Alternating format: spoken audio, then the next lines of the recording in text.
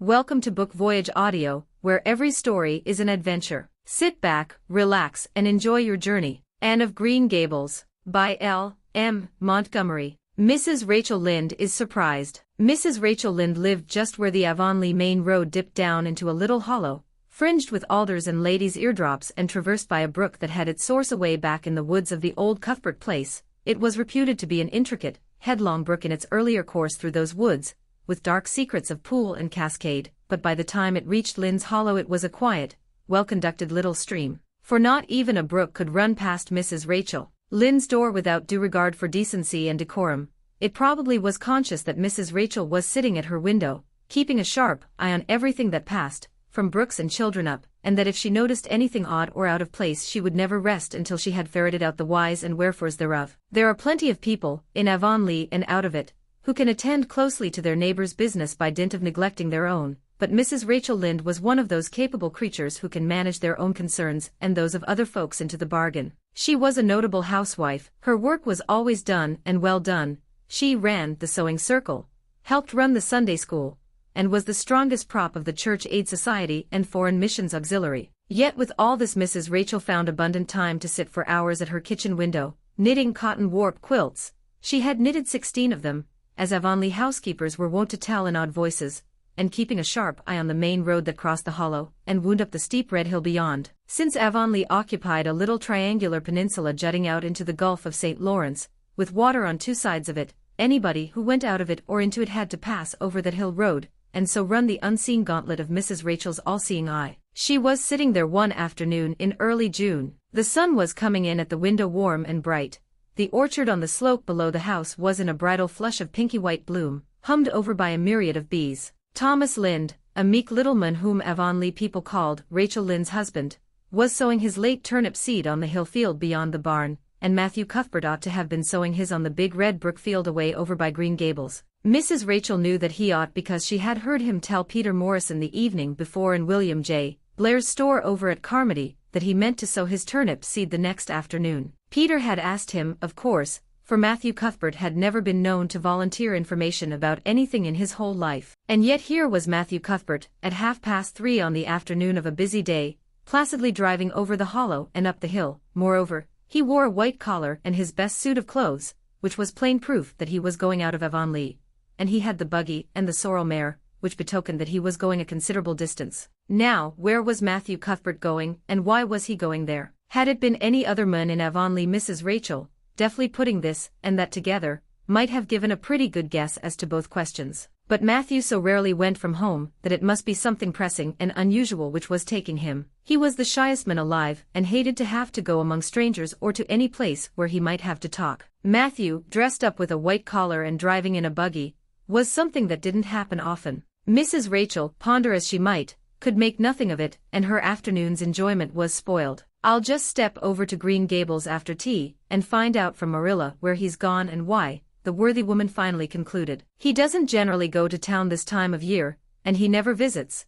If he'd run out of turnip seed he wouldn't dress up and take the buggy to go for more. He wasn't driving fast enough to be going for a doctor. Yet something must have happened since last night to start him off. I'm clean puzzled, that's what, and I won't know a minute's peace of mind or conscience until I know what has taken Matthew Cuthbert out of Avonlea today." Accordingly after tea Mrs. Rachel set out.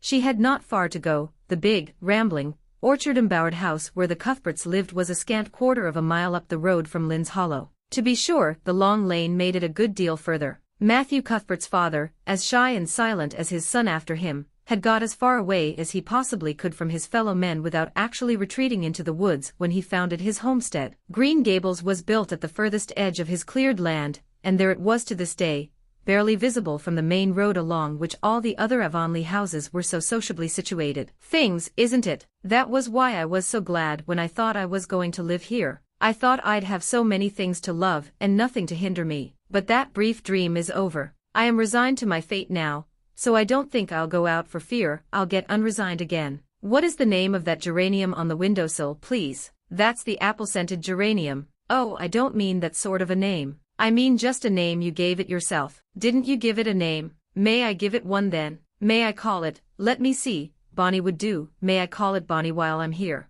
Oh, do let me. Goodness, I don't care, but where on earth is the sense of naming a geranium? Oh, I like things to have handles even if they are only geraniums. It makes them seem more like people. How do you know but that it hurts a geranium's feelings just to be called a geranium and nothing else? You wouldn't like to be called nothing but a woman all the time. Yes, I shall call it Bonnie. I named that cherry tree outside my bedroom window this morning. I called it Snow Queen because it was so white. Of course, it won't always be in blossom, but one can imagine that it is, can't one? I never in all my life saw or heard anything to equal her, muttered Marilla, beating a retreat down cellar after potatoes. She is kind of interesting, as Matthew says. I can feel already that I'm wondering what on earth she'll say next. She'll be casting a spell over me, too. She's cast it over Matthew. That look he gave me when he went out said everything he said or hinted last night over again. I wish he was like other men, and would talk things out. A body could answer back then and argue him into reason.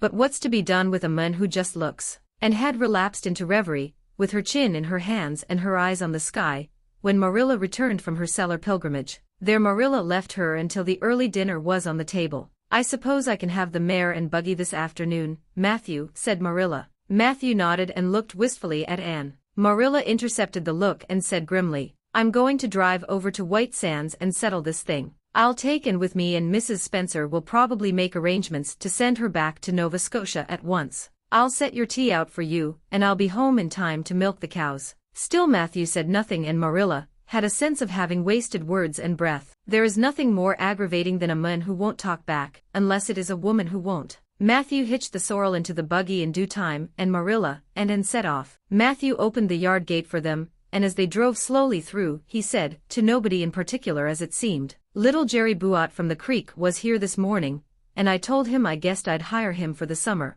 Marilla made no reply, but she hit the unlucky sorrel such a vicious clip with the whip that the fat mare, and used to such treatment, whizzed indignantly down the lane at an alarming pace. Marilla looked back once as the buggy bounced along and saw that aggravating Matthew leaning over the gate, looking wistfully after them. Anne's history. Do you know, said Anne confidentially, I've made up my mind to enjoy this drive. It's been my experience that you can nearly always enjoy things if you make up your mind firmly that you will. Of course, you must make it up firmly. I am not going to think about going back to the asylum while we're having our drive. I'm just going to think about the drive. Oh, look, there's one little early wild rose out. Isn't it lovely? Don't you think it must be glad to be a rose? Wouldn't it be nice if roses could talk? I'm sure they could tell us such lovely things. And isn't pink the most bewitching color in the world? I love it, but I can't wear it. Red-headed people can't wear pink, not even in imagination. Did you ever know of anybody whose hair was red when she was young, but got to be another color when she grew up? No, I don't know as I ever did, said Marilla mercilessly, and I shouldn't think it likely to happen in your case, either. Anne sighed. Well, that is another hope gone. My life is a perfect graveyard of buried hopes. That's a sentence I read in a book once, and I say it over to comfort myself whenever I'm disappointed in anything.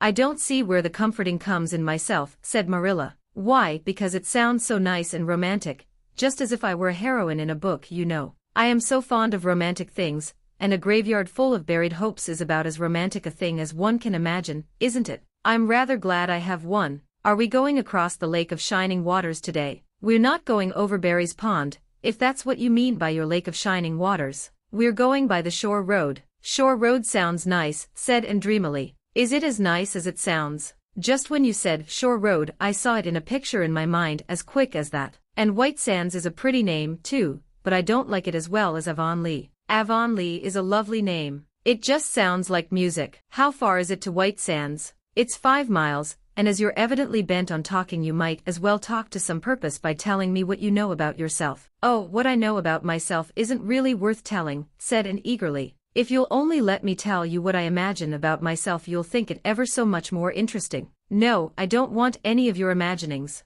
Just you stick to bald facts. Begin at the beginning. Where were you born and how old are you? I was 11 last March, said Anne, resigning herself to bald facts with a little sigh. And I was born in Bolingbroke, Nova Scotia. My father's name was Walter Shirley, and he was a teacher in the Bolingbroke High School. My mother's name was Bertha Shirley. Aren't Walter and Bertha lovely names? I'm so glad my parents had nice names. It would be a real disgrace to have a father named, well, say Jedediah, wouldn't it? I guess it doesn't matter what a person's name is as long as he behaves himself, said Marilla, feeling herself called upon to inculcate a good and useful moral. Well, I don't know. Anne looked thoughtful. I read in a book once that a rose by any other name would smell as sweet, but I've never been able to believe it. I don't believe a rose would be as nice if it was called a thistle or a skunk cabbage. I suppose my father could have been a good man even if he had been called Jedediah, but I'm sure it would have been a cross. Well, my mother was a teacher in the high school, too, but when she married father she gave up teaching, of course. A husband was enough responsibility. Mrs. Thomas said that they were a pair of babies and as poor as church mice. They went to live in a weeny-teeny little yellow house in Bolingbroke. I've never seen that house, but I've imagined it thousands of times. I think it must have had honeysuckle over the parlor window and lilacs in the front yard and lilies of the valley just inside the gate. Yes, and muslin curtains in all the windows. Muslin curtains give a house such an air. I was born in that house. Mrs. Thomas said I was the homeliest baby she ever saw. I was so scrawny and tiny and nothing but eyes, but that mother thought I was perfectly beautiful. I should think a mother would be a better judge than a poor woman who came into scrub, wouldn't you? I'm glad she was satisfied with me anyhow. I would feel so sad if I thought I was a disappointment to her, because she didn't live very long after that, you see. She died of fever when I was just 3 months old. I do wish she'd lived long enough for me to remember calling her mother. I think it would be so sweet to say mother, don't you? And father died 4 days afterwards from fever, too. That left me an orphan and folks were at their wits' end, so Mrs. Thomas said, what to do with me? You see, nobody wanted me even then. It seems to be my fate. Father and mother had both come from places far away, and it was well known they hadn't any relatives living. Finally Mrs. Thomas said she'd take me, though she was poor and had a drunken husband. She brought me up by hand. Do you know if there is anything in being brought up by hand that ought to make people who are brought up that way better than other people? Because whenever I was naughty Mrs. Thomas would ask me how I could be such a bad girl when she had brought me up by hand, reproachful like. Mr. and Mrs. Thomas moved away from Bolingbroke to Marysville, and I lived with them until I was 8 years old. I helped look after the Thomas children. There were 4 of them younger than me, and I can tell you they took a lot of looking after. Then Mr. Thomas was killed falling under a train, and his mother offered to take Mrs. Thomas and the children, but she didn't want me. Mrs. Thomas was at her wits' end, so she said, what to do with me. Then Mrs. Hammond from up the river came down, and said she'd take me, seeing I was handy with children, and I went up the river to live with her in a little clearing among the stumps. It was a very lonesome place. I'm sure I could never have lived there if I hadn't had an imagination. Mr. Hammond worked a little sawmill up there, and Mrs. Hammond had 8 children. She had twins 3 times. I like babies in moderation, but twins 3 times in succession is too much. I told Mrs. Hammond so firmly, when the last pair came. I used to get so dreadfully tired carrying them about. I lived upriver with Mrs. Hammond over 2 years, and then Mr. Hammond died and Mrs. Hammond broke up housekeeping. She divided her children among her relatives and went to the States. I had to go to the asylum at Hopeton, because nobody would take me. They didn't want me at the asylum, either. They said they were overcrowded as it was. But they had to take me, and I was there for months until Mrs. Spencer came, and finished up with another sigh of relief this time. Evidently she did not like talking about her experiences in a world that had not wanted her. Did you ever go to school? Demanded Marilla, turning the sorrel mare down the shore road. Not a great deal. I went a little the last year I stayed with Mrs. Thomas. When I went upriver we were so far from a school that I couldn't walk it in winter, and there was a vacation in summer, so I could only go in the spring and fall. But of course I went while I was at the asylum. I can read pretty well, and I know ever so many pieces of poetry off by heart, The Battle of Hohenlinden, and Edinburgh after Flodden, and Bingen on the Rhine, and lots of The Lady of the Lake and most of The Seasons, by James Thomson. Don't you just love poetry that gives you a crinkly feeling up and down your back? There is a piece in the 5th Reader, The Downfall of Poland, that is just full of thrills. Of course, I wasn't in the 5th Reader, I was only in the 4th, but the big girls used to lend me theirs to read. Were those women, Mrs. Thomas and Mrs. Hammond, good to you? Asked Marilla, looking at and out of the corner of her eye.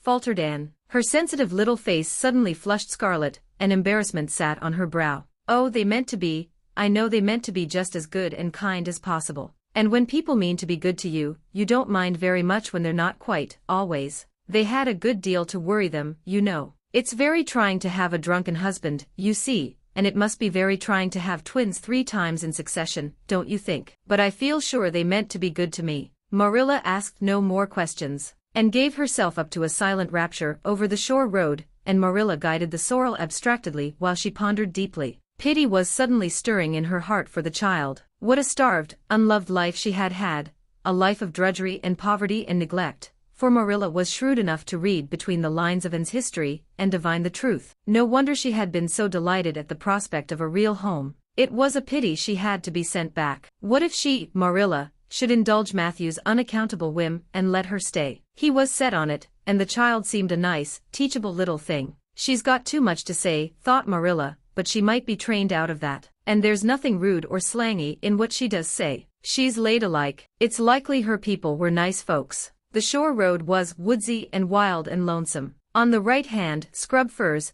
their spirits quite unbroken by long years of tussle with the gulf winds, grew thickly. On the left were the steep red sandstone cliffs, so near the track in places that a mare of less steadiness than the sorrel might have tried the nerves of the people behind her. Down at the base of the cliffs were heaps of surf-worn rocks or little sandy coves inlaid with pebbles as with ocean jewels.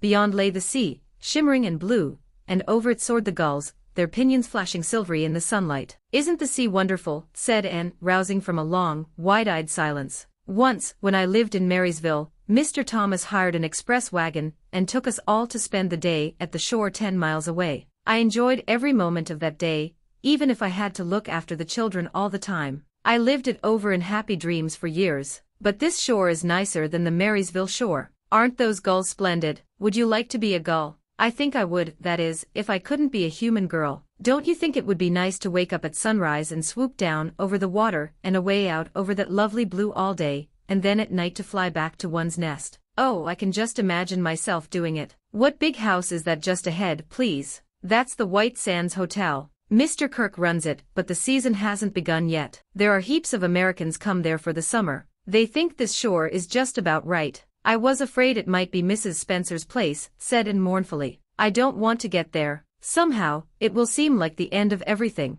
6. Marilla makes up her mind. Get there they did, however, in due season. Mrs. Spencer lived in a big yellow house at White Sands Cove, and she came to the door with surprise and welcome mingled on her benevolent face. "Dear, dear," she exclaimed, "you're the last folks I was looking for today, but I'm real glad to see you. You'll put your horse in. And how are you, Anne?" "I am as well as can be expected, thank you," said Anne smilelessly. A blight seemed to have descended on her. "I suppose we'll stay a little while to rest the mare," said Marilla, "but I promised Matthew I'd be home early. The fact is, Mrs. Spencer, there's been a queer mistake somewhere, and I've come over to see where it is. We sent word, Matthew and I, for you to bring us a boy from the asylum. We told your brother Robert to tell you we wanted a boy 10 or 11 years old." "Marilla Cuthbert, you don't say so," said Mrs. Spencer in distress. "Why, Robert sent the word down by his daughter Nancy, and she said you wanted a girl, didn't she, Flora Jane?"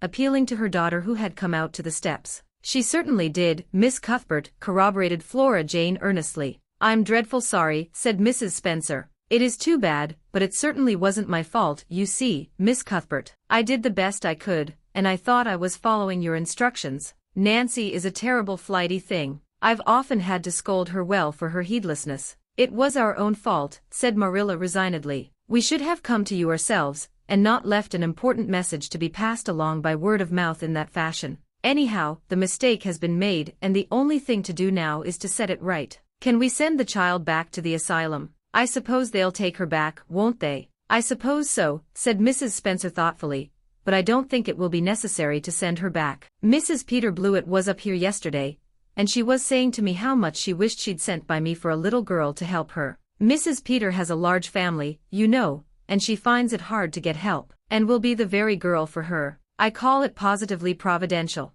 Marilla did not look as if she thought Providence had much to do with the matter. Here was an unexpectedly good chance to get this unwelcome orphan off her hands, and she did not even feel grateful for it. She knew Mrs. Peter Blewett only by sight as a small, shrewish-faced woman without an ounce of superfluous flesh on her bones. But she had heard of her. A terrible worker and driver, Mrs. Peter was said to be, and discharged servant girls told fearsome tales of her temper and stinginess, and her family of pert, quarrelsome children. Marilla felt a qualm of conscience at the thought of handing and over to her tender mercies. "Well, I'll go in and we'll talk the matter over," she said. "And if there isn't Mrs. Peter coming up the lane this blessed minute," exclaimed Mrs. Spencer, bustling her guests through the hall into the parlor, where a deadly chill struck on them as if the air had been strained so long through dark green, closely drawn blinds that it had lost every particle of warmth it had ever possessed. "That is real lucky, for we can settle the matter right away. Take the armchair, Miss Cuthbert, and you sit here on the ottoman and don't wriggle. Let me take your hats. Flora Jane, go out and put the kettle on.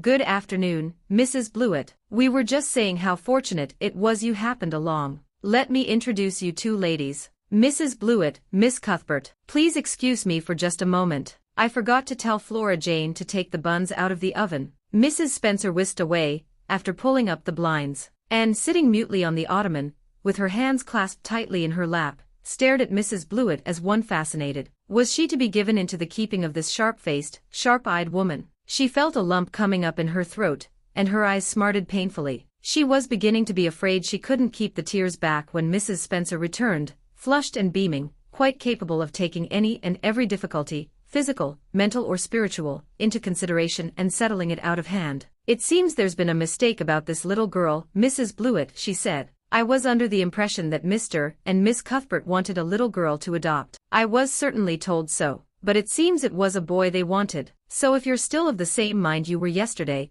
I think she'll be just the thing for you." Mrs. Blewett darted her eyes over and from head to foot. "How old are you and what's your name?" she demanded. "Anne Shirley," faltered the shrinking child, not daring to make any stipulations regarding the spelling thereof, "and I'm 11 years old." "Humph, you don't look as if there was much to you, but you're wiry." "I don't know, but the wiry ones are the best after all." "Well, if I take you you'll have to be a good girl, you know, good and smart and respectful. I'll expect you to earn your keep, and no mistake about that." "Yes, I suppose I might as well take her off your hands, Miss Cuthbert. The baby's awful fractious, and I'm clean worn out attending to him. If you like I can take her right home now." Marilla looked at Anne and softened at sight of the child's pale face with its look of mute misery, the misery of a helpless little creature who finds itself once more caught in the trap from which it had escaped. Marilla felt an uncomfortable conviction that, if she denied the appeal of that look, it would haunt her to her dying day. Moreover, she did not fancy Mrs. Blewett to hand a sensitive, high-strung child over to such a woman.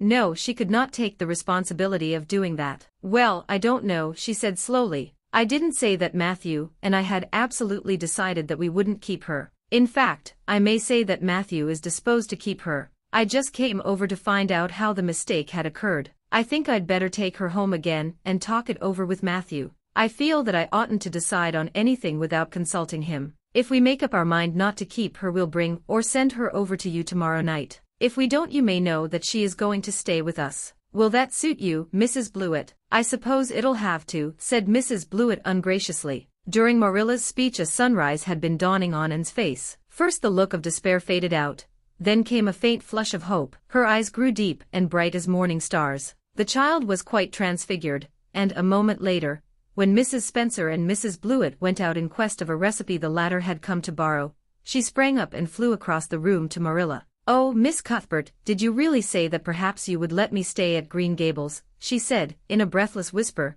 as if speaking aloud might shatter the glorious possibility. "Did you really say it, or did I only imagine that you did? I think you'd better learn to control that imagination of yours, and if you can't distinguish between what is real and what isn't," said Marilla crossly. "Yes, you did hear me say just that and no more. It isn't decided yet and perhaps we will conclude to let Mrs. Blewett take you after all. She certainly needs you much more than I do." "I'd rather go back to the asylum than go to live with her," said Anne passionately. "She looks exactly like a gimlet." Marilla smothered a smile under the conviction that Anne must be reproved for such a speech. "A little girl like you should be ashamed of talking so about a lady and a stranger," she said severely. "Go back and sit down quietly and hold your tongue, and behave as a good girl should. I'll try to do and be anything you want me, if you'll only keep me," said Anne, returning meekly to her ottoman. When they arrived back at Green Gables that evening Matthew met them in the lane. Marilla from afar had noted him prowling along it, and guessed his motive. She was prepared for the relief she read in his face, when he saw that she had at least brought Anne back with her, but she said nothing to him, relative to the affair, until they were both out in the yard behind the barn milking the cows. Then she briefly told him Anne's history, and the result of the interview with Mrs. Spencer. "I wouldn't give a dog I like to that Blewett woman," said Matthew with unusual vim. "I don't fancy her style myself," admitted Marilla, "but it's that or keeping her ourselves, Matthew. And since you seem to want her, I suppose I'm willing, or have to be. I've been thinking over the idea until I've got kind of used to it. It seems a sort of duty. I've never brought up a child, especially a girl, and I dare say I'll make a terrible mess of it. But I'll do my best. So far as I'm concerned, Matthew, she may stay. Matthew's shy face was a glow of delight. Well now, I reckoned you'd come to see it in that light, Marilla, he said. She's such an interesting little thing. It'd be more to the point if you could say she was a useful little thing, retorted Marilla, but I'll make it my business to see she's trained to be that. And mind, Matthew, you're not to go interfering with my methods. Perhaps an old maid doesn't know much about bringing up a child, but I guess she knows more than an old bachelor. So you just leave me to manage her. When I fail it'll be time enough to put your oar in. There, Marilla, you can have your own way, said Matthew reassuringly. Only be as good and kind to her as you can be without spoiling her. I kind of think she's one of the sort you can do anything with if you only get her to love you. Marilla sniffed to express her contempt for Matthew's opinions concerning anything feminine, and walked off to the dairy with the pails. I won't tell her tonight that she can stay, she reflected, as she strained the milk into the creamers. She'd be so excited that she wouldn't sleep a wink. Marilla Cuthbert, you're fairly in for it. Did you ever suppose you'd see the day when you'd be adopting an orphan girl? It's surprising enough, but not so surprising as that Matthew should be at the bottom of it, him that always seemed to have such a mortal dread of little girls. Anyhow, we've decided on the experiment and goodness only knows what will come of it. 7. Anne says her prayers. When Marilla took Anne up to bed that night she said stiffly, "Now, Anne, I noticed last night that you threw your clothes all about the floor when you took them off. That is a very untidy habit, and I can't allow it at all. As soon as you take off any article of clothing fold it neatly and place it on the chair. I haven't any use at all for little girls who aren't neat. I was so harrowed up in my mind last night that I didn't think about my clothes at all," said Anne. "I'll fold them nicely tonight. They always made us do that at the asylum. Half the time, though, I'd forget. I'd be in such a hurry to get into bed nice and quiet and imagine things." "You'll have to remember a little better if you stay here," admonished Marilla. "There, that looks something like. Say your prayers now and get into bed." "I never say any prayers," announced Anne. Marilla looked horrified astonishment. "Why, Anne, what do you mean? Were you never taught to say your prayers? God always wants little girls to say their prayers. Don't you know who God is, Anne? God is a spirit, infinite, eternal and unchangeable in his being, wisdom, power, holiness, justice, goodness, and truth," responded Anne promptly and glibly. Marilla looked rather relieved. "So you do know something then, thank goodness. You're not quite a heathen. Where did you learn that?" "Oh, at the asylum Sunday school. They made us learn the whole catechism. I liked it pretty well. There's something splendid about some of the words. Infinite, eternal and unchangeable. Isn't that grand? It has such a roll to it, just like a big organ playing. You couldn't quite call it poetry, I suppose, but it sounds a lot like it, doesn't it? We're not talking about poetry, and we are talking about saying your prayers. Don't you know it's a terrible wicked thing not to say your prayers every night? I'm afraid you are a very bad little girl. You'd find it easier to be bad than good if you had red hair," said Anne reproachfully. "People who haven't red hair don't know what trouble is. Mrs. Thomas told me that God made my hair red on purpose, and I've never cared about him since. And anyhow I'd always be too tired at night to bother saying prayers. People who have to look after twins can't be expected to say their prayers. Now, do you honestly think they can?" Marilla decided that Anne's religious training must be begun at once. Plainly there was no time to be lost. "You must say your prayers while you are under my roof, Anne." "Why, of course, if you want me to," assented Anne cheerfully. "I'd do anything to oblige you. But you'll have to tell me what to say for this once. After I get into bed I'll imagine out a real nice prayer to say always. I believe that it will be quite interesting, now that I come to think of it." "You must kneel down," said Marilla in embarrassment. Anne knelt at Marilla's knee and looked up gravely. "Why must people kneel down to pray? If I really wanted to pray, I'll tell you what I'd do. I'd go out into a great big field all alone or into the deep, deep woods and I'd look up into the sky, up, into that lovely blue sky that looks as if there was no end to its blueness. And then I'd just feel a prayer. Well, I'm ready. What am I to say?" Marilla felt more embarrassed than ever. She had intended to teach and the childish classic, "Now I lay me down to sleep," but she had, as I have told you, the glimmerings of a sense of humor, which is simply another name for a sense of the fitness of things, and it suddenly occurred to her that that simple little prayer, sacred to white-robed childhood lisping at motherly knees, was entirely unsuited to this freckled witch of a girl who knew and cared nothing about God's love, since she had never had it translated to her through the medium of human love. "You're old enough to pray for yourself," and she said finally. Just thank God for your blessings and ask him humbly for the things you want. Well, I'll do my best, promised Anne, burying her face in Marilla's lap. Gracious Heavenly Father, that's the way the ministers say it in church, so I suppose it's all right in a private prayer, isn't it? She interjected, lifting her head for a moment. Gracious Heavenly Father, I thank thee for the white way of delight, and the lake of shining waters and Bonnie and the Snow Queen. I'm really extremely grateful for them, and that's all the blessings I can think of just now to thank thee for. As for the things I want, they're so numerous that it would take a great deal of time to name them all, so I will only mention the two most important. Please let me stay at Green Gables, and please let me be good-looking when I grow up. I remain, yours respectfully, Anne Shirley. There, did I do it all right? She asked eagerly, getting up. I could have made it much more flowery if I'd had a little more time to think it over. Poor Marilla was only preserved from complete collapse by remembering that it was not irreverence, but simply spiritual ignorance on the part of, and that was responsible for this extraordinary petition. She tucked the child up in bed,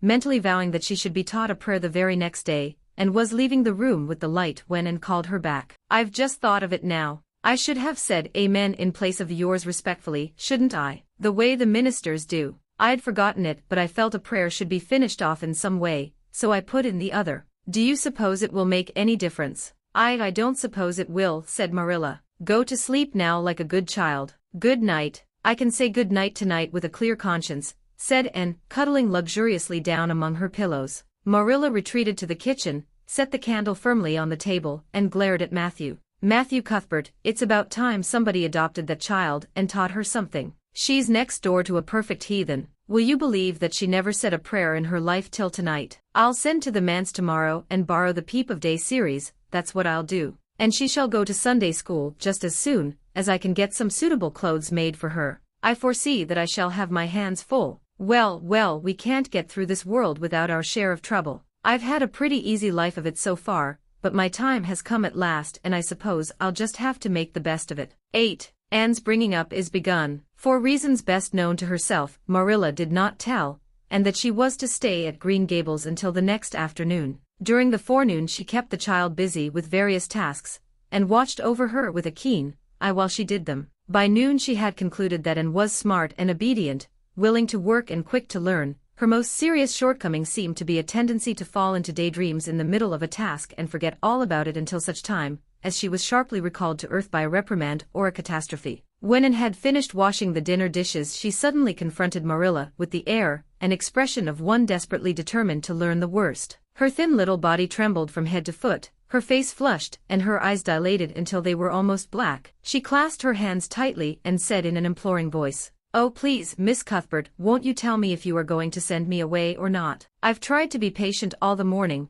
but I really feel that I cannot bear not knowing any longer. It's a dreadful feeling. Please tell me." "You haven't scalded the dishcloth in clean hot water as I told you to do," said Marilla immovably. "Just go and do it before you ask any more questions, Anne." Anne went and attended to the dishcloth. Then she returned to Marilla and fastened imploring eyes on the latter's face. "Well," said Marilla, unable to find any excuse for deferring her explanation longer, "I suppose I might as well tell you. Matthew and I have decided to keep you, that is, if you will try to be a good little girl and show yourself grateful." "Why, child, whatever is the matter?" "I'm crying," said Anne in a tone of bewilderment. "I can't think why. I'm glad as glad can be." "Oh, glad doesn't seem the right word at all. I was glad about the white way and the cherry blossoms, but this, oh, it's something more than glad. I'm so happy. I'll try to be so good. It will be uphill work, I expect, for Mrs. Thomas often told me I was desperately wicked. However, I'll do my very best. But can you tell me why I'm crying?"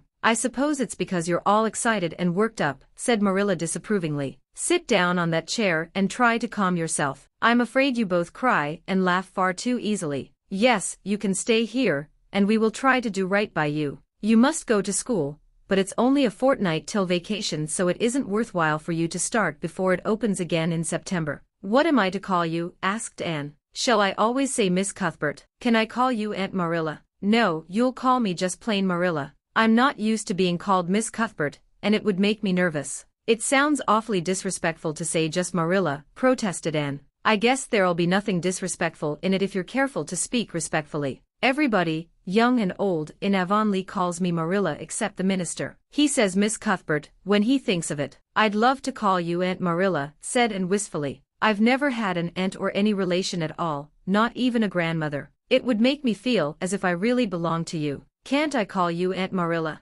No, I'm not your aunt and I don't believe in calling people names that don't belong to them, but we could imagine you were my aunt. I couldn't, said Marilla grimly. Do you never imagine things different from what they really are? Asked Anne wide-eyed. No. Oh, and drew a long breath. Oh, Miss Marilla, how much you miss. I don't believe in imagining things different from what they really are, retorted Marilla. When the Lord puts us in certain circumstances, he doesn't mean for us to imagine them away. And that reminds me, go into the sitting room and be sure your feet are clean, and don't let any flies in, and bring me out the illustrated card that's on the mantelpiece. The Lord's Prayer is on it and you'll devote your spare time this afternoon to learning it off by heart. There's to be no more of such praying as I heard last night. I suppose I was very awkward, said Anne apologetically, but then, you see, I'd never had any practice. You couldn't really expect a person to pray very well the first time she tried, could you? I thought out a splendid prayer after I went to bed, just as I promised you I would. It was nearly as long as a minister's and so poetical. But would you believe it? I couldn't remember one word when I woke up this morning. And I'm afraid I'll never be able to think out another one as good. Somehow, things never are so good when they're thought out a second time. Have you ever noticed that? Here is something for you to notice, Anne. When I tell you to do a thing, I want you to obey me at once, and not stand stock still and discourse about it.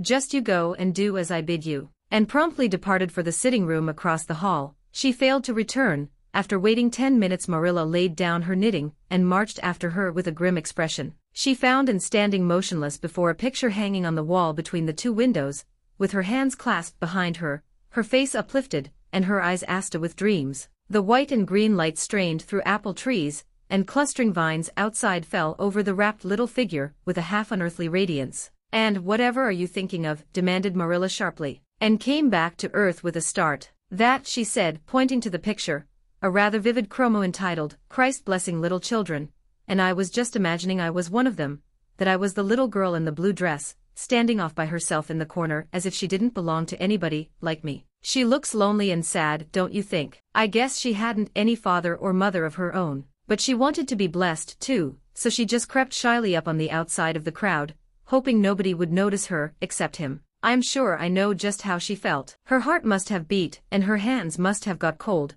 like mine did when I asked you if I could stay. She was afraid he mightn't notice her, but it's likely he did, don't you think? I've been trying to imagine it all out, her edging a little nearer all the time until she was quite close to him, and then he would look at her and put his hand on her hair, and oh, such a thrill of joy as would run over her. But I wish the artist hadn't painted him so sorrowful looking. All his pictures are like that, if you've noticed, but I don't believe he could really have looked so sad or the children would have been afraid of him. And said Marilla, wondering why she had not broken into this speech long before, you shouldn't talk that way. It's irreverent, positively irreverent. Anne's eyes marveled. Why, I felt just as reverent as could be. I'm sure I didn't mean to be irreverent. Well, I don't suppose you did, but it doesn't sound right to talk so familiarly about such things. And another thing, and when I send you after something you're to bring it at once and not fall into mooning and imagining before pictures. Remember that. Take that card and come right to the kitchen. Now sit down in the corner and learn that prayer off by heart, and set the card up against the jugful of apple blossoms she had brought in to decorate the dinner table. Marilla had eyed that decoration askance,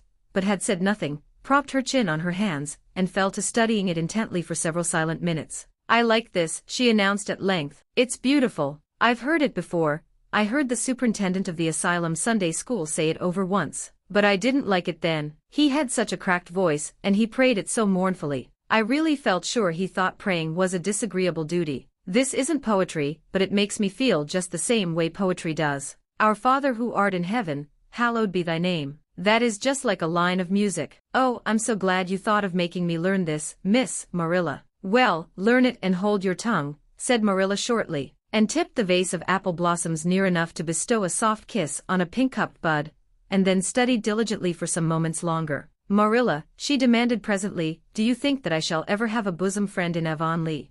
What kind of a friend? A bosom friend, an intimate friend, you know, a really kindred spirit to whom I can confide my inmost soul. I've dreamed of meeting her all my life. I never really supposed I would, but so many of my loveliest dreams have come true all at once that perhaps this one will too. Do you think it's possible? Diana Barry lives over at Orchard Slope and she's about your age. She's a very nice little girl, and perhaps she will be a playmate for you when she comes home. She's visiting her aunt over at Carmody just now. You'll have to be careful how you behave yourself, though. Mrs. Barry is a very particular woman. She won't let Diana play with any little girl who isn't nice and good." Anne looked at Marilla through the apple blossoms, her eyes aglow with interest. "What is Diana like? Her hair isn't red, is it?" "Oh, I hope not. It's bad enough to have red hair myself, but I positively couldn't endure it in a bosom friend. Diana is a very pretty little girl. She has black eyes and hair and rosy cheeks. And she is good and smart, which is better than being pretty." Marilla was as fond of morals as the Duchess in Wonderland,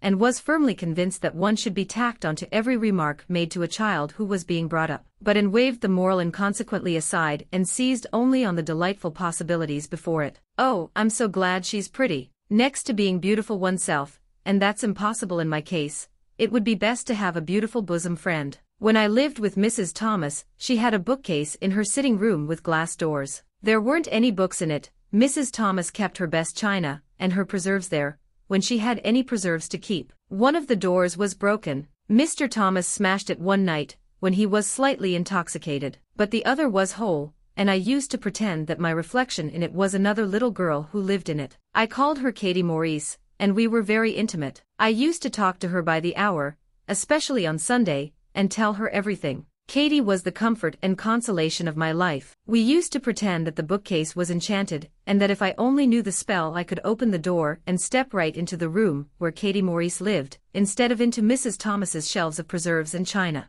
And then Katie Maurice would have taken me by the hand, and led me out into a wonderful place, all flowers and sunshine and fairies, and we would have lived there happy forever after. When I went to live with Mrs. Hammond, it just broke my heart to leave Katie Maurice. She felt it dreadfully, too. I know she did, for she was crying when she kissed me goodbye through the bookcase door. There was no bookcase at Mrs. Hammond's, but just up the river a little way from the house there was a long green little valley, and the loveliest echo lived there. It echoed back every word you said, even if you didn't talk a bit loud. So I imagined that it was a little girl called Violetta, and we were great friends, and I loved her almost as well as I loved Katie Maurice. Not quite, but almost, you know. The night before I went to the asylum I said goodbye to Violetta, and oh, her goodbye came back to me in such sad, sad tones. I had become so attached to her that I hadn't the heart to imagine a bosom friend at the asylum, even if there had been any scope for imagination there. "I think it's just as well there wasn't," said Marilla drily. "I don't approve of such goings-on.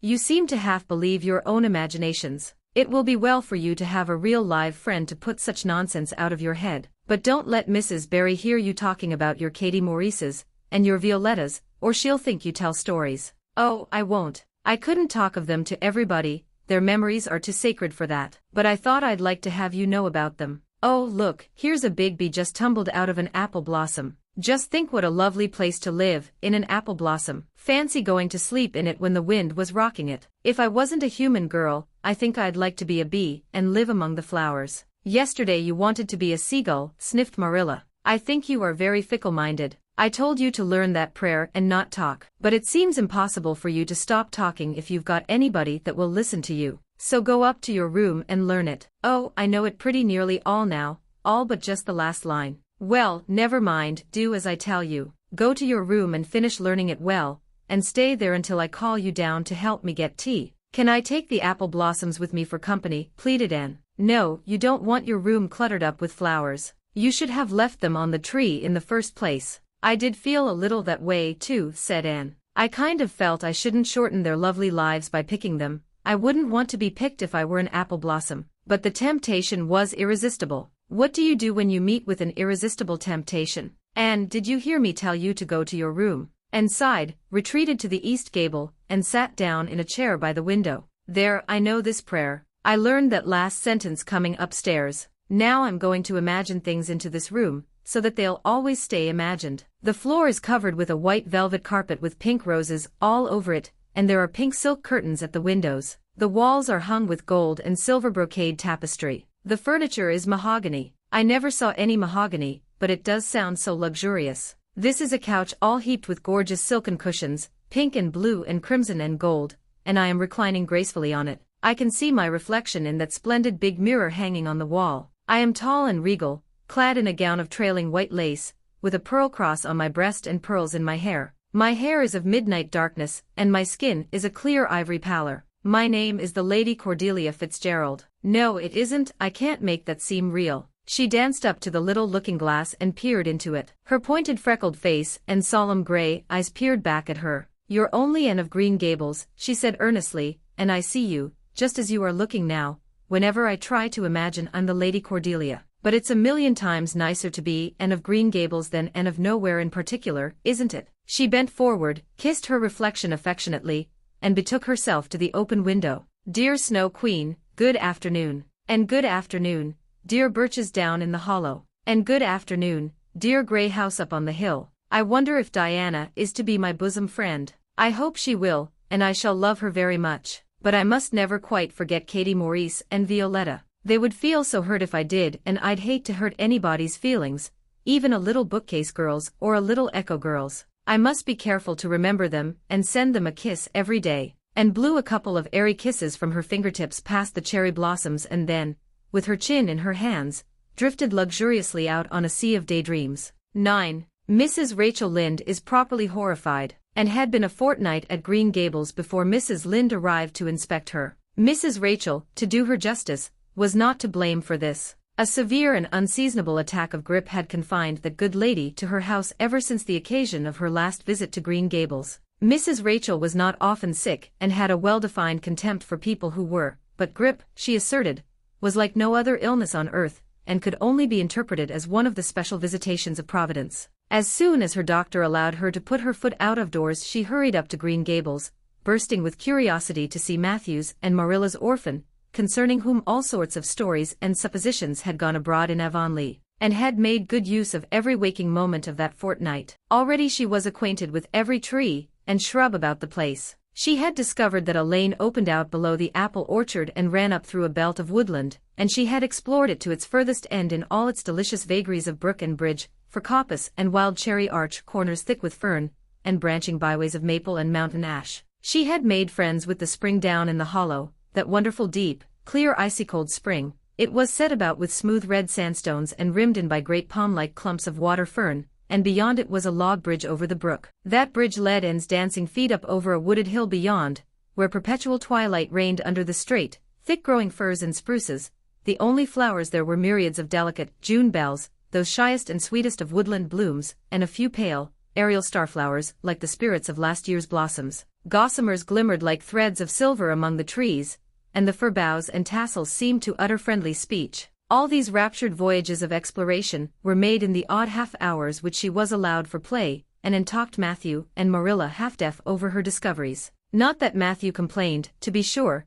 He listened to it all with a wordless smile of enjoyment on his face. Marilla permitted the chatter, until she found herself becoming too interested in it, whereupon she always promptly quenched and by a curt command to hold her tongue, and was out in the orchard when Mrs. Rachel came, wandering at her own sweet will through the lush, tremulous grasses splashed with ruddy evening sunshine, so that good lady had an excellent chance to talk her illness fully over, describing every ache and pulse beat with such evident enjoyment that Marilla thought even grippe must bring its compensations. When details were exhausted, Mrs. Rachel introduced the real reason of her call. I've been hearing some surprising things about you and Matthew. I don't suppose you are any more surprised than I am myself, said Marilla. I'm getting over my surprise now. It was too bad there was such a mistake, said Mrs. Rachel sympathetically. Couldn't you have sent her back? I suppose we could, but we decided not to. Matthew took a fancy to her, and I must say I like her myself, although I admit she has her faults. The house seems a different place already. She's a real bright little thing.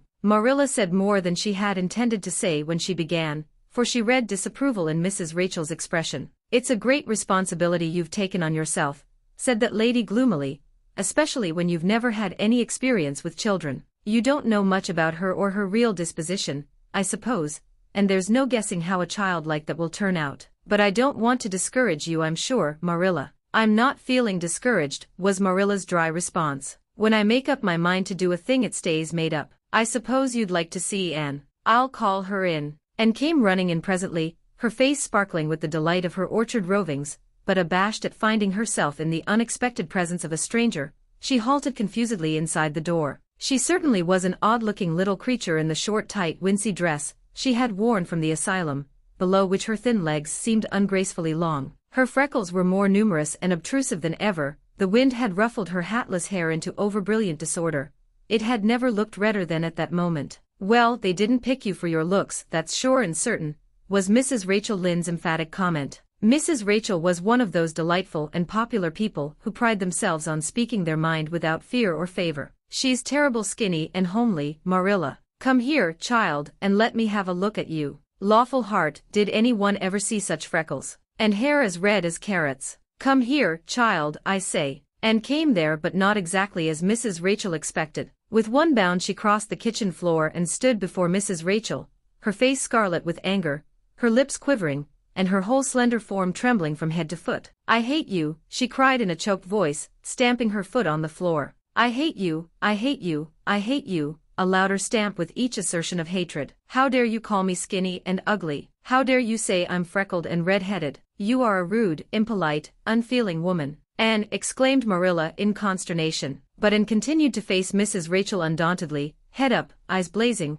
hands clenched, passionate indignation exhaling from her like an atmosphere. "How dare you say such things about me?" she repeated vehemently. "How would you like to have such things said about you? How would you like to be told that you are fat and clumsy, and probably hadn't a spark of imagination in you? I don't care if I do hurt your feelings by saying so. I hope I hurt them. You have hurt mine worse than they were ever hurt before, even by Mrs. Thomas's intoxicated husband. And I'll never forgive you for it, never, never." "Stamp, stamp, did anybody ever see such a temper?" exclaimed the horrified Mrs. Rachel. "And go to your room and stay there until I come up," said Marilla, recovering her powers of speech with difficulty. Anne, bursting into tears, rushed to the hall door, slammed it until the tins on the porch wall outside rattled in sympathy, and fled through the hall and up the stairs like a whirlwind. A subdued slam above told that the door of the east gable had been shut with equal vehemence. "Well, I don't envy you your job bringing that up, Marilla," said Mrs. Rachel with unspeakable solemnity. Marilla opened her lips to say she knew not what of apology or deprecation. What she did say was a surprise to herself then and ever afterwards. "You shouldn't have twit her about her looks, Rachel." "Marilla Cuthbert, you don't mean to say that you are upholding her in such a terrible display of temper as we've just seen?"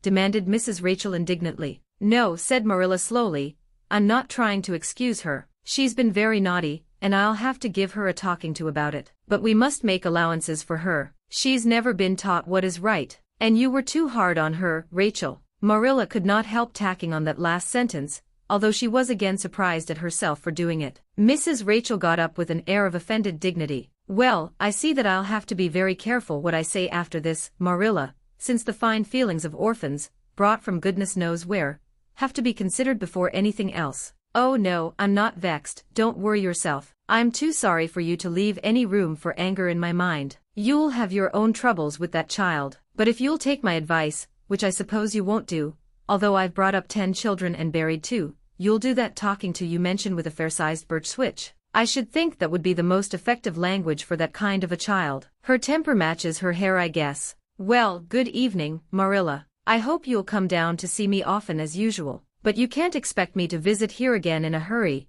if I'm liable to be flown and insulted in such a fashion. It's something new in my experience." Whereat Mrs. Rachel swept out and away, if a fat woman who always waddled could be said to sweep away, and Marilla with a very solemn face betook herself to the east gable. On the way upstairs she pondered uneasily as to what she ought to do. She felt no little dismay over the scene that had just been enacted. How unfortunate that Anne should have displayed such temper before Mrs. Rachel Lynde, of all people. Then Marilla suddenly became aware of an uncomfortable and rebuking consciousness that she felt more humiliation over this than sorrow over the discovery of such a serious defect in Anne's disposition. And how was she to punish her? The amiable suggestion of the birch switch, to the efficiency of which all of Mrs. Rachel's own children could have borne smarting testimony, did not appeal to Marilla. She did not believe she could whip a child. No, some other method of punishment must be found to bring Anne to a proper realization of the enormity of her offense. Marilla found Anne face downward on her bed, crying bitterly, quite oblivious of muddy boots on a clean counterpane. "Anne," she said, not ungently. No answer. "Anne," with greater severity, "get off that bed this minute and listen to what I have to say to you." Anne squirmed off the bed and sat rigidly on a chair beside it, her face swollen and tear-stained, and her eyes fixed stubbornly on the floor. "This is a nice way for you to behave, Anne. Aren't you ashamed of yourself? She hadn't any right to call me ugly and red-headed, retorted Anne, evasive and defiant. You hadn't any right to fly into such a fury, and talk the way you did to her, Anne. I was ashamed of you, thoroughly ashamed of you. I wanted you to behave nicely to Mrs. Lynde, and instead of that you have disgraced me. I'm sure I don't know why you should lose your temper like that just because Mrs. Lynde said you were red-haired and homely. You say it yourself often enough. Oh, but there's such a difference between saying a thing yourself and hearing other people say it, wailed Anne. You may know a thing is so, but you can't help hoping other people don't quite think it is. I suppose you think I have an awful temper, but I couldn't help it. When she said those things something just rose right up in me and choked me. I had to fly out at her. Well, you made a fine exhibition of yourself, I must say. Mrs. Lynde will have a nice story to tell about you everywhere, and she'll tell it, too. It was a dreadful thing for you to lose your temper like that, Anne. Just imagine how you would feel if somebody told you to your face that you were skinny and ugly, pleaded Anne tearfully. An old remembrance suddenly rose up before Marilla. She had been a very small child when she had heard one and say of her to another, "What a pity she is such a dark, homely little thing." Marilla was every day of 50 before the sting had gone out of that memory. I don't say that I think Mrs. Lynde was exactly right in saying what she did to you, and she admitted in a softer tone. Rachel is too outspoken, but that is no excuse for such behavior on your part. She was a stranger and an elderly person and my visitor, all three very good reasons why you should have been respectful to her. You were rude and saucy and Marilla had a saving inspiration of punishment. You must go to her and tell her you are very sorry for your bad temper and ask her to forgive you. I can never do that, said Anne determinedly and darkly. You can punish me in any way you like, Marilla. You can shut me up in a dark, damp dungeon inhabited by snakes and toads and feed me only on bread and water, and I shall not complain. But I cannot ask Mrs. Lynde to forgive me. We're not in the habit of shutting people up in dark, damp dungeons, said Marilla drily, especially as they're rather scarce in Avonlea. But apologize to Mrs. Lynde you must and shall, and you'll stay here in your room, until you can tell me you're willing to do it. I shall have to stay here forever then, said Anne mournfully, because I can't tell Mrs. Lynde I'm sorry I said those things to her. How can I? I'm not sorry. I'm sorry I've vexed you, but I'm glad I told her just what I did. It was a great satisfaction. I can't say I'm sorry when I'm not, can I? I can't even imagine I'm sorry. Perhaps your imagination will be in better working order by the morning, said Marilla, rising to depart. You'll have the night to think over your conduct in, and come to a better frame of mind. You said you would try to be a very good girl if we kept you at Green Gables, but I must say it hasn't seemed very much like it this evening. Leaving this Parthian shaft to rankle in Anne's stormy bosom, Marilla descended to the kitchen, grievously troubled in mind and vexed in soul. She was as angry with herself as with Anne, because, whenever she recalled Mrs. Rachel's dumbfounded countenance her lips twitched with amusement, and she felt a most reprehensible desire to laugh. Anne's apology. Marilla said nothing to Matthew about the affair that evening, but when Anne proved still refractory the next morning an explanation had to be made to account for her absence from the breakfast table. Marilla told Matthew the whole story, taking pains to impress him with a due sense of the enormity of Anne's behavior. It's a good thing Rachel Lynde got a calling down.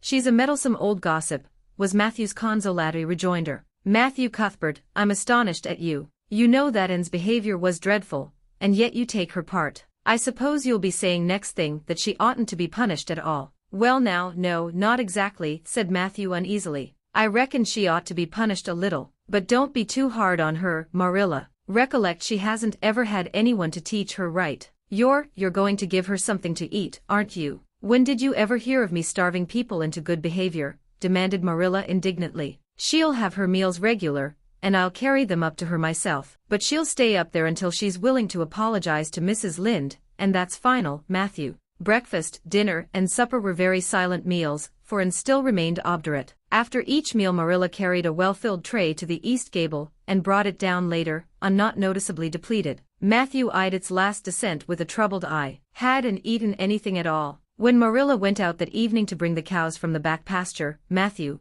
who had been hanging about the barns and watching, slipped into the house with the air of a burglar and crept upstairs. As a general thing Matthew gravitated between the kitchen and the little bedroom off the hall where he slept. Once in a while he ventured uncomfortably into the parlor or sitting room when the minister came to tea, but he had never been upstairs in his own house since the spring he helped Marilla paper the spare bedroom, and that was 4 years ago. He tiptoed along the hall and stood for several minutes outside the door of the east gable before he summoned courage to tap on it with his fingers, and then opened the door to peep in, and was sitting on the yellow chair by the window, gazing mournfully out into the garden. Very small and unhappy she looked, and Matthew's heart smote him. He softly closed the door and tiptoed over to her, and he whispered as if afraid of being overheard, "How are you making it, Anne?" And smiled wanly. "Pretty well. I imagine a good deal, and that helps to pass the time. Of course it's rather lonesome, but then, I may as well get used to that," and smiled again,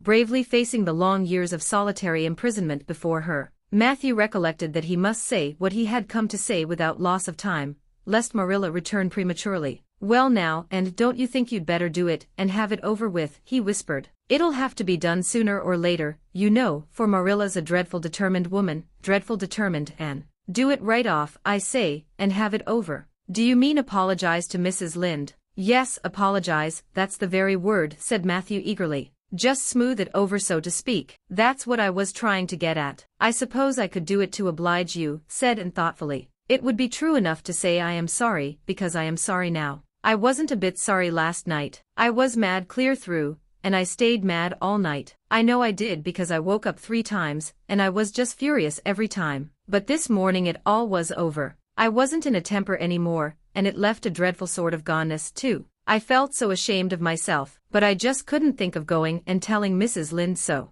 It would be so humiliating. I made up my mind I'd stay shut up here forever rather than do that. But still, I'd do anything for you, if you really want me to." "Well now, of course I do. It's terrible lonesome downstairs without you. Just go and smooth it over, that's a good girl." "Very well," said Anne resignedly. "I'll tell Marilla as soon as she comes in that I've repented." That's right, Anne. "But don't tell Marilla I said anything about it. She might think I was putting my oar in, and I promised not to do that." "Wild horses won't drag the secret from me," promised Anne solemnly. How would wild horses drag a secret from a person anyhow? But Matthew was gone, scared at his own success. He fled hastily to the remotest corner of the horse pasture lest Marilla should suspect what he had been up to. Marilla herself, upon her return to the house, was agreeably surprised to hear a plaintive voice calling "Marilla" over the banisters. "Well," she said, going into the hall, "I'm sorry I lost my temper and said rude things, and I'm willing to go and tell Mrs. Lynde so." "Very well." Marilla's crispness gave no sign of her relief. She had been wondering what under the canopy she should do if, and did not give in.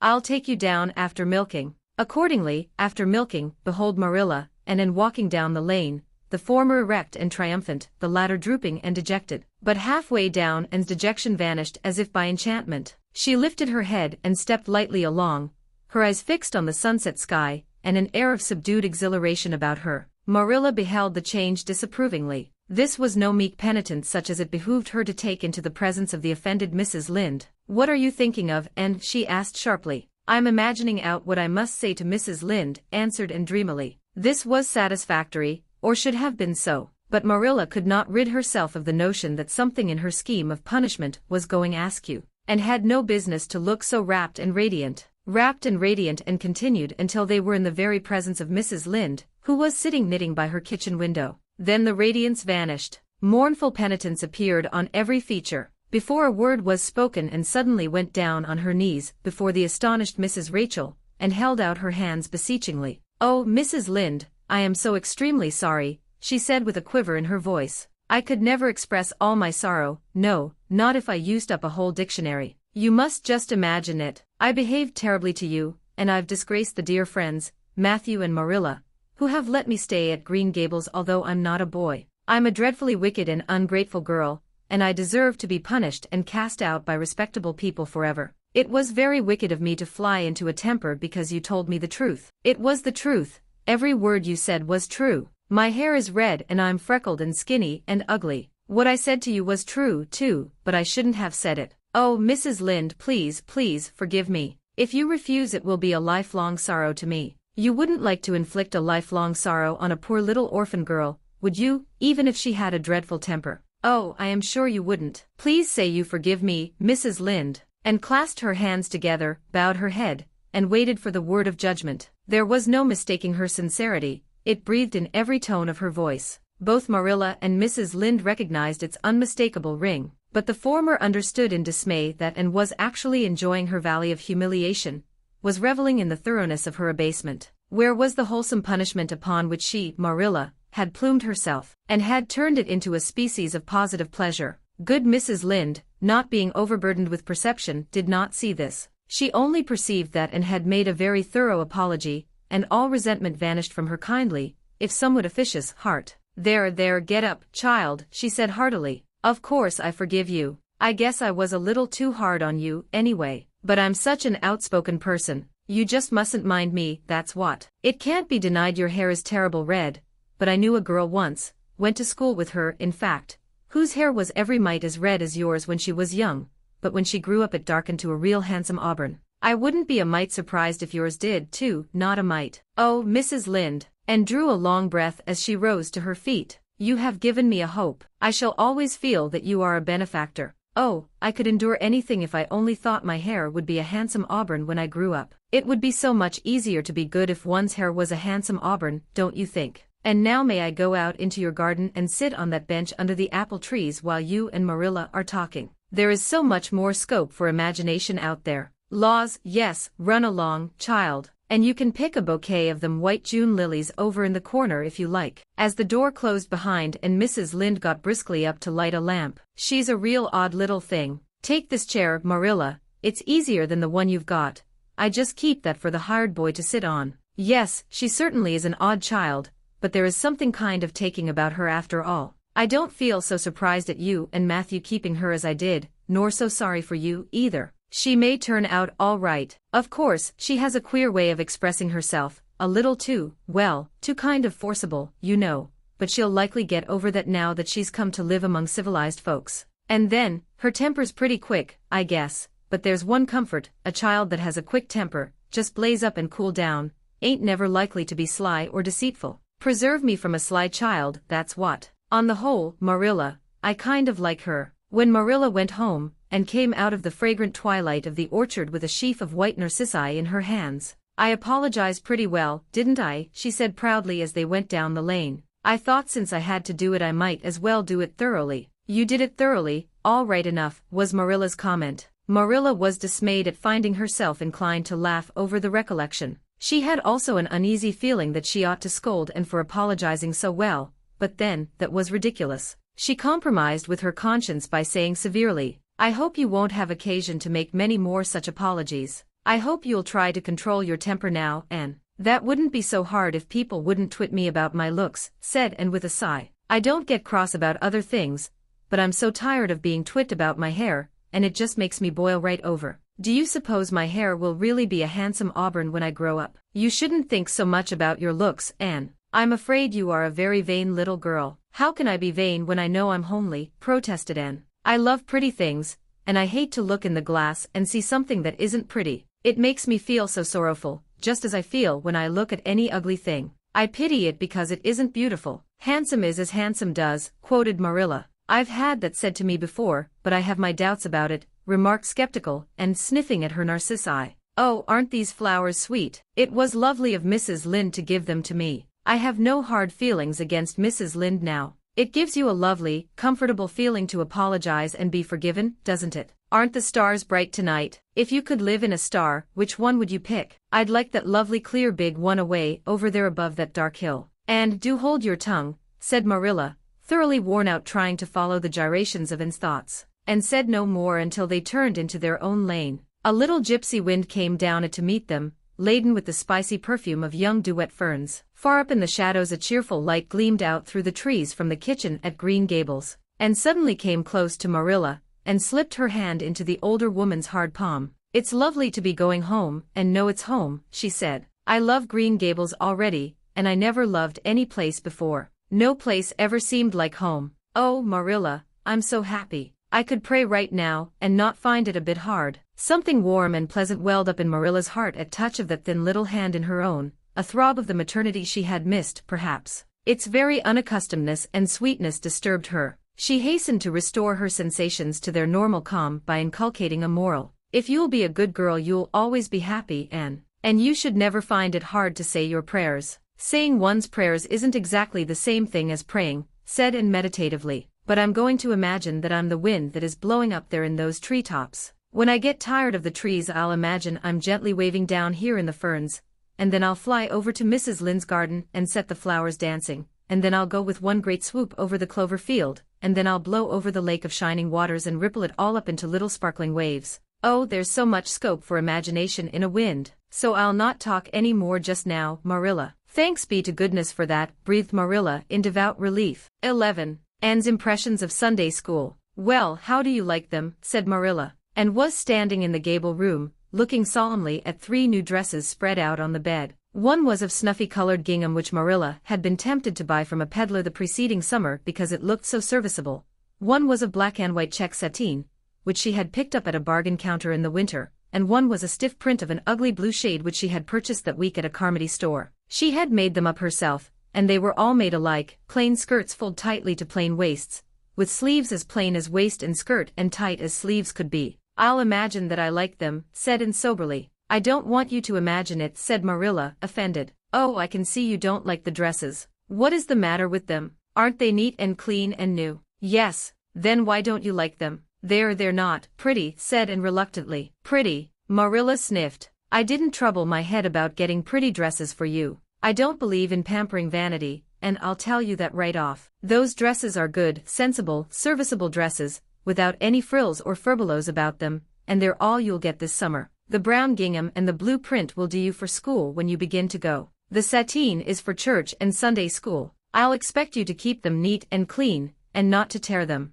I should think you'd be grateful to get most anything after those skimpy wincey things you've been wearing. Oh, I am grateful, protested Anne, but I'd be ever so much gratefuler if you'd made just one of them with puffed sleeves. Puffed sleeves are so fashionable now. It would give me such a thrill, Marilla, just to wear a dress with puffed sleeves. Well, you'll have to do without your thrill. I hadn't any material to waste on puffed sleeves. I think they are ridiculous-looking things anyhow. I prefer the plain, sensible ones. But I'd rather look ridiculous when everybody else does than plain and sensible all by myself, persisted Anne mournfully. Trust you for that. Well, hang those dresses carefully up in your closet, and then sit down and learn the Sunday school lesson. I got a quarterly from Mr. Bell for you, and you'll go to Sunday school tomorrow, said Marilla, disappearing downstairs in high dudgeon, and clasped her hands and looked at the dresses. I did hope there would be a white one with puffed sleeves, she whispered disconsolately. I prayed for one, but I didn't much expect it on that account. I didn't suppose God would have time to bother about a little orphan girl's dress. I knew I'd just have to depend on Marilla for it. Well, fortunately I can imagine that one of them is of snow-white muslin with lovely lace frills and 3 puffed sleeves.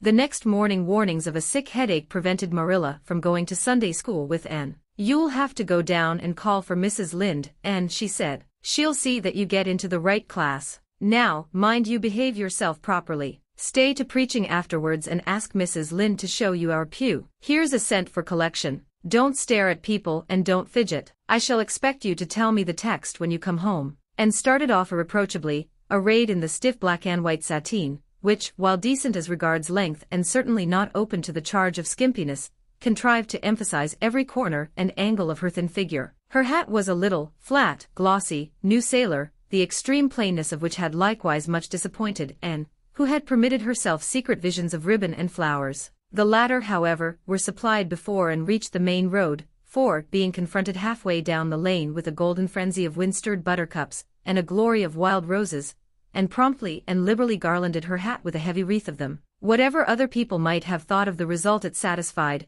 and she tripped gaily down the road, holding her ruddy head with its decoration of pink and yellow very proudly. When she reached Mrs. Lynde's house she found that lady gone. Nothing daunted and proceeded onward to the church alone. In the porch she found a crowd of little girls, all more or less gaily attired in whites and blues and pinks, and all staring with curious eyes at this stranger in their midst, with her extraordinary head adornment. Avonlea little girls had already heard queer stories about, and Mrs. Lynde said she had an awful temper. Jerry Buot, the hired boy at Green Gables, said she talked all the time to herself or to the trees and flowers like a crazy girl. They looked at her and whispered to each other behind their quarterlies. Nobody made any friendly advances, then or later on when the opening exercises were over, and Anne found herself in Miss Rogerson's class. Miss Rogerson was a middle-aged lady who had taught a Sunday school class for 20 years. Her method of teaching was to ask the printed questions from the quarterly, and looked sternly over its edge at the particular little girl she thought ought to answer the question. She looked very often at Anne and, thanks to Marilla's drilling,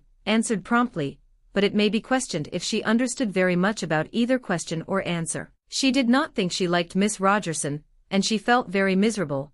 Every other little girl in the class had puffed sleeves, and felt that life was really not worth living without puffed sleeves. "Well, how did you like Sunday school?" Marilla wanted to know when Anne came home. Her wreath having faded, and had discarded it in the lane, so Marilla was spared the knowledge of that for a time. "I didn't like it a bit. It was horrid." "Anne Shirley," said Marilla rebukingly, and sat down on the rocker with a long sigh, kissed one of Bonny's leaves, and waved her hand to a blossoming fuchsia. "They might have been lonesome while I was away," she explained. "And now about the Sunday school. I behaved well, just as you told me. Mrs. Lynde was gone, but I went right on myself. I went into the church with a lot of other little girls, and I sat in the corner of a pew by the window while the opening exercises went on. Mr. Bell made an awfully long prayer. I would have been dreadfully tired before he got through if I hadn't been sitting by that window, but it looked right out on the lake of shining waters, so I just gazed at that and imagined all sorts of splendid things." "You shouldn't have done anything of the sort. You should have listened to Mr. Bell." "But he wasn't talking to me," protested Anne. "He was talking to God, and he didn't seem to be very much interested in it either. I think he thought God was too far off to make it worthwhile. I said a little prayer myself, though." There was a long row of white birches hanging over the lake, and the sunshine fell down through them, way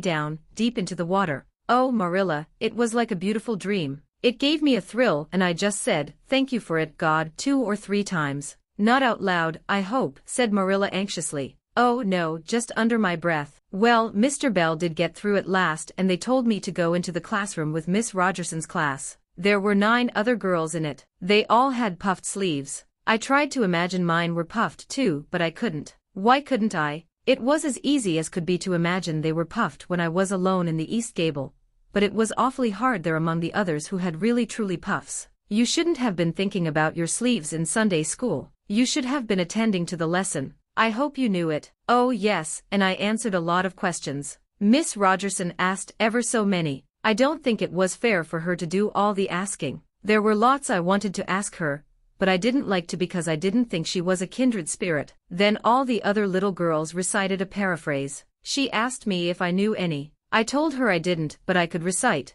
'The Dog at His Master's Grave' if she liked. That's in the 3rd Royal Reader. It isn't a really truly religious piece of poetry, but it's so sad and melancholy that it might as well be. She said it wouldn't do, and she told me to learn the 19th paraphrase for next Sunday. I read it over in church afterwards and it's splendid. There are 2 lines in particular that just thrill me. 'Quick as the slaughtered squadrons fell, in Midian's evil day.' I don't know what squadrons means nor Midian either, but it sounds so tragical. I can hardly wait until next Sunday to recite it. I'll practice it all the week." After Sunday school I asked Miss Rogerson, because Mrs. Lynde was too far away, to show me your pew. I sat just as still as I could, and the text was Revelations, 3rd chapter, 2nd and 3rd verses. It was a very long text. If I was a minister I'd pick the short, snappy ones. The sermon was awfully long too. I suppose the minister had to match it to the text. I didn't think he was a bit interesting. The trouble with him seems to be that he hasn't enough imagination.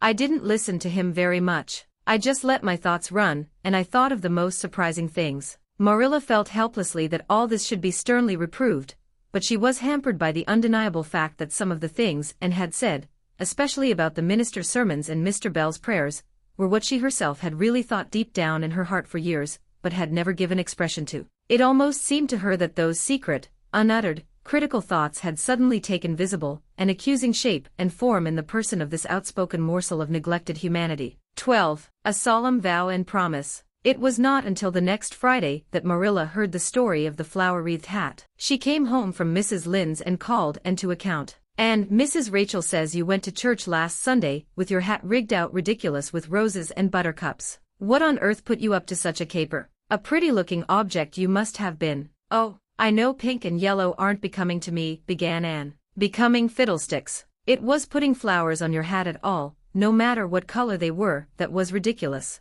You are the most aggravating child. I don't see why it's any more ridiculous to wear flowers on your hat than on your dress," protested Anne. "Lots of little girls there had bouquets pinned on their dresses. What was the difference? Marilla was not to be drawn from the safe concrete into dubious paths of the abstract. Don't answer me back like that, Anne. It was very silly of you to do such a thing. Never let me catch you at such a trick again. Mrs. Rachel says she thought she would sink through the floor when she saw you come in all rigged out like that. She couldn't get near enough to tell you to take them off till it was too late. She says people talked about it something dreadful. Of course they would think I had no better sense than to let you go decked out like that. Oh, I'm so sorry, said Anne, tears welling into her eyes. I never thought you'd mind. The roses and buttercups were so sweet and pretty, I thought they'd look lovely on my hat. Lots of the little girls had artificial flowers on their hats. I'm afraid I'm going to be a dreadful trial to you. Maybe you'd better send me back to the asylum. That would be terrible.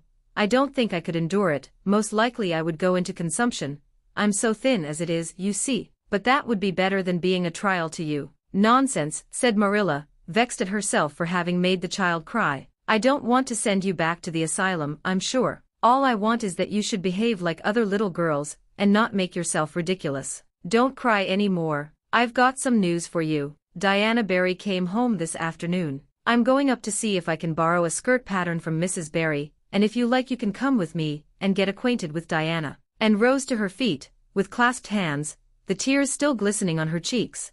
The dish towel she had been hemming slipped unheeded to the floor. Oh, Marilla, I'm frightened. Now that it has come, I'm actually frightened. What if she shouldn't like me? It would be the most tragical disappointment of my life. Now don't get into a fluster. And I do wish you wouldn't use such long words. It sounds so funny in a little girl. I guess Diana'll like you well enough. It's her mother you've got to reckon with. If she doesn't like you, it won't matter how much Diana does. If she has heard about your outburst to Mrs. Lynde and going to church with buttercups round your hat, I don't know what she'll think of you. You must be polite and well-behaved, and don't make any of your startling speeches. For pity's sake, if the child isn't actually trembling. And was trembling. Her face was pale and tense. Oh, Marilla, you'd be excited, too, if you were going to meet a little girl you hoped to be your bosom friend, and whose mother mightn't like you, she said as she hastened to get her hat. They went over to Orchard Slope by the shortcut across the brook and up the Furry Hill Grove. Mrs. Barry came to the kitchen door in answer to Marilla's knock. She was a tall, black-eyed, black-haired woman,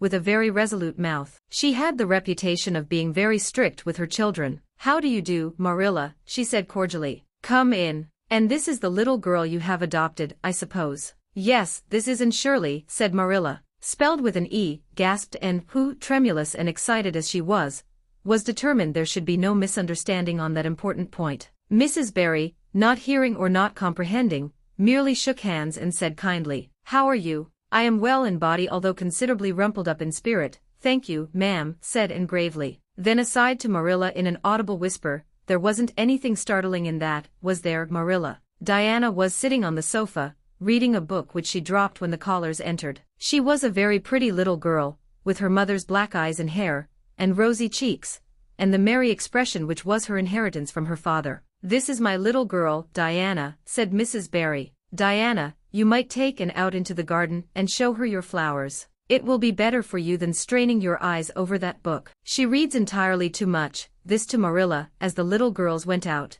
and I can't prevent her, for her father aids and abets her. She's always poring over a book. I'm glad she has the prospect of a playmate. Perhaps it will take her more out of doors. Outside in the garden, which was full of mellow sunset light streaming through the dark old firs to the west of it, stood Anne and Diana, gazing bashfully at one another over a clump of gorgeous tiger lilies. The Barry garden was a bowery wilderness of flowers which would have delighted Anne's heart at any time less fraught with destiny. It was encircled by huge old willows and tall firs, beneath which flourished flowers that loved the shade. Prim, right-angled paths, neatly bordered with clamshells, intersected it like moist red ribbons, and in the beds between old-fashioned flowers ran riot. There were rosy bleeding hearts and great splendid crimson peonies, white, fragrant narcissi and thorny, sweet Scotch roses, pink and blue, and white columbines and lilac-tinted bouncing bets, clumps of southernwood and ribbon grass and mint, purple Adam-and-Eve, daffodils, and masses of sweet clover white with its delicate, fragrant, feathery sprays,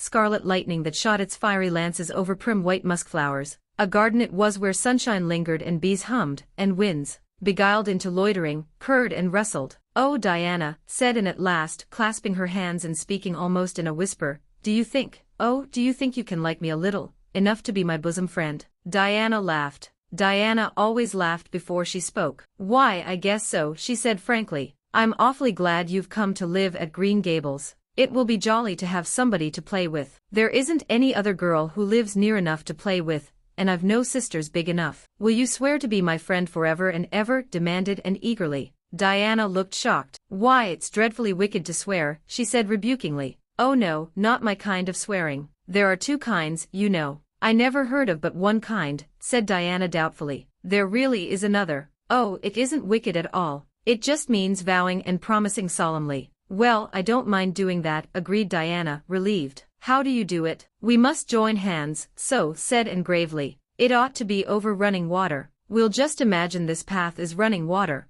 I'll repeat the oath first. I solemnly swear to be faithful to my bosom friend, Diana Barry, as long as the sun and moon shall endure." "Now you say it and put my name in." Diana repeated the oath with a laugh fore and aft. Then she said, "You're a queer girl, Anne. I heard before that you were queer, but I believe I'm going to like you real well." When Marilla and Anne went home, Diana went with them as far as the log bridge. The two little girls walked with their arms about each other. At the brook they parted with many promises to spend the next afternoon together. "Well, did you find Diana a kindred spirit?" asked Marilla, as they went up through the garden of Green Gables. "Oh yes," sighed Anne, blissfully unconscious of any sarcasm on Marilla's part. "Oh, Marilla, I'm the happiest girl on Prince Edward Island this very moment. I assure you I'll say my prayers with a right good will tonight. Diana and I are going to build a playhouse in Mr. William Bell's birch grove tomorrow. Can I have those broken pieces of china that are out in the woodshed? Diana's birthday is in February and mine is in March.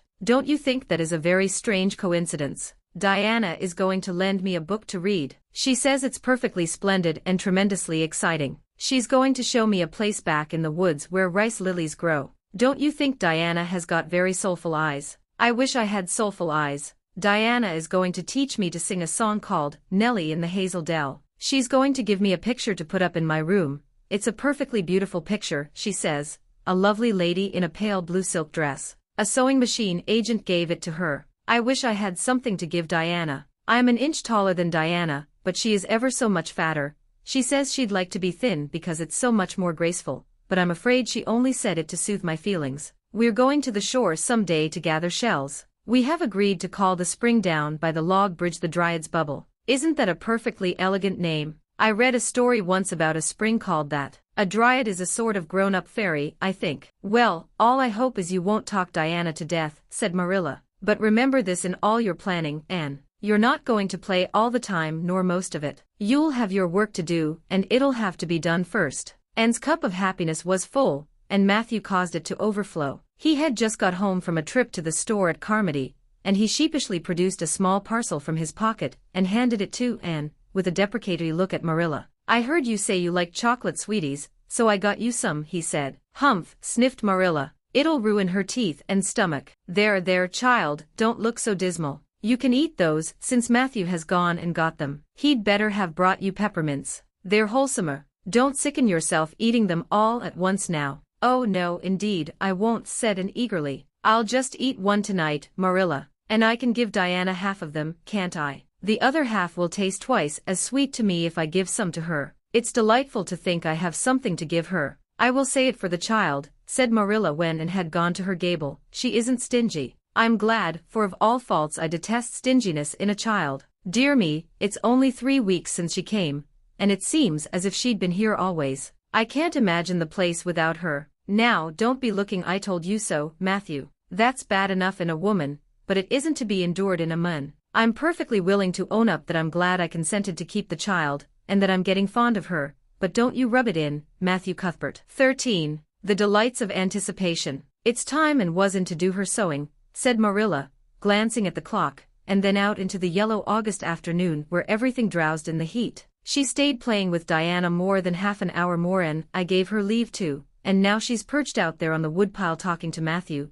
19 to the dozen, when she knows perfectly well that she ought to be at her work. And of course he's listening to her like a perfect ninny. I never saw such an infatuated man. The more she talks and the odder the things she says, the more he's delighted evidently. And Shirley, you come right in here this minute, do you hear me?" A series of staccato taps on the west window brought Anne flying in from the yard, eyes shining, cheeks faintly flushed with pink, unbraided hair streaming behind her in a torrent of brightness. "Oh, Marilla," she exclaimed breathlessly, "there's going to be a Sunday school picnic next week, in Mr. Harmon Andrews' field, right near the Lake of Shining Waters. And Mrs. Superintendent Bell and Mrs. Rachel Lynde are going to make ice cream. Think of it, Marilla, ice cream. And oh, Marilla, can I go to it? Just look at the clock if you please, Anne. What time did I tell you to come in? 2 o'clock, but isn't it splendid about the picnic, Marilla? Please can I go? Oh, I've never been to a picnic. I've dreamed of picnics, but I've never." "Yes, I told you to come at 2 o'clock. And it's 2:45. I'd like to know why you didn't obey me, Anne." "Why, I meant to, Marilla, as much as could be. But you have no idea how fascinating Idlewild is. And then, of course,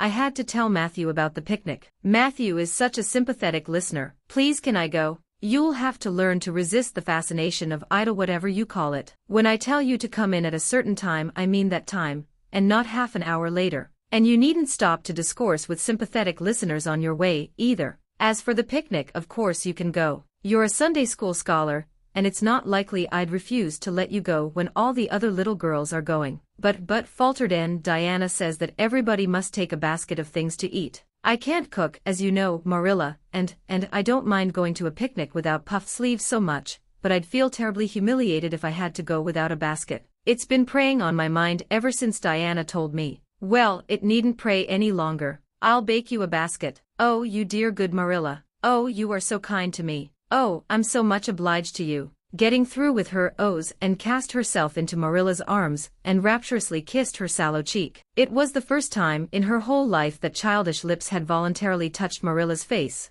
Again that sudden sensation of startling sweetness thrilled her. She was secretly vastly pleased at Anne's impulsive caress, which was probably the reason why she said brusquely, There, never mind your kissing nonsense. I'd sooner see you doing strictly as you're told. As for cooking, I mean to begin giving you lessons in that some of these days. But you're so feather-brained, and I've been waiting to see if you'd sober down a little and learn to be steady before I begin. You've got to keep your wits about you in cooking, and not stop in the middle of things to let your thoughts rove over all creation. Now, get out your patchwork and have your square done before tea time." "I do not like patchwork," said Anne dolefully, hunting out her workbasket and sitting down before a little heap of red and white diamonds with a sigh. "I think some kinds of sewing would be nice, but there's no scope for imagination in patchwork. It's just one little seam after another, and you never seem to be getting anywhere. But of course I'd rather be Anne of Green Gables sewing patchwork than Anne of any other place with nothing to do but play. I wish time went as quick sewing patches as it does when I'm playing with Diana, though. Oh, we do have such elegant times, Marilla. I have to furnish most of the imagination, but I'm well able to do that. Diana is simply perfect in every other way. You know that little piece of land across the brook that runs up between our farm and Mr. Barry's? It belongs to Mr. William Bell, and right in the corner there is a little ring of white birch trees, the most romantic spot, Marilla. Diana and I have our playhouse there. We call it Idlewild. Isn't that a poetical name? I assure you it took me some time to think it out. I stayed awake nearly a whole night before I invented it. Then, just as I was dropping off to sleep, it came like an inspiration. Diana was enraptured when she heard it. We have got our house fixed up elegantly. You must come and see it, Marilla, won't you? We have great big stones, all covered with moss, for seats, and boards from tree to tree for shelves. And we have all our dishes on them. Of course, they're all broken, but it's the easiest thing in the world to imagine that they are whole. There's a piece of a plate with a spray of red and yellow ivy on it that is especially beautiful. We keep it in the parlor, and we have the fairy glass there, too. The fairy glass is as lovely as a dream. Diana found it out in the woods behind their chicken house. It's all full of rainbows, just little young rainbows that haven't grown big yet, and Diana's mother told her it was broken off a hanging lamp they once had. But it's nicer to imagine the fairies lost it one night, when they had a ball, so we call it the fairy glass. Matthew is going to make us a table. Oh, we have named that little round pool over in Mr. Barry's field Willowmere. I got that name out of the book Diana lent me. That was a thrilling book, Marilla. The heroine had 5 lovers. I'd be satisfied with one, wouldn't you? She was very handsome and she went through great tribulations. She could faint as easy as anything. I'd love to be able to faint, wouldn't you, Marilla? It's so romantic. But I'm really very healthy for all I'm so thin. I believe I'm getting fatter, though. Don't you think I am? I look at my elbows every morning when I get up to see if any dimples are coming. Diana is having a new dress made with elbow sleeves. She is going to wear it to the picnic. Oh, I do hope it will be fine next Wednesday. I don't feel that I could endure the disappointment if anything happened to prevent me from getting to the picnic. I suppose I'd live through it, but I'm certain it would be a lifelong sorrow. It wouldn't matter if I got to 100 picnics in after years, they wouldn't make up for missing this one. They're going to have boats on the lake of shining waters, and ice cream, as I told you. I have never tasted ice cream. Diana tried to explain what it was like, but I guess ice cream is one of those things that are beyond imagination. And you have talked even on for 10 minutes by the clock, said Marilla. Now, just for curiosity's sake, see if you can hold your tongue for the same length of time. And held her tongue as desired, but for the rest of the week she talked picnic and thought picnic and dreamed picnic. On Saturday it rained and she worked herself up into such a frantic state lest it should keep on raining until, and over Wednesday, that Marilla made her sew an extra patchwork square by way of steadying her nerves. On Sunday and confided to Marilla on the way home from church that she grew actually cold all over with excitement when the minister announced the picnic from the pulpit. Such a thrill as went up and down my back, Marilla. I don't think I'd ever really believed until then that there was honestly going to be a picnic. I couldn't help fearing I'd only imagined it. But when a minister says a thing in the pulpit you just have to believe it. You set your heart too much on things, and said Marilla with a sigh. I'm afraid there'll be a great many disappointments in store for you through life. Oh, Marilla, looking forward to things is half the pleasure of them, exclaimed Anne. You mayn't get the things themselves, but nothing can prevent you from having the fun of looking forward to them. Mrs. Lynde says, blessed are they who expect nothing, for they shall not be disappointed. But I think it would be worse to expect nothing than to be disappointed. Marilla wore her amethyst brooch to church that day as usual. Marilla always wore her amethyst brooch to church. She would have thought it rather sacrilegious to leave it off, as bad as forgetting her Bible or her collection dime. That amethyst brooch was Marilla's most treasured possession. A seafaring uncle had given it to her mother, who in turn had bequeathed it to Marilla. It was an old-fashioned oval, containing a braid of her mother's hair, surrounded by a border of very fine amethysts. Marilla knew too little about precious stones to realize how fine the amethysts actually were, but she thought them very beautiful, and was always pleasantly conscious of their violet shimmer at her throat, above her good brown satin dress, even although she could not see it, and had been smitten with delighted admiration when she first saw that brooch. Oh, Marilla, it's a perfectly elegant brooch. I don't know how you can pay attention to the sermon, or the prayers when you have it on. I couldn't, I know. I think amethysts are just sweet. They are what I used to think diamonds were like. Long ago, before I had ever seen a diamond, I read about them, and I tried to imagine what they would be like. I thought they would be lovely glimmering purple stones. When I saw a real diamond in a lady's ring one day, I was so disappointed I cried. Of course, it was very lovely, but it wasn't my idea of a diamond. Will you let me hold the brooch for 1 minute, Marilla? Do you think amethysts can be the souls of good violets? 14. Anne's confession. On the Monday evening before the picnic, Marilla came down from her room with a troubled face, and she said to that small personage, who was shelling peas by the spotless table and singing, Nellie of the Hazel Dell, with a vigor and expression that did credit to Diana's teaching, did you see anything of my amethyst brooch? I thought I stuck it in my pincushion when I came home from church yesterday evening, but I can't find it anywhere. I saw it this afternoon when you were away at the Aid Society, said Anne a little slowly. I was passing your door when I saw it on the cushion, so I went in to look at it. Did you touch it? Said Marilla sternly. Why, yes, admitted Anne. I took it up and I pinned it on my breast just to see how it would look. You had no business to do anything of the sort. It's very wrong in a little girl to meddle. You shouldn't have gone into my room in the first place, and you shouldn't have touched a brooch that didn't belong to you in the second. Where did you put it? Oh, I put it back on the bureau. I hadn't it on a minute. Truly, I didn't mean to meddle, Marilla. I didn't think about its being wrong to go in and try on the brooch, but I see now that it was, and I'll never do it again. That's one good thing about me. I never do the same naughty thing twice. You didn't put it back, said Marilla. That brooch isn't anywhere on the bureau. You've taken it out or something, Anne. I did put it back, said Anne quickly, pertly, Marilla thought. I don't just remember whether I stuck it on the pincushion,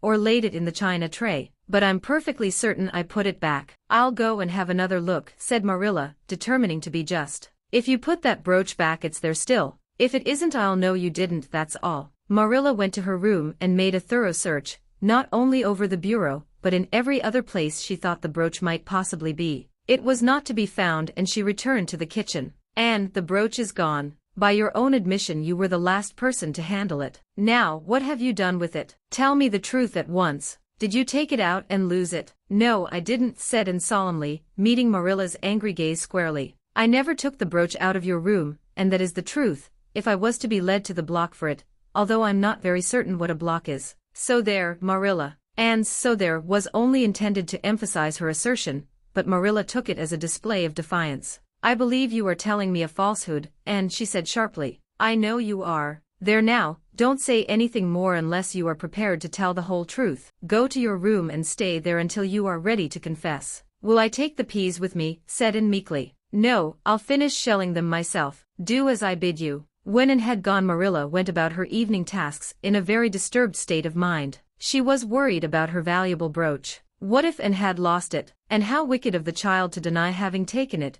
when anybody could see she must have. With such an innocent face, too. "I don't know what I wouldn't sooner have had happen," thought Marilla, as she nervously shelled the peas. "Of course, I don't suppose she meant to steal it or anything like that. She's just taken it to play with or help along that imagination of hers. She must have taken it, that's clear, for there hasn't been a soul in that room since she was in it, by her own story, until I went up tonight. And the brooch is gone, there's nothing surer. I suppose she has lost it, and is afraid to own up for fear she'll be punished. It's a dreadful thing to think she tells falsehoods. It's a far worse thing than her fit of temper. It's a fearful responsibility to have a child in your house you can't trust. Slyness and untruthfulness, that's what she has displayed. I declare I feel worse about that than about the brooch. If she'd only have told the truth about it I wouldn't mind so much." Marilla went to her room at intervals all through the evening and searched for the brooch without finding it. A bedtime visit to the east gable produced no result, and persisted in denying that she knew anything about the brooch, but Marilla was only the more firmly convinced that she did. She told Matthew the story the next morning. Matthew was confounded and puzzled. He could not so quickly lose faith in, but he had to admit that circumstances were against her. "You're sure it hasn't fell down behind the bureau?" was the only suggestion he could offer. "I've moved the bureau and I've taken out the drawers and I've looked in every crack and cranny," was Marilla's positive answer. "The brooch is gone and that child has taken it and lied about it. That's the plain, ugly truth, Matthew Cuthbert, and we might as well look it in the face." "Well now, what are you going to do about it?" Matthew asked forlornly, feeling secretly thankful that Marilla, and not he, had to deal with the situation. He felt no desire to put his oar in this time. "She'll stay in her room until she confesses," said Marilla grimly, remembering the success of this method in the former case. "Then we'll see. Perhaps we'll be able to find the brooch if she'll only tell where she took it, but in any case she'll have to be severely punished, Matthew." "Well now, you'll have to punish her," said Matthew, reaching for his hat. "I've nothing to do with it, remember. You warned me off yourself." Marilla felt deserted by everyone. She could not even go to Mrs. Lynde for advice. She went up to the east gable with a very serious face, and left it with a face more serious still, and steadfastly refused to confess. She persisted in asserting that she had not taken the brooch. The child had evidently been crying, and Marilla felt a pang of pity, which she sternly repressed. By night she was, as she expressed it, beat out. "You'll stay in this room until you confess, Anne. You can make up your mind to that," she said firmly. "But the picnic is tomorrow, Marilla," cried Anne. "You won't keep me from going to that, will you? You'll just let me out for the afternoon, won't you? Then I'll stay here as long as you like afterwards cheerfully. But I must go to the picnic." "You'll not go to picnics nor anywhere else until you've confessed, Anne." "Oh, Marilla," gasped Anne. But Marilla had gone out and shut the door. Wednesday morning dawned as bright and fair as if expressly made to order for the picnic. Birds sang around Green Gables.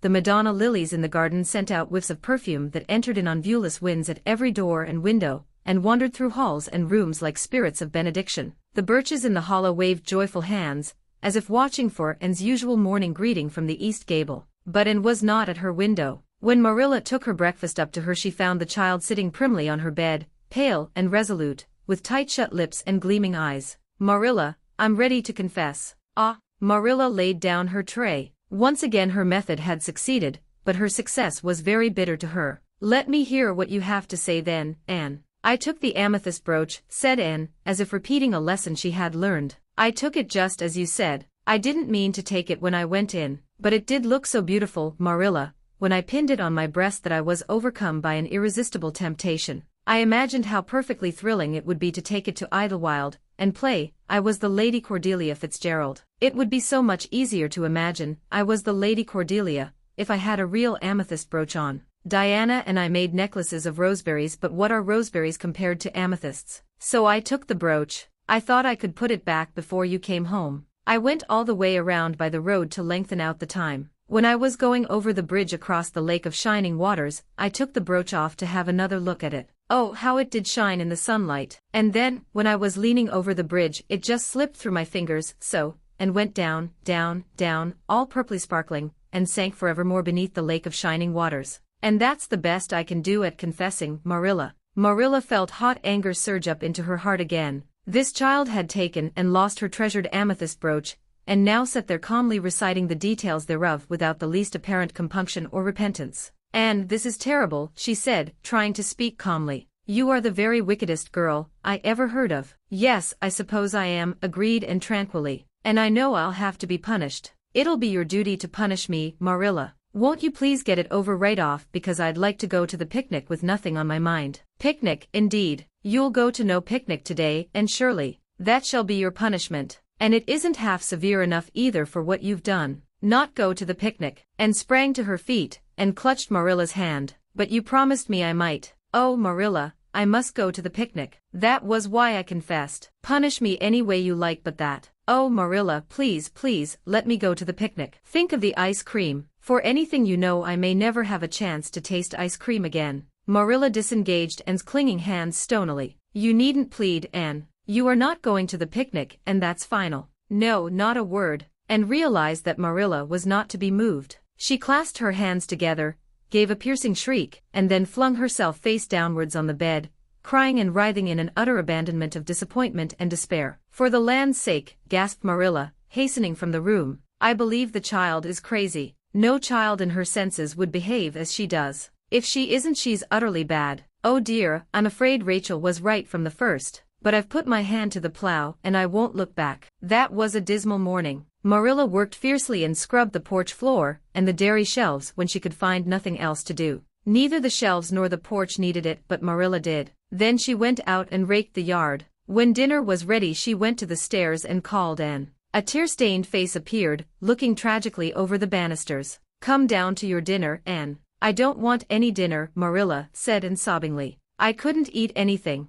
My heart is broken." "You'll feel remorse of conscience someday, I expect, for breaking it, Marilla, but I forgive you. Remember when the time comes that I forgive you. But please don't ask me to eat anything, especially boiled pork and greens. Boiled pork and greens are so unromantic when one is in affliction." Exasperated, Marilla returned to the kitchen and poured out her tale of woe to Matthew, who, between his sense of justice and his unlawful sympathy with Anne, was a miserable man. "Well now, she shouldn't have taken the brooch, Marilla, or told stories about it," he admitted, mournfully surveying his plateful of unromantic pork and greens as if he, like Anne, thought it a food unsuited to crises of feeling. "But she's such a little thing, such an interesting little thing. Don't you think it's pretty rough not to let her go to the picnic when she's so set on it?" "Matthew Cuthbert, I'm amazed at you. I think I've let her off entirely too easy, and she doesn't appear to realize how wicked she's been at all. That's what worries me most. If she'd really felt sorry, it wouldn't be so bad. And you don't seem to realize it, neither.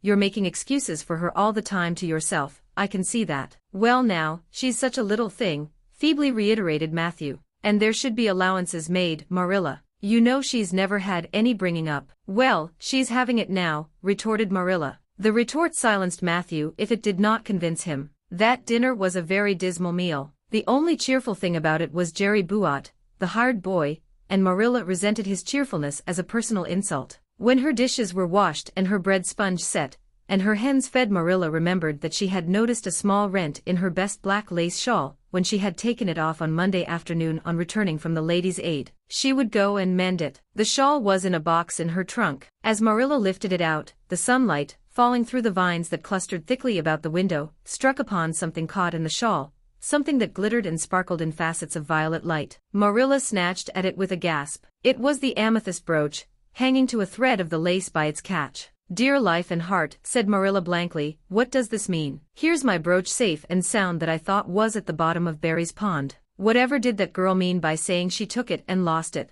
I declare I believe Green Gables is bewitched. I remember now that when I took off my shawl Monday afternoon, I laid it on the bureau for a minute. I suppose the brooch got caught in it somehow." Well, Marilla betook herself to the east gable, brooch in hand, and had cried herself out, and was sitting dejectedly by the window. "Anne Shirley," said Marilla solemnly, "I've just found my brooch hanging to my black lace shawl. Now I want to know what that rigmarole you told me this morning meant." "Why, you said you'd keep me here until I confessed," returned Anne wearily, "and so I decided to confess because I was bound to get to the picnic. I thought out a confession last night after I went to bed and made it as interesting as I could, and I said it over and over so that I wouldn't forget it. But you wouldn't let me go to the picnic after all, so all my trouble was wasted." Marilla had to laugh in spite of herself, but her conscience pricked her. "And you do beat all. But I was wrong, I see that now. I shouldn't have doubted your word when I'd never known you to tell a story. Of course, it wasn't right for you to confess to a thing you hadn't done.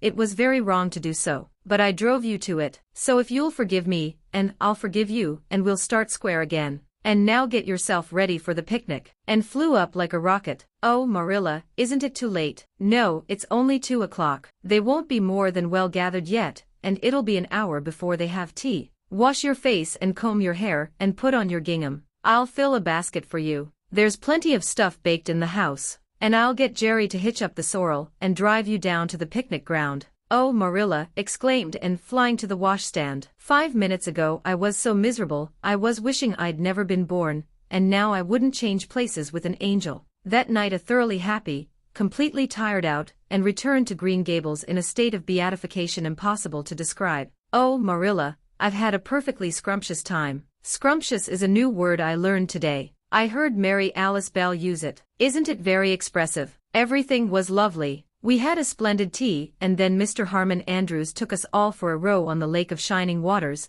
6 of us at a time, and Jane Andrews nearly fell overboard. She was leaning out to pick water lilies, and if Mr. Andrews hadn't caught her by her sash just in the nick of time, she'd have fallen in and probably been drowned. I wish it had been me. It would have been such a romantic experience to have been nearly drowned. It would be such a thrilling tale to tell. And we had the ice cream. Words fail me to describe that ice cream. Marilla, I assure you it was sublime. That evening Marilla told the whole story to Matthew over her stocking basket. "I'm willing to own up that I made a mistake," she concluded candidly, "but I've learned a lesson. I have to laugh when I think of Anne's confession, although I suppose I shouldn't, for it really was a falsehood. But it doesn't seem as bad as the other would have been, somehow, and anyhow I'm responsible for it. That child is hard to understand in some respects, but I believe she'll turn out all right yet. And there's one thing certain, no house will ever be dull that she's in." 15. A tempest in the school teapot. "What a splendid day," said Anne, drawing a long breath. "Isn't it good just to be alive on a day like this? I pity the people who aren't born yet for missing it. They may have good days, of course, but they can never have this one.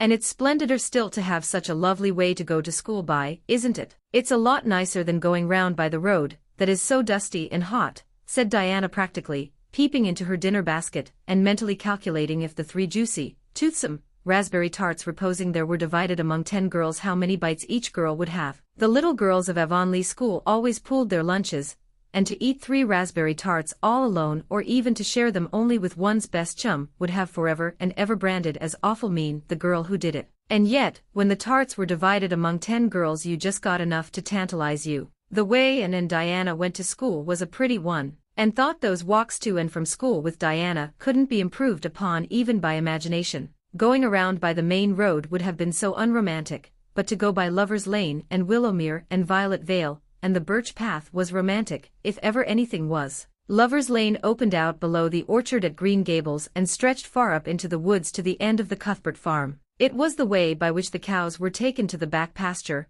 and the wood hauled home in winter, and had named it Lover's Lane before she had been a month at Green Gables. "Not that lovers ever really walk there," she explained to Marilla, "but Diana and I are reading a perfectly magnificent book and there's a Lover's Lane in it. So we want to have one, too. And it's a very pretty name, don't you think? So romantic. We can imagine the lovers into it, you know. I like that lane because you can think out loud there without people calling you crazy." And, starting out alone in the morning, went down Lover's Lane as far as the brook. Here Diana met her, and the 2 little girls went on up the lane under the leafy arch of maples. "Maples are such sociable trees," said Anne. "They're always rustling and whispering to you," until they came to a rustic bridge. Then they left the lane and walked through Mr. Barry's back field and past Willowmere. Beyond Willowmere came Violet Vale, a little green dimple in the shadow of Mr. Andrew Bell's big woods. "Of course there are no violets there now," and told Marilla, but Diana says there are millions of them in spring. Oh Marilla, can't you just imagine you see them? It actually takes away my breath. I named it Violet Vale. Diana says she never saw the beat of me for hitting on fancy names for places. It's nice to be clever at something, isn't it? But Diana named the Birch Path. She wanted to, so I let her, but I'm sure I could have found something more poetical than plain Birch Path. Anybody can think of a name like that. But the Birch Path is one of the prettiest places in the world, Marilla. It was. Other people besides and thought so when they stumbled on it. It was a little narrow, twisting path, winding down over a long hill straight through Mr. Bell's woods, where the light came down sifted through so many emerald screens that it was as flawless as the heart of a diamond. It was fringed in all its length with slim young birches,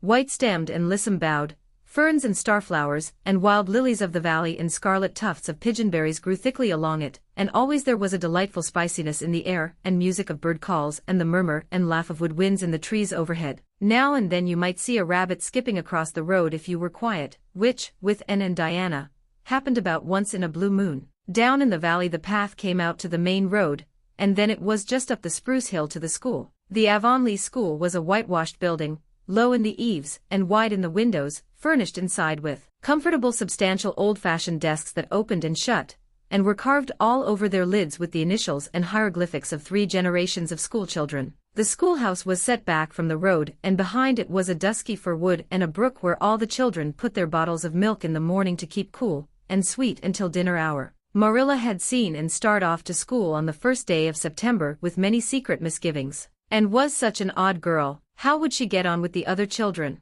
And how on earth would she ever manage to hold her tongue during school hours? Things went better than Marilla feared, however. Anne came home that evening in high spirits. I think I'm going to like school here, she announced. I don't think much of the master, though. He's all the time curling his mustache and making eyes at Prissy Andrews. Prissy is grown up, you know. She's 16 and she's studying for the entrance examination into Queen's Academy at Charlottetown next year. Tilly Boulter says the master is dead gone on her. She's got a beautiful complexion and curly brown hair, and she does it up so elegantly. She sits in the long seat at the back and he sits there, too, most of the time, to explain her lessons, he says. But Ruby Gillis says she saw him writing something on her slate, and when Prissy read it she blushed as red as a beet and giggled, and Ruby Gillis says she doesn't believe it had anything to do with the lesson. Anne Shirley, don't let me hear you talking about your teacher in that way again, said Marilla sharply. You don't go to school to criticize the master. I guess he can teach you something, and it's your business to learn.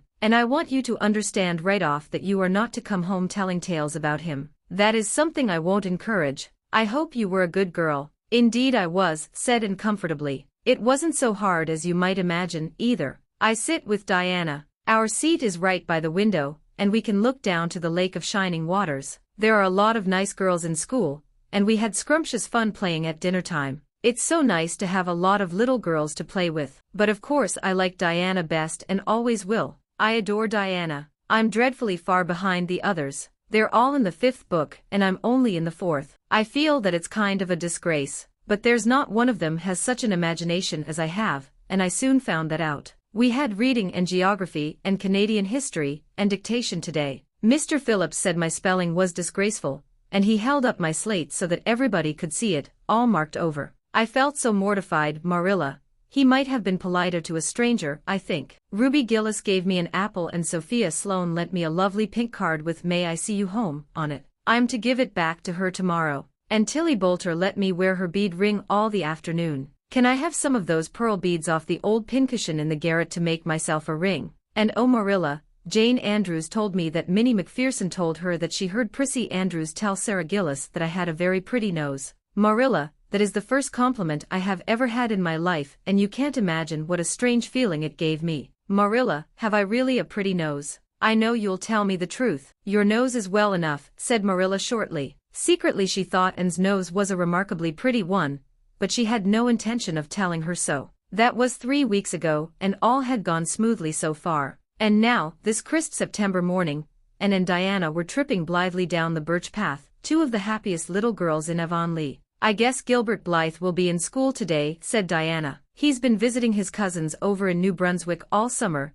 and he only came home Saturday night. He's awfully handsome, Anne. And he teases the girls something terrible. He just torments our lives out. Diana's voice indicated that she rather liked having her life tormented out than not. "Gilbert Blythe," said Anne. "Isn't it his name that's written up on the porch wall with Julia bells and a big 'take notice' over them?" "Yes," said Diana, tossing her head, "but I'm sure he doesn't like Julia Bell so very much. I've heard him say he studied the multiplication table by her freckles." "Oh, don't speak about freckles to me," implored Anne. "It isn't delicate when I've got so many. But I do think that writing take notices up on the wall about the boys and girls is the silliest ever. I should just like to see anybody dare to write my name up with a boy's. Not, of course," she hastened to add, "that anybody would." Anne sighed. She didn't want her name written up, but it was a little humiliating to know that there was no danger of it. "Nonsense," said Diana, whose black eyes and glossy tresses had played such havoc with the hearts of Avonlea schoolboys that her name figured on the porch walls in half a dozen take notices.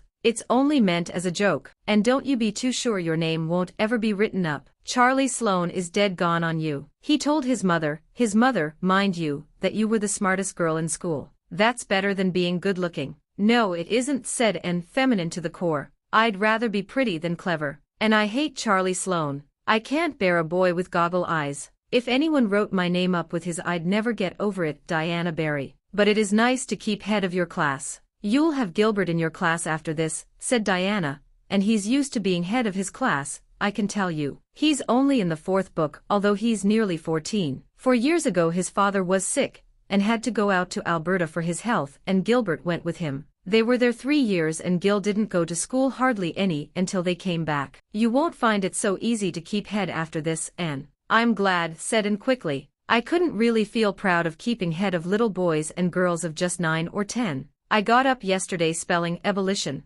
Josie Pye was head and, mind you, she peeped in her book. Mr. Phillips didn't see her, he was looking at Prissy Andrews, but I did. I just swept her a look of freezing scorn, and she got as red as a beet and spelled it wrong after all." "Those Pye girls are cheats all round," said Diana indignantly, as they climbed the fence of the main road. "Gertie Pye actually went and put her milk bottle in my place in the brook yesterday. Did you ever? I don't speak to her now." When Mr. Phillips was in the back of the room hearing Prissy Andrews' Latin, Diana whispered to Anne, "That's Gilbert Blythe sitting right across the aisle from you, Anne. Just look at him and see if you don't think he's handsome." Anne looked accordingly. She had a good chance to do so, for the said Gilbert Blythe was absorbed in stealthily pinning the long yellow braid of Ruby Gillis, who sat in front of him, to the back of her seat. He was a tall boy, with curly brown hair, roguish hazel eyes, and a mouth twisted into a teasing smile. Presently Ruby Gillis started up to take a sum to the master.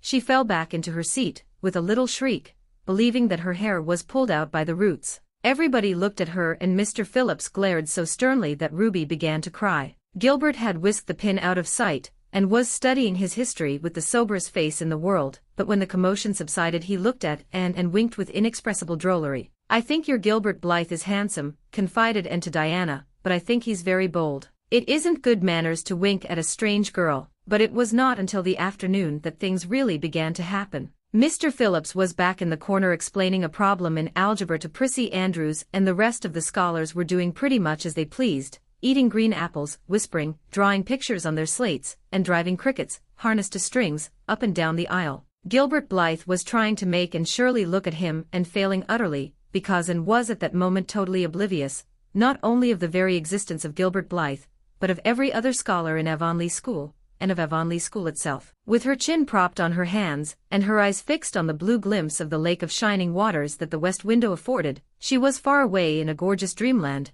hearing and seeing nothing save her own wonderful visions. Gilbert Blythe wasn't used to putting himself out to make a girl look at him, and meeting with failure. She should look at him, that red-haired Shirley girl with the little pointed chin, and the big eyes that weren't like the eyes of any other girl in Avonlea School. Gilbert reached across the aisle, picked up the end of Anne's long red braid, held it out at arm's length and said in a piercing whisper, "Carrots, carrots." Then Anne looked at him with a vengeance. She did more than look. She sprang to her feet, her bright fancies fallen into cureless ruin. She flashed one indignant glance at Gilbert from eyes whose angry sparkle was swiftly quenched in equally angry tears. "You mean, hateful boy," she exclaimed passionately. "How dare you?" And then, thwack, Anne had brought her slate down on Gilbert's head and cracked it, slate, not head, clear across. Avonlea School always enjoyed a scene. This was an especially enjoyable one. Everybody said, "Oh," in horrified delight. Diana gasped. Ruby Gillis, who was inclined to be hysterical, began to cry. Tommy Sloane let his team of crickets escape him altogether while he stared open-mouthed at the tableau. Mr. Phillips stalked down the aisle and laid his hand heavily on Anne's shoulder. "Anne Shirley, what does this mean?" he said angrily, and returned no answer. It was asking too much of flesh and blood to expect her to tell before the whole school that she had been called carrots. Gilbert it was who spoke up stoutly. "It was my fault, Mr. Phillips. I teased her." Mr. Phillips paid no heed to Gilbert. "I am sorry to see a pupil of mine displaying such a temper and such a vindictive spirit," he said in a solemn tone, as if the mere fact of being a pupil of his ought to root out all evil passions from the hearts of small imperfect mortals. "And go and stand on the platform in front of the blackboard for the rest of the afternoon," and would have infinitely preferred a whipping to this punishment, under which her sensitive spirit quivered as from a whiplash. With a white, set face she obeyed. Mr. Phillips took a chalk crayon and wrote on the blackboard above her head, "Anne Shirley has a very bad temper. Anne Shirley must learn to control her temper," and then read it out loud so that even the primer class, who couldn't read writing, should understand it, and stood there the rest of the afternoon with that legend above her. She did not cry or hang her head. Anger was still too hot in her heart for that, and it sustained her amid all her agony of humiliation. With resentful eyes and passion-red cheeks, she confronted alike Diana's sympathetic gaze, and Charlie Sloane's indignant nods, and Josie Pye's malicious smiles. As for Gilbert Blythe, she would not even look at him. She would never look at him again. She would never speak to him. When school was dismissed and marched out with her red head held high, Gilbert Blythe tried to intercept her at the porch door. "I'm awful sorry I made fun of your hair," and he whispered contritely. "Honest I am. Don't be mad for keeps, now," and swept by disdainfully, without look or sign of hearing. "Oh, how could you?" and breathed Diana as they went down the road, half reproachfully, half admiringly. Diana felt that she could never have resisted Gilbert's plea. "I shall never forgive Gilbert Blythe," said Anne firmly. "And Mr. Phillips spelled my name without an E, too.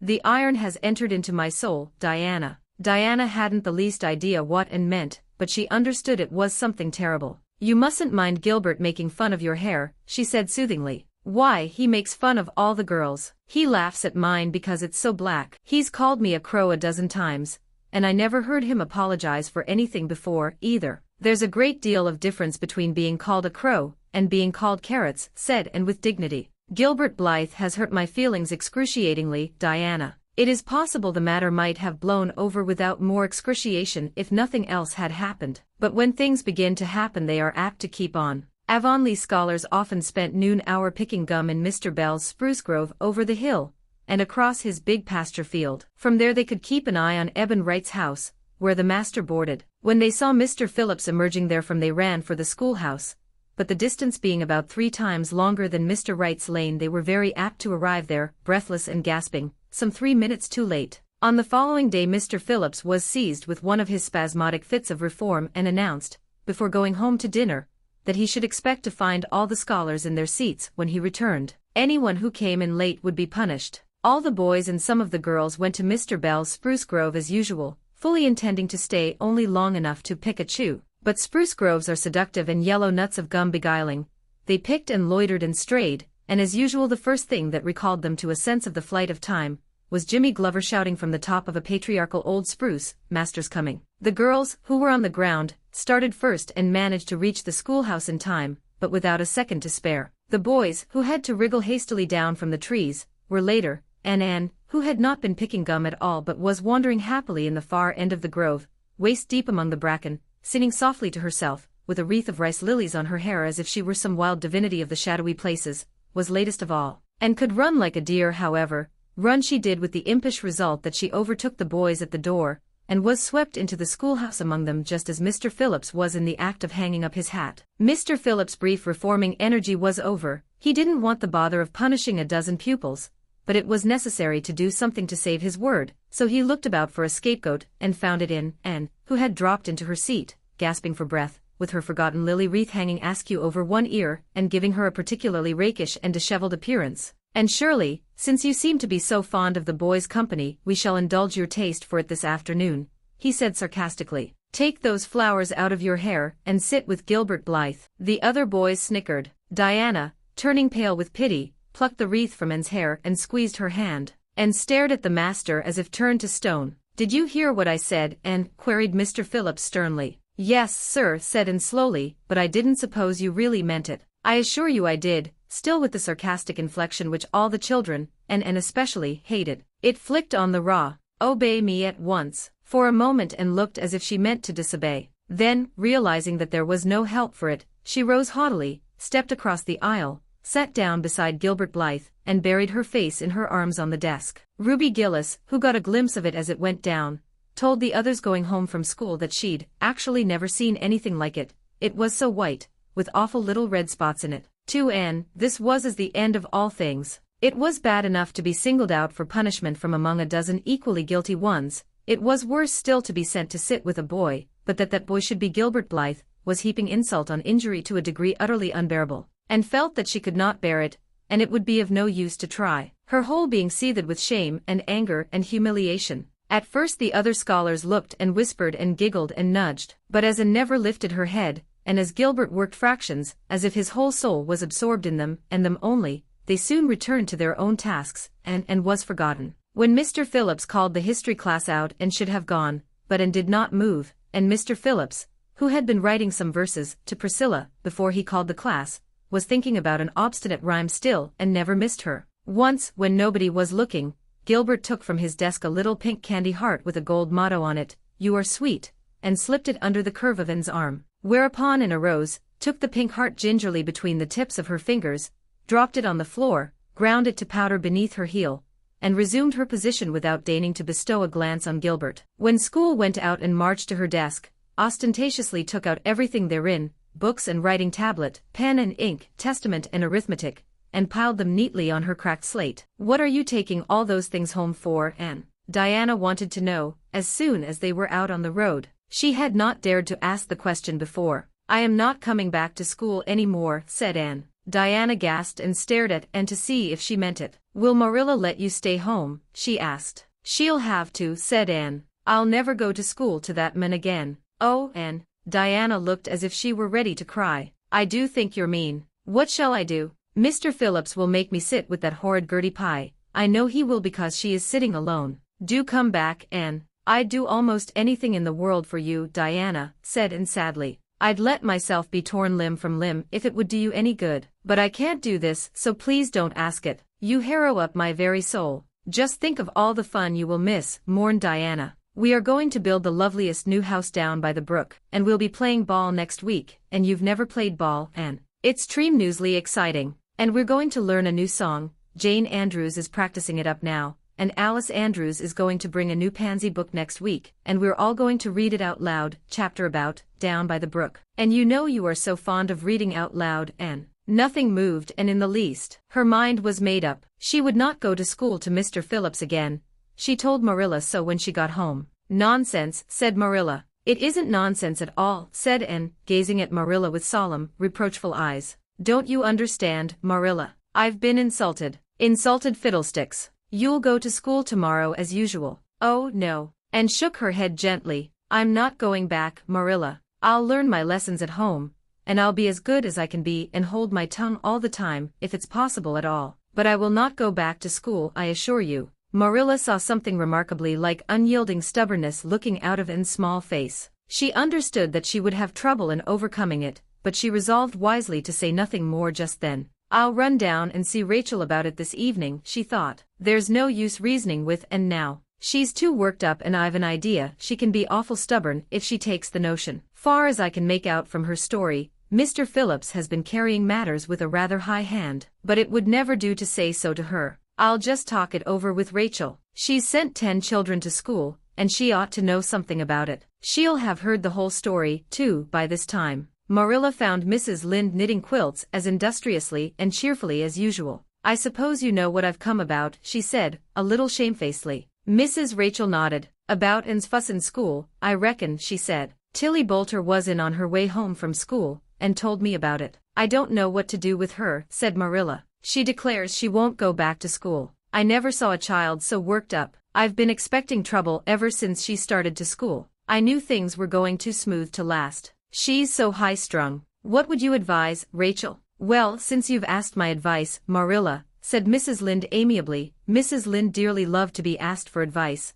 I'd just humor her a little at first, that's what I'd do. It's my belief that Mr. Phillips was in the wrong. Of course, it doesn't do to say so to the children, you know. And of course he did right to punish her yesterday for giving way to temper. But today it was different. The others who were late should have been punished as well as Anne, that's what. And I don't believe in making the girls sit with the boys for punishment. It isn't modest. Tilly Boulter was real indignant. She took Anne's part right through and said all the scholars did too. And seems real popular among them, somehow. I never thought she'd take with them so well. Then you really think I'd better let her stay home? Said Marilla in amazement. Yes, that is, I wouldn't say school to her again until she said it herself. Depend upon it, Marilla, she'll cool off in a week or so and be ready enough to go back of her own accord.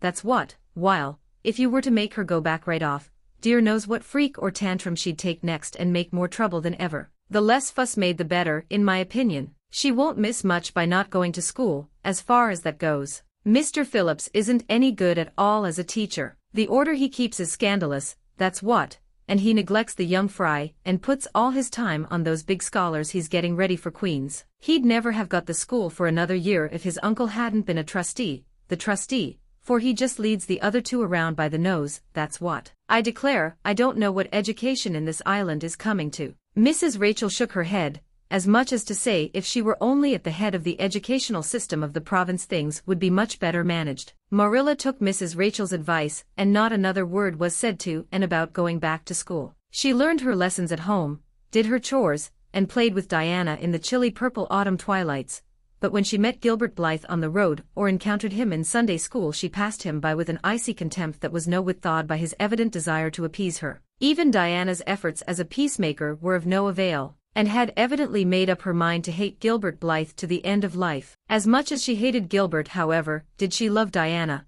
with all the love of her passionate little heart, equally intense in its likes and dislikes. One evening Marilla, coming in from the orchard with a basket of apples, found Anne sitting alone by the east window in the twilight, crying bitterly. "Whatever's the matter now, Anne?" she asked. "It's about Diana," sobbed Anne luxuriously. "I love Diana so, Marilla. I cannot ever live without her. But I know very well when we grow up that Diana will get married and go away and leave me. And oh, what shall I do? I hate her husband, I just hate him furiously. I've been imagining it all out, the wedding and everything, Diana dressed in snowy garments, with a veil, and looking as beautiful and regal as a queen, and me the bridesmaid, with a lovely dress, too, and puffed sleeves, but with a breaking heart hid beneath my smiling face. And then bidding Diana goodbye." Here Anne broke down entirely, and wept with increasing bitterness. Marilla turned quickly away to hide her twitching face, but it was no use.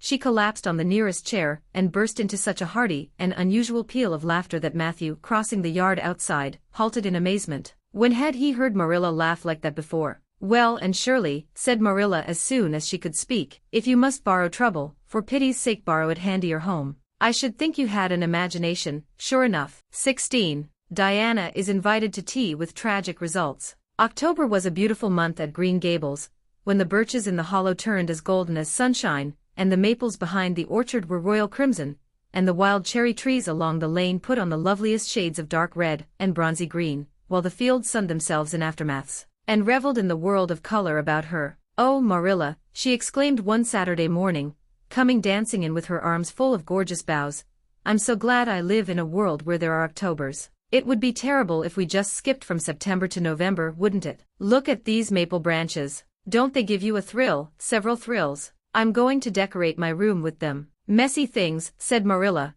whose aesthetic sense was not noticeably developed. "You clutter up your room entirely too much with out-of-doors stuff, Anne. Bedrooms were made to sleep in. Oh, and dream in too, Marilla. And you know one can dream so much better in a room where there are pretty things. I'm going to put these boughs in the old blue jug and set them on my table. Mind you don't drop leaves all over the stairs then. I'm going to a meeting of the Aid Society at Carmody this afternoon, and I won't likely be home before dark. You'll have to get Matthew and Jerry their supper, so mind you don't forget to put the tea to draw until you sit down at the table as you did last time." "It was dreadful of me to forget," said Anne apologetically, "but that was the afternoon. I was trying to think of a name for Violet Vale, and it crowded other things out. Matthew was so good. He never scolded a bit. He put the tea down himself and said we could wait a while as well as not. And I told him a lovely fairy story while we were waiting, so he didn't find the time long at all. It was a beautiful fairy story, Marilla. I forgot the end of it, so I made up an end for it myself, and Matthew said he couldn't tell where the join came in. Matthew would think it all right, and if you took a notion to get up and have dinner in the middle of the night. But you keep your wits about you this time, and I don't really know if I'm doing right. It may make you more addlepated than ever, but you can ask Diana to come over and spend the afternoon with you, and have tea here. Oh, Marilla, and clasped her hands. How perfectly lovely. You are able to imagine things after all, or else you'd never have understood how I've longed for that very thing. It will seem so nice and grown-uppish. No fear of my forgetting to put the tea to draw when I have company. Oh, Marilla, can I use the rosebud spray tea set? No, indeed. The rosebud tea set. Well, what next? You know I never use that except for the minister or the aides. You'll put down the old brown tea set, but you can open the little yellow crock of cherry preserves. It's time it was being used anyhow. I believe it's beginning to work. And you can cut some fruitcake, and have some of the cookies and snaps. I can just imagine myself sitting down at the head of the table and pouring out the tea, said Anne, shutting her eyes ecstatically, and asking Diana if she takes sugar. I know she doesn't, but of course I'll ask her just as if I didn't know. And then pressing her to take another piece of fruitcake, and another helping of preserves. Oh, Marilla, it's a wonderful sensation just to think of it. Can I take her into the spare room to lay off her hat when she comes, and then into the parlor to sit? No, the sitting room will do for you and your company. But there's a bottle half full of raspberry cordial that was left over from the church social the other night. It's on the second shelf of the sitting room closet, and you and Diana can have it if you like, and a cookie to eat with it along in the afternoon, for I dare say Matthew'll be late coming into tea since he's hauling potatoes to the vessel. And flew down to the hollow, past the Dryad's Bubble, and up the spruce path to Orchard Slope to ask Diana to tea. As a result, just after Marilla had driven off to Carmody, Diana came over, dressed in her second best dress,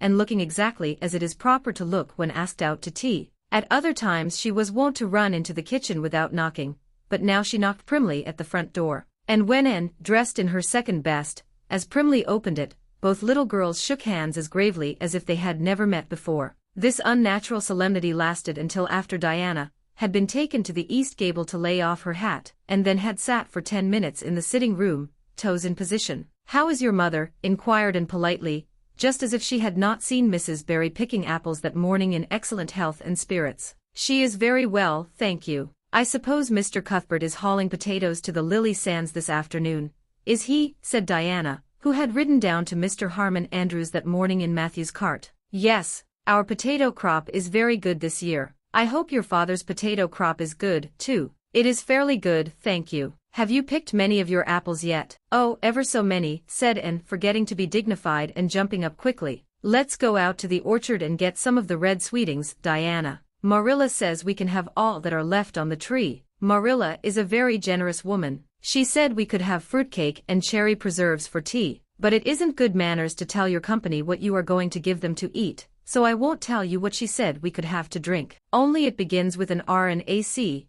and it's a bright red color. I love bright red drinks, don't you? They taste twice as good as any other color. The orchard, with its great sweeping boughs that bent to the ground with fruit, proved so delightful that the little girls spent most of the afternoon in it, sitting in a grassy corner where the frost had spared the green, and the mellow autumn sunshine lingered warmly, eating apples and talking as hard as they could. Diana had much to tell, and of what went on in school. She had to sit with Gertie Pye, and she hated it. Gertie squeaked her pencil all the time, and it just made her, Diana's, blood run cold. Ruby Gillis had charmed all her warts away, true's you live, with a magic pebble that old Mary Joe from the creek gave her. You had to rub the warts with the pebble, and then throw it away over your left shoulder at the time of the new moon, and the warts would all go. Charlie Sloane's name was written up with M. White's on the porch wall, and M. White was awful mad about it. Sam Bolter had sassed Mr. Phillips in class, and Mr. Phillips whipped him, and Sam's father came down to the school, and dared Mr. Phillips to lay a hand on one of his children again, and Mattie Andrews had a new red hood, and a blue crossover with tassels on it, and the airs she put on about it were perfectly sickening. And Lizzie Wright didn't speak to Mamie Wilson because Mamie Wilson's grown-up sister had cut out Lizzie Wright's grown-up sister with her bow, and everybody missed and wished she'd come to school again, and Gilbert Blythe. But Anne didn't want to hear about Gilbert Blythe. She jumped up hurriedly and said suppose they go in, and have some raspberry cordial, and looked on the second shelf of the room pantry, but there was no bottle of raspberry cordial there. Search revealed it away back on the top shelf, and put it on a tray and set it on the table with a tumbler. "Now please help yourself, Diana," she said politely. "I don't believe I'll have any just now. I don't feel as if I wanted any after all those apples." Diana poured herself out a tumblerful, looked at its bright red hue admiringly, and then sipped it daintily. "That's awfully nice raspberry cordial," and she said. "I didn't know raspberry cordial was so nice. I'm real glad you like it. Take as much as you want. I'm going to run out and stir the fire up. There are so many responsibilities on a person's mind when they're keeping house, isn't there?" When Anne came back from the kitchen, Diana was drinking her second glassful of cordial, and being entreated thereto by, and she offered no particular objection to the drinking of a third. The tumblerfuls were generous ones, and the raspberry cordial was certainly very nice. "The nicest I ever drank," said Diana. "It's ever so much nicer than Mrs. Lynde's, although she brags of hers so much. It doesn't taste a bit like hers." "I should think Marilla's raspberry cordial would probably be much nicer than Mrs. Lynde's," said Anne loyally. "Marilla is a famous cook. She is trying to teach me to cook, but I assure you, Diana, it is uphill work. There's so little scope for imagination in cookery. You just have to go by rules. The last time I made a cake I forgot to put the flour in. I was thinking the loveliest story about you and me, Diana. I thought you were desperately ill with smallpox and everybody deserted you, but I went boldly to your bedside and nursed you back to life, and then I took the smallpox and died, and I was buried under those poplar trees in the graveyard, and you planted a rosebush by my grave and watered it with your tears, and you never forgot the friend of your youth who sacrificed her life for you. Oh, it was such a pathetic tale, Diana. The tears just rained down over my cheeks while I mixed the cake, but I forgot the flour and the cake was a dismal failure. Flour is so essential to cakes, you know." Marilla was very cross, and I don't wonder. I'm a great trial to her. She was terribly mortified about the pudding sauce last week. We had a plum pudding for dinner on Tuesday, and there was half the pudding, and a pitcherful of sauce left over. Marilla said there was enough for another dinner, and told me to set it on the pantry shelf and cover it. I meant to cover it just as much as could be, Diana, but when I carried it in I was imagining I was a nun. Of course I'm a Protestant, but I imagined I was a Catholic, taking the veil to bury a broken heart in cloistered seclusion, and I forgot all about covering the pudding sauce. I thought of it next morning and ran to the pantry. Diana, fancy if you can my extreme horror at finding a mouse drowned in that pudding sauce. I lifted the mouse out with a spoon, and threw it out in the yard, and then I washed the spoon in 3 waters. Marilla was out milking and I fully intended to ask her when she came in if I'd give the sauce to the pigs, but when she did come in I was imagining that I was a frost fairy going through the woods turning the trees red and yellow, whichever they wanted to be, so I never thought about the pudding sauce again and Marilla sent me out to pick apples. Well, Mr. and Mrs. Chester Ross from Spencervale came here that morning. You know they are very stylish people, especially Mrs. Chester Ross. When Marilla called me in dinner was all ready and everybody was at the table. I tried to be as polite and dignified as I could be, for I wanted Mrs. Chester Ross to think I was a ladylike little girl even if I wasn't pretty. Everything went right until I saw Marilla coming with the plum pudding in one hand and the pitcher of pudding sauce, warmed up, in the other. Diana, that was a terrible moment. I remembered everything and I just stood up in my place and shrieked out, "Marilla, you mustn't use the pudding sauce. There was a mouse drowned in it. I forgot to tell you before." Oh, Diana, I shall never forget that awful moment if I live to be 100. Mrs. Chester Ross just looked at me, and I thought I would sink through the floor with mortification. She is such a perfect housekeeper, and fancy what she must have thought of us. Marilla turned red as fire, but she never said a word then. She just carried that sauce and pudding out and brought in some strawberry preserves. She even offered me some, but I couldn't swallow a mouthful. It was like heaping coals of fire on my head. After Mrs. Chester Ross went away, Marilla gave me a dreadful scolding. "Why, Diana, what is the matter?" Diana had stood up very unsteadily, then she sat down again, putting her hands to her head. I'm awful sick," she said, a little thickly. I must go right home." "Oh, you mustn't dream of going home without your tea," cried Anne in distress. "I'll get it right off. I'll go and put the tea down this very minute." "I must go home," repeated Diana, stupidly but determinedly. "Let me get you a lunch anyhow," implored Anne. "Let me give you a bit of fruitcake and some of the cherry preserves. Lie down on the sofa for a little while and you'll be better." "Where do you feel bad?" "I must go home," said Diana, and that was all she would say. In vain Anne pleaded. "I never heard of company going home without tea," she mourned. "Oh, Diana, do you suppose that it's possible you're really taking the smallpox? If you are, I'll go and nurse you, you can depend on that." I'll never forsake you, but I do wish you'd stay till after tea. Where do you feel bad? I'm awful dizzy, said Diana. And indeed, she walked very dizzily. Anne, with tears of disappointment in her eyes, got Diana's hat, and went with her as far as the Barry yard fence. Then she wept all the way back to Green Gables, where she sorrowfully put the remainder of the raspberry cordial back into the pantry, and got tea ready for Matthew and Jerry, with all the zest gone out of the performance. The next day was Sunday, and as the rain poured down in torrents from dawn till dusk, and did not stir abroad from Green Gables, Monday afternoon Marilla sent her down to Mrs. Lynde's on an errand, in a very short space of time, and came flying back up the lane, with tears rolling down her cheeks. Into the kitchen she dashed and flung herself face downward on the sofa in an agony. Whatever has gone wrong now? Anne queried Marilla in doubt and dismay. I do hope you haven't gone and been saucy to Mrs. Lynde again. No answer from Anne save more tears and stormier sobs.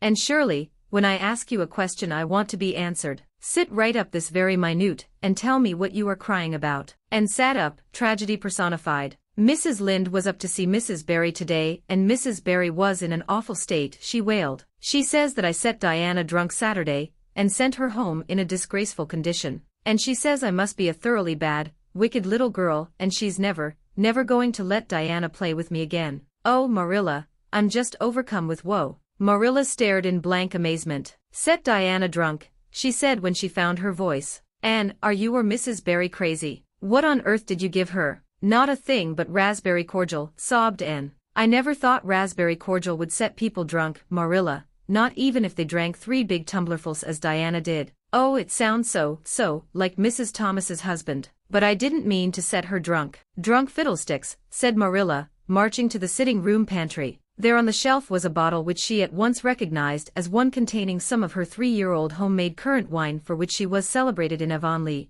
although certain of the stricter sort, Mrs. Barry among them, disapproved strongly of it. And at the same time Marilla recollected that she had put the bottle of raspberry cordial down in the cellar, instead of in the pantry, as she had told Anne. She went back to the kitchen with the wine bottle in her hand. Her face was twitching in spite of herself. And you certainly have a genius for getting into trouble. You went and gave Diana currant wine instead of raspberry cordial. Didn't you know the difference yourself? I never tasted it, said Anne. I thought it was the cordial. I meant to be so hospitable. Diana got awfully sick and had to go home. Mrs. Barry told Mrs. Lynde she was simply dead drunk. She just laughed silly-like when her mother asked her what was the matter, and went to sleep and slept for hours. Her mother smelled her breath and knew she was drunk. She had a fearful headache all day yesterday. Mrs. Barry is so indignant. She will never believe but what I did it on purpose. I should think she would better punish Diana for being so greedy as to drink 3 glassfuls of anything, said Marilla shortly. Why, 3 of those big glasses would have made her sick even if it had only been cordial. Well, this story will be a nice handle for those folks who are so down on me for making currant wine,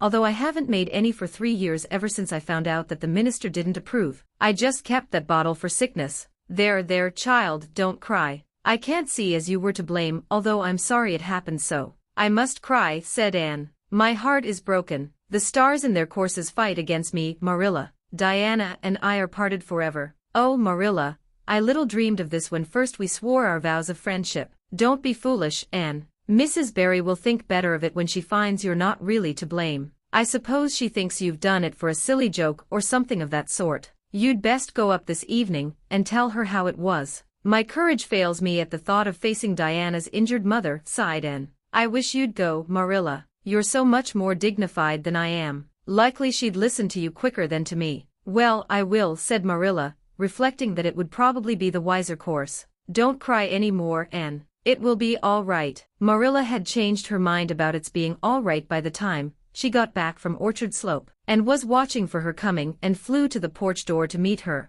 Oh, Marilla, I know by your face that it's been no use, she said sorrowfully. Mrs. Barry won't forgive me. Mrs. Barry, indeed, snapped Marilla. Of all the unreasonable women I ever saw, she's the worst. I told her it was all a mistake and you weren't to blame, but she just simply didn't believe me. And she rubbed it well in about my currant wine, and how I'd always said it couldn't have the least effect on anybody. I just told her plainly that currant wine wasn't meant to be drunk 3 tumblerfuls at a time, and that if a child I had to do with was so greedy I'd sober her up with a right good spanking. Marilla whisked into the kitchen, grievously disturbed, leaving a very much distracted little soul in the porch behind her. Presently Anne stepped out bareheaded into the chill autumn dusk. Very determinedly and steadily she took her way down through the sere clover field over the log bridge, and up through the spruce grove, lighted by a pale little moon hanging low over the western woods. Mrs. Barry, coming to the door in answer to a timid knock, found a white-lipped, eager-eyed suppliant on the doorstep. Her face hardened.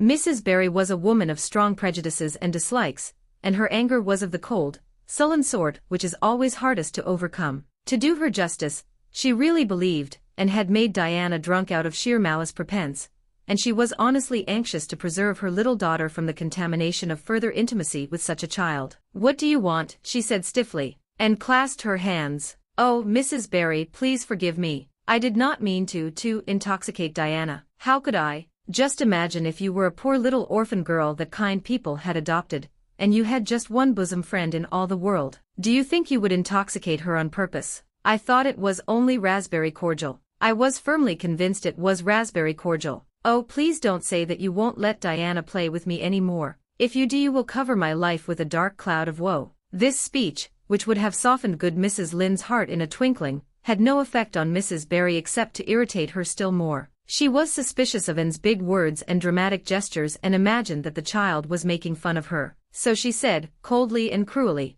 "I don't think you are a fit little girl for Diana to associate with. You'd better go home and behave yourself." Anne's lip quivered. "Won't you let me see Diana just once to say farewell?" she implored. "Diana has gone over to Carmody with her father," said Mrs. Barry, going in and shutting the door, and went back to Green Gables calm with despair. "My last hope is gone," she told Marilla. "I went up and saw Mrs. Barry myself and she treated me very insultingly. Marilla, I do not think she is a well-bred woman. There is nothing more to do except to pray, and I haven't much hope that that'll do much good because, Marilla, I do not believe that God himself can do very much with such an obstinate person as Mrs. Barry." "And you shouldn't say such things," rebuked Marilla, striving to overcome that unholy tendency to laughter which she was dismayed to find growing upon her. And indeed, when she told the whole story to Matthew that night, she did laugh heartily over Anne's tribulations. But when she slipped into the east gable before going to bed and found that Anne had cried herself to sleep, an unaccustomed softness crept into her face. "Poor little soul," she murmured, lifting a loose curl of hair from the child's tear-stained face.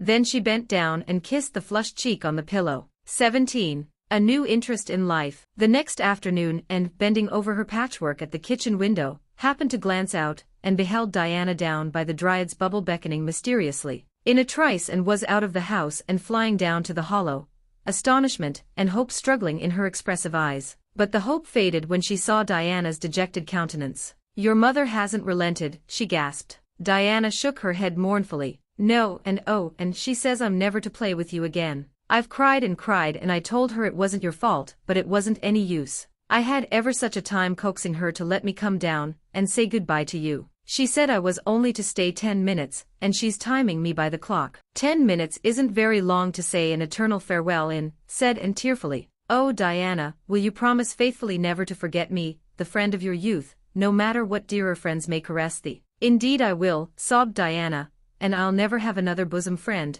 I don't want to have. I couldn't love anybody as I love you." "Oh, Diana," cried Anne, clasping her hands, "do you love me?" "Why, of course I do. Didn't you know that?" "No," and drew a long breath. "I thought you liked me, of course, but I never hoped you loved me." "Why, Diana, I didn't think anybody could love me. Nobody ever has loved me since I can remember." "Oh, this is wonderful. It's a ray of light which will forever shine on the darkness of a path severed from thee, Diana." "Oh, just say it once again." "I love you devotedly," and said Diana stanchly, "and I always will, you may be sure of that." "And I will always love thee, Diana," said Anne, solemnly extending her hand. "In the years to come thy memory will shine like a star over my lonely life, as that last story we read together says. Diana, wilt thou give me a lock of thy jet-black tresses in parting to treasure forevermore?" "Have you got anything to cut it with?" queried Diana, wiping away the tears which Anne's affecting accents had caused to flow afresh, and returning to practicalities. "Yes, I've got my patchwork scissors in my apron pocket fortunately," said Anne. She solemnly clipped one of Diana's curls. "Fare thee well, my beloved friend. Henceforth we must be as strangers though living side by side, but my heart will ever be faithful to thee," and stood and watched Diana out of sight,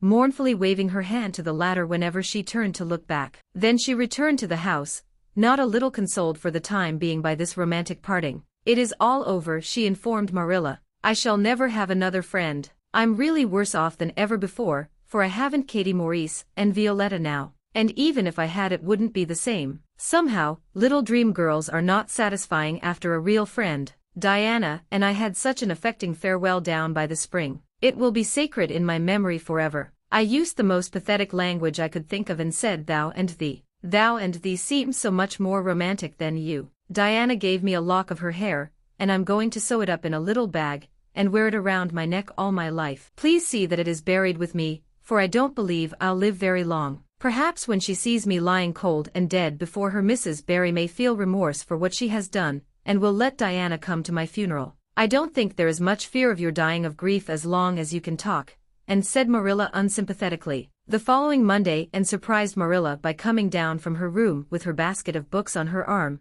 and her lips primed up into a line of determination. I'm going back to school, she announced. That is all there is left in life for me, now that my friend has been ruthlessly torn from me. In school I can look at her and muse over days departed. You'd better muse over your lessons and sums, said Marilla, concealing her delight at this development of the situation. If you're going back to school, I hope we'll hear no more of breaking slates over people's heads and such carryings on. Behave yourself and do just what your teacher tells you. I'll try to be a model pupil, agreed Anne dolefully. There won't be much fun in it, I expect. Mr. Phillips said Minnie Andrews was a model pupil, and there isn't a spark of imagination or life in her. She is just dull and poky and never seems to have a good time. But I feel so depressed that perhaps it will come easy to me now. I'm going round by the road. I couldn't bear to go by the birch path all alone. I should weep bitter tears if I did. And was welcomed back to school with open arms. Her imagination had been sorely missed in games,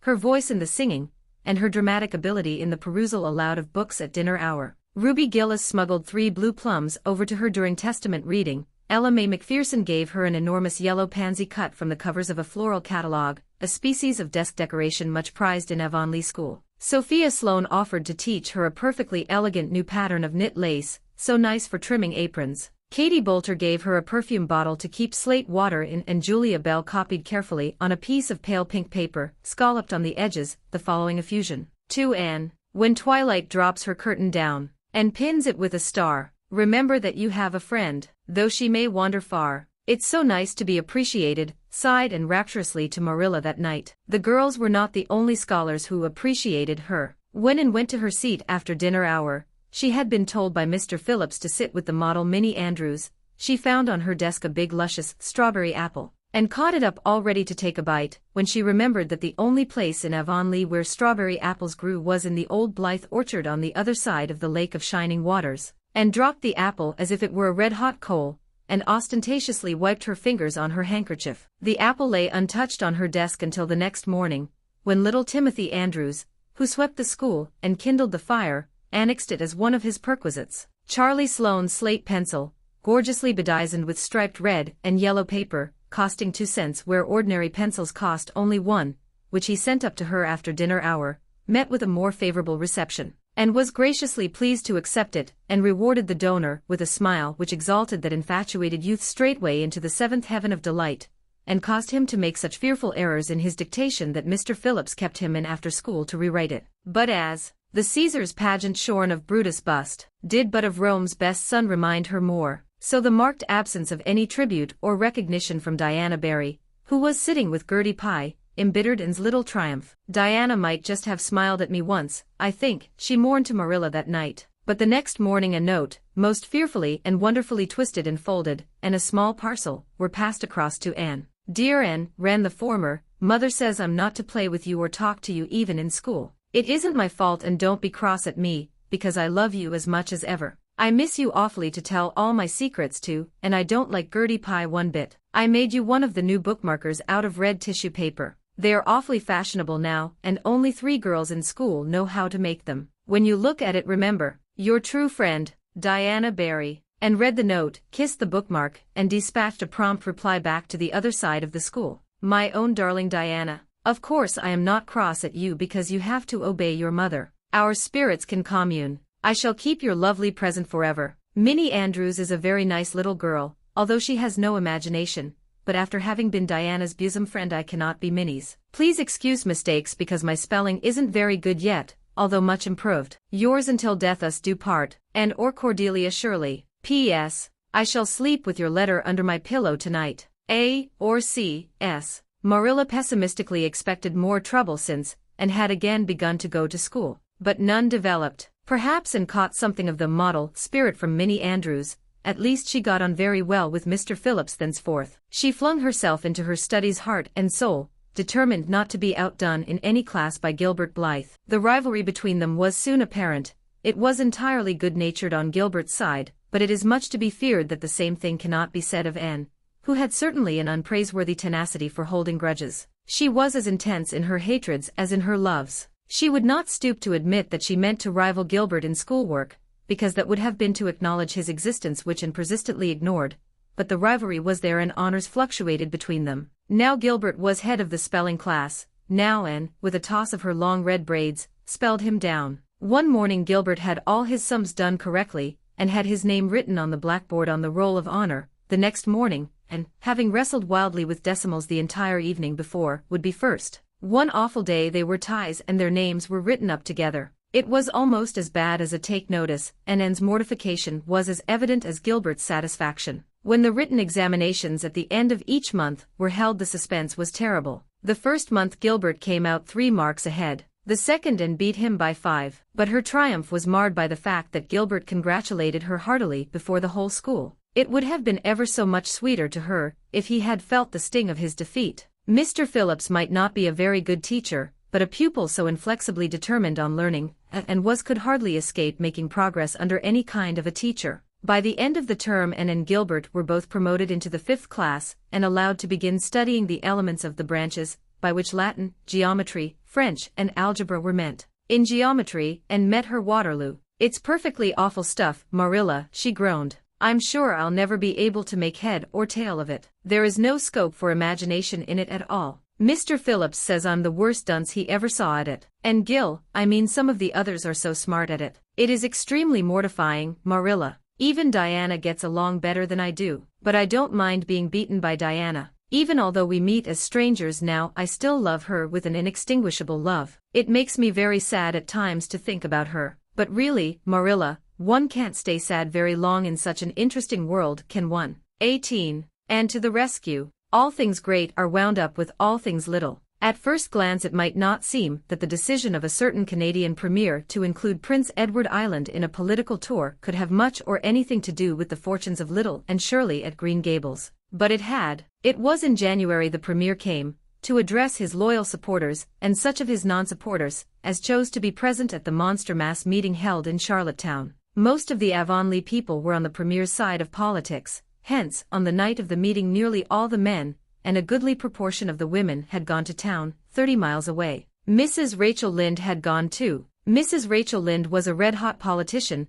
and couldn't have believed that the political rally could be carried through without her, although she was on the opposite side of politics. So she went to town and took her husband. Thomas would be useful in looking after the horse, and Marilla Cuthbert with her. Marilla had a sneaking interest in politics herself, and as she thought it might be her only chance to see a real live premiere, she promptly took it, leaving Anne and Matthew to keep house until her return the following day. Hence, while Marilla and Mrs. Rachel were enjoying themselves hugely at the mass meeting, Anne and Matthew had the cheerful kitchen at Green Gables all to themselves. A bright fire was glowing in the old-fashioned Waterloo stove, and blue-white frost crystals were shining on the window panes. Matthew nodded over a farmer's advocate on the sofa, and Anne at the table studied her lessons with grim determination, despite sundry wistful glances at the clock shelf, where lay a new book that Jane Andrews had lent her that day. Jane had assured her that it was warranted to produce any number of thrills, or words to that effect, and Anne's fingers tingled to reach out for it. But that would mean Gilbert Blythe's triumph on the morrow. Anne turned her back on the clock shelf, and tried to imagine it wasn't there. "Matthew, did you ever study geometry when you went to school?" "Well now, no, I didn't," said Matthew, coming out of his doze with a start. "I wish you had," sighed Anne, "because then you'd be able to sympathize with me." "You can't sympathize properly if you've never studied it. It is casting a cloud over my whole life. I'm such a dunce at it, Matthew." "Well now, I dunno," said Matthew soothingly. "I guess you're all right at anything. Mr. Phillips told me last week in Blair's store at Carmody that you was the smartest scholar in school, and was making rapid progress. Rapid progress was his very words. There's them as runs down Teddy Phillips and says he ain't much of a teacher, but I guess he's all right. Matthew would have thought anyone who praised and was all right. I'm sure I'd get on better with geometry, if only he wouldn't change the letters, complained Anne. I learn the proposition off by heart, and then he draws it on the blackboard and puts different letters from what are in the book, and I get all mixed up. I don't think a teacher should take such a mean advantage, do you? We're studying agriculture now, and I've found out at last what makes the roads red. It's a great comfort. I wonder how Marilla and Mrs. Lynde are enjoying themselves. Mrs. Lynde says Canada is going to the dogs the way things are being run at Ottawa, and that it's an awful warning to the electors. She says if women were allowed to vote we would soon see a blessed change. What way do you vote, Matthew? Conservative, said Matthew promptly. To vote Conservative was part of Matthew's religion. Then I'm Conservative too, said Anne decidedly. I'm glad because some of the boys in school are grits. I guess Mr. Phillips is a grit too, because Prissy Andrews' father is one, and Ruby Gillis says that when a man is courting he always has to agree with the girl's mother in religion and her father in politics. Is that true, Matthew? Well now, I dunno, said Matthew. Did you ever go courting, Matthew? Well now, no, I dunno's I ever did, said Matthew, who had certainly never thought of such a thing in his whole existence, and reflected with her chin in her hands. It must be rather interesting, don't you think, Matthew? Ruby Gillis says when she grows up she's going to have ever so many bows on the string, and have them all crazy about her, but I think that would be too exciting. I'd rather have just one in his right mind. But Ruby Gillis knows a great deal about such matters because she has so many big sisters, and Mrs. Lynde says the Gillis girls have gone off like hot cakes. Mr. Phillips goes up to see Prissy Andrews nearly every evening. He says it is to help her with her lessons, but Miranda Sloane is studying for Queen's, too, and I should think she needed help a lot more than Prissy because she's ever so much stupider, but he never goes to help her in the evenings at all. There are a great many things in this world that I can't understand very well, Matthew. Well now, I dunno as I comprehend them all myself, acknowledged Matthew. Well, I suppose I must finish up my lessons. I won't allow myself to open that new book Jane lent me until I'm through. But it's a terrible temptation, Matthew. Even when I turn my back on it I can see it there just as plain. Jane said she cried herself sick over it. I love a book that makes me cry, but I think I'll carry that book into the sitting room, and lock it in the jam closet, and give you the key. And you must not give it to me, Matthew, until my lessons are done,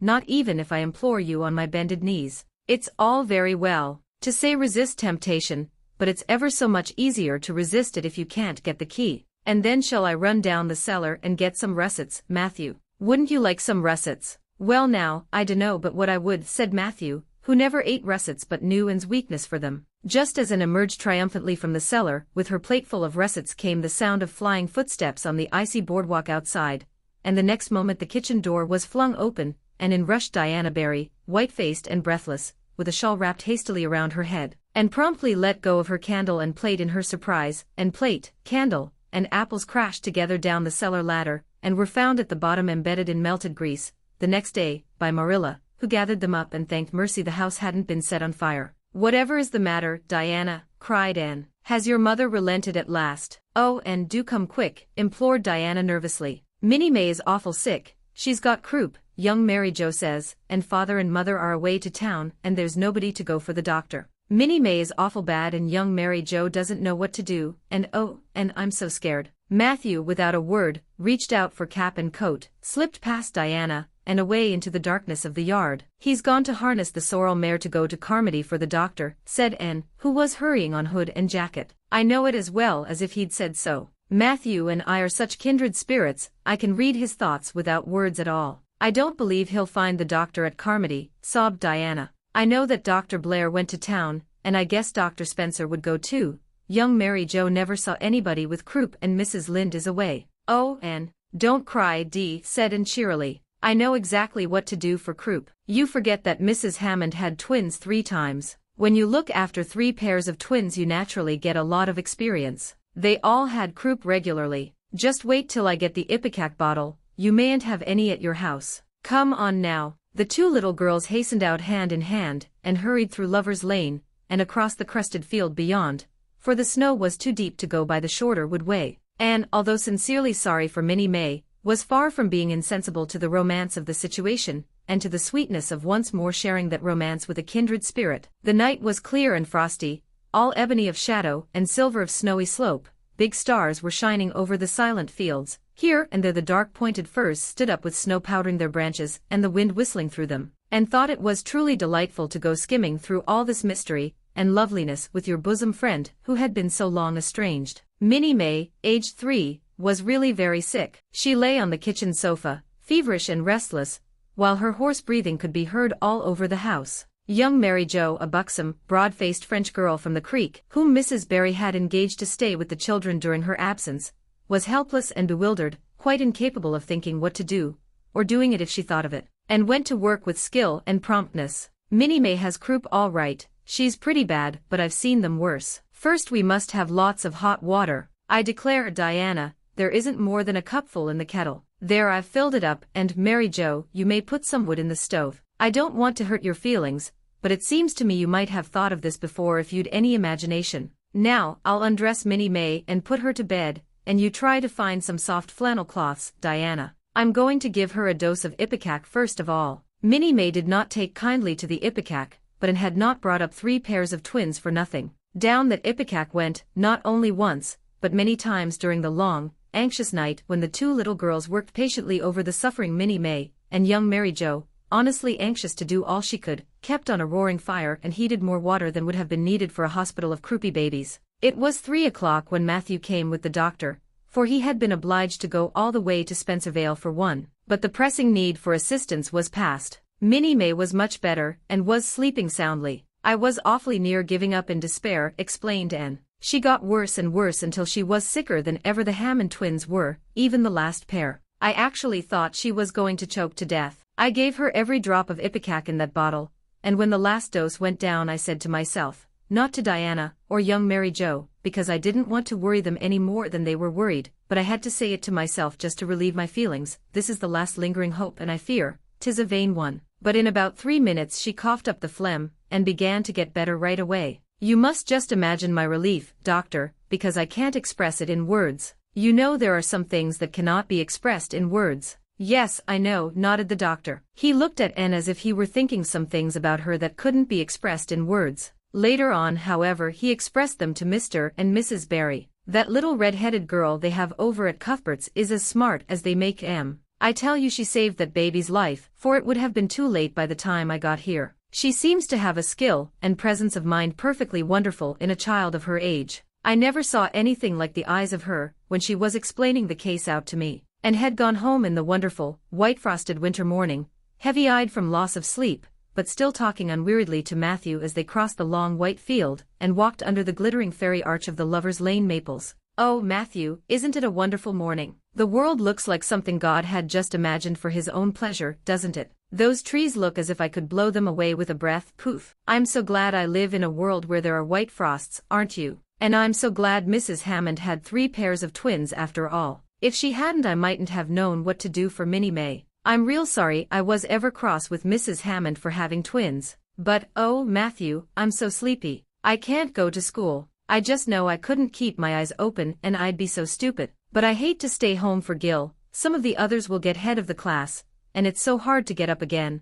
Although of course the harder it is the more satisfaction you have when you do get up, haven't you? Well now, I guess you'll manage all right, said Matthew, looking at Anne's white little face and the dark shadows under her eyes. You just go right to bed and have a good sleep. I'll do all the chores. And accordingly went to bed and slept so long and soundly that it was well on in the white and rosy winter afternoon when she awoke and descended to the kitchen where Marilla, who had arrived home in the meantime, was sitting knitting. Oh, did you see the premier? Exclaimed Anne at once. What did he look like, Marilla? Well, he never got to be premier on account of his looks, said Marilla. Such a nose as that man had. But he can speak. I was proud of being a conservative. Rachel Lynde, of course, being a liberal, had no use for him. Your dinner is in the oven, Anne, and you can get yourself some blue plum preserve out of the pantry. I guess you're hungry. Matthew has been telling me about last night. I must say it was fortunate you knew what to do. I wouldn't have had any idea myself, for I never saw a case of croup. There now, never mind talking till you've had your dinner. I can tell by the look of you that you're just full up with speeches, but they'll keep. Marilla had something to tell Anne, but she did not tell it just then, for she knew if she did Anne's consequent excitement would lift her clear out of the region of such material matters as appetite or dinner. Not until Anne had finished her saucer of blue plums did Marilla say, "Mrs. Barry was here this afternoon, Anne. She wanted to see you, but I wouldn't wake you up. She says you saved Minnie May's life, and she is very sorry she acted as she did in that affair of the currant wine. She says she knows now you didn't mean to set Diana drunk, and she hopes you'll forgive her and be good friends with Diana again. You're to go over this evening if you like, for Diana can't stir outside the door on account of a bad cold she caught last night. Now Anne Shirley, for pity's sake don't fly clean up into the air." The warning seemed not unnecessary, so uplifted and aerial was Anne's expression and attitude as she sprang to her feet, her face irradiated with the flame of her spirit. "Oh, Marilla, can I go right now, without washing my dishes? I'll wash them when I come back, but I cannot tie myself down to anything so unromantic as dishwashing at this thrilling moment." "Yes, yes, run along," said Marilla indulgently. "And Shirley, are you crazy? Come back this instant and put something on you. I might as well call to the wind. She's gone without a cap or wrap. Look at her tearing through the orchard with her hair streaming. It'll be a mercy if she doesn't catch her death of cold." And came dancing home in the purple winter twilight across the snowy places. Afar in the southwest was the great shimmering, pearl-like sparkle of an evening star in a sky that was pale golden and ethereal rose over gleaming white spaces and dark glens of spruce. The tinkles of sleigh bells among the snowy hills came like elfin chimes through the frosty air, but their music was not sweeter than the song in Anne's heart and on her lips. "You see before you a perfectly happy person, Marilla," she announced. "I'm perfectly happy, yes, in spite of my red hair. Just at present I have a soul above red hair. Mrs. Barry kissed me and cried and said she was so sorry, and she could never repay me. I felt fearfully embarrassed, Marilla, but I just said as politely as I could, 'I have no hard feelings for you, Mrs. Barry. I assure you once for all that I did not mean to intoxicate Diana, and henceforth, I shall cover the past with the mantle of oblivion.' That was a pretty dignified way of speaking, wasn't it, Marilla? I felt that I was heaping coals of fire on Mrs. Barry's head, and Diana, and I had a lovely afternoon. Diana showed me a new fancy crochet stitch her and over at Carmody taught her. Not a soul in Avonlea knows it but us, and we pledged a solemn vow never to reveal it to anyone else. Diana gave me a beautiful card with a wreath of roses on it and a verse of poetry. 'If you love me as I love you, nothing but death can part us two.' And that is true, Marilla. We're going to ask Mr. Phillips to let us sit together in school again, and Gertie Pye can go with Minnie Andrews. We had an elegant tea. Mrs. Barry had the very best china set out, Marilla, just as if I was real company. I can't tell you what a thrill it gave me. Nobody ever used their very best china on my account before. And we had fruitcake and pound cake and donuts and 2 kinds of preserves, Marilla.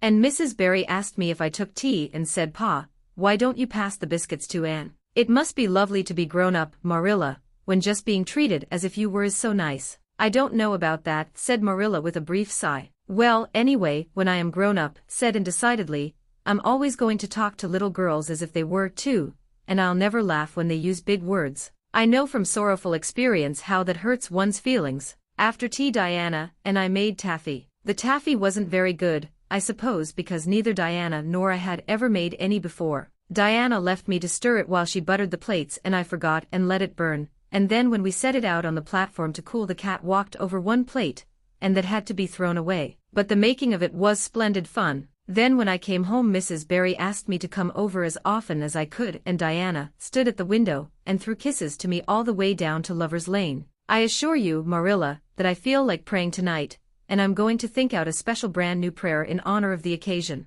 19. A concert, a catastrophe, and a confession. "Marilla, can I go over to see Diana just for a minute?" asked Anne, running breathlessly down from the East Gable one February evening. "I don't see what you want to be traipsing about after dark for," said Marilla shortly. "You and Diana walked home from school together, and then stood down there in the snow for half an hour more, your tongues going the whole blessed time, clickety-clack. So I don't think you're very badly off to see her again." "But she wants to see me," pleaded Anne. "She has something very important to tell me." "How do you know she has?" "Because she just signaled to me from her window. We have arranged a way to signal with our candles and cardboard. We set the candle on the windowsill and make flashes by passing the cardboard back and forth. So many flashes mean a certain thing. It was my idea, Marilla." "I'll warrant you it was," said Marilla emphatically. "And the next thing you'll be setting fire to the curtains with your signaling nonsense." "Oh, we're very careful, Marilla. And it's so interesting. 2 flashes mean, are you there? 3 mean yes and 4 no. 5 mean,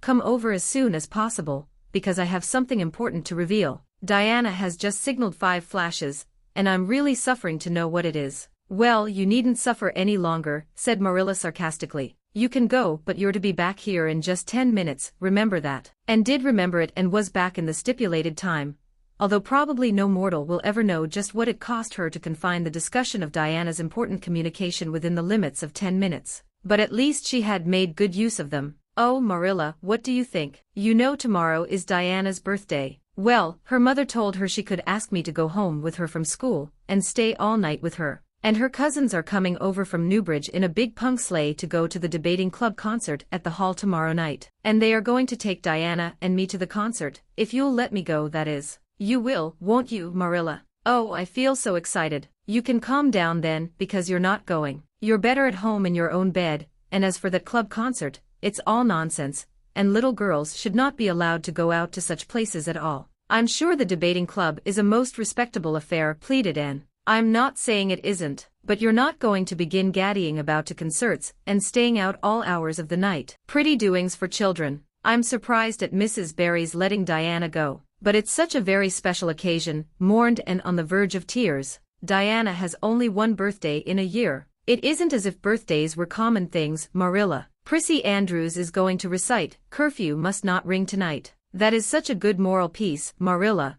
I'm sure it would do me lots of good to hear it. And the choir are going to sing 4 lovely pathetic songs that are pretty near as good as hymns. And oh, Marilla, the minister is going to take part. Yes, indeed, he is. He's going to give an address. That will be just about the same thing as a sermon. Please, mayn't I go, Marilla? You heard what I said, Anne, didn't you? Take off your boots now and go to bed. It's past 8. There's just one more thing, Marilla, said Anne, with the air of producing the last shot in her locker. Mrs. Barry told Diana that we might sleep in the spare room bed. Think of the honor of your little and being put in the spare room bed. It's an honor you'll have to get along without. Go to bed, and don't let me hear another word out of you. When Anne, with tears rolling over her cheeks, had gone sorrowfully upstairs, Matthew, who had been apparently sound asleep on the lounge during the whole dialogue, opened his eyes and said decidedly, "Well now, Marilla, I think you ought to let Anne go." "I don't then," retorted Marilla. "Who's bringing this child up, Matthew, you or me?" "Well now, you," admitted Matthew.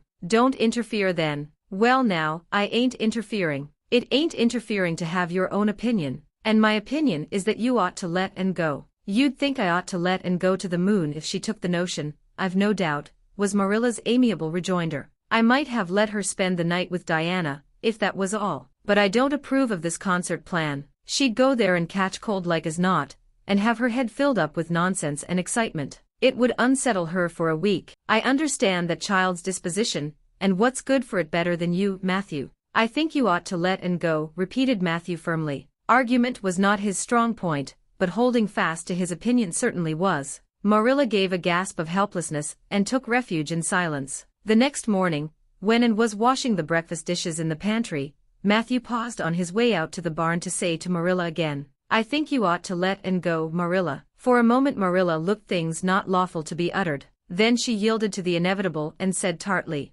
"Very well, she can go, since nothing else'll please you," and flew out of the pantry, dripping dishcloth in hand. "Oh, Marilla, Marilla, say those blessed words again. I guess once is enough to say them. This is Matthew's doings, and I wash my hands of it. If you catch pneumonia sleeping in a strange bed or coming out of that hot hall in the middle of the night, don't blame me, blame Matthew. And Shirley, you're dripping greasy water all over the floor. I never saw such a careless child." "Oh, I know I'm a great trial to you, Marilla," said Anne repentantly. "I make so many mistakes, but then just think of all the mistakes I don't make, although I might. I'll get some sand and scrub up the spots before I go to school." "Oh, Marilla, my heart was just set on going to that concert. I never was to a concert in my life, and when the other girls talk about them in school I feel so out of it. You didn't know just how I felt about it, but you see Matthew did. Matthew understands me, and it's so nice to be understood, Marilla." And was too excited to do herself justice as to lessons that morning in school.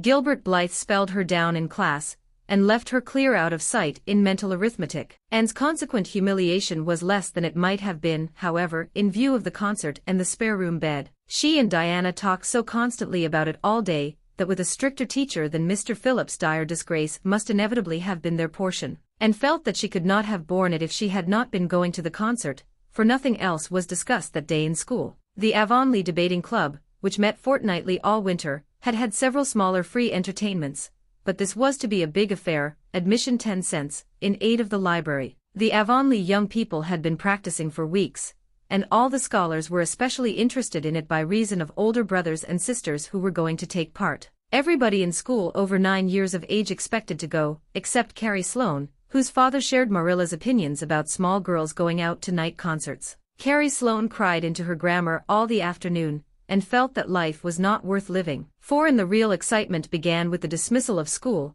and increased therefrom in crescendo until it reached to a crash of positive ecstasy in the concert itself. They had a perfectly elegant tea, and then came the delicious occupation of dressing in Diana's little room upstairs. Diana did Anne's front hair in the new pompadour style, and untied Diana's bows with the especial knack she possessed, and they experimented with at least half a dozen different ways of arranging their back hair. At last they were ready, cheeks scarlet and eyes glowing with excitement. True, and could not help a little pang when she contrasted her plain black tam and shapeless, tight-sleeved, homemade grey cloth coat with Diana's jaunty fur cap and smart little jacket. But she remembered in time that she had an imagination and could use it. Then Diana's cousins, the Mays from Newbridge, came. They all crowded into the big punk sleigh, among straw and furry robes, and reveled in the drive to the hall, slipping along over the satin-smooth roads with the snow crisping under the runners. There was a magnificent sunset, and the snowy hills and deep blue water of the St. Lawrence Gulf seemed to rim in the splendor like a huge bowl of pearl and sapphire brimmed with wine and fire. Tinkles of sleigh bells and distant laughter, that seemed like the mirth of wood elves, came from every quarter. "Oh, Diana," breathed Anne, squeezing Diana's mittened hand under the fur robe, "isn't it all like a beautiful dream? Do I really look the same as usual? I feel so different that it seems to me it must show in my looks." "You look awfully nice," said Diana, who, having just received a compliment from one of her cousins, felt that she ought to pass it on. "You've got the loveliest color." The program that night was a series of thrills for at least one listener in the audience, and as Anne assured Diana, every succeeding thrill was thrillier than the last. When Prissy Andrews, attired in a new pink silk waist with a string of pearls about her smooth white throat and real carnations in her hair, rumor whispered that the master had sent all the way to town for them for her, climbed the slimy ladder, dark without one ray of light, and shivered in luxurious sympathy, when the choir sang, far above the gentle daisies, and gazed at the ceiling as if it were frescoed with angels, when Sam Sloane proceeded to explain and illustrate how Sockery set a hen, and laughed until people sitting near her laughed too, more out of sympathy with her than with amusement at a selection that was rather threadbare even in Avonlea, and when Mr. Phillips gave Mark Antony's oration over the dead body of Caesar in the most heart-stirring tones, looking at Prissy Andrews at the end of every sentence, and felt that she could rise in mutiny on the spot if but one Roman citizen led the way. Only one number on the program failed to interest her. When Gilbert Blythe recited Bingin on the Rhine, and picked up Rhoda Murray's library book and read it until he had finished, when she sat rigidly stiff and motionless while Diana clapped her hands until they tingled. It was 11 when they got home, sated with dissipation, but with the exceeding sweet pleasure of talking it all over still to come. Everybody seemed asleep, and the house was dark and silent. Anne and Diana tiptoed into the parlor, a long narrow room out of which the spare room opened. It was pleasantly warm and dimly lighted by the embers of a fire in the grate. "Let's undress here," said Diana. "It's so nice and warm." "Hasn't it been a delightful time?" sighed Anne rapturously. "It must be splendid to get up and recite there." "Do you suppose we will ever be asked to do it, Diana?" "Yes, of course, someday. They're always wanting the big scholars to recite. Gilbert Blythe does often, and he's only 2 years older than us." "Oh, Anne, how could you pretend not to listen to him?" When he came to the line, "There's another, not a sister," he looked right down at you. "Diana," said Anne with dignity, "you are my bosom friend, but I cannot allow even you to speak to me of that person. Are you ready for bed? Let's run a race and see who'll get to the bed first." The suggestion appealed to Diana. The two little white-clad figures flew down the long room, through the spare room door, and bounded on the bed at the same moment. And then, something moved beneath them, there was a gasp and a cry, and somebody said in muffled accents, "Merciful goodness."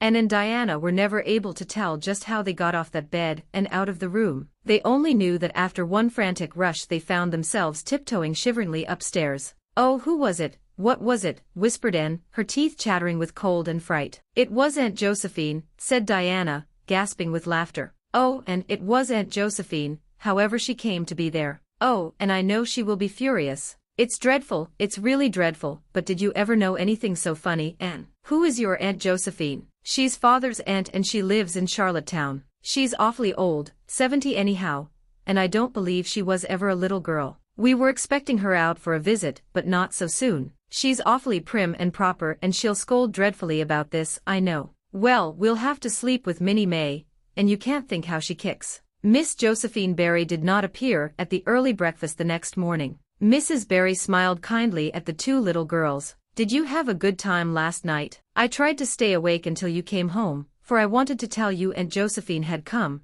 and that you would have to go upstairs after all, but I was so tired I fell asleep. I hope you didn't disturb your Aunt Diana. Diana preserved a discreet silence, but she and Anne exchanged furtive smiles of guilty amusement across the table, and hurried home after breakfast and so remained in blissful ignorance of the disturbance which presently resulted in the Barry household until the late afternoon, when she went down to Mrs. Lynde's on an errand for Marilla. So you and Diana nearly frightened poor old Miss Barry to death last night, said Mrs. Lynde severely, but with a twinkle in her eye. Mrs. Barry was here a few minutes ago on her way to Carmody. She's feeling real worried over it. Old Miss Barry was in a terrible temper when she got up this morning, and Josephine Barry's temper is no joke, I can tell you that. She wouldn't speak to Diana at all. It wasn't Diana's fault, said Anne contritely. It was mine. I suggested racing to see who would get into bed first. I knew it, said Mrs. Lynde with the exultation of a correct guesser. I knew that idea came out of your head. Well, it's made a nice lot of trouble, that's what. Old Miss Barry came out to stay for a month, but she declares she won't stay another day, and is going right back to town tomorrow, Sunday and all as it is. She'd have gone today if they could have taken her. She had promised to pay for a quarter's music lessons for Diana, but now she is determined to do nothing at all for such a tomboy. Oh, I guess they had a lively time of it there this morning. The Barrys must feel cut up. Old Miss Barry is rich and they'd like to keep on the good side of her. Of course, Mrs. Barry didn't say just that to me, but I'm a pretty good judge of human nature, that's what. I'm such an unlucky girl, mourned Anne. I'm always getting into scrapes myself and getting my best friends, people I'd shed my heart's blood for, into them, too. Can you tell me why it is so, Mrs. Lynde? It's because you're too heedless and impulsive, child, that's what. You never stop to think, whatever comes into your head to say, or do it without a moment's reflection. Oh, but that's the best of it, protested Anne. Something just flashes into your mind, so exciting, and you must out with it. If you stop to think it over you spoil it all. Haven't you never felt that yourself, Mrs. Lynde? No, Mrs. Lynde had not. She shook her head sagely. You must learn to think a little, and that's what. The proverb you need to go by is look before you leap, especially into spare-room beds. Mrs. Lynde laughed comfortably over her mild joke, but Anne remained pensive. She saw nothing to laugh at in the situation, which to her eyes appeared very serious. When she left Mrs. Lynde's she took her way across the crusted fields to Orchard Slope. Diana met her at the kitchen door. Your Aunt Josephine was very cross about it, wasn't she? Whispered Anne. Yes, answered Diana, stifling a giggle with an apprehensive glance over her shoulder at the closed sitting-room door. She was fairly dancing with rage, Anne. Oh, how she scolded. She said I was the worst-behaved girl she ever saw, and that my parents ought to be ashamed of the way they had brought me up. She says she won't stay, and I'm sure I don't care. But father and mother do. Why didn't you tell them it was my fault? Demanded Anne. It's likely I'd do such a thing, isn't it? Said Diana with just scorn. I'm no telltale, Anne Shirley, and anyhow I was just as much to blame as you. Well, I'm going in to tell her myself, said Anne resolutely. Diana stared. Anne Shirley, you'd never. Why, she'll eat you alive. Don't frighten me any more than I am frightened, implored Anne. I'd rather walk up to a cannon's mouth. But I've got to do it, Diana. It was my fault and I've got to confess. I've had practice in confessing fortunately. Well, she's in the room, said Diana. You can go in if you want to. I wouldn't dare, and I don't believe you'll do a bit of good. With this encouragement Anne bearded the lion in its den, that is to say, walked resolutely up to the sitting-room door and knocked faintly. A sharp come-in followed. Miss Josephine Barry, thin, prim, and rigid, was knitting fiercely by the fire, her wrath quite unappeased and her eyes snapping through her gold-rimmed glasses. She wheeled around in her chair, expecting to see Diana, and beheld a white-faced girl whose great eyes were brimmed up with a mixture of desperate courage and shrinking terror. Who are you? Demanded Miss Josephine Barry without ceremony. I am Anne of Green Gables, said the small visitor tremulously, clasping her hands with her characteristic gesture.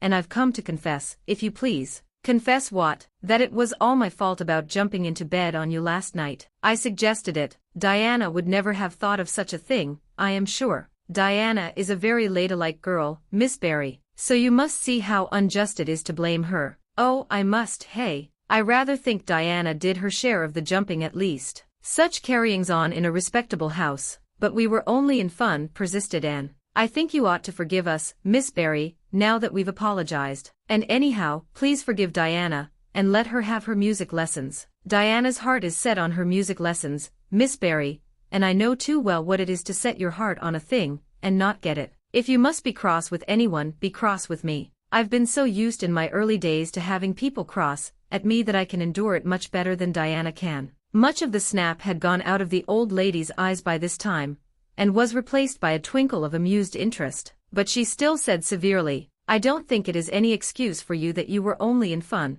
Little girls never indulged in that kind of fun when I was young. You don't know what it is to be awakened out of a sound sleep, after a long and arduous journey, by two great girls coming bounce down on you. I don't know, but I can imagine, said Anne eagerly. I'm sure it must have been very disturbing, but then, there is our side of it too. Have you any imagination, Miss Barry? If you have, just put yourself in our place. We didn't know there was anybody in that bed, and you nearly scared us to death. It was simply awful the way we felt, and then we couldn't sleep in the spare room after being promised. I suppose you are used to sleeping in spare rooms, but just imagine what you would feel like if you were a little orphan girl who had never had such an honor. All the snap had gone by this time. Miss Barry actually laughed, a sound which caused Diana, waiting in speechless anxiety in the kitchen outside, to give a great gasp of relief. I'm afraid my imagination is a little rusty, it's so long since I used it, she said. I dare say your claim to sympathy is just as strong as mine. It all depends on the way we look at it. Sit down here and tell me about yourself. I am very sorry I can't, said Anne firmly. I would like to because you seem like an interesting lady,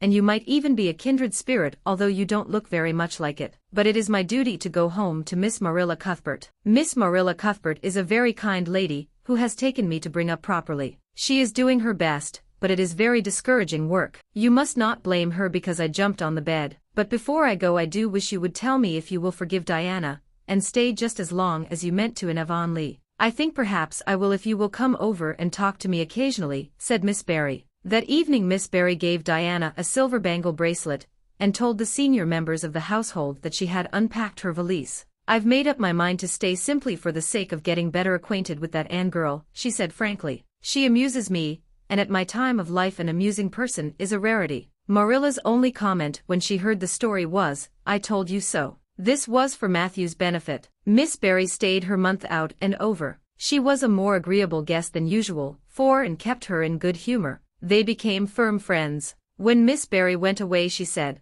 remember you Anne girl, when you come to town you're to visit me, and I'll put you in my very sparest spare room bed to sleep. Miss Barry was a kindred spirit, after all, and confided to Marilla. You wouldn't think so to look at her, but she is. You don't find it right out at first, as in Matthew's case, but after a while you come to see it. Kindred spirits are not so scarce as I used to think. It's splendid to find out there are so many of them in the world. XX. A good imagination gone wrong. Spring had come once more to Green Gables, the beautiful, capricious, reluctant Canadian spring, lingering along through April and May in a succession of sweet, fresh, chilly days, with pink sunsets and miracles of resurrection and growth. The maples in Lover's Lane were red-budded and little curly ferns pushed up around the dryad's bubble. Away up in the barrens, behind Mr. Silas Sloane's place, the mayflowers blossomed out, pink and white stars of sweetness under their brown leaves. All the schoolgirls and boys had one golden afternoon gathering them, coming home in the clear, echoing twilight with arms and baskets full of flowery spoil.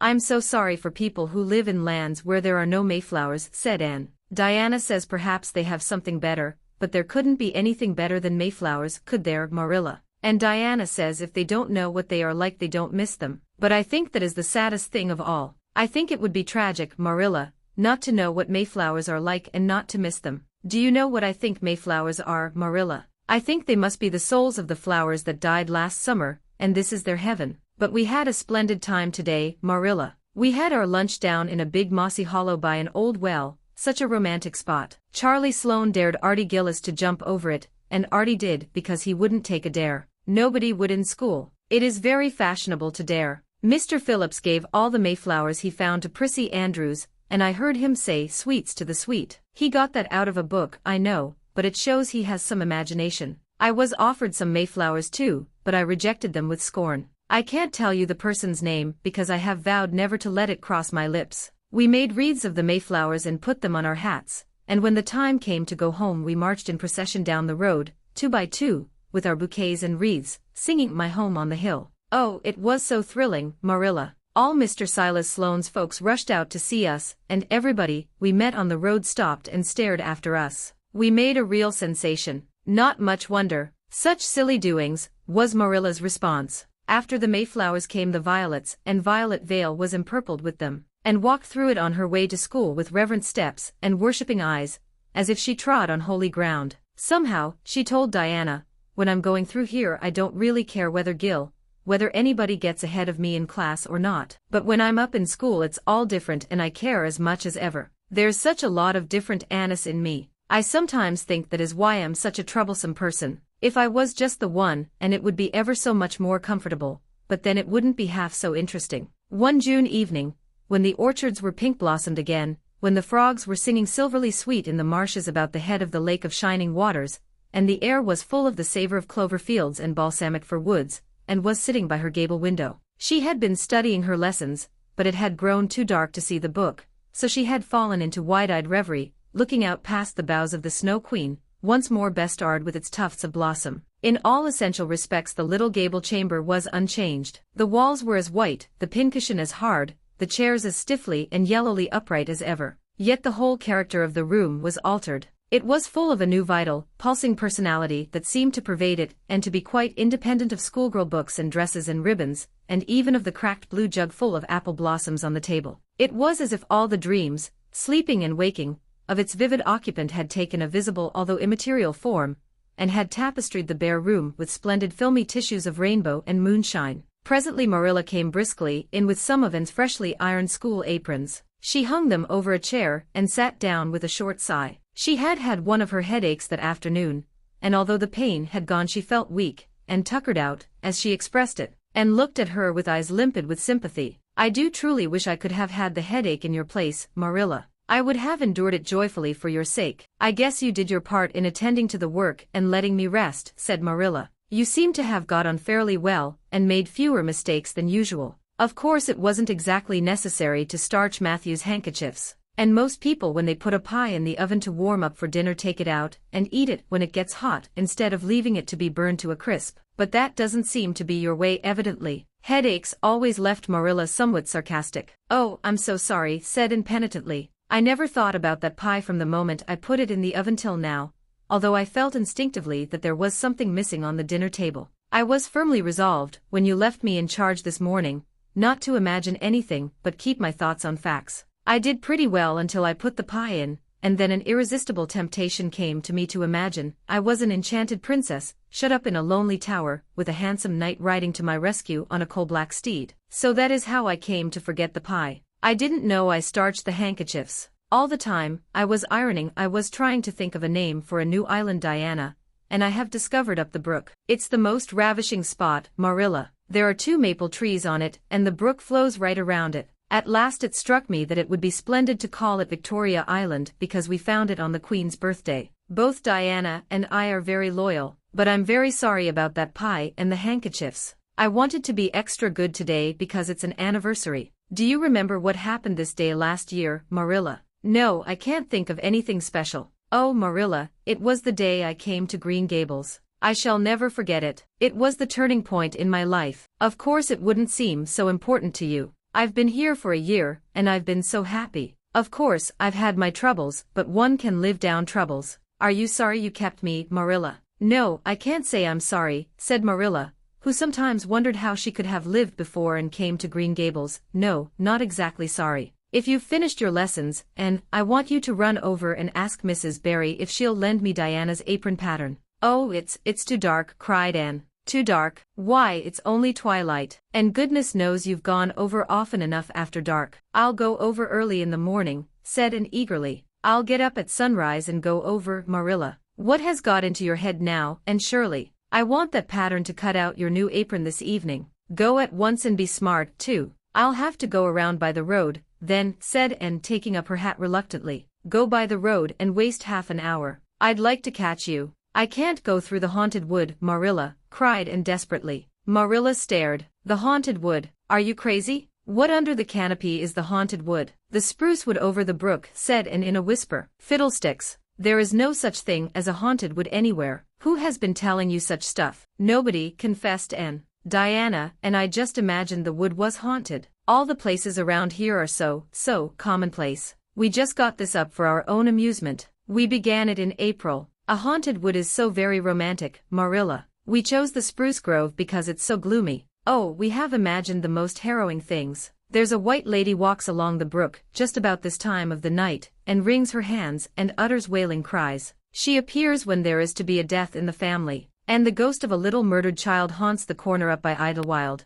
It creeps up behind you and lays its cold fingers on your hand, so. Oh, Marilla, it gives me a shudder to think of it. And there's a headless man stalks up and down the path, and skeletons glower at you between the boughs. Oh, Marilla, I wouldn't go through the haunted wood after dark now for anything. I'd be sure that white things would reach out from behind the trees and grab me. Did ever anyone hear the like? Ejaculated Marilla, who had listened in dumb amazement. And Shirley, do you mean to tell me you believe all that wicked nonsense of your own imagination? Not believe exactly, faltered Anne. At least, I don't believe it in daylight. But after dark, Marilla, it's different. That is when ghosts walk. There are no such things as ghosts, Anne. Oh, but there are, Marilla, cried Anne eagerly. I know people who have seen them, and they are respectable people. Charlie Sloane says that his grandmother saw his grandfather driving home the cows one night, after he'd been buried for a year. You know Charlie Sloane's grandmother wouldn't tell a story for anything. She's a very religious woman. And Mrs. Thomas's father was pursued home one night by a lamb of fire, with its head cut off hanging by a strip of skin. He said he knew it was the spirit of his brother, and that it was a warning he would die within 9 days. He didn't, but he died 2 years after, so you see it was really true. And Ruby Gillis says, and Shirley, interrupted Marilla firmly, I never want to hear you talking in this fashion again. I've had my doubts about that imagination of yours right along, and if this is going to be the outcome of it, I won't countenance any such doings. You'll go right over to Barry's, and you'll go through that spruce grove, just for a lesson and a warning to you. And never let me hear a word out of your head about haunted woods again. And might plead and cry as she liked, and did, for her terror was very real. Her imagination had run away with her, and she held the spruce grove in mortal dread after nightfall. But Marilla was inexorable. She marched the shrinking ghost seer down to the spring, and ordered her to proceed straightway over the bridge, and into the dusky retreats of wailing ladies, and headless specters beyond. Oh, Marilla, how can you be so cruel, sobbed Anne. What would you feel like if a white thing did snatch me up and carry me off? I'll risk it, said Marilla unfeelingly. You know I always mean what I say.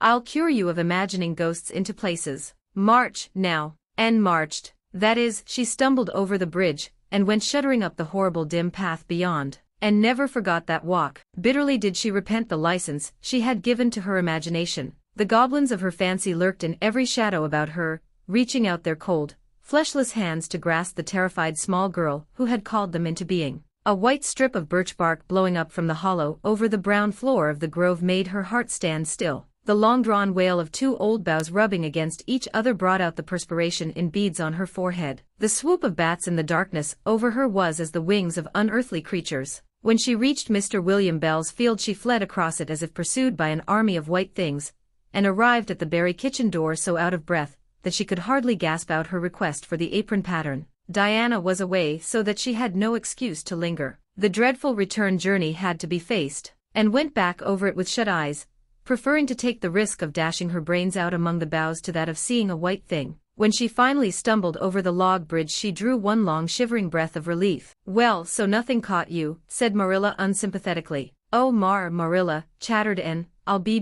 contented with CC commonplace places after this. XXI, a new departure in flavorings. Dear me, there is nothing but meetings and partings in this world, as Mrs. Lynde says, remarked Anne plaintively, putting her slate and books down on the kitchen table on the last day of June, and wiping her red eyes with a very damp handkerchief. Wasn't it fortunate, Marilla, that I took an extra handkerchief to school today? I had a presentiment that it would be needed. I never thought you were so fond of Mr. Phillips that you'd require 2 handkerchiefs to dry your tears just because he was going away, said Marilla. I don't think I was crying because I was really so very fond of him, reflected Anne. I just cried because all the others did. It was Ruby Gillis started it. Ruby Gillis has always declared she hated Mr. Phillips, but just as soon as he got up to make his farewell speech she burst into tears. Then all the girls began to cry, one after the other. I tried to hold out, Marilla. I tried to remember the time Mr. Phillips made me sit with Gil, with a boy, and the time he spelled my name without an E on the blackboard, and how he said I was the worst dunce he ever saw at geometry and laughed at my spelling, and all the times he had been so horrid and sarcastic, but somehow I couldn't, Marilla, and I just had to cry too. Jane Andrews has been talking for a month about how glad she'd be when Mr. Phillips went away, and she declared she'd never shed a tear. Well, she was worse than any of us and had to borrow a handkerchief from her brother. Of course the boys didn't cry, because she hadn't brought one of her own, not expecting to need it. Oh, Marilla, it was heartrending. Mr. Phillips made such a beautiful farewell speech beginning, "The time has come for us to part." It was very affecting, and he had tears in his eyes too, Marilla. Oh, I felt dreadfully sorry and remorseful for all the times I'd talked in school, and drawn pictures of him on my slate, and made fun of him and Prissy. I can tell you I wished I'd been a model pupil like Minnie Andrews. She hadn't anything on her conscience. The girls cried all the way home from school. Carrie Sloane kept saying every few minutes, "The time has come for us to part," and that would start us off again whenever we were in any danger of cheering up. I do feel dreadfully sad, Marilla. But one can't feel quite in the depths of despair with 2 months' vacation before them, can they, Marilla? And besides, we met the new minister and his wife coming from the station. For all I was feeling so bad about Mr. Phillips going away, I couldn't help taking a little interest in a new minister, could I? His wife is very pretty. Not exactly regally lovely, of course. It wouldn't do, I suppose, for a minister to have a regally lovely wife, because it might set a bad example. Mrs. Lynde says the minister's wife over at Newbridge sets a very bad example because she dresses so fashionably. Our new minister's wife was dressed in blue muslin with lovely puffed sleeves, and a hat trimmed with roses. Jane Andrews said she thought puffed sleeves were too worldly for a minister's wife, but I didn't make any such uncharitable remark, Marilla, because I know what it is to long for puffed sleeves. Besides, she's only been a minister's wife for a little while, so one should make allowances, shouldn't they? They are going to board with Mrs. Lynde until the manse is ready. If Marilla, in going down to Mrs. Lynde's that evening, was actuated by any motive save her avowed one of returning the quilting frames she had borrowed the preceding winter, it was an amiable weakness shared by most of the Avonlea people. Many a thing Mrs. Lynde had lent, sometimes never expecting to see it again, came home that night in charge of the borrowers thereof. A new minister, and moreover a minister with a wife, was a lawful object of curiosity in a quiet little country settlement where sensations were few and far between. Old Mr. Bentley, the minister whom, and had found lacking in imagination, had been pastor of Avonlea for 18 years. He was a widower when he came, and a widower he remained, despite the fact that gossip regularly married him to this, that, or the other one, every year of his sojourn. In the preceding February he had resigned his charge and departed amid the regrets of his people, most of whom had the affection born of long intercourse for their good old minister in spite of his shortcomings as an orator. Since then the Avonlea church had enjoyed a variety of religious dissipation in listening to the many and various candidates and supplies who came Sunday after Sunday to preach on trial. These stood or fell by the judgment of the fathers and mothers in Israel, but a certain small, red-haired girl who sat meekly in the corner of the old Cuthbert pew also had her opinions about them and discussed the same in full with Matthew, Marilla always declining from principle to criticize ministers in any shape or form. "I don't think Mr. Smith would have done," Matthew, was Anne's final summing up. "Mrs. Lynde says his delivery was so poor, but I think his worst fault was just like Mr. Bentley's, he had no imagination. And Mr. Terry had too much. He let it run away with him just as I did mine in the matter of the haunted wood. Besides, Mrs. Lynde says his theology wasn't sound. Mr. Gresham was a very good man and a very religious man, but he told too many funny stories and made the people laugh in church. He was undignified, and you must have some dignity about a minister, mustn't you, Matthew? I thought Mr. Marshall was decidedly attractive, but Mrs. Lynde says he isn't married, or even engaged, because she made special inquiries about him, and she says it would never do to have a young unmarried minister in Avonlea, because he might marry in the congregation and that would make trouble. Mrs. Lynde is a very far-seeing woman, isn't she, Matthew? I'm very glad they've called Mr. Allen. I liked him because his sermon was interesting and he prayed as if he meant it, and not just as if he did it because he was in the habit of it. Mrs. Lynde says he isn't perfect, but she says she supposes we couldn't expect a perfect minister for $750 a year, and anyhow his theology is sound because she questioned him thoroughly on all the points of doctrine. And she knows his wife's people, and they are most respectable,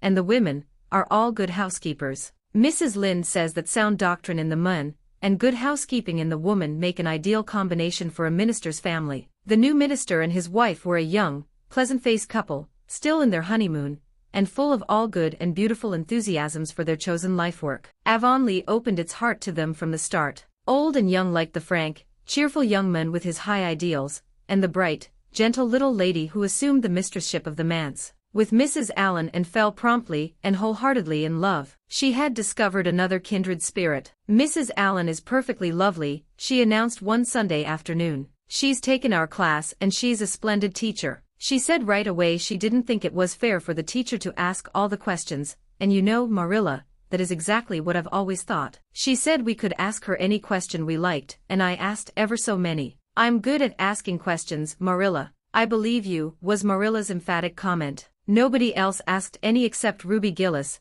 and she asked if there was to be a Sunday school picnic this summer. I didn't think that was a very proper question to ask because it hadn't any connection with the lesson.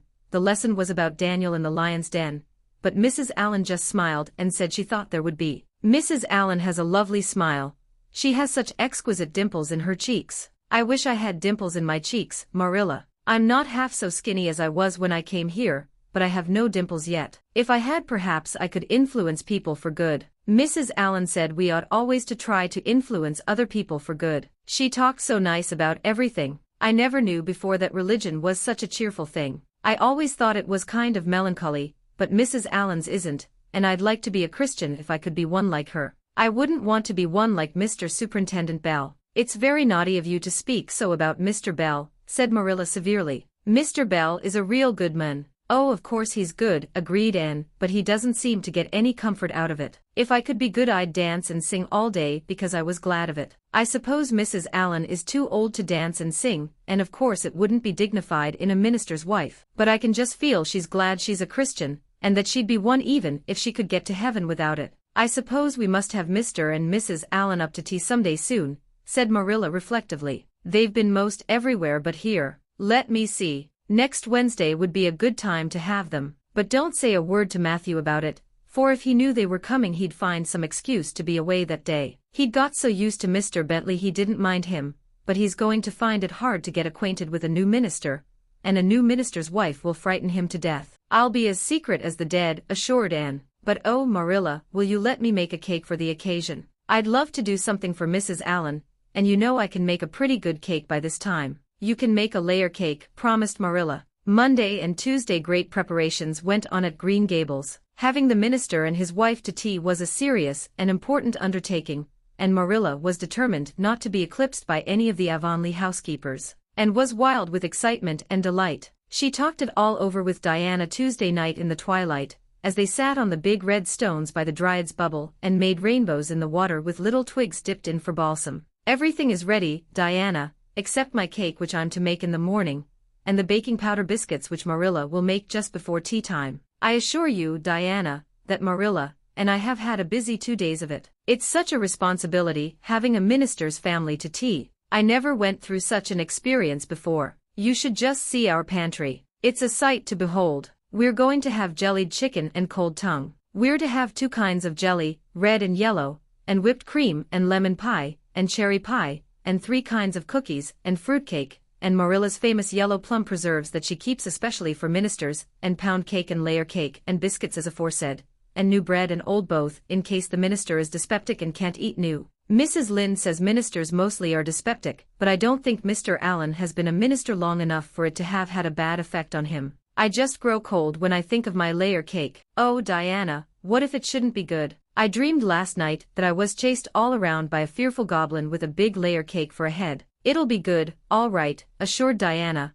who was a very comfortable sort of friend. I'm sure that piece of the one you made that we had for lunch in Idlewild 2 weeks ago was perfectly elegant. Yes, but cakes have such a terrible habit of turning out bad just when you especially want them to be good, sighed, and setting a particularly well-balsamed twig afloat. However, I suppose I shall just have to trust to Providence and be careful to put in the flour. Oh look, Diana, what a lovely rainbow. Do you suppose the dryad will come out after we go away and take it for a scarf? You know there is no such thing as a dryad, said Diana. Diana's mother had found out about the haunted wood and had been decidedly angry over it. As a result, Diana had abstained from any further imitative flights of imagination, and did not think it prudent to cultivate a spirit of belief even in harmless dryads. But it's so easy to imagine there is, said Anne. Every night, before I go to bed, I look out of my window and wonder if the dryad is really sitting here, combing her locks with the spring for a mirror. Sometimes I look for her footprints in the dew in the morning.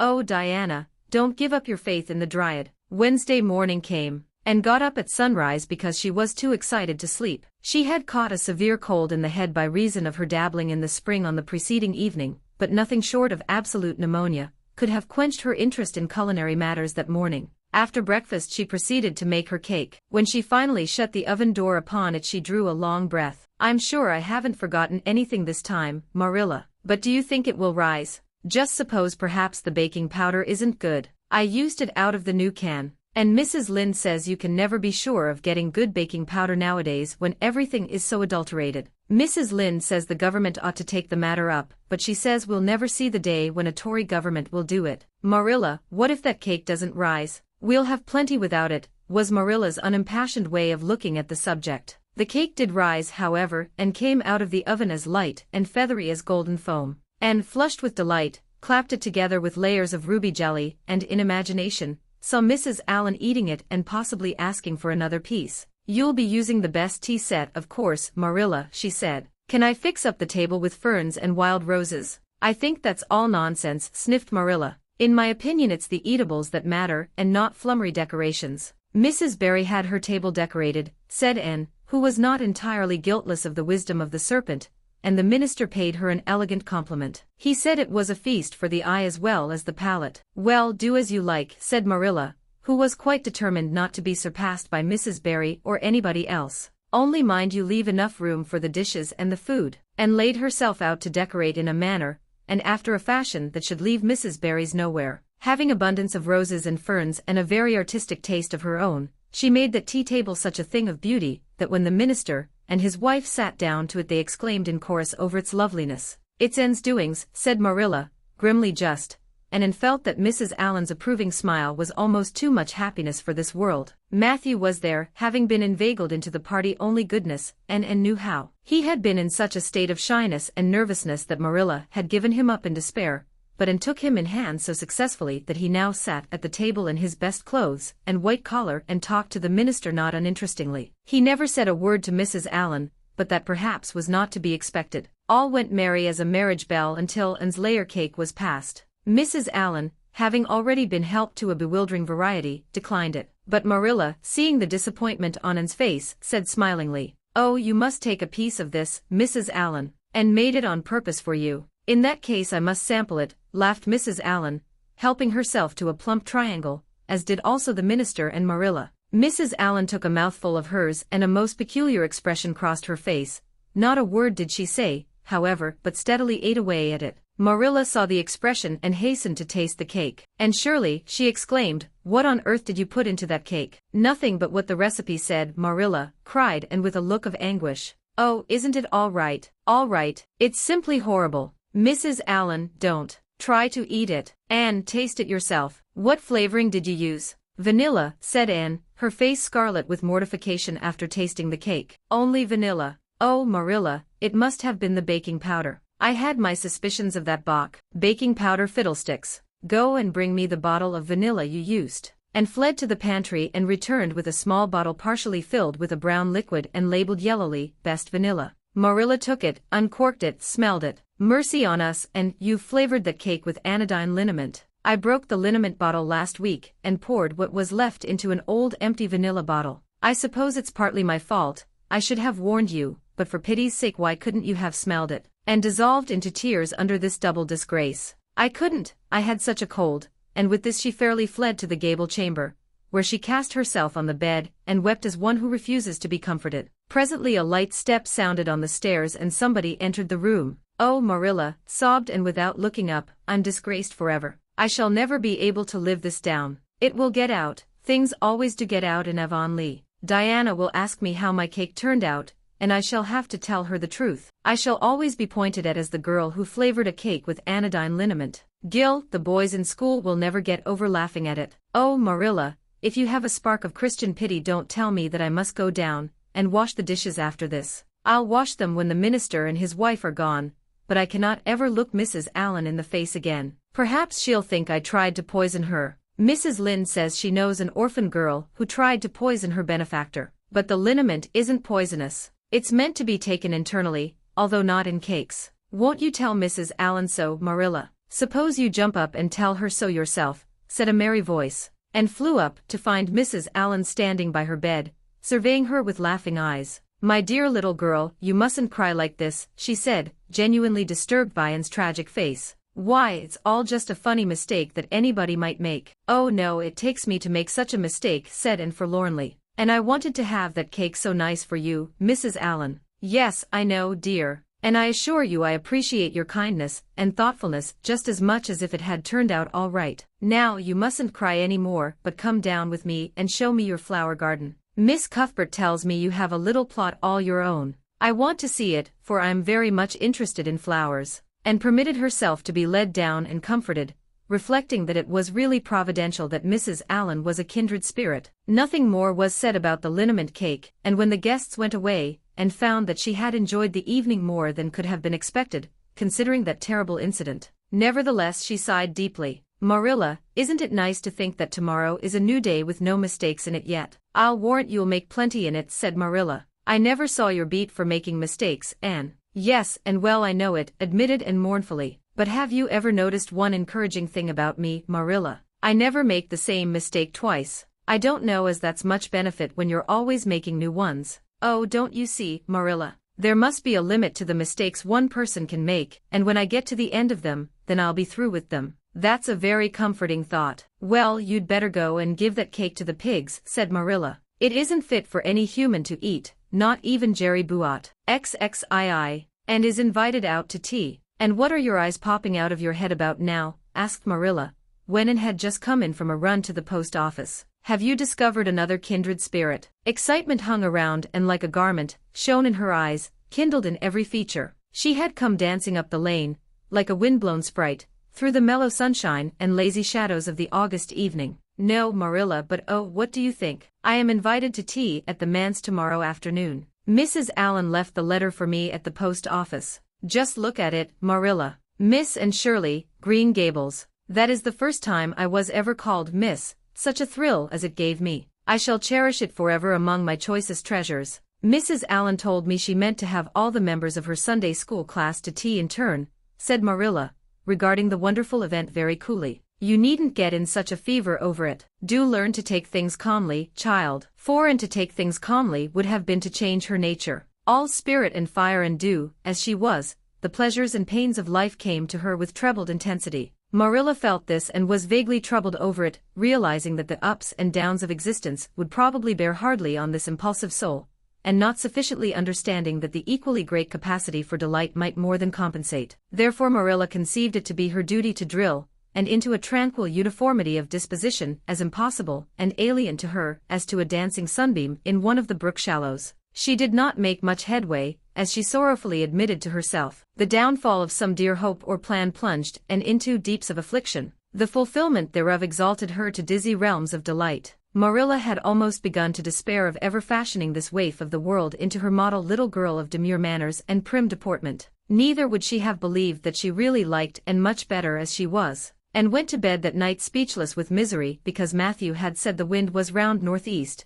and he feared it would be a rainy day tomorrow. The rustle of the poplar leaves about the house worried her, it sounded so like pattering raindrops, and the dull, far-away roar of the gulf, to which she listened delightedly at other times, loving its strange, sonorous, haunting rhythm, now seemed like a prophecy of storm and disaster to a small maiden who particularly wanted a fine day, and thought that the morning would never come. But all things have an end, even nights before the day on which you are invited to take tea at the manse. The morning, in spite of Matthew's predictions, was fine, and Anne's spirits soared to their highest. Oh, Marilla, there is something in me today that makes me just love everybody I see, she exclaimed as she washed the breakfast dishes. You don't know how good I feel. Wouldn't it be nice if it could last? I believe I could be a model child if I were just invited out to tea every day. But oh Marilla, it's a solemn occasion, too. I feel so anxious. What if I shouldn't behave properly? You know I never had tea at a manse before, and I'm not sure that I know all the rules of etiquette, although I've been studying the rules given in the etiquette department of the Family Herald ever since I came here. I'm so afraid I'll do something silly or forget to do something I should do.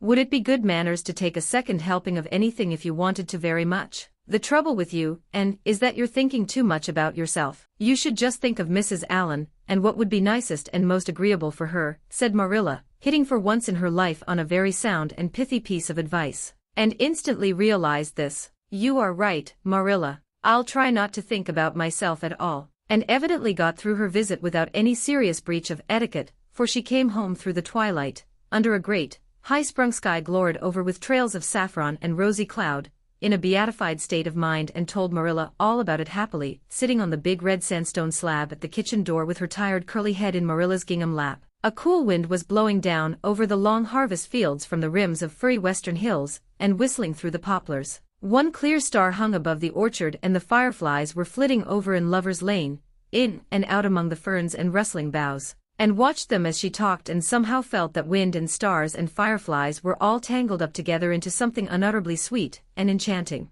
Oh, Marilla, I've had a most fascinating time. I feel that I have not lived in vain, and I shall always feel like that even if I should never be invited to tea at a manse again. When I got there, Mrs. Allen met me at the door. She was dressed in the sweetest dress of pale pink organdy, with dozens of frills and elbow sleeves, and she looked just like a seraph. I really think I'd like to be a minister's wife when I grow up, Marilla. A minister mightn't mind my red hair because he wouldn't be thinking of such worldly things, but then of course one would have to be naturally good, and I'll never be that, so I suppose there's no use in thinking about it. Some people are naturally good, you know, and others are not. I'm one of the others. Mrs. Lynde says I'm full of original sin. No matter how hard I try to be good, I can never make such a success of it as those who are naturally good. It's a good deal like geometry, I expect. But don't you think the trying so hard ought to count for something? Mrs. Allen is one of the naturally good people. I love her passionately. You know there are some people, like Matthew and Mrs. Allen,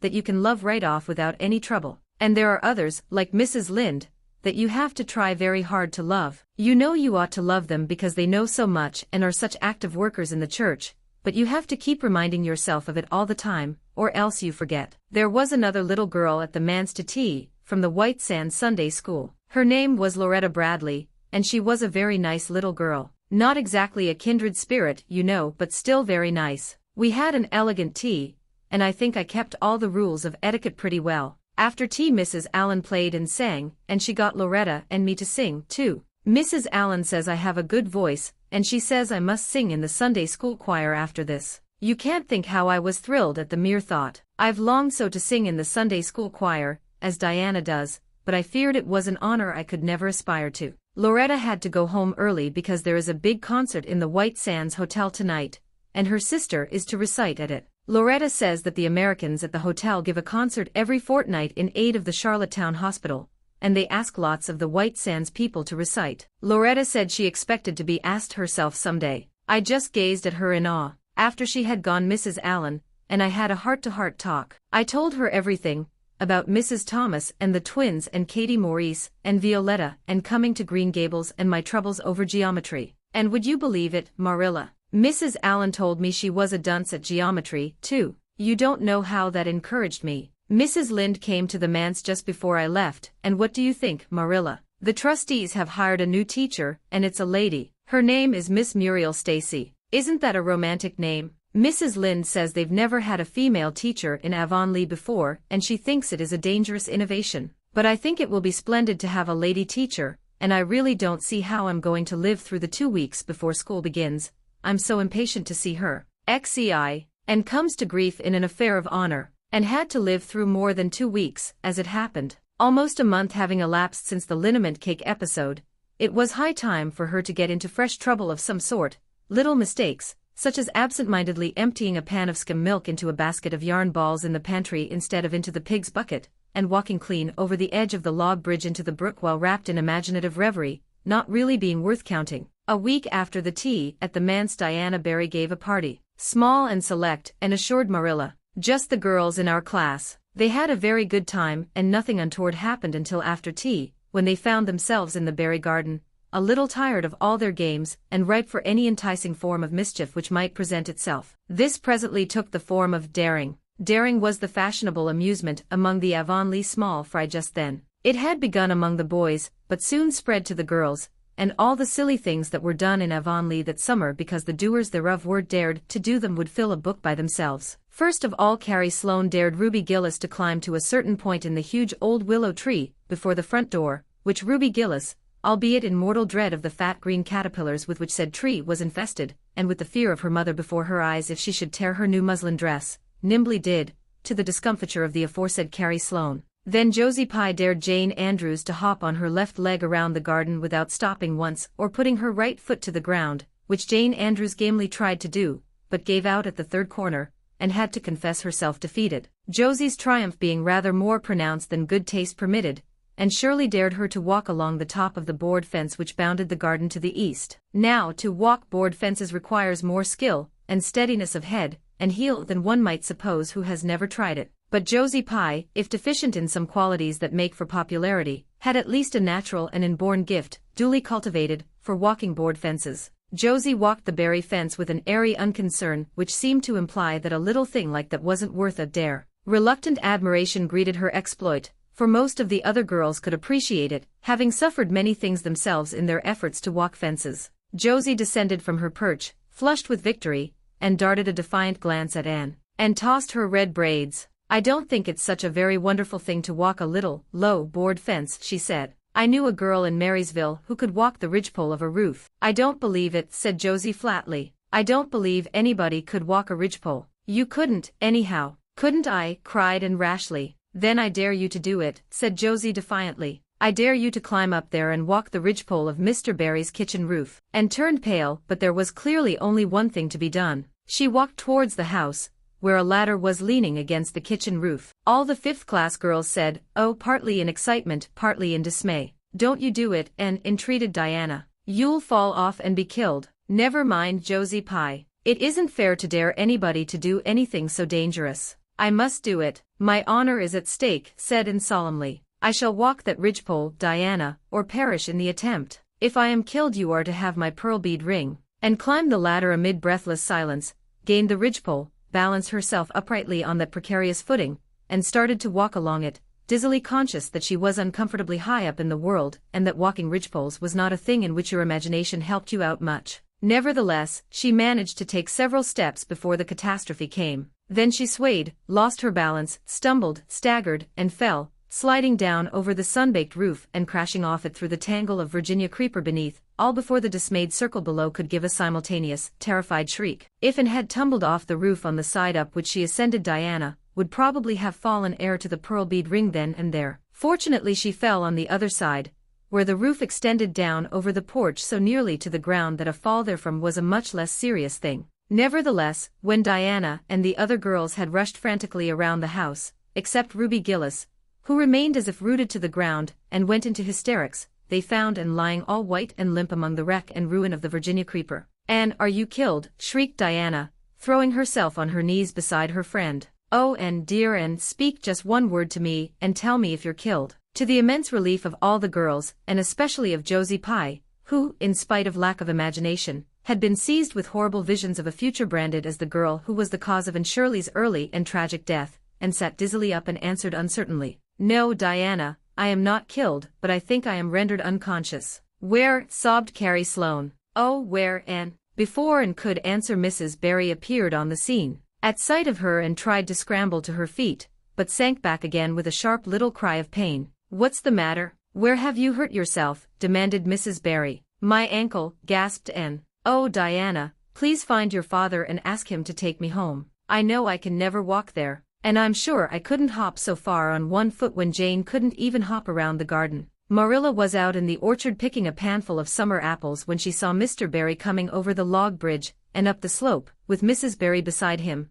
and a whole procession of little girls trailing after him. In his arms he carried Anne, whose head lay limply against his shoulder. At that moment Marilla had a revelation. In the sudden stab of fear that pierced to her very heart she realized what Anne had come to mean to her. She would have admitted that she liked Anne, nay, that she was very fond of Anne. but now she knew as she hurried wildly down the slope that and was dearer to her than anything on earth. "Mr. Barry, what has happened to her?" she gasped, more white and shaken than the self-contained, sensible Marilla had been for many years, and herself answered, lifting her head, "Don't be very frightened, Marilla. I was walking the ridgepole and I fell off. I expect I have sprained my ankle, but, Marilla, I might have broken my neck. Let us look on the bright side of things. I might have known you'd go and do something of the sort when I let you go to that party," said Marilla, sharp and shrewish in her very relief. "Bring her in here, Mr. Barry, and lay her on the sofa. Mercy me, the child has gone and fainted." It was quite true. Overcome by the pain of her injury, and had one more of her wishes granted to her, she had fainted dead away. Matthew, hastily summoned from the harvest field, was straightway dispatched for the doctor, who in due time came, to discover that the injury was more serious than they had supposed. Anne's ankle was broken. That night, when Marilla went up to the east gable, where a white-faced girl was lying, a plaintive voice greeted her from the bed. "Aren't you very sorry for me, Marilla?" "It was your own fault," said Marilla, twitching down the blind and lighting a lamp. "And that is just why you should be sorry for me," said Anne, "because the thought that it is all my own fault is what makes it so hard. If I could blame it on anybody I would feel so much better. But what would you have done, Marilla, if you had been dared to walk a ridgepole?" "I'd have stayed on good firm ground and let them dare away." "Such absurdity," said Marilla, and sighed. "But you have such strength of mind, Marilla." "I haven't. I just felt that I couldn't bear Josie Pye's scorn. She would have crowed over me all my life, and I think I have been punished so much that you needn't be very cross with me, Marilla. It's not a bit nice to faint, after all, and the doctor hurt me dreadfully when he was setting my ankle. I won't be able to go around for 6 or 7 weeks, and I'll miss the new lady teacher. She won't be new any more by the time I'm able to go to school. And Gil, everybody will get ahead of me in class. Oh, I am an afflicted mortal, but I'll try to bear it all bravely if only you won't be cross with me, Marilla." There, I'm not cross," said Marilla. "You're an unlucky child, there's no doubt about that, but as you say, you'll have the suffering of it. Here now, try and eat some supper." "Isn't it fortunate I've got such an imagination?" said Anne. "It will help me through splendidly, I expect." "What do people who haven't any imagination do when they break their bones, do you suppose, Marilla?" And had good reason to bless her imagination many a time, and oft during the tedious 7 weeks that followed. But she was not solely dependent on it. She had many visitors and not a day passed without one or more of the schoolgirls dropping in to bring her flowers and books, and tell her all the happenings in the juvenile world of Avonlea. "Everybody has been so good and kind," Marilla sighed unhappily on the day when she could first limp across the floor. "It isn't very pleasant to be laid up, but there is a bright side to it, Marilla. You find out how many friends you have. Why, even Superintendent Bell came to see me, and he's really a very fine man. Not a kindred spirit, of course, but still I like him, and I'm awfully sorry I ever criticized his prayers. I believe now he really does mean them, only he has got into the habit of saying them as if he didn't. He could get over that if he'd take a little trouble. I gave him a good broad hint. I told him how hard I tried to make my own little private prayers interesting. He told me all about the time he broke his ankle when he was a boy. It does seem so strange to think of Superintendent Bell ever being a boy. Even my imagination has its limits, for I can't imagine that. When I try to imagine him as a boy I see him with gray whiskers and spectacles, just as he looks in Sunday school, only small. Now, it's so easy to imagine Mrs. Allen as a little girl. Mrs. Allen has been to see me 14 times. Isn't that something to be proud of, Marilla? When a minister's wife has so many claims on her time. She is such a cheerful person to have visit you, too. She never tells you it's your own fault, and she hopes you'll be a better girl on account of it. Mrs. Lynde always told me that when she came to see me, and she said it in a kind of way that made me feel she might hope I'd be a better girl, but didn't really believe I would. Even Josie Pye came to see me. I received her as politely as I could, because I think she was sorry she dared me to walk a ridgepole. If I had been killed she would have had to carry a dark burden of remorse all her life. Diana has been a faithful friend. She's been over every day to cheer my lonely pillow. But oh, I shall be so glad when I can go to school, for I've heard such exciting things about the new teacher. The girls all think she is perfectly sweet. Diana says she has the loveliest fair curly hair, and such fascinating eyes. She dresses beautifully, and her sleeve puffs are bigger than anybody else's in Avonlea. Every other Friday afternoon, she has recitations and everybody has to say a piece or take part in a dialogue. Oh, it's just glorious to think of it. Josie Pye says she hates it, but that is just because Josie has so little imagination. Diana and Ruby Gillis and Jane Andrews are preparing a dialogue, called A Morning Visit, for next Friday. And the Friday afternoons they don't have recitations. Miss Stacy takes them all to the woods for a field day, and they study ferns and flowers and birds. And they have physical culture exercises every morning and evening. Mrs. Lynde says she never heard of such goings-on, and it all comes of having a lady teacher. But I think it must be splendid, and I believe I shall find that Miss Stacy is a kindred spirit. There's one thing plain to be seen, and said Marilla, and that is that your fall off the berry roof hasn't injured your tongue at all. Ziv. Miss Stacy and her pupils get up a concert. It was October again when Anne was ready to go back to school, a glorious October, all red and gold, with mellow mornings when the valleys were filled with delicate mists, as if the spirit of autumn had poured them in for the sun to drain, amethyst, pearl, silver, rose, and smoke blue. The dews were so heavy that the fields glistened like cloth of silver, and there were such heaps of rustling leaves in the hollows of many-stemmed woods to run crisply through. The birch path was a canopy of yellow, and the ferns were sere and brown all along it. There was a tang in the very air that inspired the hearts of small maidens tripping, unlike snails, swiftly and willingly to school, and it was jolly to be back again at the little brown desk beside Diana, with Ruby Gillis nodding across the aisle and Carrie Sloane sending up notes and Julia Bell passing a chew of gum down from the back seat, and drew a long breath of happiness as she sharpened her pencil and arranged her picture cards in her desk. Life was certainly very interesting. In the new teacher she found another true and helpful friend. Miss Stacy was a bright, sympathetic young woman with the happy gift of winning and holding the affections of her pupils and bringing out the best that was in them mentally and morally, and expanded like a flower under this wholesome influence and carried home to the admiring Matthew and the critical Marilla glowing accounts of schoolwork and aims. I love Miss Stacy with my whole heart, Marilla. She is so ladylike and she has such a sweet voice. When she pronounces my name I feel instinctively that she's spelling it with an E. We had recitations this afternoon. I just wish you could have been there to hear me recite Mary, Queen of Scots. I just put my whole soul into it. Ruby Gillis told me coming home that the way I said the line, "Now for my father's arm," she said, "My woman's heart farewell,"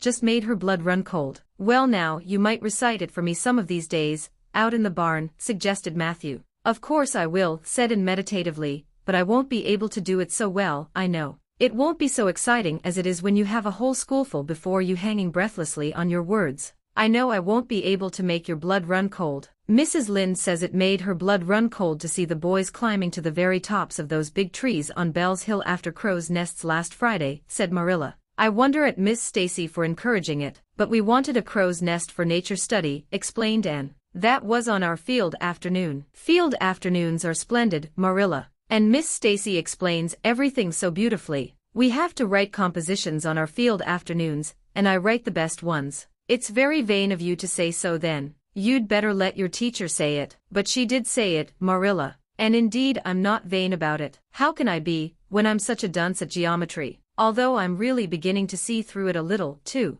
Miss Stacy makes it so clear. Still, I'll never be good at it, and I assure you it is a humbling reflection. But I love writing compositions. Mostly Miss Stacy lets us choose our own subjects, but next week, we are to write a composition on some remarkable person. It's hard to choose among so many remarkable people who have lived. Mustn't it be splendid to be remarkable, and have compositions written about you after you're dead? Oh, I would dearly love to be remarkable. I think when I grow up I'll be a trained nurse and go with the Red Crosses to the field of battle as a messenger of mercy. That is, if I don't go out as a foreign missionary. That would be very romantic. But one would have to be very good to be a missionary, and that would be a stumbling block. We have physical culture exercises every day, too. They make you graceful and promote digestion. Promote fiddlesticks, said Marilla, who honestly thought it was all nonsense. But all the field afternoons and recitation Fridays and physical culture contortions paled before a project which Miss Stacy brought forward in November. This was that the scholars of Avonlea School should get up a concert and hold it in the hall on Christmas night,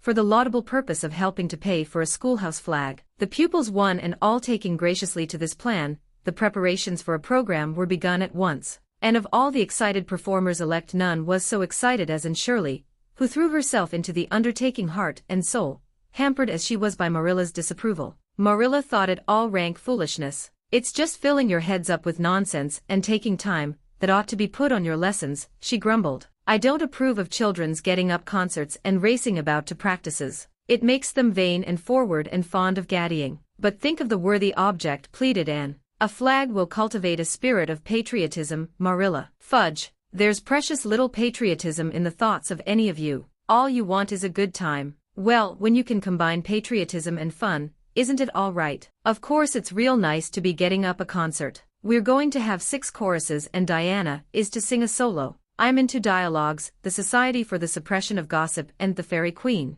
The boys are going to have a dialogue, too. And I'm to have 2 recitations, Marilla. I just tremble when I think of it, but it's a nice thrilly kind of tremble. And we're to have a tableau at the last, Faith, Hope and Charity. Diana and Ruby and I are to be in it, all draped in white with flowing hair. I'm to be Hope, with my hands clasped so, and my eyes uplifted. I'm going to practice my recitations in the garret. Don't be alarmed if you hear me groaning. I have to groan heartrendingly in one of them, and it's really hard to get up a good artistic groan, Marilla. Josie Pye is sulky because she didn't get the part she wanted in the dialogue. She wanted to be the Fairy Queen. That would have been ridiculous, for who ever heard of a Fairy Queen as fat as Josie? Fairy Queens must be slender. Jane Andrews is to be the Queen, and I am to be one of her maids of honor. Josie says she thinks a red-haired fairy is just as ridiculous as a fat one, but I do not let myself mind what Josie says. I'm to have a wreath of white roses on my hair, and Ruby Gillis is going to lend me her slippers because I haven't any of my own. It's necessary for fairies to have slippers, you know.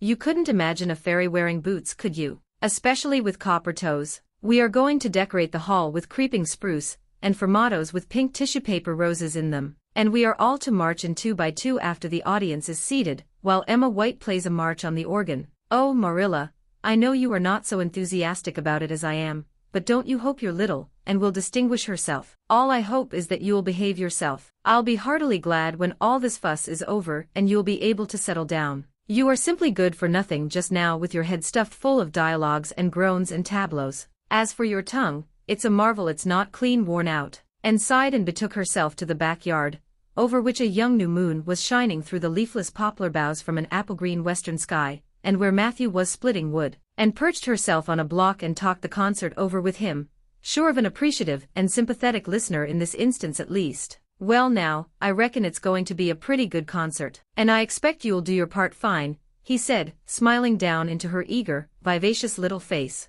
Anne smiled back at him. Those 2 were the best of friends, and Matthew thanked his stars many a time, and oft that he had nothing to do with bringing her up. That was Marilla's exclusive duty. If it had been his he would have been worried over frequent conflicts between inclination and said duty. As it was, he was free to spoil and, Marilla's phrasing, as much as he liked. But it was not such a bad arrangement after all. A little appreciation sometimes does quite as much good as all the conscientious bringing up in the world. XXV. Matthew insists on puffed sleeves. Matthew was having a bad 10 minutes of it. He had come into the kitchen, in the twilight of a cold, gray December evening, and had sat down in the woodbox corner to take off his heavy boots, unconscious of the fact that Anne and a bevy of her schoolmates were having a practice of the Fairy Queen in the sitting room. Presently they came trooping through the hall, and out into the kitchen, laughing and chattering gaily. They did not see Matthew, who shrank bashfully back into the shadows beyond the woodbox with a boot in one hand, and a bootjack in the other, and he watched them shyly for the aforesaid 10 minutes as they put on caps and jackets and talked about the dialogue and the concert, and stood among them, bright-eyed and animated as they. But Matthew suddenly became conscious that there was something about her different from her mates, and what worried Matthew was that the difference impressed him as being something that should not exist, and had a brighter face and bigger, starrier eyes, and more delicate features than the others. Even shy, unobservant Matthew had learned to take note of these things, but the difference that disturbed him did not consist in any of these respects. Then in what did it consist? Matthew was haunted by this question long after the girls had gone, arm in arm, down the long, hard-frozen lane, and had betaken herself to her books. He could not refer it to Marilla, who, he felt, would be quite sure to sniff scornfully and remark that the only difference she saw between and the other girls was that they sometimes kept their tongues quiet while and never did. This, Matthew felt, would be no great help. He had recourse to his pipe that evening to help him study it out, much to Marilla's disgust. After 2 hours of smoking and hard reflection Matthew arrived at a solution of his problem, and was not dressed like the other girls. The more Matthew thought about the matter the more he was convinced that Anne never had been dressed like the other girls,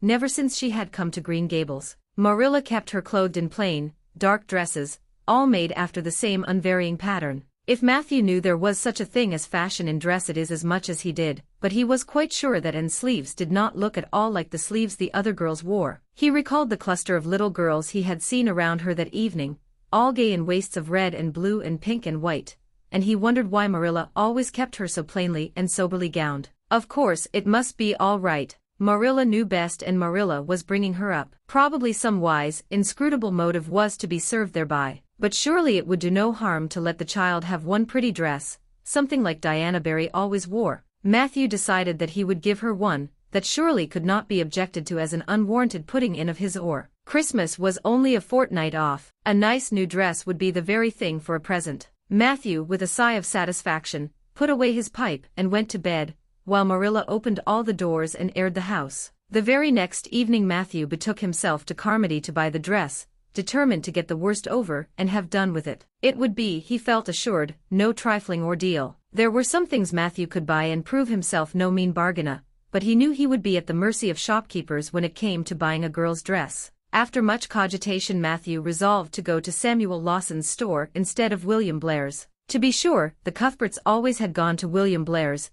It was almost as much a matter of conscience with them as to attend the Presbyterian church and vote Conservative. But William Blair's two daughters frequently waited on customers there, and Matthew held them in absolute dread. He could contrive to deal with them when he knew exactly what he wanted and could point it out, but in such a matter as this, requiring explanation and consultation, Matthew felt that he must be sure of a man behind the counter. So he would go to Lawson's, where Samuel or his son would wait on him. Alas! Matthew did not know that Samuel, in the recent expansion of his business, had set up a lady clerk also. She was a niece of his wife's, and a very dashing young person indeed, with a huge, drooping pompadour, big, rolling brown eyes, and a most extensive and bewildering smile. She was dressed with exceeding smartness, and wore several bangle bracelets that glittered and rattled and tinkled with every movement of her hands. Matthew was covered with confusion at finding her there at all, and those bangles completely wrecked his wits at one fell swoop. "What can I do for you this evening, Mr. Cuthbert?" Miss Lucilla Harris inquired, briskly and ingratiatingly, tapping the counter with both hands. "Have you any, well now, say any garden rakes?" stammered Matthew. Miss Harris looked somewhat surprised, as well she might, to hear a man inquiring for garden rakes in the middle of December. "I believe we have one or two left over," she said, "but they're upstairs in the lumber room. I'll go and see." During her absence Matthew collected his scattered senses for another effort. When Miss Harris returned with the rake and cheerfully inquired, "Anything else tonight, Mr. Cuthbert?" Matthew took his courage in both hands and replied,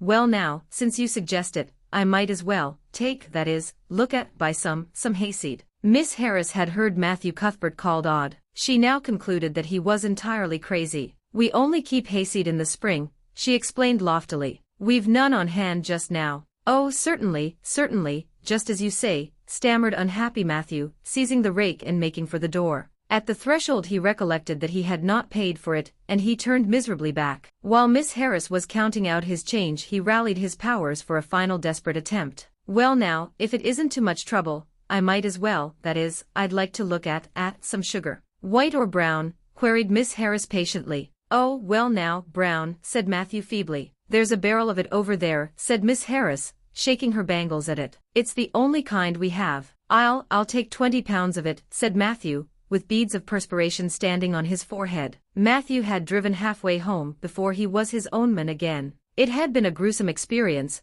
but it served him right, he thought, for committing the heresy of going to a strange store. When he reached home he hid the rake in the tool house, but the sugar he carried into Marilla. "Brown sugar," exclaimed Marilla. "Whatever possessed you to get so much? You know I never use it except for the hired man's porridge or black fruit cake. Jerry's gone and I've made my cake long ago. It's not good sugar either, it's coarse and dark. William Blair doesn't usually keep sugar like that." I thought it might come in handy sometime," said Matthew, making good his escape. When Matthew came to think the matter over he decided that a woman was required to cope with the situation. Marilla was out of the question. Matthew felt sure she would throw cold water on his project at once. Remained only Mrs. Lynde, for of no other woman in Avonlea would Matthew have dared to ask advice. To Mrs. Lynde he went accordingly, and that good lady promptly took the matter out of the harassed man's hands. "Pick out a dress for you to give Anne." "To be sure I will. I'm going to Carmody tomorrow and I'll attend to it." "Have you something particular in mind?" "No." "Well, I'll just go by my own judgment then. I believe a nice rich brown would just suit, and William Blair has some new Gloria in that's real pretty. Perhaps you'd like me to make it up for her, too, seeing that if Marilla was to make it, and would probably get wind of it before the time and spoil the surprise. Well, I'll do it. No, it isn't a mite of trouble. I like sewing. I'll make it to fit my niece, Jenny Gillis, for she and are as like as two peas as far as figure goes. Well now, I'm much obliged, said Matthew, and I dunno, but I think they make the sleeves different nowadays to what they used to be. If it wouldn't be asking too much I'd like them made in the new way. Puffs. Of course. You needn't worry a speck more about it, Matthew. I'll make it up in the very latest fashion, said Mrs. Lynde. To herself she added when Matthew had gone, it'll be a real satisfaction to see that poor child wearing something decent for once. The way Marilla dresses her is positively ridiculous, that's what, and I've ached to tell her so plainly a dozen times. I've held my tongue though, for I can see Marilla doesn't want advice, and she thinks she knows more about bringing children up than I do for all she's an old maid. But that's always the way. Folks that has brought up children know that there's no hard and fast method in the world that'll suit every child. But them as never have think it's all as plain and easy as rule of 3, just set your 3 terms down so fashion, and the sum'll work out correct. But flesh and blood don't come under the head of arithmetic, and that's where Marilla Cuthbert makes her mistake. I suppose she's trying to cultivate a spirit of humility in, and by dressing her as she does, but it's more likely to cultivate envy and discontent. I'm sure the child must feel the difference between her clothes and the other girls. But to think of Matthew taking notice of it. That man is waking up after being asleep for over 60 years. Marilla knew all the following fortnight that Matthew had something on his mind, but what it was she could not guess, until Christmas Eve, when Mrs. Lynde brought up the new dress. Marilla behaved pretty well on the whole, although it is very likely she distrusted Mrs. Lynde's diplomatic explanation that she had made the dress because Matthew was afraid,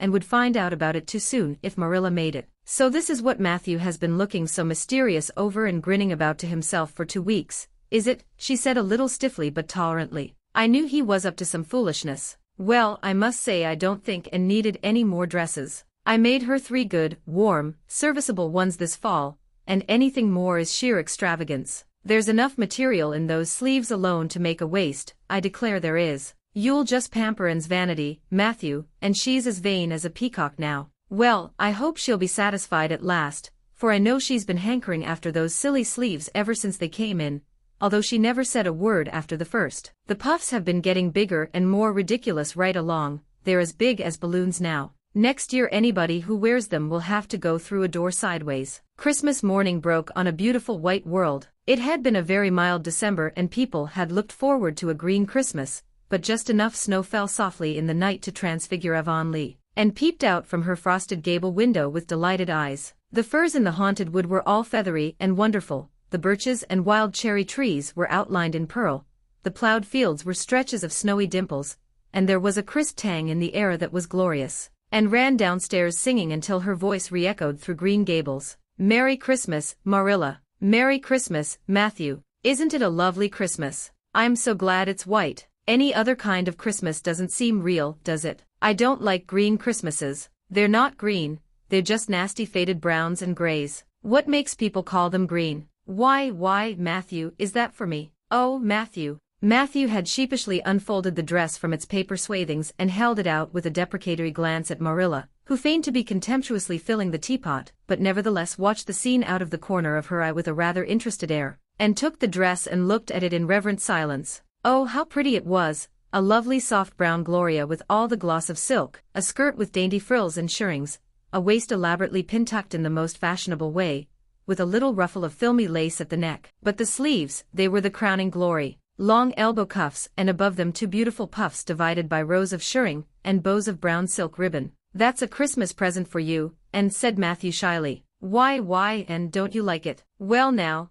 Anne's eyes had suddenly filled with tears. Like it? Oh, Matthew. Anne laid the dress over a chair and clasped her hands. Matthew, it's perfectly exquisite. Oh, I can never thank you enough. Look at those sleeves. Oh, it seems to me this must be a happy dream. Well, let us have breakfast, interrupted Marilla. I must say, and I don't think you needed the dress, but since Matthew has got it for you, see that you take good care of it. There's a hair ribbon Mrs. Lynde left for you. It's brown to match the dress. Come now, sit in. I don't see how I'm going to eat breakfast, said Anne rapturously. breakfast seems so commonplace at such an exciting moment. I'd rather feast my eyes on that dress. I'm so glad that puffed sleeves are still fashionable. It did seem to me that I'd never get over it if they went out before I had a dress with them. I'd never have felt quite satisfied, you see. It was lovely of Mrs. Lynde to give me the ribbon, too. I feel that I ought to be a very good girl indeed. It's at times like this I'm sorry I'm not a model little girl, and I always resolve that I will be in future. But somehow it's hard to carry out your resolutions when irresistible temptations come. Still, I really will make an extra effort after this.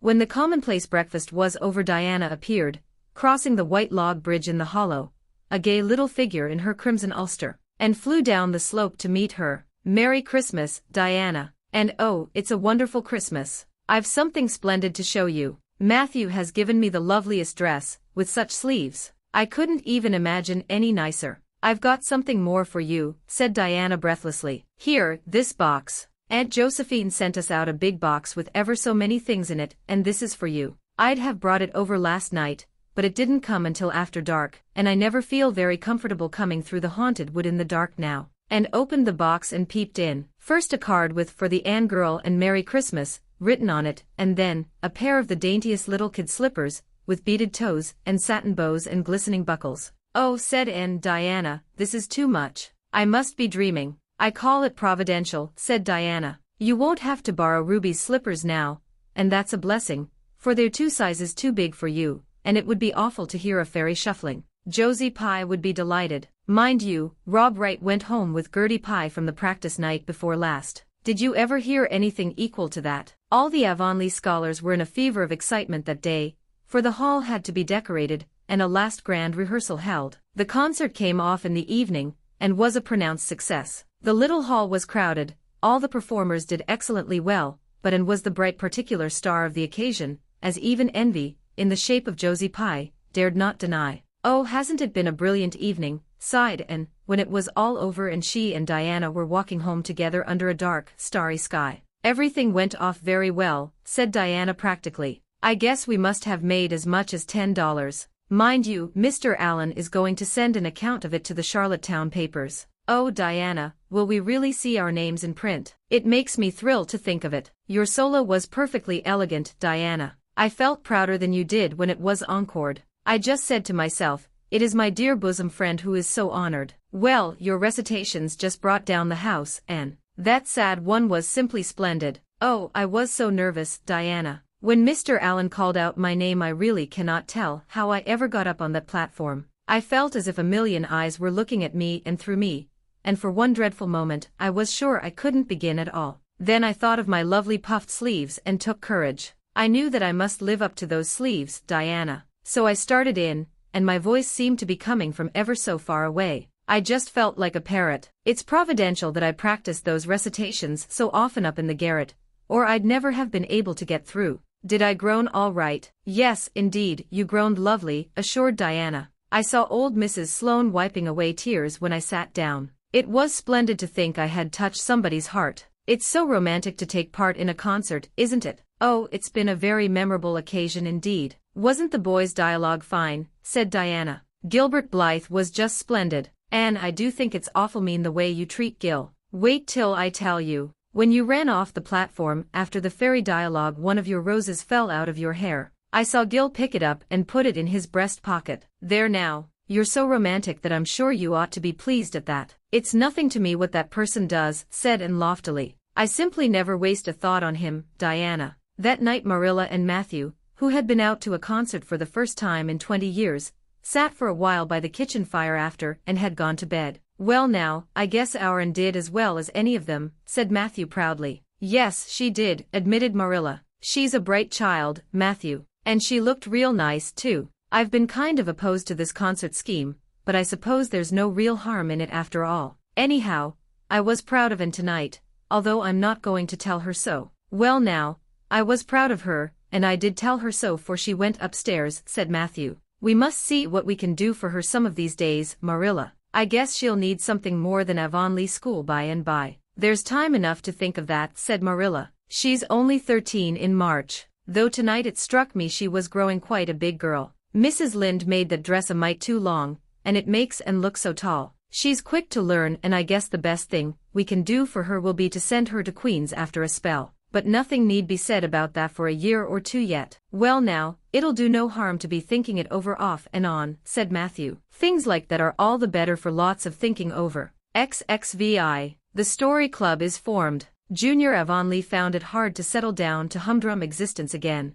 And in particular things seemed fearfully flat, stale, and unprofitable after the goblet of excitement she had been sipping for weeks. Could she go back to the former quiet pleasures of those faraway days before the concert? At first, as she told Diana, she did not really think she could. I'm positively certain, Diana, that life can never be quite the same again as it was in those olden days, she said mournfully, as if referring to a period of at least 50 years back. Perhaps after a while I'll get used to it, but I'm afraid concerts spoil people for everyday life. I suppose that is why Marilla disapproves of them. Marilla is such a sensible woman. It must be a great deal better to be sensible, but still, I don't believe I'd really want to be a sensible person, because they are so unromantic. Mrs. Lynde says there is no danger of my ever being one, but you can never tell. I feel just now that I may grow up to be sensible yet, but perhaps that is only because I'm tired. I simply couldn't sleep last night for ever so long. I just lay awake and imagined the concert over and over again.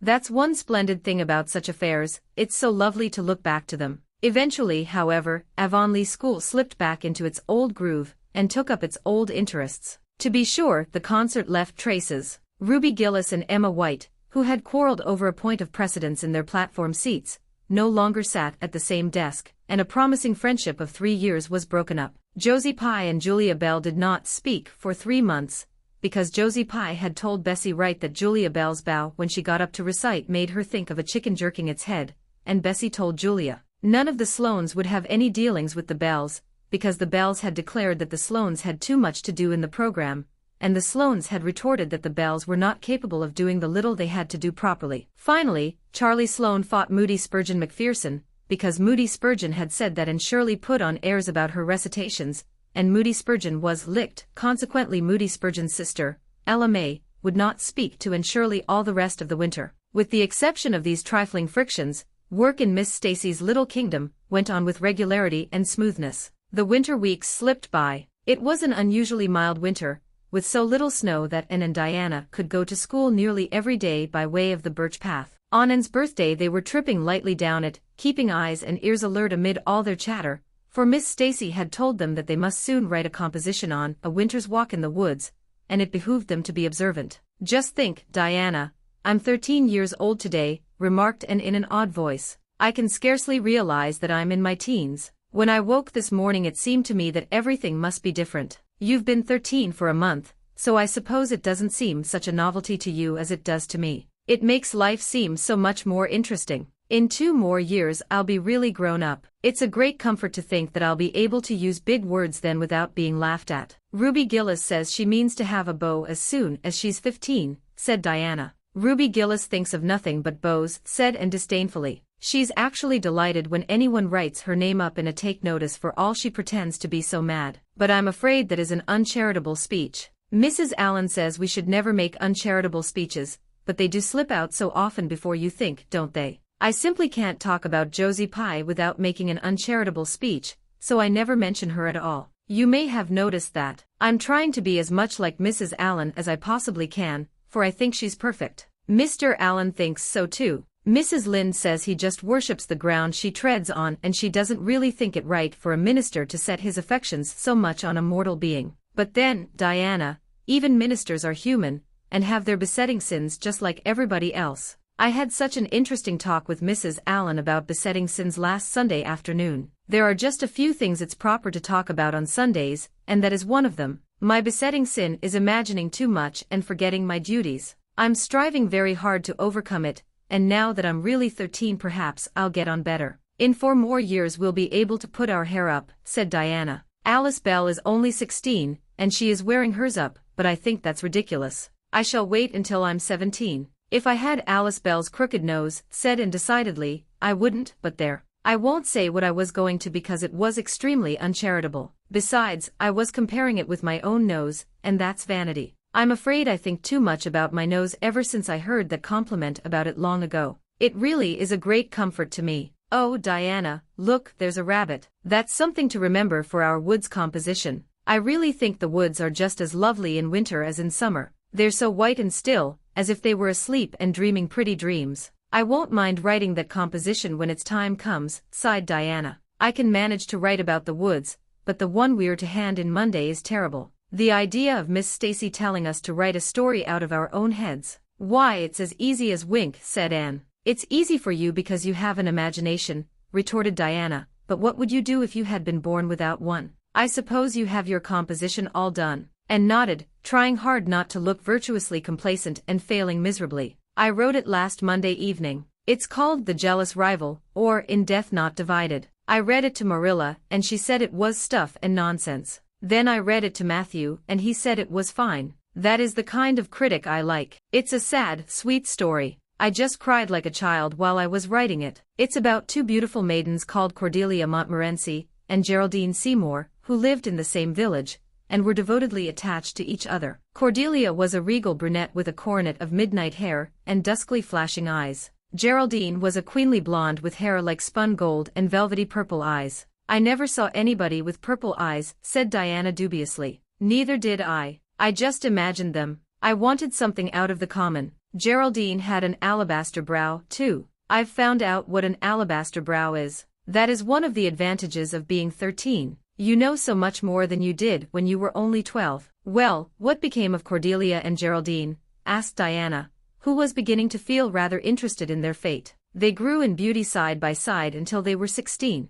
Then Bertram de Vere came to their native village and fell in love with the fair Geraldine. He saved her life when her horse ran away with her in a carriage, and she fainted in his arms, and he carried her home 3 miles, because, you understand, the carriage was all smashed up. I found it rather hard to imagine the proposal because I had no experience to go by. I asked Ruby Gillis if she knew anything about how men proposed because I thought she'd likely be an authority on the subject, having so many sisters married. Ruby told me she was hid in the hall pantry when Malcolm Andrews proposed to her sister Susan. She said Malcolm told Susan that his dad had given him the farm in his own name and then said, "What do you say, darling pet, if we get hitched this fall?" And Susan said, "Yes, no, I don't know, let me see." And there they were, engaged as quick as that. But I didn't think that sort of a proposal was a very romantic one, so in the end I had to imagine it out as well as I could. I made it very flowery and poetical, and Bertram went on his knees, although Ruby Gillis says it isn't done nowadays. Geraldine accepted him in a speech a page long. I can tell you I took a lot of trouble with that speech. I rewrote it 5 times and I look upon it as my masterpiece. Bertram gave her a diamond ring and a ruby necklace and told her they would go to Europe for a wedding tour, for he was immensely wealthy. But then, alas, shadows began to darken over their path. Cordelia was secretly in love with Bertram herself, and when Geraldine told her about the engagement she was simply furious, especially when she saw the necklace and the diamond ring. All her affection for Geraldine turned to bitter hate, and she vowed that she should never marry Bertram, but she pretended to be Geraldine's friend the same as ever. One evening they were standing on the bridge over a rushing turbulent stream, and Cordelia, thinking they were alone, pushed Geraldine over the brink with a wild, mocking ha ha ha. But Bertram saw it all and he at once plunged into the current, exclaiming, "I will save thee, my peerless Geraldine." But alas, he had forgotten he couldn't swim, and they were both drowned, clasped in each other's arms. Their bodies were washed ashore soon afterwards. They were buried in the one grave and their funeral was most imposing. Diana. It's so much more romantic to end a story up with a funeral than a wedding. As for Cordelia, she went insane with remorse and was shut up in a lunatic asylum. I thought that was a poetical retribution for her crime. How perfectly lovely, sighed Diana, who belonged to Matthew's school of critics. I don't see how you can make up such thrilling things out of your own head, Anne. I wish my imagination was as good as yours. It would be if you'd only cultivate it, said Anne cheeringly. I've just thought of a plan, Diana. Let you and I have a story club all our own and write stories for practice. I'll help you along until you can do them by yourself. You ought to cultivate your imagination, you know. Miss Stacy says so. Only we must take the right way. I told her about the haunted wood, but she said we went the wrong way about it in that. This was how the story club came into existence. It was limited to Diana and Anne at first, but soon it was extended to include Jane Andrews and Ruby Gillis,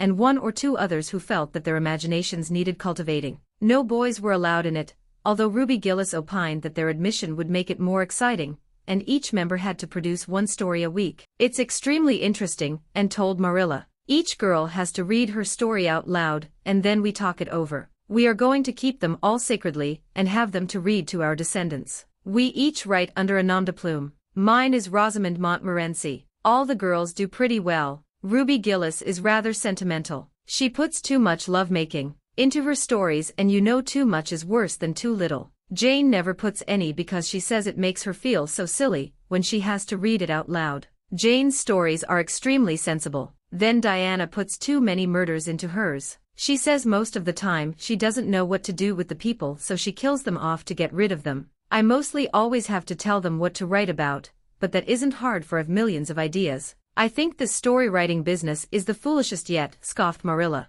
You'll get a pack of nonsense into your heads, and waste time that should be put on your lessons. Reading stories is bad enough, but writing them is worse. But we're so careful to put a moral into them all, Marilla, explained Anne. I insist upon that. All the good people are rewarded and all the bad ones are suitably punished. I'm sure that must have a wholesome effect. The moral is the great thing. Mr. Allen says so. I read one of my stories to him and Mrs. Allen, and they both agreed that the moral was excellent. Only they laughed in the wrong places. I like it better when people cry. Jane and Ruby almost always cry when I come to the pathetic parts. Diana wrote her Aunt Josephine about our club, and her Aunt Josephine wrote back that we were to send her some of our stories. So we copied out 4 of our very best and sent them. Miss Josephine Barry wrote back that she had never read anything so amusing in her life. That kind of puzzled us because the stories were all very pathetic and almost everybody died. But I'm glad Miss Barry liked them. It shows our club is doing some good in the world.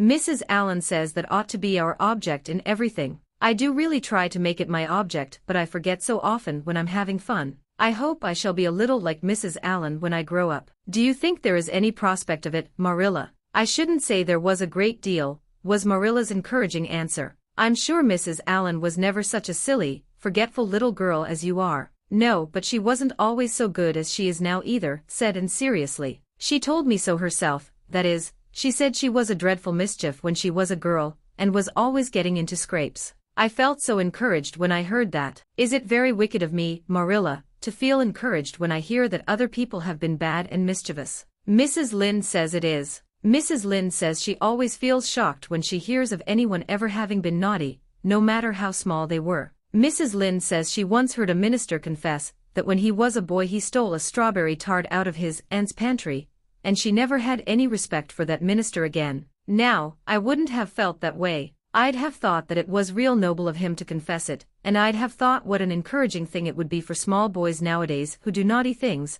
and are sorry for them, to know that perhaps they may grow up to be ministers in spite of it. That's how I'd feel, Marilla. The way I feel at present, and said Marilla, is that it's high time you had those dishes washed. You've taken half an hour longer than you should with all your chattering. Learn to work first and talk afterwards. XXVII. Vanity and vexation of spirit. Marilla, walking home one late April evening from an aid meeting, realized that the winter was over and gone with the thrill of delight that spring never fails to bring to the oldest and saddest as well as to the youngest and merriest. Marilla was not given to subjective analysis of her thoughts and feelings. She probably imagined that she was thinking about the aids, and their missionary box, and the new carpet for the vestry room, but under these reflections was a harmonious consciousness of red fields smoking into pale purply mists in the declining sun, of long, sharp-pointed foreshadows falling over the meadow beyond the brook, of still, crimson-budded maples around a mirror-like wood pool, of awakening in the world, and a stir of hidden pulses under the gray sod. The spring was abroad in the land, and Marilla's sober, middle-aged step was lighter and swifter because of its deep, primal gladness. Her eyes dwelt affectionately on Green Gables,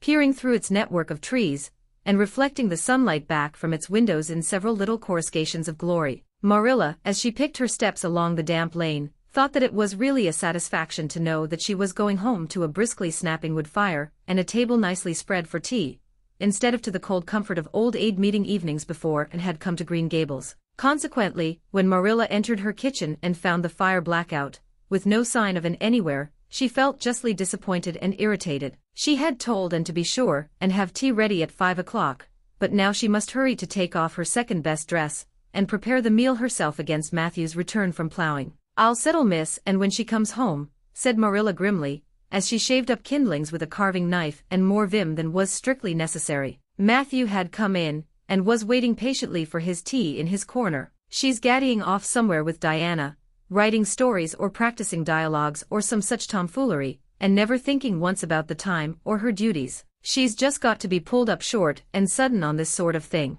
I don't care if Mrs. Allen does say she's the brightest and sweetest child she ever knew. She may be bright and sweet enough, but her head is full of nonsense, and there's never any knowing what shape it'll break out in next. Just as soon as she grows out of one freak she takes up with another. But there, here I am saying the very thing I was so riled with Rachel Lynde for saying at the Aid today. I was real glad when Mrs. Allen spoke up for if she hadn't I know I'd have said something too sharp to Rachel before everybody. Anne's got plenty of faults, goodness knows, and far be it from me to deny it, but I'm bringing her up and not Rachel Lynde, who'd pick faults in the angel Gabriel himself if he lived in Avonlea. Just the same, and has no business to leave the house like this when I told her she was to stay home this afternoon and look after things. I must say, with all her faults, I never found her disobedient or untrustworthy before, and I'm real sorry to find her so now. Well now, I dunno, said Matthew, who, being patient and wise and above all, hungry, had deemed it best to let Marilla talk her wrath out unhindered, having learned by experience that she got through with whatever work was on hand much quicker if not delayed by untimely argument. Perhaps you're judging her too hasty, Marilla.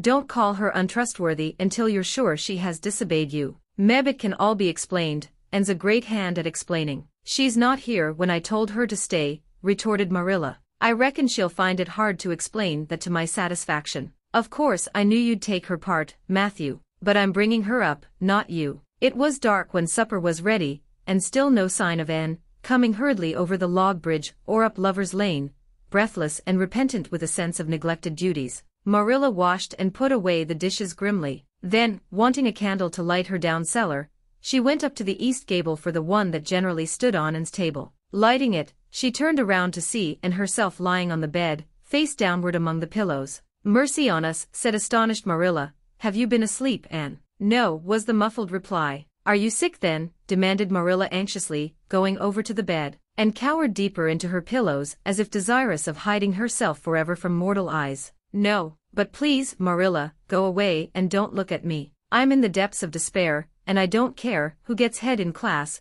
or writes the best composition, or sings in the Sunday school choir any more. Little things like that are of no importance now because I don't suppose I'll ever be able to go anywhere again. My career is closed. Please, Marilla, go away and don't look at me. Did anyone ever hear the like? The mystified Marilla wanted to know. And Shirley, whatever is the matter with you? What have you done? Get right up this minute and tell me. This minute, I say. There now, what is it? And had slid to the floor in despairing obedience. Look at my hair, Marilla, she whispered. Accordingly, Marilla lifted her candle and looked scrutinizingly at Anne's hair, flowing in heavy masses down her back. It certainly had a very strange appearance. And Shirley, what have you done to your hair? Why, it's green. Green it might be called, if it were any earthly color, a queer, dull, bronzy green, with streaks here and there of the original red to heighten the ghastly effect. Never in all her life had Marilla seen anything so grotesque as Anne's hair at that moment. Yes, it's green, moaned Anne.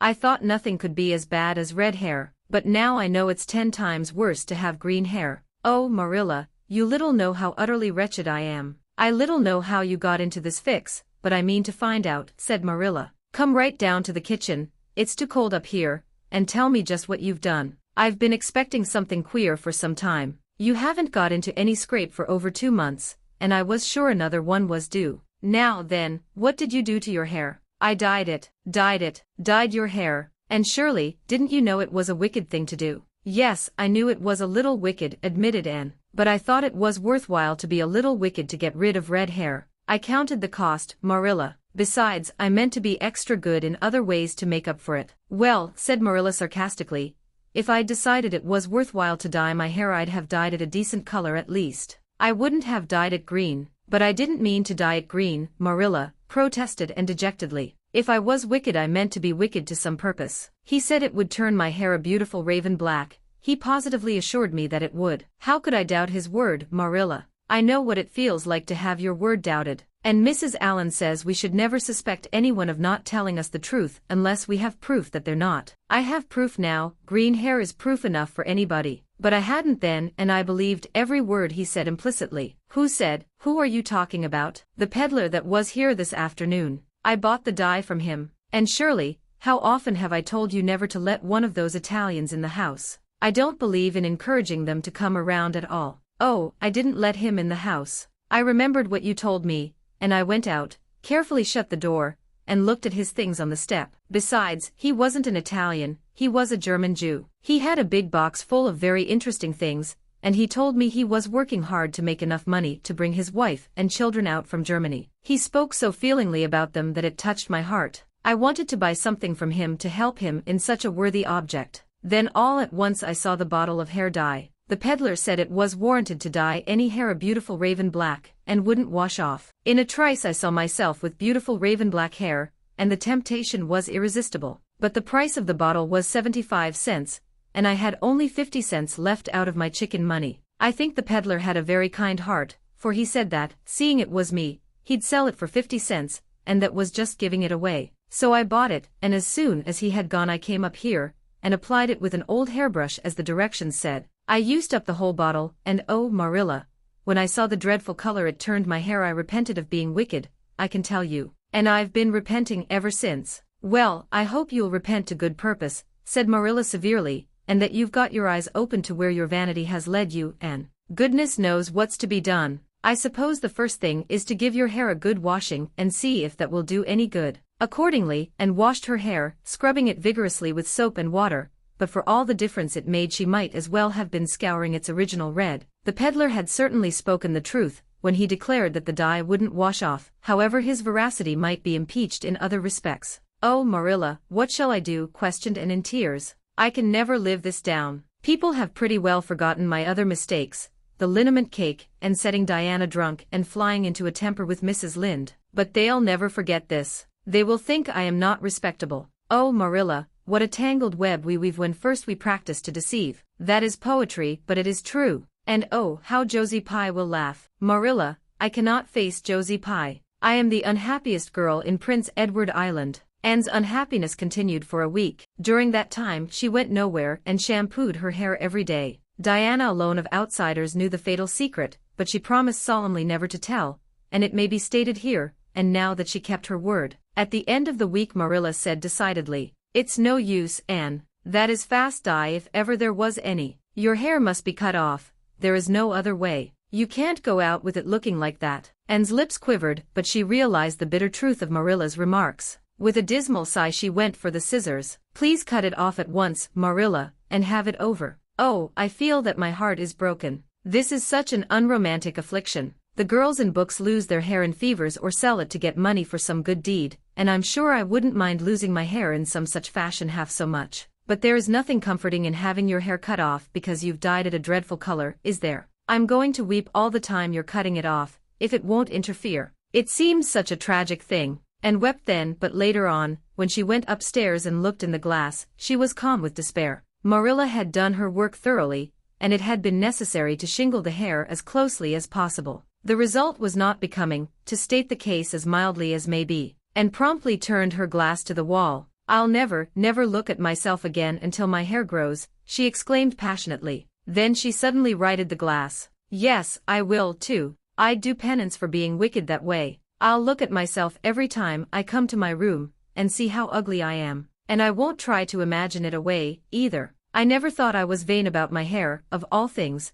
but now I know I was, in spite of its being red, because it was so long and thick and curly. I expect something will happen to my nose next." Anne's clipped head made a sensation in school on the following Monday, but to her relief nobody guessed the real reason for it, not even Josie Pye, who, however, did not fail to inform, and that she looked like a perfect scarecrow. I didn't say anything when Josie said that to me, and confided that evening to Marilla, who was lying on the sofa after one of her headaches, because I thought it was part of my punishment, and I ought to bear it patiently. It's hard to be told you look like a scarecrow, and I wanted to say something back, but I didn't. I just swept her one scornful look, and then I forgave her. It makes you feel very virtuous when you forgive people, doesn't it? I mean to devote all my energies to being good after this, and I shall never try to be beautiful again. Of course it's better to be good. I know it is, but it's sometimes so hard to believe a thing even when you know it. I do really want to be good, Marilla, like you and Mrs. Allen and Miss Stacy, and grow up to be a credit to you. Diana says when my hair begins to grow to tie a black velvet ribbon around my head with a bow at one side. She says she thinks it will be very becoming. I will call it a snood, that sounds so romantic. But am I talking too much, Marilla? Does it hurt your head? My head is better now. It was terrible bad this afternoon, though. These headaches of mine are getting worse and worse. I'll have to see a doctor about them. As for your chatter, I don't know that I mind it, I've got so used to it. Which was Marilla's way of saying that she liked to hear it. A-teeny-I, an unfortunate lily maid. Of course you must be Elaine, and said Diana. I could never have the courage to float down there. Nor I, said Ruby Gillis, with a shiver. I don't mind floating down when there's 2 or 3 of us in the flat, and we can sit up. It's fun then, but to lie down and pretend I was dead, I just couldn't. I'd die really of fright. Of course it would be romantic, conceded Jane Andrews, but I know I couldn't keep still. I'd be popping up every minute or so to see where I was, and if I wasn't drifting too far out. And and that would spoil the effect. But it's so ridiculous to have a red-headed Elaine, mourned Anne. I'm not afraid to float down, and I'd love to be Elaine. But it's ridiculous just the same. Ruby ought to be Elaine because she is so fair, and has such lovely long golden hair. Elaine had all her bright hair streaming down, and Elaine was the lily maid. Now, a red-haired person cannot be a lily maid. Your complexion is just as fair as Ruby's, said Diana earnestly, and your hair is ever so much darker than it used to be before you cut it. Oh, do you really think so? Exclaimed Anne, flushing sensitively with delight. I've sometimes thought it was myself, but I never dared to ask anyone for fear she would tell me it wasn't. Do you think it could be called auburn now, Diana? Yes, and I think it is real pretty, said Diana, looking admiringly at the short, silky curls that clustered over Anne's head, and were held in place by a very jaunty black velvet ribbon and bow. They were standing on the bank of the pond, below Orchard Slope, where a little headland fringed with birches ran out from the bank. At its tip was a small wooden platform built out into the water for the convenience of fishermen and duck hunters. Ruby and Jane were spending the midsummer afternoon with Diana, and Anne had come over to play with them. Anne and Diana had spent most of their playtime that summer on and about the pond. Idlewild was a thing of the past, Mr. Bell having ruthlessly cut down the little circle of trees in his back pasture in the spring. Anne had sat among the stumps and wept, not without an eye to the romance of it, but she was speedily consoled, for, after all, as she and Diana said, big girls of 13, going on 14, were too old for such childish amusements as playhouses, and there were more fascinating sports to be found about the pond. It was splendid to fish for trout over the bridge, and the 2 girls learned to row themselves about in the little flat-bottomed dory Mr. Barry kept for duck shooting. It was Anne's idea that they dramatize Elaine. They had studied Tennyson's poem in school the preceding winter, the superintendent of education having prescribed it in the English course for the Prince Edward Island schools. They had analyzed and parsed it and torn it to pieces in general until it was a wonder there was any meaning at all left in it for them.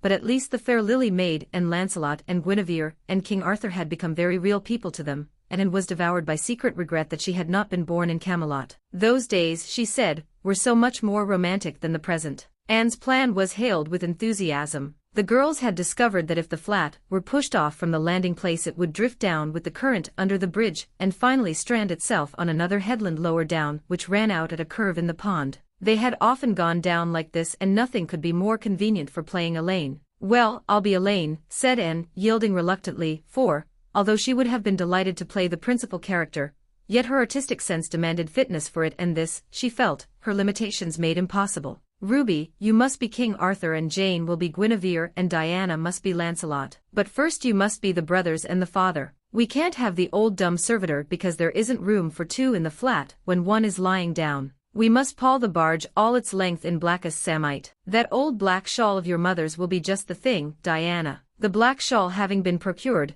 and spread it over the flat, and then lay down on the bottom, with closed eyes and hands folded over her breast. Oh, she does look really dead, whispered Ruby Gillis nervously, watching the still, white little face under the flickering shadows of the birches. It makes me feel frightened, girls. Do you suppose it's really right to act like this? Mrs. Lynde says that all play acting is abominably wicked. Ruby, you shouldn't talk about Mrs. Lynde, said Anne severely. It spoils the effect because this is hundreds of years before Mrs. Lynde was born. Jane, you arrange this. It's silly for Elaine to be talking when she's dead. Jane rose to the occasion. Cloth of gold for coverlet there was none, but an old piano scarf of yellow Japanese crepe was an excellent substitute. A white lily was not obtainable just then, but the effect of a tall blue iris placed in one of Anne's folded hands was all that could be desired. Now she's all ready, said Jane. We must kiss her quiet brows, and Diana, you say, sister, farewell forever, and Ruby, you say, farewell, sweet sister, both of you as sorrowfully as you possibly can. And for goodness sake smile a little. You know Elaine lay as though she smiled. That's better. Now push the flat off. The flat was accordingly pushed off, scraping roughly over an old embedded stake in the process. Diana and Jane and Ruby only waited long enough to see it caught in the current and headed for the bridge before scampering up through the woods, across the road, and down to the lower headland where, as Lancelot and Guinevere and the king, they were to be in readiness to receive the Lily Maid. For a few minutes Anne, drifting slowly down, enjoyed the romance of her situation to the full. Then something happened not at all romantic. The flat began to leak. In a very few moments it was necessary for Elaine to scramble to her feet, pick up her cloth of gold coverlet and pall of blackest samite, and gaze blankly at a big crack in the bottom of her barge through which the water was literally pouring. That sharp stake at the landing had torn off the strip of batting nailed on the flat. Anne did not know this, but it did not take her long to realize that she was in a dangerous plight. At this rate the flat would fill and sink long before it could drift to the lower headland. Where were the oars?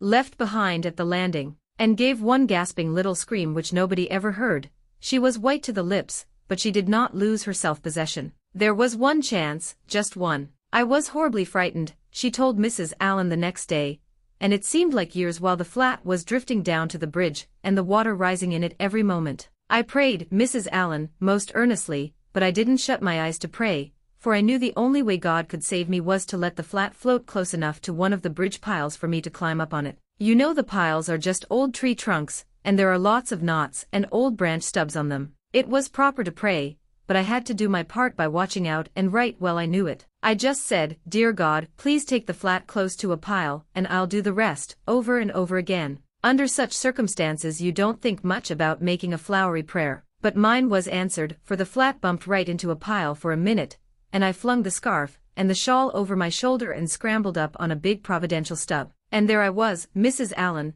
clinging to that slippery old pile with no way of getting up or down. It was a very unromantic position, but I didn't think about that at the time. You don't think much about romance when you have just escaped from a watery grave. I said a grateful prayer at once and then I gave all my attention to holding on tight, for I knew I should probably have to depend on human aid to get back to dry land. The flat drifted under the bridge and then promptly sank in midstream. Ruby, Jane, and Diana, already awaiting it on the lower headland, saw it disappear before their very eyes, and had not a doubt but that and had gone down with it. For a moment they stood still, white as sheets, frozen with horror at the tragedy. Then, shrieking at the tops of their voices, they started on a frantic run up through the woods, never pausing as they crossed the main road to glance the way of the bridge. And, clinging desperately to her precarious foothold, saw their flying forms and heard their shrieks. Help would soon come, but meanwhile her position was a very uncomfortable one. The minutes passed by, each seeming an hour to the unfortunate Lily Maid. Why didn't somebody come?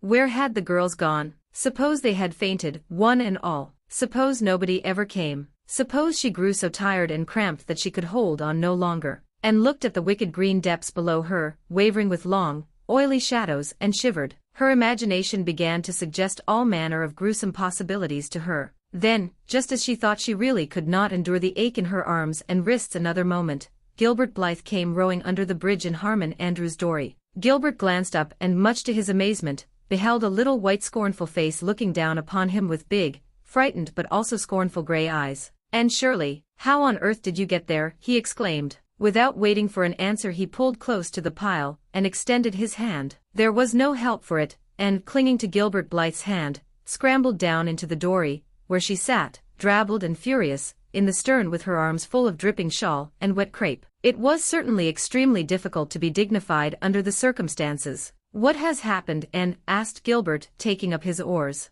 We were playing Elaine, explained Anne frigidly, without even looking at her rescuer, and I had to drift down to Camelot in the barge, I mean the flat. The flat began to leak and I climbed out on the pile. The girls went for help. Will you be kind enough to row me to the landing? Gilbert obligingly rowed to the landing and Anne, disdaining assistance, sprang nimbly on shore. I'm very much obliged to you, she said haughtily as she turned away. But Gilbert had also sprung from the boat, and now laid a detaining hand on her arm. Anne, he said hurriedly, look here, can't we be good friends? I'm awfully sorry I made fun of your hair that time. I didn't mean to vex you, and I only meant it for a joke. Besides, it's so long ago. I think your hair is awfully pretty now, honest I do. Let's be friends. For a moment and hesitated. She had an odd, newly awakened consciousness under all her outraged dignity that the half-shy, half-eager expression in Gilbert's hazel eyes was something that was very good to see. Her heart gave a quick, queer little beat, but the bitterness of her old grievance promptly stiffened up her wavering determination.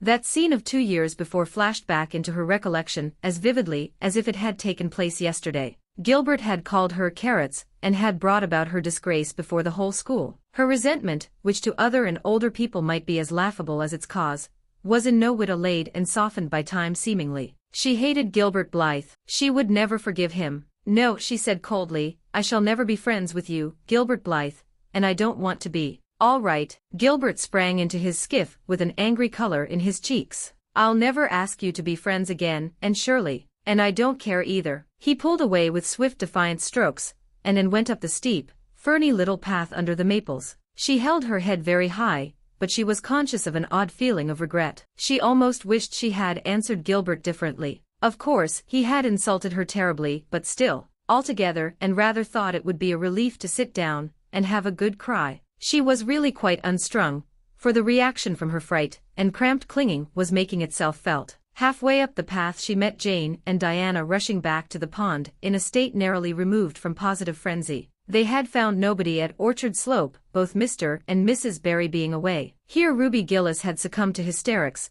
and was left to recover from them as best she might, while Jane and Diana flew through the haunted wood and across the brook to Green Gables. There they had found nobody either, for Marilla had gone to Carmody, and Matthew was making hay in the back field. Oh, and gasped Diana, fairly falling on the former's neck and weeping with relief and delight. Oh, and we thought you were drowned, and we felt like murderers because we had made you be Elaine. And Ruby is in hysterics. Oh, and how did you escape? I climbed up on one of the piles, explained Anne wearily, and Gilbert Blythe came along in Mr. Andrew's dory and brought me to land. Oh, and how splendid of him. Why, it's so romantic, said Jane, finding breath enough for utterance at last. Of course you'll speak to him after this. Of course I won't, flashed Anne with a momentary return of her old spirit. And I don't want ever to hear the word romantic again, Jane Andrews. I'm awfully sorry you were so frightened, girls. It is all my fault. I feel sure I was born under an unlucky star. Everything I do gets me or my dearest friends into a scrape. We've gone and lost your father's flat, Diana, and I have a presentiment that we'll not be allowed to row on the pond any more.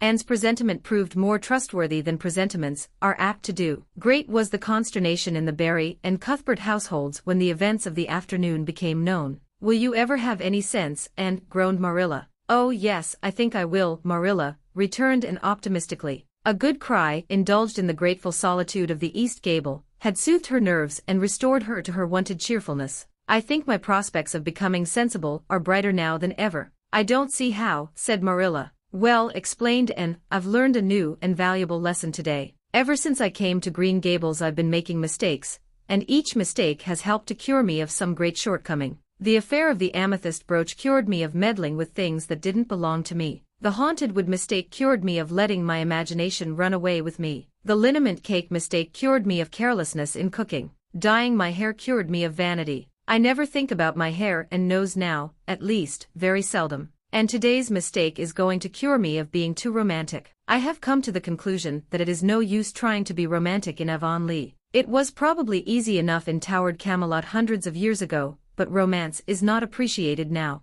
I feel quite sure that you will soon see a great improvement in me in this respect, Marilla. I'm sure I hope so, said Marilla skeptically. But Matthew, who had been sitting mutely in his corner, laid a hand on Anne's shoulder when Marilla had gone out. Don't give up all your romance, Anne, he whispered shyly. A little of it is a good thing, not too much of course, but keep a little of it, and keep a little of it. Zix. An epic in Anne's life, and was bringing the cows home from the back pasture by way of Lover's Lane. It was a September evening, and all the gaps and clearings in the woods were brimmed up with ruby sunset light. Here and there the lane was splashed with it, but for the most part it was already quite shadowy beneath the maples, and the spaces under the firs were filled with a clear violet dusk like airy wine. The winds were out in their tops, and there is no sweeter music on earth than that which the wind makes in the fir trees at evening. The cows swung placidly down the lane, and Anne followed them dreamily, repeating aloud the battle canto from Marmion, which had also been part of their English course the preceding winter, and which Miss Stacy had made them learn off by heart,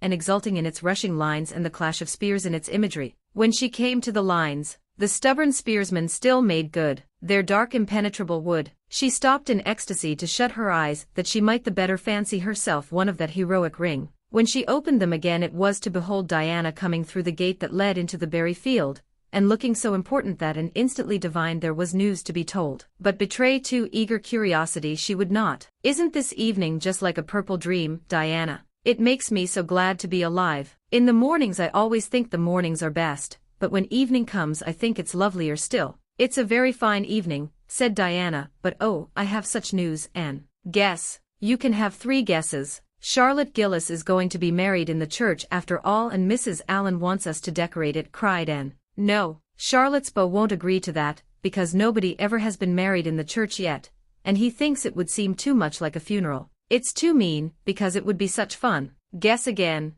"Jane's mother is going to let her have a birthday party." Diana shook her head, her black eyes dancing with merriment. "I can't think what it can be," said Anne in despair, "unless it's that moody Spurgeon Macpherson saw you home from prayer meeting last night." "Did he?" "I should think not," exclaimed Diana indignantly. "I wouldn't be likely to boast of it if he did, the horrid creature. I knew you couldn't guess it. Mother had a letter from Aunt Josephine today, and Aunt Josephine wants you and me to go to town next Tuesday and stop with her for the exhibition. There." "Oh, Diana," whispered Anne, finding it necessary to lean up against a maple tree for support, "do you really mean it? But I'm afraid Marilla won't let me go. She will say that she can't encourage gaddying about." "That was what she said last week, when Jane invited me to go with them in their double-seated buggy to the American concert at the White Sands Hotel. I wanted to go, but Marilla said I'd be better at home learning my lessons, and so would Jane." "I was bitterly disappointed, Diana. I felt so heartbroken that I wouldn't say my prayers when I went to bed, but I repented of that and got up in the middle of the night and said them." "I'll tell you," said Diana,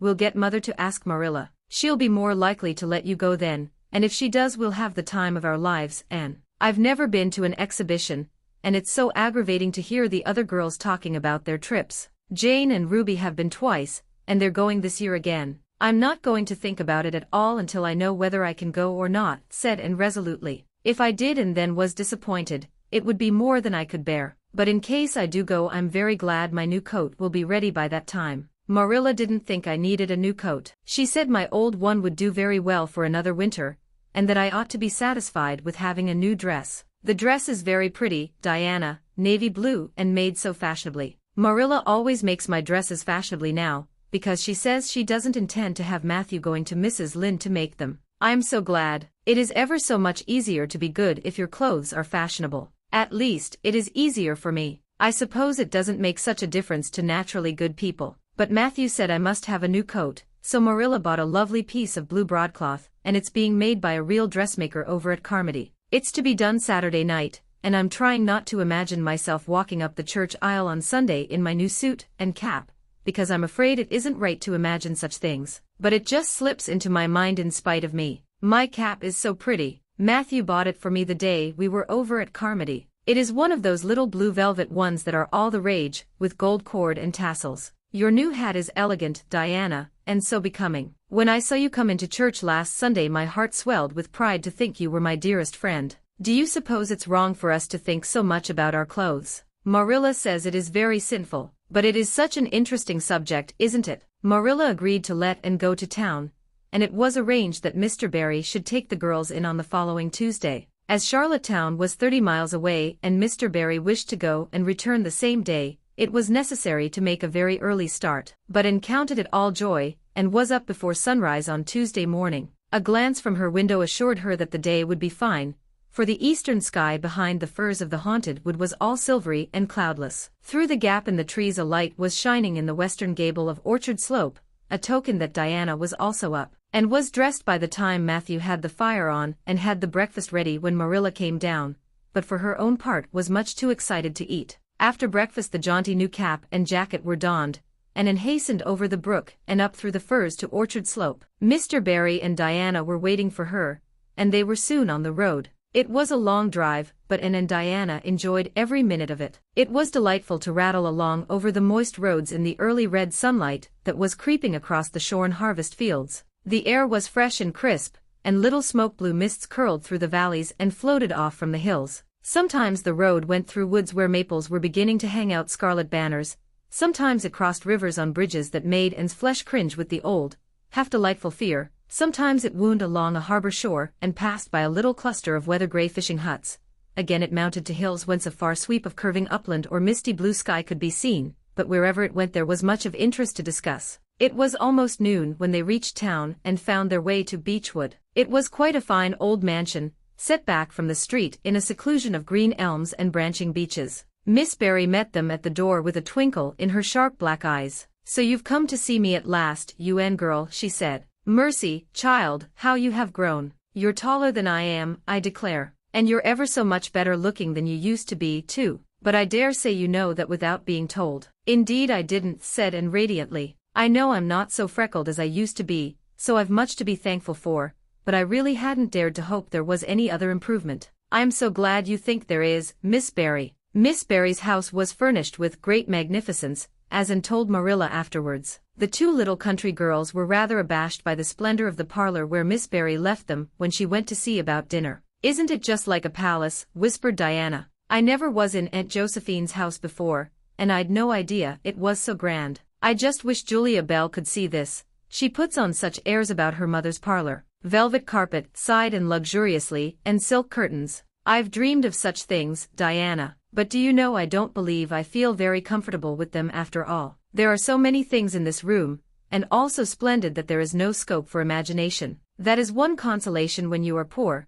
There are so many more things you can imagine about." Their sojourn in town was something that Anne and Diana dated from for years. From first to last it was crowded with delights. On Wednesday Miss Barry took them to the exhibition grounds and kept them there all day. It was splendid, and related to Marilla later on. "I never imagined anything so interesting. I don't really know which department was the most interesting. I think I liked the horses and the flowers and the fancy work best. Josie Pye took first prize for knitted lace. I was real glad she did. And I was glad that I felt glad, for it shows I'm improving, don't you think, Marilla, when I can rejoice in Josie's success." Mr. Harmon Andrews took second prize for Gravenstein apples and Mr. Bell took first prize for a pig. Diana said she thought it was ridiculous for a Sunday school superintendent to take a prize in pigs, but I don't see why. "Do you?" She said she would always think of it after this when he was praying so solemnly. Clara Louise McPherson took a prize for painting, and Mrs. Lynde got first prize for homemade butter and cheese. So Avonlea was pretty well represented, wasn't it? Mrs. Lynde was there that day,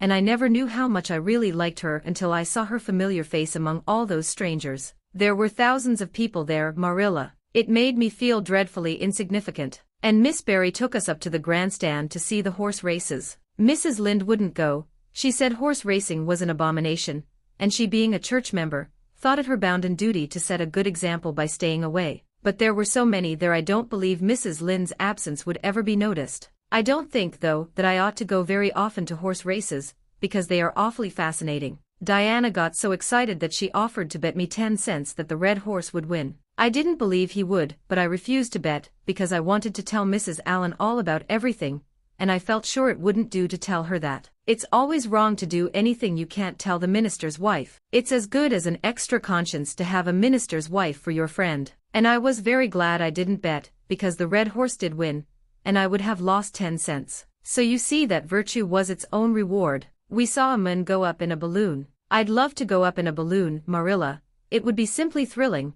And we saw a man selling fortunes. You paid him 10 cents, and a little bird picked out your fortune for you. Miss Barry gave Diana and me 10 cents each to have our fortunes told. Mine was that I would marry a dark-complected man who was very wealthy, and I would go across water to live. I looked carefully at all the dark men I saw after that, but I didn't care much for any of them, and anyhow I suppose it's too early to be looking out for him yet. Oh, it was a never-to-be-forgotten day, Marilla. I was so tired I couldn't sleep at night. Miss Barry put us in the spare room, according to promise. It was an elegant room, Marilla, but somehow sleeping in a spare room isn't what I used to think it was. That's the worst of growing up, and I'm beginning to realize it. The things you wanted so much when you were a child don't seem half so wonderful to you when you get them. Thursday the girls had a drive in the park, and in the evening Miss Barry took them to a concert in the Academy of Music, where a noted prima donna was to sing. Too, in the evening was a glittering vision of delight. Oh, Marilla, it was beyond description.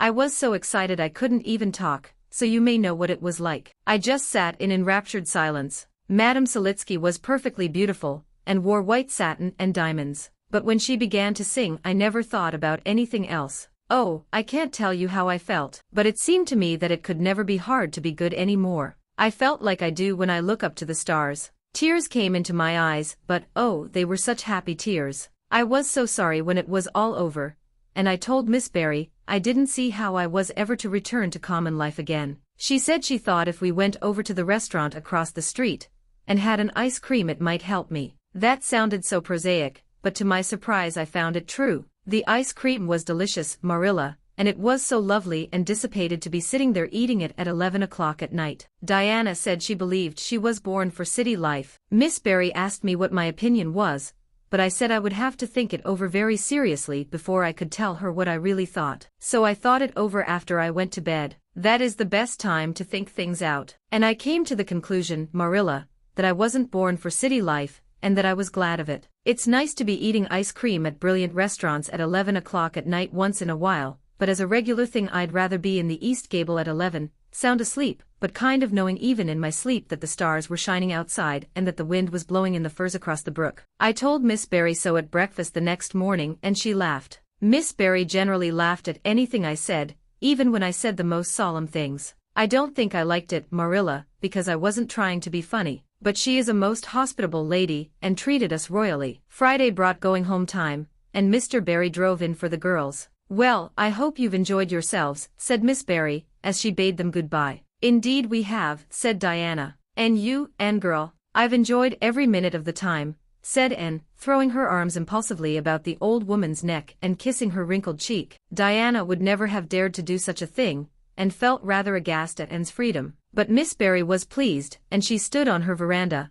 and watched the buggy out of sight. Then she went back into her big house with a sigh. It seemed very lonely, lacking those fresh young lives. Miss Barry was a rather selfish old lady, if the truth must be told, and had never cared much for anybody but herself. She valued people only as they were of service to her or amused her, and had amused her, and consequently stood high in the old lady's good graces. But Miss Barry found herself thinking less about Anne's quaint speeches than of her fresh enthusiasms, her transparent emotions, her little winning ways, and the sweetness of her eyes and lips. I thought Marilla Cuthbert was an old fool when I heard she'd adopted a girl out of an orphan asylum, she said to herself, but I guess she didn't make much of a mistake after all. If I'd a child like Anne in the house all the time, I'd be a better and happier woman. And Diana found the drive home as pleasant as the drive in, pleasanter, indeed, since there was the delightful consciousness of home waiting at the end of it. It was sunset when they passed through white sands and turned into the shore road. Beyond, the Avonlea hills came out darkly against the saffron sky. Behind them the moon was rising out of the sea that grew all radiant and transfigured in her light. Every little cove along the curving road was a marvel of dancing ripples. The waves broke with a soft swish on the rocks below them,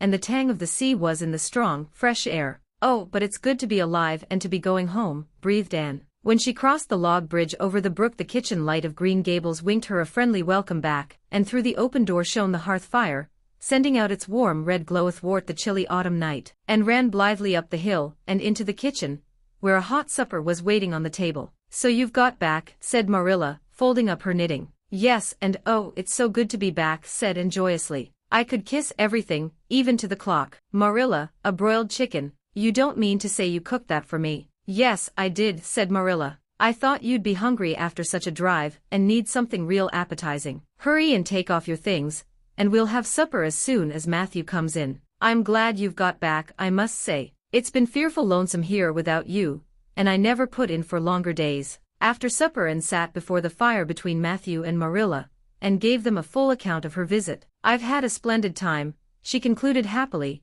and I feel that it marks an epoch in my life. But the best of it all was the coming home. XXX. The Queen's class is organized. Marilla laid her knitting on her lap and leaned back in her chair. Her eyes were tired, and she thought vaguely that she must see about having her glasses changed the next time she went to town, for her eyes had grown tired very often of late. It was nearly dark, for the dull November twilight had fallen around Green Gables, and the only light in the kitchen came from the dancing red flames in the stove, and was curled up Turk fashion on the hearthrug, gazing into that joyous glow where the sunshine of 100 summers was being distilled from the maple cordwood. She had been reading, but her book had slipped to the floor, and now she was dreaming, with a smile on her parted lips. Glittering castles in Spain were shaping themselves out of the mists and rainbows of her lively fancy. Adventures wonderful and enthralling were happening to her in Cloudland, adventures that always turned out triumphantly and never involved her in scrapes like those of actual life. Marilla looked at her with a tenderness that would never have been suffered to reveal itself in any clearer light than that soft mingling of fireshine and shadow. The lesson of a love that should display itself easily in spoken word and open look was one Marilla could never learn.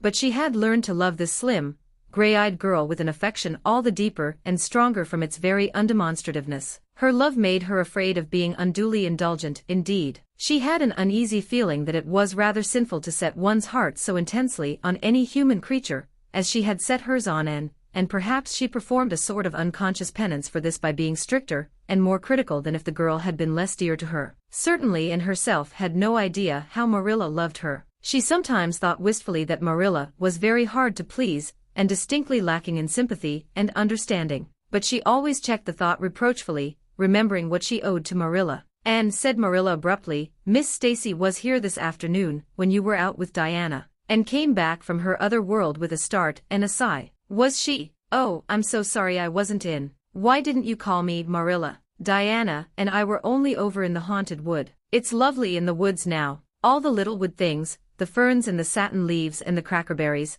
have gone to sleep, just as if somebody had tucked them away until spring under a blanket of leaves. I think it was a little gray fairy with a rainbow scarf that came tiptoeing along the last moonlight night and did it." Diana wouldn't say much about that, though. Diana has never forgotten the scolding her mother gave her about imagining ghosts into the haunted wood. It had a very bad effect on Diana's imagination. It blighted it. "Mrs. Lynde says Myrtle Bell is a blighted being." I asked Ruby Gillis why Myrtle was blighted, and Ruby said she guessed it was because her young men had gone back on her. Ruby Gillis thinks of nothing but young men, and the older she gets the worse she is. Young men are all very well in their place, but it doesn't do to drag them into everything, does it? Diana and I are thinking seriously of promising each other that we will never marry, but be nice old maids and live together forever. Diana hasn't quite made up her mind though, because she thinks perhaps it would be nobler to marry some wild, dashing, wicked young man and reform him. Diana and I talk a great deal about serious subjects now, you know.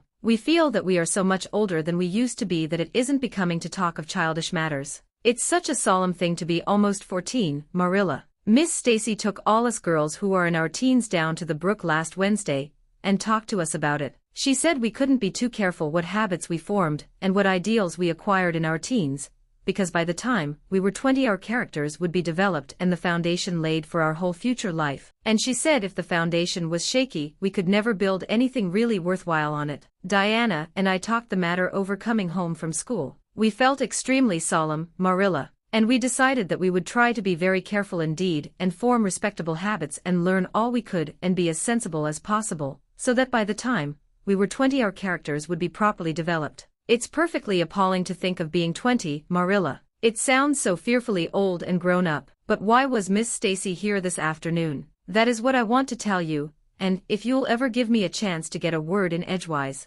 She was talking about you. About me? And looked rather scared. Then she flushed and exclaimed, "Oh, I know what she was saying. I meant to tell you, Marilla, honestly I did, but I forgot. Miss Stacy caught me reading Ben-Hur in school yesterday afternoon, when I should have been studying my Canadian history. Jane Andrews lent it to me. I was reading it at dinner hour, and I had just got to the chariot race when school went in. I was simply wild to know how it turned out, although I felt sure Ben-Hur must win, because it wouldn't be poetical justice if he didn't, so I spread the history open on my desk lid, and then tucked Ben-Hur between the desk and my knee. It just looked as if I were studying Canadian history, you know, while all the while I was reveling in Ben-Hur. I was so interested in it that I never noticed Miss Stacy coming down the aisle until all at once I just looked up, and there she was looking down at me, so reproachful-like. I can't tell you how ashamed I felt, Marilla, especially when I heard Josie Pye giggling. Miss Stacy took Ben-Hur away, but she never said a word then. She kept me in at recess and talked to me. She said I had done very wrong in 2 respects. First, I was wasting the time I ought to have put on my studies,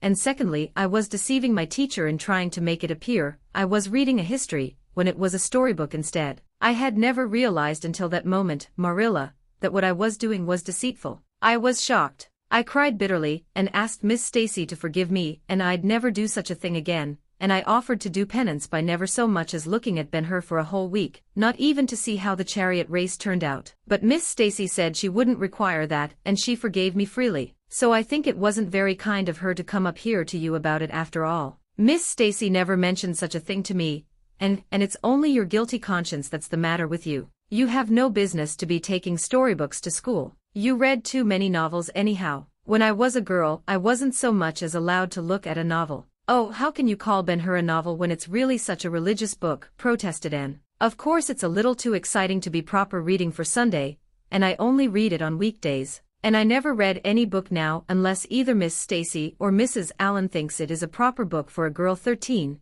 3/4 to read. Miss Stacy made me promise that. She found me reading a book one day called The Lurid Mystery of the Haunted Hall. It was one Ruby Gillis had lent me, and oh Marilla, it was so fascinating and creepy. It just curdled the blood in my veins. But Miss Stacy said it was a very silly, unwholesome book, and she asked me not to read any more of it or any like it. I didn't mind promising not to read any more like it, but it was agonizing to give back that book without knowing how it turned out. But my love for Miss Stacy stood the test and I did. It's really wonderful, Marilla, what you can do when you're truly anxious to please a certain person. Well, I guess I'll light the lamp and get to work, said Marilla. I see plainly that you don't want to hear what Miss Stacy had to say. You're more interested in the sound of your own tongue than in anything else. Oh indeed, Marilla, I do want to hear it, cried Anne contritely. I won't say another word, not one. I know I talk too much, but I am really trying to overcome it, and although I say far too much, yet if you only knew how many things I want to say and don't, you'd give me some credit for it. Please tell me, Marilla. Well, Miss Stacy wants to organize a class among her advanced students who mean to study for the entrance examination into Queen's.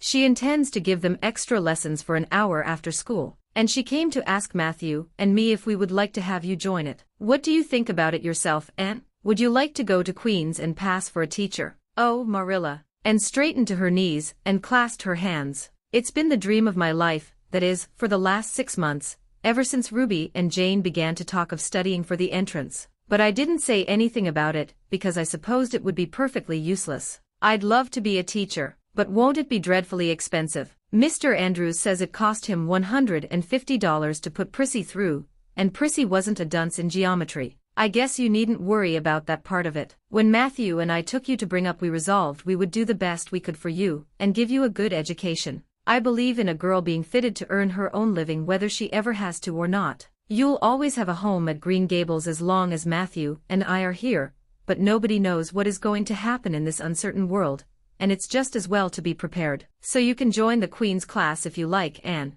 Oh, Marilla, thank you. And flung her arms about Marilla's waist, and looked up earnestly into her face. I am extremely grateful to you and Matthew, and I'll study as hard as I can, and do my very best to be a credit to you. I warn you not to expect much in geometry, but I think I can hold my own in anything else if I work hard. I dare say you'll get along well enough. Miss Stacy says you are bright and diligent. Not for worlds would Marilla have told and just what Miss Stacy had said about her.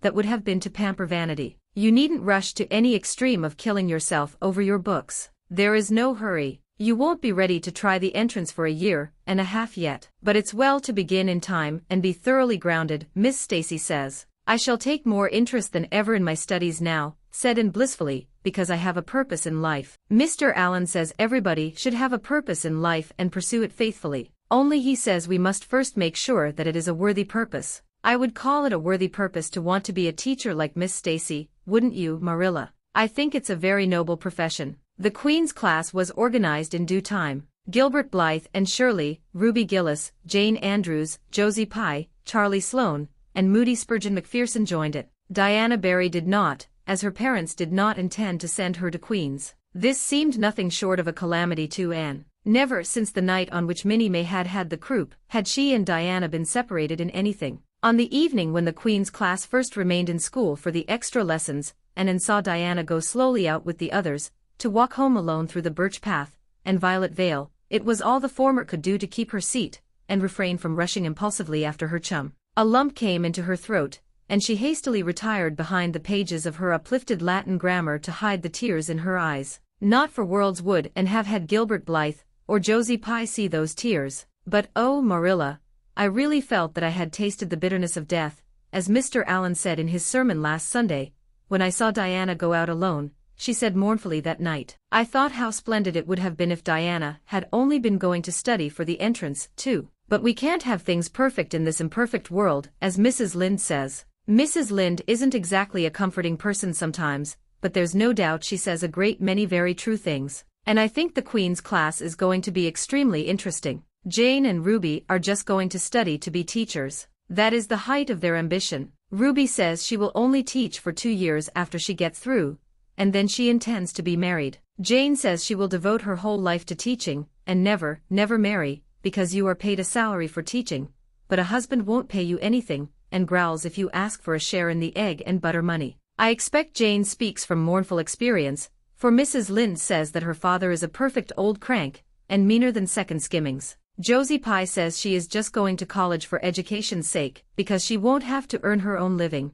She says of course it is different with orphans who are living on charity, they have to hustle. Moody Spurgeon is going to be a minister. Mrs. Lynde says he couldn't be anything else with a name like that to live up to. I hope it isn't wicked of me, Marilla, but really the thought of Moody Spurgeon being a minister makes me laugh. He's such a funny-looking boy with that big fat face, and his little blue eyes, and his ears sticking out like flaps. But perhaps he will be more intellectual-looking when he grows up. Charlie Sloane says he's going to go into politics and be a member of Parliament, but Mrs. Lynde says he'll never succeed at that because the Sloanes are all honest people, and it's only rascals that get on in politics nowadays. What is Gilbert Blythe going to be? Queried Marilla, seeing that and was opening her Caesar. I don't happen to know what Gilbert Blythe's ambition in life is, if he has any, said Anne scornfully. There was open rivalry between Gilbert and Anne now. Previously the rivalry had been rather one-sided, but there was no longer any doubt that Gilbert was as determined to be first in class as Anne was. He was a foeman worthy of her steel. The other members of the class tacitly acknowledged their superiority,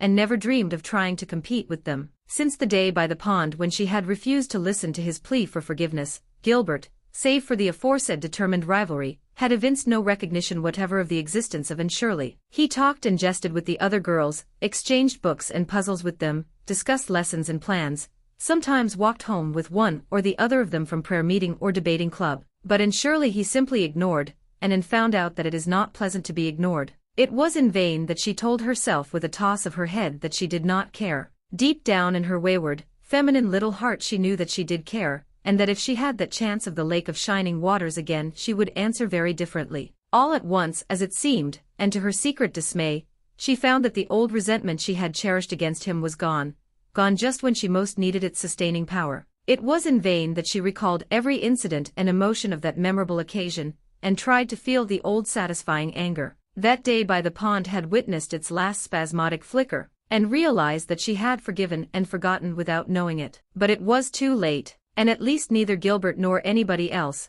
not even Diana, should ever suspect how sorry she was and how much she wished she hadn't been so proud and horrid. She determined to shroud her feelings in deepest oblivion, and it may be stated here, and now that she did it, so successfully that Gilbert, who possibly was not quite so indifferent as he seemed, could not console himself with any belief that Anne felt his retaliatory scorn. The only poor comfort he had was that she snubbed Charlie Sloane, unmercifully, continually and undeservedly. Otherwise the winter passed away in a round of pleasant duties and studies. And the days slipped by like golden beads on the necklace of the year. She was happy, eager, interested. There were lessons to be learned and honor to be won, delightful books to read, new pieces to be practiced for the Sunday school choir, pleasant Saturday afternoons at the manse with Mrs. Allen, and then, almost before Anne realized it, spring had come again to Green Gables and all the world was abloom once more. Studies palled just a wee bit then. The Queen's class, left behind in school while the others scattered to green lanes and leafy woodcuts and meadow byways,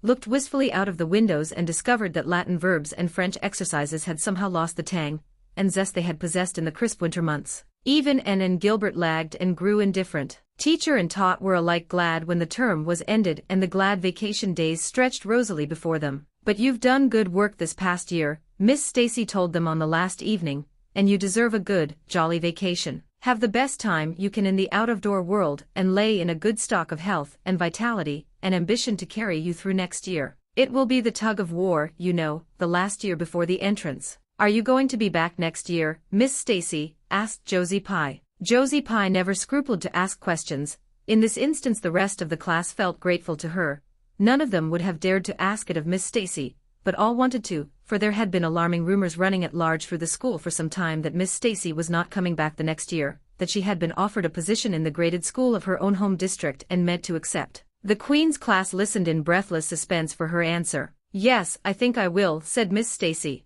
"I thought of taking another school, but I have decided to come back to Avonlea. To tell the truth, I've grown so interested in my pupils here that I found I couldn't leave them, so I'll stay and see you through." "Hurrah," said Moody Spurgeon. Moody Spurgeon had never been so carried away by his feelings before, and he blushed uncomfortably every time he thought about it for a week. "Oh, I'm so glad," said Anne with shining eyes. "Dear Miss Stacy, it would be perfectly dreadful if you didn't come back. I don't believe I could have the heart to go on with my studies at all if another teacher came here." When Anne got home that night she stacked all her textbooks away in an old trunk in the attic, locked it, and threw the key into the blanket box. "I'm not even going to look at a schoolbook in vacation," she told Marilla. "I've studied as hard all the term as I possibly could, and I've pored over that geometry, until I know every proposition in the first book off by heart, even when the letters are changed. I just feel tired of everything sensible, and I'm going to let my imagination run riot for the summer." "Oh, you needn't be alarmed, Marilla. I'll only let it run riot within reasonable limits, but I want to have a real good jolly time this summer,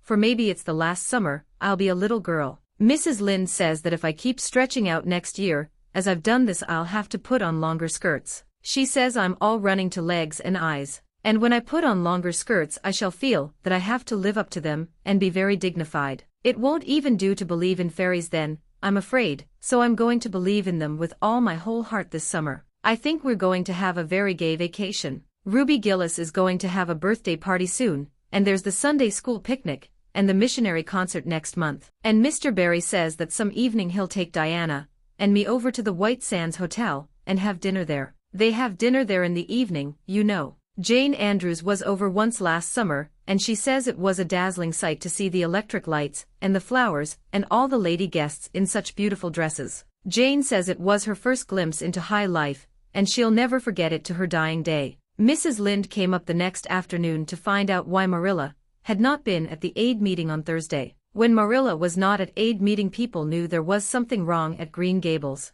"Matthew had a bad spell with his heart Thursday," Marilla explained, "and I didn't feel like leaving him." "Oh yes, he's all right again now, but he takes them spells oftener than he used to and I'm anxious about him. The doctor says he must be careful to avoid excitement." "That's easy enough, for Matthew doesn't go about looking for excitement by any means and never did, but he's not to do any very heavy work either, and you might as well tell Matthew not to breathe as not to work. Come and lay off your things, Rachel. You'll stay to tea." "Well, seeing you're so pressing, perhaps I might as well stay," said Mrs. Rachel, who had not the slightest intention of doing anything else. Mrs. Rachel and Marilla sat comfortably in the parlor while Anne got the tea and made hot biscuits that were light and white enough to defy even Mrs. Rachel's criticism. "I must say Anne has turned out a real smart girl," admitted Mrs. Rachel, as Marilla accompanied her to the end of the lane at sunset. "She must be a great help to you." "She is," said Marilla, "and she's real steady and reliable now. I used to be afraid she'd never get over her featherbrained ways, but she has, and I wouldn't be afraid to trust her in anything now. I never would have thought she'd have turned out so well that first day I was here 3 years ago," said Mrs. Rachel. "Lawful heart, shall I ever forget that tantrum of hers? When I went home that night I says to Thomas, says I, mark my words, Thomas, Marilla Cuthbert 'll live to rue the step she's took. But I was mistaken and I'm real glad of it. I ain't one of those kind of people, Marilla, as can never be brought to own up that they've made a mistake. No, that never was my way, thank goodness. I did make a mistake in judging Anne, but it weren't no wonder, for an odder, unexpecteder which of a child there never was in this world, that's what. There was no ciphering her out by the rules that worked with other children. It's nothing short of wonderful how she's improved these 3 years, but especially in looks. She's a real pretty girl got to be, though I can't say I'm overly partial to that pale, big-eyed style myself. I like more snap and color, like Diana Barry has or Ruby Gillis. Ruby Gillis looks are real showy, but somehow,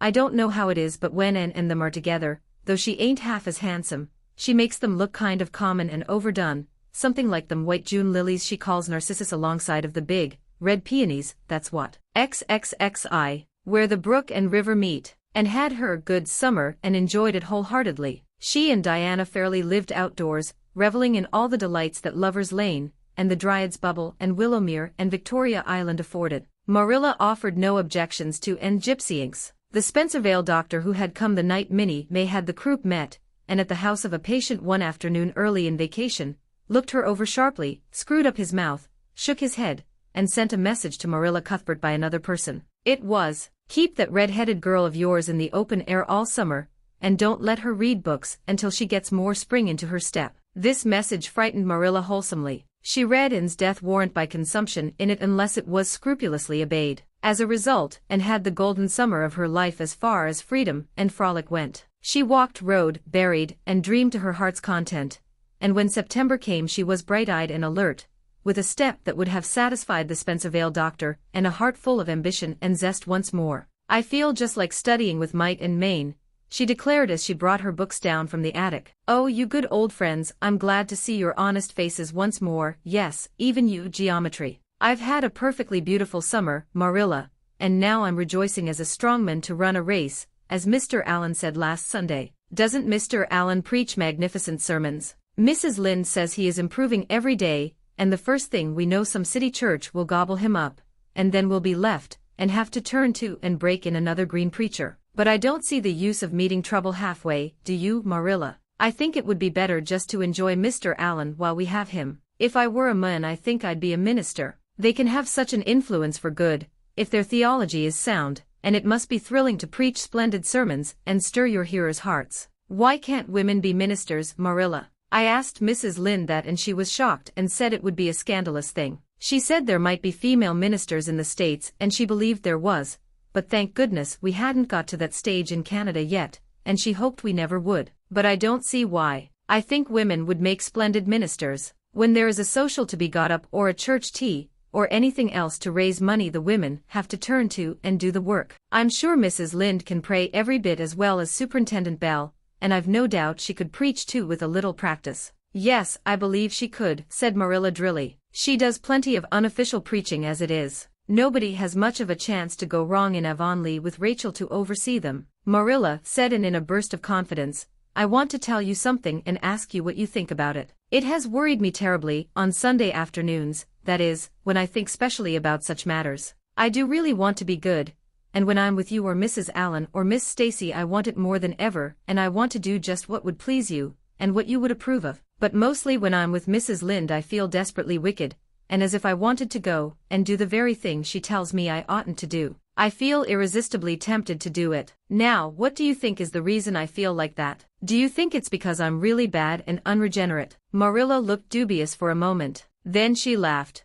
If you are I guess I am too, and for Rachel often has that very effect on me. I sometimes think she'd have more of an influence for good, as you say yourself, if she didn't keep nagging people to do right. There should have been a special commandment against nagging. But there, I shouldn't talk so. Rachel is a good Christian woman, and she means well. There isn't a kinder soul in Avonlea, and she never shirks her share of work. I'm very glad you feel the same, said Anne decidedly. It's so encouraging. I shan't worry so much over that after this, but I dare say there'll be other things to worry me. They keep coming up new all the time, things to perplex you, you know. You settle one question, and there's another right after. There are so many things to be thought over and decided when you're beginning to grow up. It keeps me busy all the time thinking them over and deciding what is right. It's a serious thing to grow up, isn't it, Marilla? But when I have such good friends as you and Matthew and Mrs. Allen and Miss Stacy I ought to grow up successfully, and I'm sure it will be my own fault if I don't. I feel it's a great responsibility because I have only the one chance. If I don't grow up right I can't go back and begin over again. I've grown 2 inches this summer, Marilla. Mr. Gillis measured me at Ruby's party. I'm so glad you made my new dresses longer. That dark green one is so pretty, and it was sweet of you to put on the flounce. Of course I know it wasn't really necessary, but flounces are so stylish this fall, and Josie Pye has flounces on all her dresses. I know I'll be able to study better because of mine. I shall have such a comfortable feeling deep down in my mind about that flounce. It's worth something to have that, admitted Marilla. Miss Stacy came back to Avonlea school, and found all her pupils eager for work once more. Especially did the Queen's class gird up their loins for the fray, for at the end of the coming year, dimly shadowing their pathway already, loomed up that fateful thing known as the entrance, at the thought of which one and all felt their hearts sink into their very shoes. Suppose they did not pass. That thought was doomed to haunt, and through the waking hours of that winter, Sunday afternoons inclusive, to the almost entire exclusion of moral and theological problems. When Anne had bad dreams, she found herself staring miserably at past lists of the entrance exams, where Gilbert Blythe's name was blazoned at the top and in which hers did not appear at all. But it was a jolly, busy, happy, swift-flying winter. Schoolwork was as interesting, class rivalry as absorbing as of yore. New worlds of thought, feeling, and ambition, fresh, fascinating fields of unexplored knowledge seemed to be opening out before Anne's eager eyes. Hills peeped o'er hill, and Alps on Alps arose. Much of all this was due to Miss Stacy's tactful, careful, broad-minded guidance. She led her class to think and explore and discover for themselves, and encouraged straying from the old beaten paths to a degree that quite shocked Mrs. Lynde and the school trustees, who viewed all innovations on established methods rather dubiously. Apart from her studies and expanded socially, for Marilla, mindful of the Spencervale doctor's dictum, no longer vetoed occasional outings. The debating club flourished and gave several concerts. There were 1 or 2 parties almost verging on grown-up affairs. There were sleigh drives and skating frolics galore. Between times and grew, shooting up so rapidly that Marilla was astonished one day, when they were standing side by side, to find the girl was taller than herself. "Why, Anne, how you've grown," she said, almost unbelievingly. A sigh followed on the words. Marilla felt a queer regret over Anne's inches. The child she had learned to love had vanished somehow, and here was this tall, serious-eyed girl of 15, with the thoughtful brows and the proudly poised little head, in her place. Marilla loved the girl as much as she had loved the child, but she was conscious of a queer sorrowful sense of loss. And that night when Anne had gone to prayer meeting with Diana, Marilla sat alone in the wintry twilight, and indulged in the weakness of a cry. Matthew, coming in with a lantern, caught her at it and gazed at her in such consternation that Marilla had to laugh through her tears. "I was thinking about," and she explained. "She's got to be such a big girl, and she'll probably be away from us next winter. I'll miss her terrible. She'll be able to come home often," comforted Matthew, to whom, and was as yet, and always would be, the little, eager girl he had brought home from Bright River on that June evening 4 years before. "The branch railroad will be built to Carmody by that time. It won't be the same thing as having her here all the time," sighed Marilla gloomily, determined to enjoy her luxury of grief uncomforted. But there, men can't understand these things. There were other changes in, and no less real than the physical change. For one thing, she became much quieter. Perhaps she thought all the more and dreamed as much as ever, but she certainly talked less. Marilla noticed and commented on this also. "You don't chatter half as much as you used to, and nor use half as many big words. What has come over you?" And colored and laughed a little, as she dropped her book and looked dreamily out of the window, where big fat red buds were bursting out on the creeper in response to the lure of the spring sunshine. "I don't know, I don't want to talk as much," she said, denting her chin thoughtfully with her forefinger. "It's nicer to think dear, pretty thoughts and keep them in one's heart like treasures. I don't like to have them laughed at or wondered over.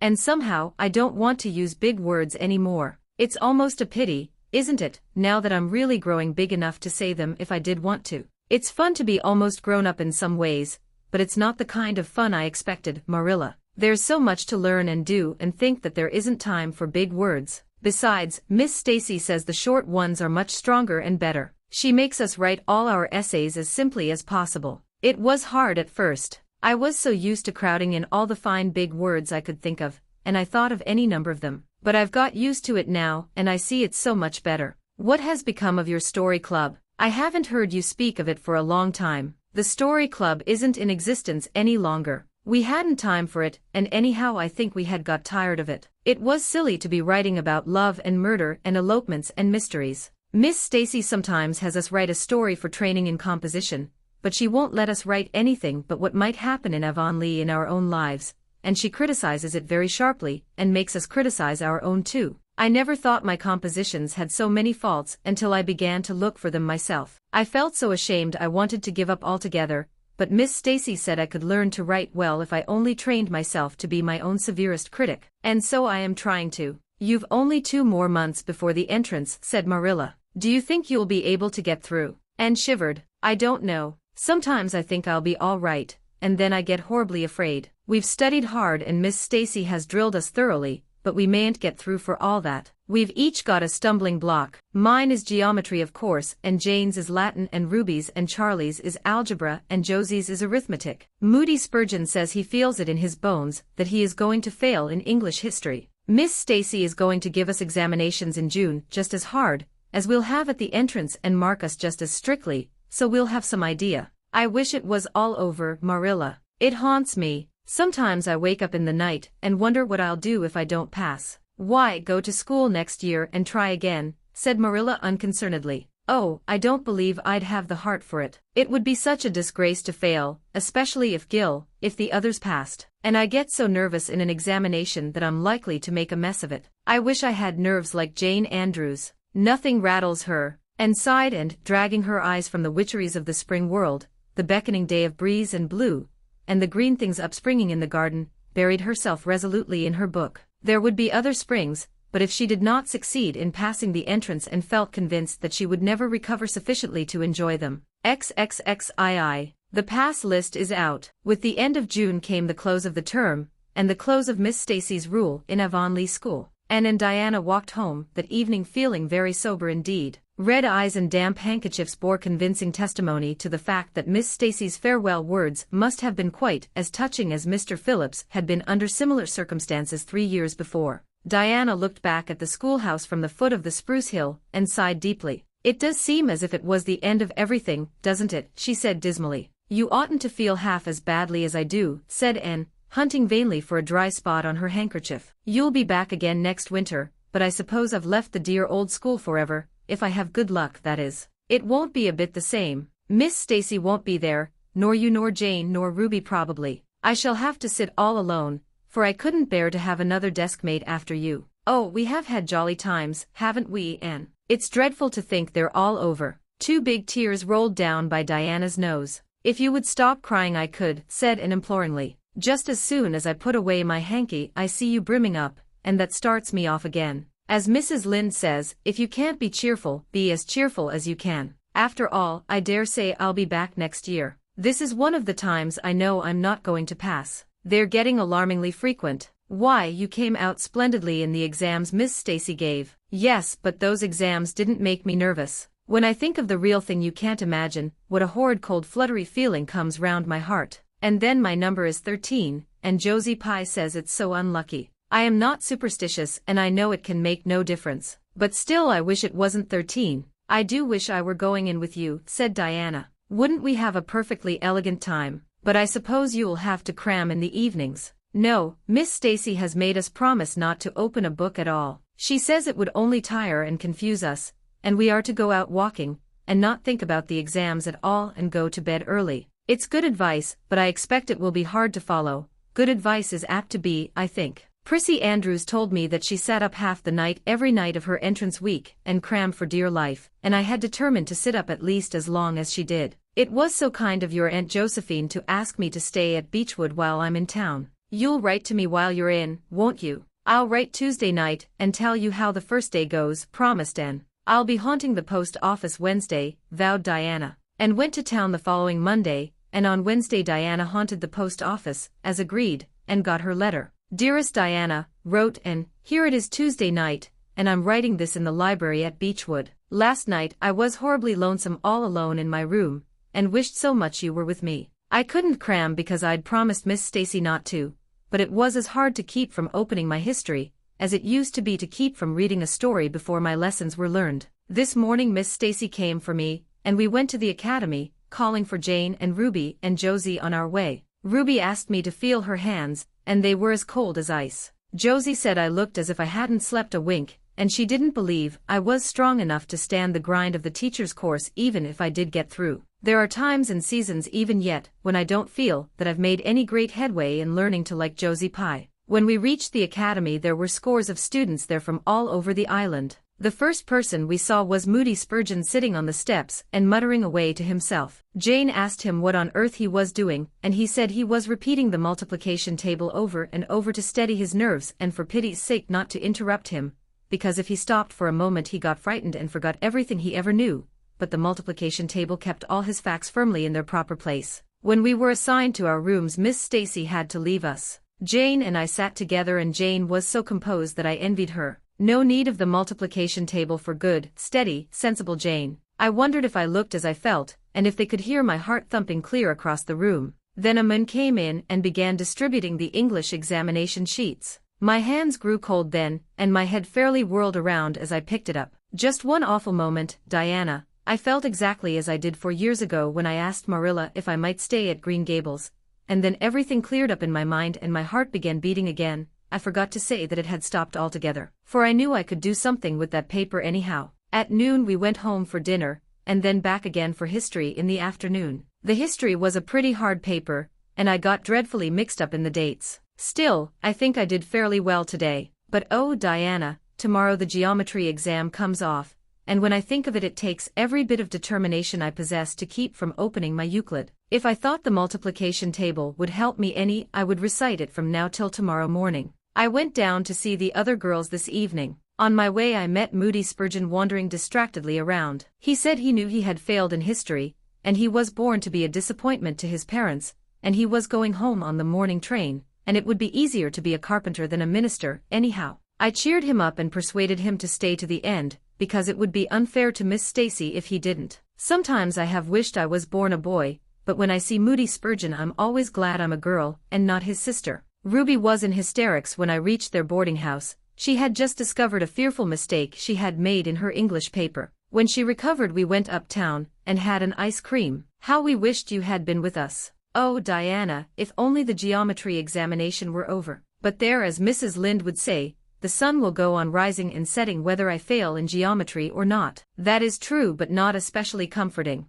I think I'd rather it didn't go on if I failed. Yours devotedly, Anne. The geometry examination and all the others were over in due time, and Anne arrived home on Friday evening, rather tired but with an air of chastened triumph about her. Diana was over at Green Gables when she arrived, and they met as if they had been parted for years. You old darling, it's perfectly splendid to see you back again. It seems like an age since you went to town, and oh, and how did you get along? Pretty well, I think, in everything but the geometry. I don't know whether I passed in it or not, and I have a creepy, crawly presentiment that I didn't. Oh, how good it is to be back. Green Gables is the dearest, loveliest spot in the world. How did the others do? The girls say they know they didn't pass, but I think they did pretty well. Josie says the geometry was so easy a child of 10 could do it. Moody Spurgeon still thinks he failed in history, and Charlie says he failed in algebra. But we don't really know anything about it and won't until the pass list is out. That won't be for a fortnight. Fancy living a fortnight in such suspense.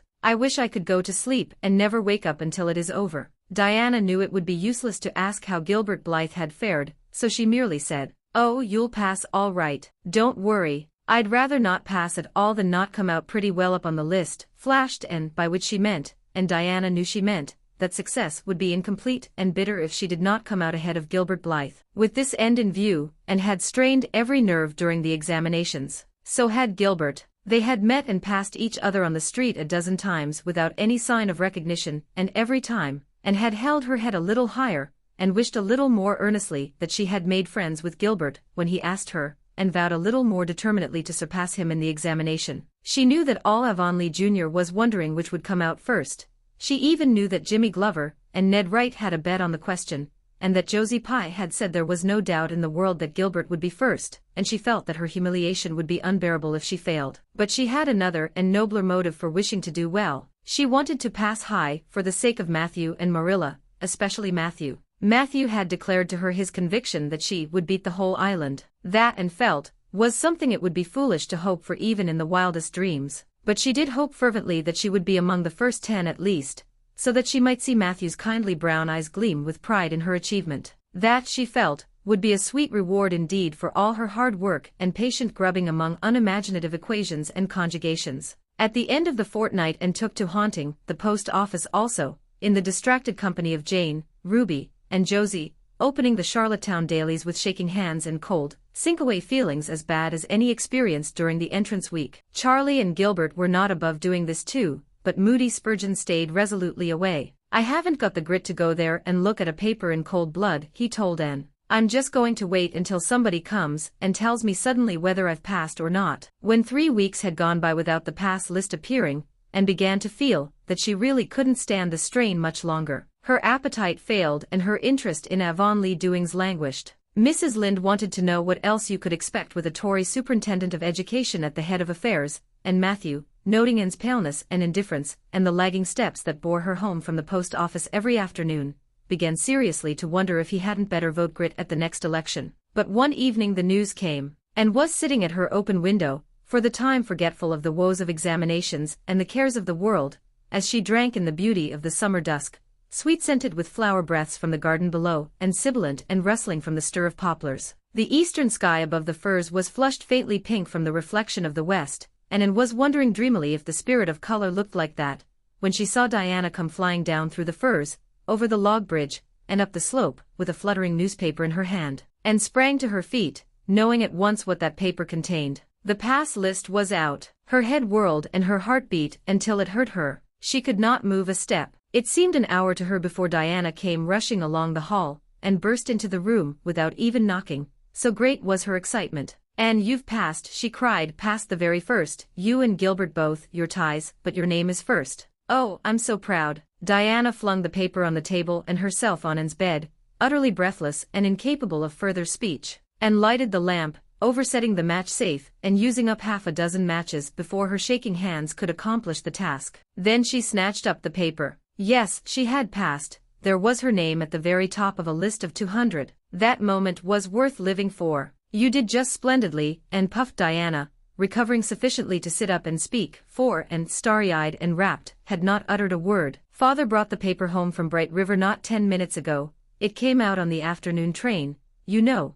and won't be here till tomorrow by mail, and when I saw the pass list I just rushed over like a wild thing. You've all passed, every one of you, Moody Spurgeon and all, although he's conditioned in history. Jane and Ruby did pretty well, they're halfway up, and so did Charlie. Josie just scraped through with 3 marks to spare, but you'll see she'll put on as many airs as if she'd led. Won't Miss Stacy be delighted? Oh, Anne, what does it feel like to see your name at the head of a pass list like that? If it were me I know I'd go crazy with joy. I am pretty near crazy as it is, but you're as calm and cool as a spring evening." "I'm just dazzled inside," said Anne. "I want to say 100 things, and I can't find words to say them in. I never dreamed of this." "Yes, I did too, just once. I let myself think once, what if I should come out first, quakingly, you know, for it seemed so vain and presumptuous to think I could lead the island. Excuse me a minute, Diana. I must run right out to the field to tell Matthew. Then we'll go up the road and tell the good news to the others." They hurried to the hayfield below the barn where Matthew was coiling hay,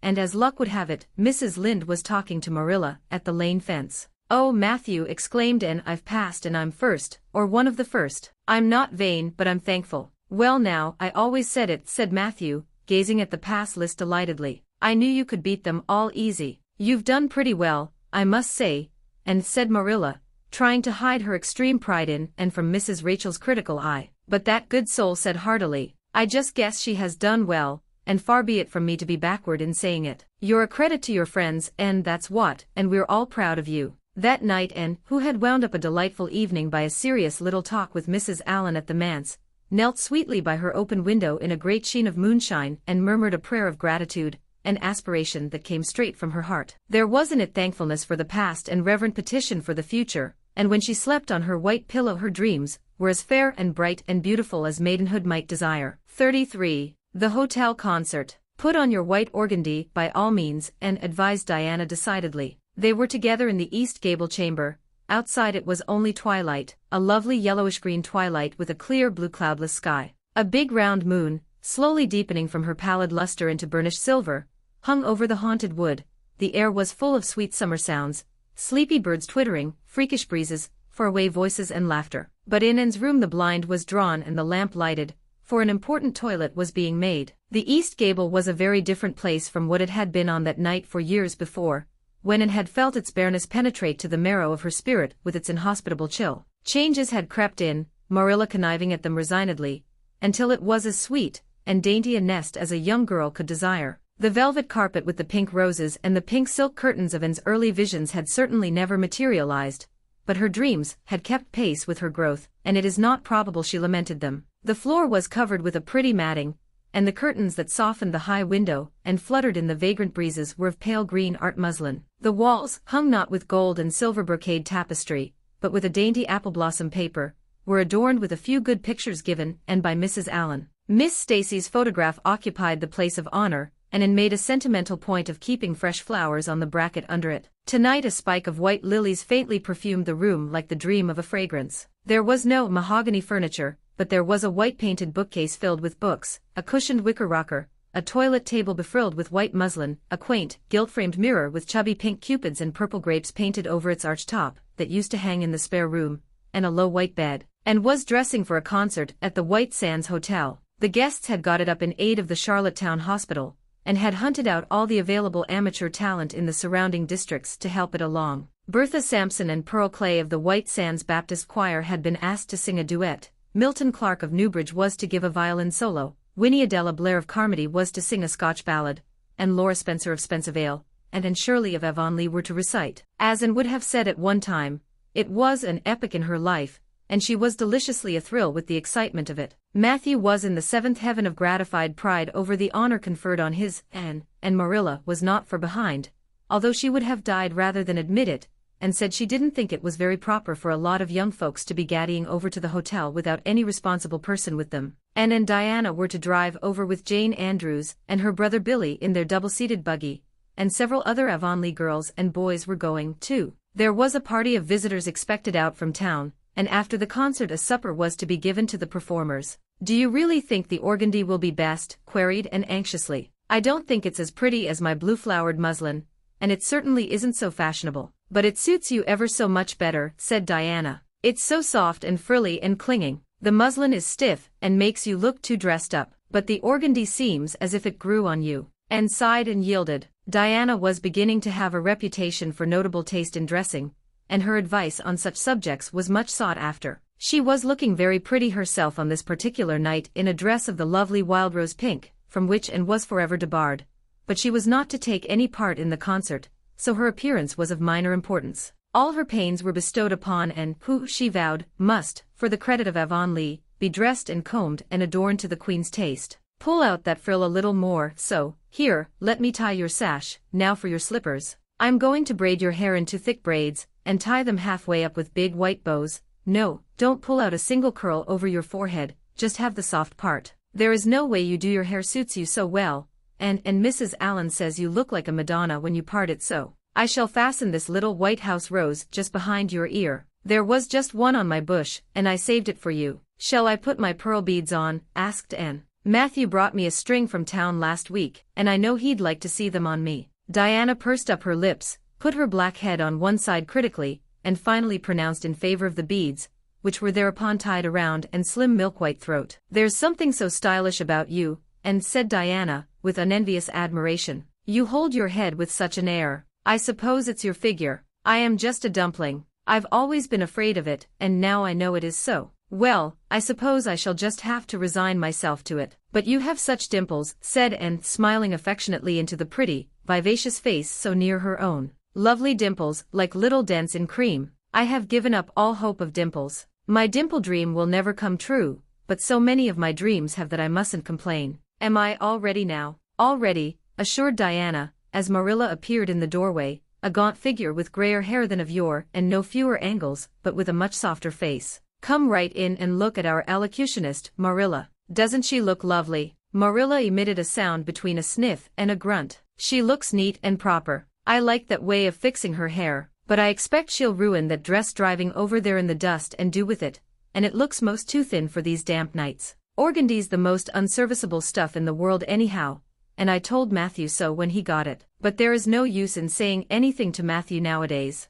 Time was when he would take my advice, but now he just buys things for Anne regardless, and the clerks at Carmody know they can palm anything off on him. Just let them tell him a thing is pretty and fashionable, and Matthew plunks his money down for it. Mind you keep your skirt clear of the wheel, and put your warm jacket on." Then Marilla stalked downstairs, thinking proudly how sweet Anne looked with that one moonbeam from the forehead to the crown, and regretting that she could not go to the concert herself to hear her girl recite. "I wonder if it is too damp for my dress," said Anne anxiously. "Not a bit of it," said Diana, pulling up the window blind. "It's a perfect night, and there won't be any dew. Look at the moonlight. I'm so glad my window looks east into the sun rising," said Anne, going over to Diana. "It's so splendid to see the morning coming up over those long hills and glowing through those sharp fir-tops. It's new every morning, and I feel as if I washed my very soul in that bath of earliest sunshine." "Oh, Diana, I love this little room so dearly. I don't know how I'll get along without it when I go to town next month." "Don't speak of your going away tonight," begged Diana. "I don't want to think of it, it makes me so miserable, and I do want to have a good time this evening." "What are you going to recite, Anne? And are you nervous?" "Not a bit. I've recited so often in public, I don't mind at all now. I've decided to give the Maiden's Vow. It's so pathetic. Laura Spencer is going to give a comic recitation, but I'd rather make people cry than laugh." "What will you recite if they encore you?" "They won't dream of encoring me," scoffed Anne, who was not without her own secret hopes that they would, and already visioned herself telling Matthew all about it at the next morning's breakfast table. "There are Billy and Jane now. I hear the wheels. Come on." Billy Andrews insisted that Anne should ride on the front seat with him, so she unwillingly climbed up. She would have much preferred to sit back with the girls, where she could have laughed and chattered to her heart's content. There was not much of either laughter or chatter in Billy. He was a big, fat, stolid youth of 20, with a round, expressionless face, and a painful lack of conversational gifts. But he admired Anne immensely, and was puffed up with pride over the prospect of driving to White Sands with that slim, upright figure beside him. And by dint of talking over her shoulder to the girls and occasionally passing a sop of civility to Billy, who grinned and chuckled and never could think of any reply until it was too late, contrived to enjoy the drive in spite of all. It was a night for enjoyment. The road was full of buggies, all bound for the hotel, and laughter, silver clear, re-echoed and re-echoed along it. When they reached the hotel, it was a blaze of light from top to bottom. They were met by the ladies of the concert committee, one of whom took Anne off to the performer's dressing room, which was filled with the members of a Charlottetown Symphony Club, among whom Anne felt suddenly shy and frightened and countrified. Her dress, which in the East Gable had seemed so dainty and pretty, now seemed simple and plain, too simple and plain, she thought, among all the silks and laces that glistened and rustled around her. What were her pearl beads compared to the diamonds of the big, handsome lady near her? And how poor her one wee white rose must look beside all the hothouse flowers the others wore. Anne laid her hat and jacket away, and shrank miserably into a corner. She wished herself back in the White Room at Green Gables.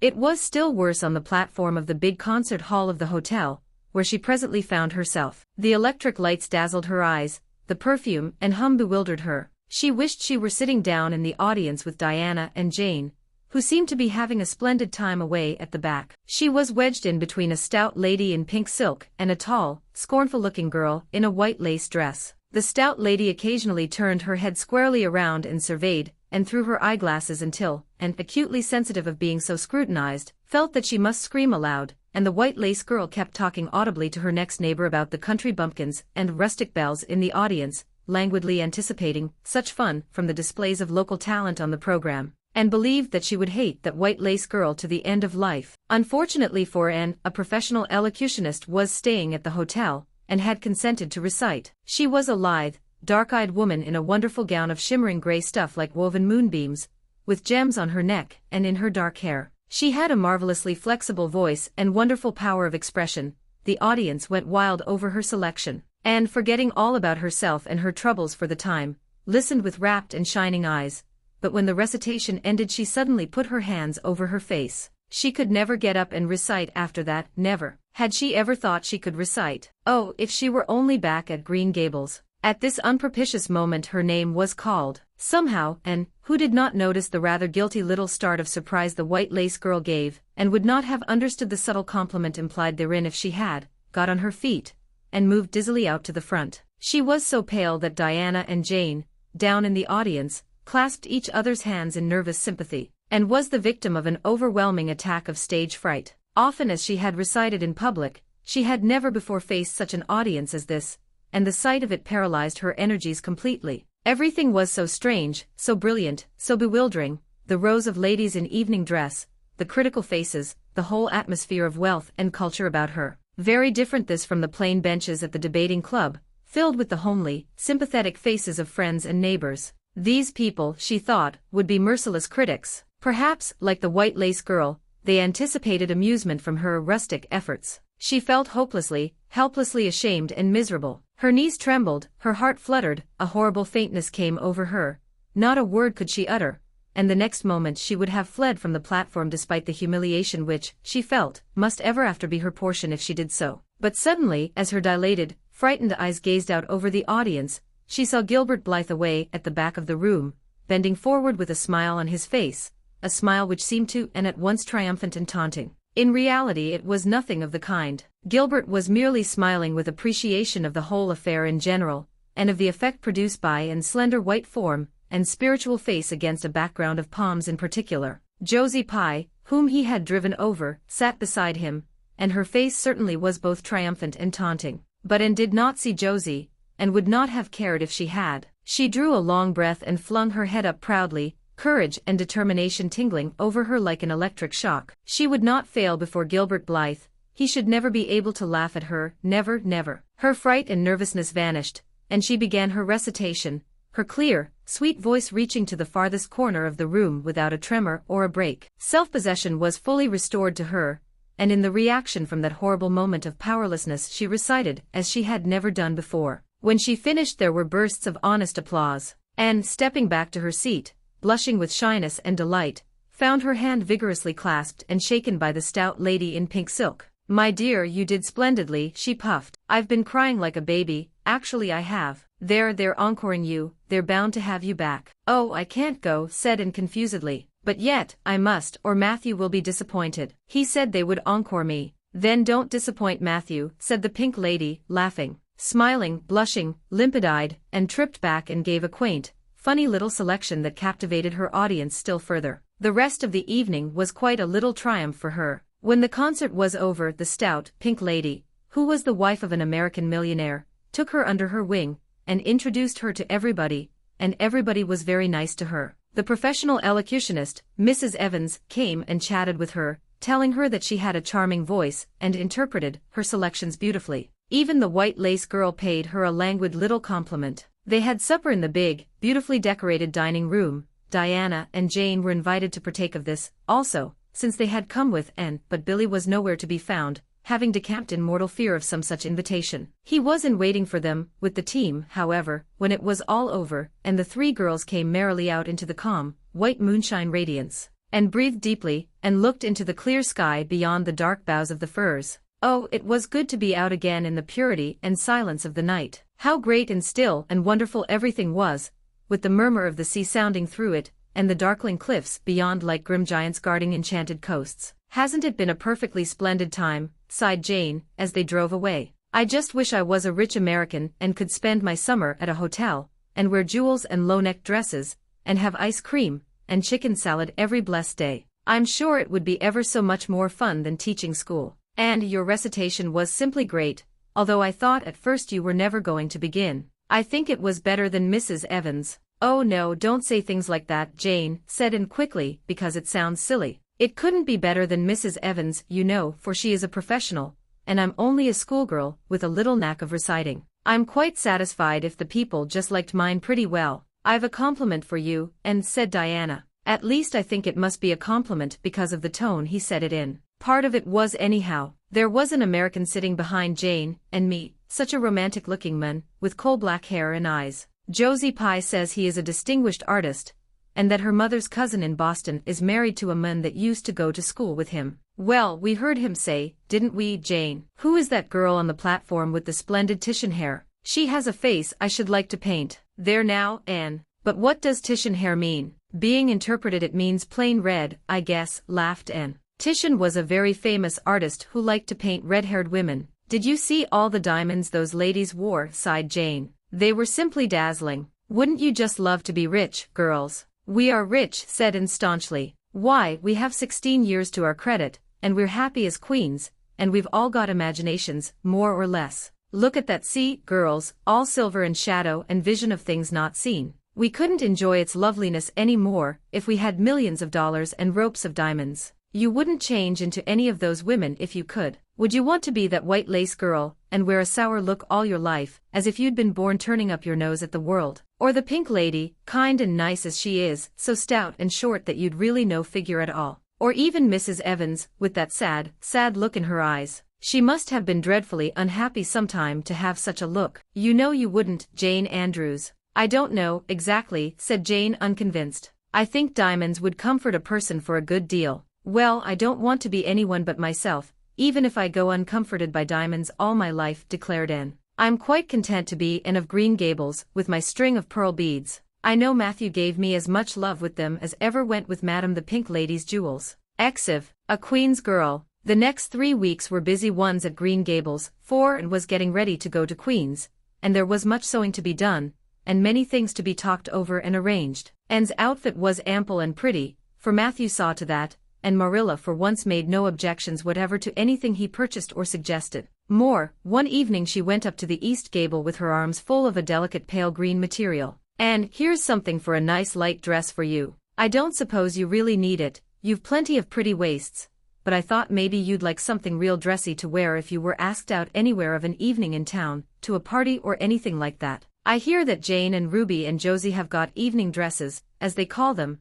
and I don't mean you shall be behind them. I got Mrs. Allen to help me pick it in town last week, and we'll get Emily Gillis to make it for you. Emily has got taste, and her fits aren't to be equaled." "Oh, Marilla, it's just lovely," said Anne. "Thank you so much. I don't believe you ought to be so kind to me. It's making it harder every day for me to go away." The green dress was made up with as many tucks and frills and shirrings as Emily's taste permitted, and put it on one evening for Matthew's and Marilla's benefit, and recited the maiden's vow for them in the kitchen. As Marilla watched the bright, animated face and graceful motions, her thoughts went back to the evening, and had arrived at Green Gables, and memory recalled a vivid picture of the odd, frightened child in her preposterous yellowish-brown wincey dress, the heartbreak looking out of her tearful eyes. Something in the memory brought tears to Marilla's own eyes. "I declare my recitation has made you cry, Marilla," said Anne gaily, stooping over Marilla's chair to drop a butterfly kiss on that lady's cheek. "Now I call that a positive triumph." "No, I wasn't crying over your piece," said Marilla, who would have scorned to be betrayed into such weakness by any poetry stuff. "I just couldn't help thinking of the little girl you used to be, Anne, and I was wishing you could have stayed a little girl, even with all your queer ways. You're grown up now and you're going away, and you look so tall and stylish and so different altogether in that dress, as if you didn't belong in Avonlea at all, and I just got lonesome thinking it all over." Marilla, and sat down on Marilla's gingham lap, took Marilla's lined face between her hands, and looked gravely and tenderly into Marilla's eyes. "I'm not a bit changed, not really. I'm only just pruned down and branched out. The real me, back here, is just the same. It won't make a bit of difference where I go or how much I change outwardly. At heart I shall always be your little Anne, who will love you and Matthew and dear Green Gables more and better every day of her life." And laid her fresh young cheek against Marilla's faded one, and reached out a hand to pat Matthew's shoulder. Marilla would have given much just then to have possessed Anne's power of putting her feelings into words, but nature and habit had willed it otherwise,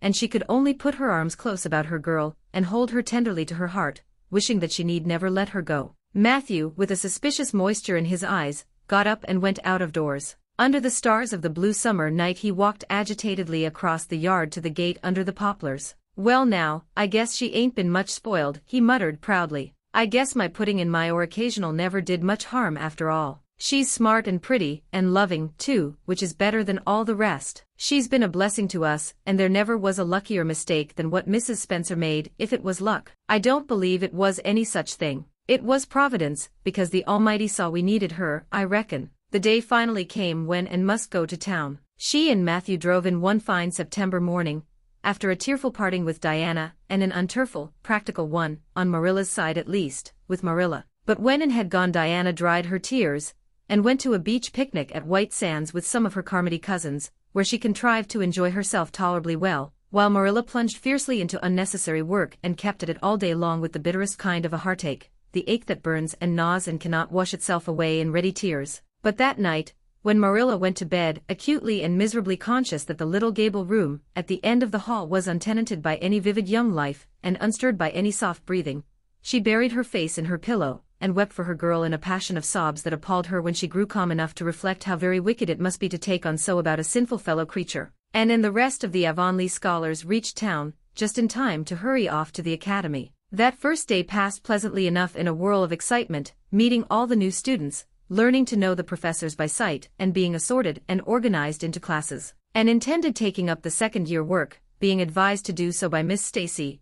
Gilbert Blythe elected to do the same. This meant getting a first-class teacher's license in 1 year instead of 2, if they were successful, but it also meant much more and harder work. Jane, Ruby, Josie, Charlie, and Moody Spurgeon, not being troubled with the stirrings of ambition, were content to take up the second-class work, and was conscious of a pang of loneliness when she found herself in a room with 50 other students, not one of whom she knew, except the tall, brown-haired boy across the room, and knowing him in the fashion she did not help her much, as she reflected pessimistically. Yet she was undeniably glad that they were in the same class.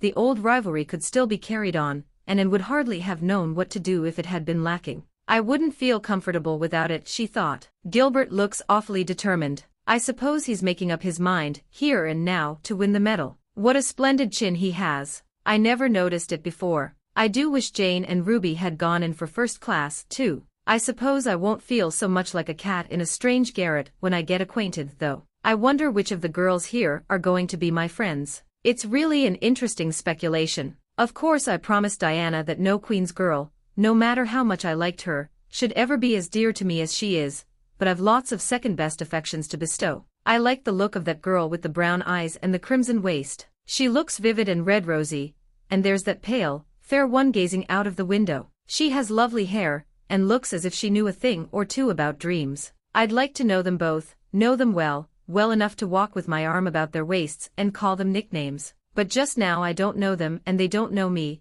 and probably don't want to know me particularly. Oh, it's lonesome. It was lonesomer still when Anne found herself alone in her hall bedroom that night at twilight. She was not too bored with the other girls, who all had relatives in town to take pity on them. Miss Josephine Barry would have liked to board her, but Beechwood was so far from the academy that it was out of the question, so Miss Barry hunted up a boarding house, assuring Matthew and Marilla that it was the very place for Anne. The lady who keeps it is a reduced gentlewoman, explained Miss Barry. Her husband was a British officer, and she is very careful what sort of boarders she takes, and will not meet with any objectionable persons under her roof. The table is good, and the house is near the academy, in a quiet neighborhood. All this might be quite true, and indeed, proved to be so, but it did not materially help, and in the first agony of homesickness that seized upon her, she looked dismally about her narrow little room, with its dull-papered, pictureless walls, its small iron bedstead and empty bookcase, and a horrible choke came into her throat as she thought of her own white room at Green Gables,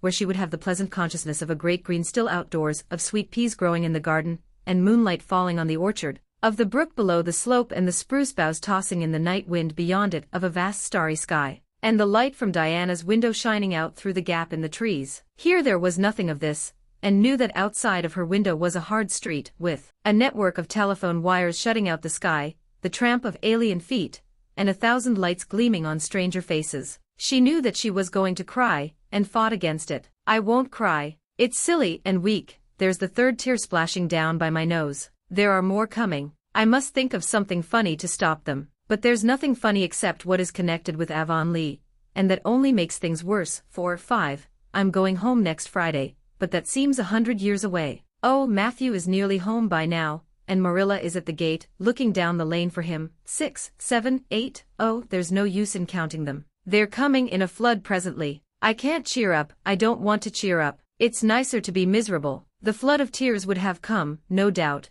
had not Josie Pye appeared at that moment, in the joy of seeing a familiar face, and forgot that there had never been much love lost between her and Josie. As a part of Avonlea life even a Pye was welcome. I'm so glad you came up, and said sincerely. You've been crying, remarked Josie, with aggravating pity. I suppose you're homesick. Some people have so little self-control in that respect. I've no intention of being homesick, I can tell you. Town's too jolly after that poky old Avonlea. I wonder how I ever existed there so long. You shouldn't cry, and it isn't becoming, for your nose and eyes get red, and then you seem all red. I'd a perfectly scrumptious time in the academy today. Our French professor is simply a duck. His mustache would give you kerwallops of the heart. Have you anything eatable around, Anne? I'm literally starving. Ah, I guess likely Marilla'd load you up with cake. That's why I called round. Otherwise I'd have gone to the park to hear the band play with Frank Stockley. He boards same place as I do, and he's a sport. He noticed you in class today,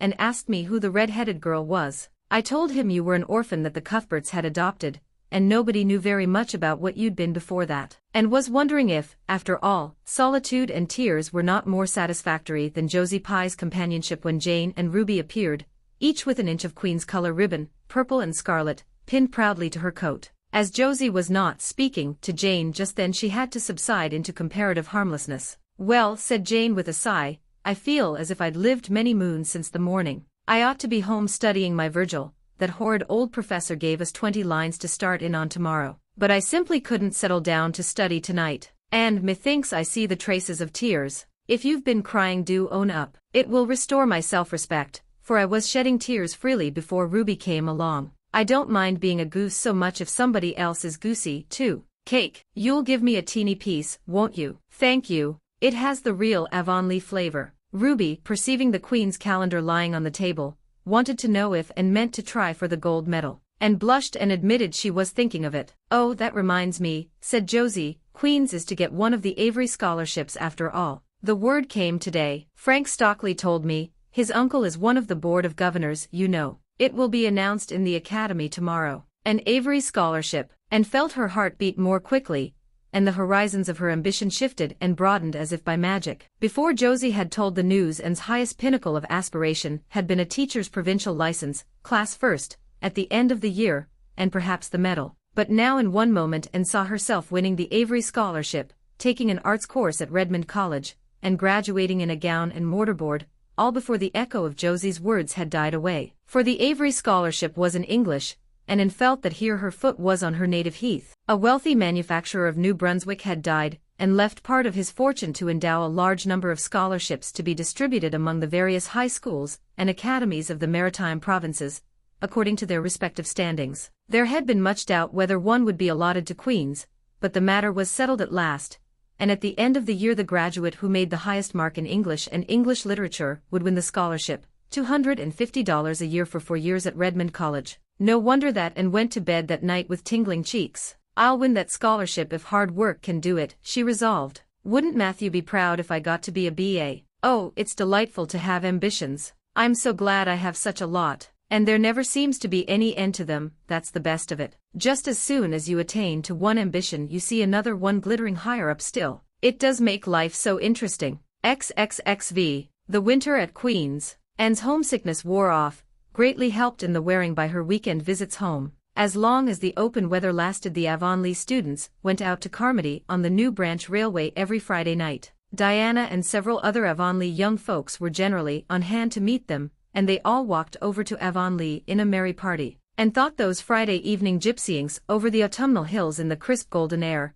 with the home lights of Avonlea twinkling beyond, were the best and dearest hours in the whole week. Gilbert Blythe nearly always walked with Ruby Gillis and carried her satchel for her. Ruby was a very handsome young lady, now thinking herself quite as grown-up as she really was. She wore her skirts as long as her mother would let her and did her hair up in town, though she had to take it down when she went home. She had large, bright blue eyes, a brilliant complexion, and a plump showy figure. She laughed a great deal, was cheerful and good-tempered, and enjoyed the pleasant things of life frankly. But I shouldn't think she was the sort of girl Gilbert would like, whispered Jane to Anne. And did not think so either, but she would not have said so for the Avery scholarship. She could not help thinking, too, that it would be very pleasant to have such a friend as Gilbert to jest and chatter with and exchange ideas about books and studies and ambitions. Gilbert had ambitions, she knew, and Ruby Gillis did not seem the sort of person with whom such could be profitably discussed. There was no silly sentiment in Anne's ideas concerning Gilbert. Boys were to her, when she thought about them at all, merely possible good comrades.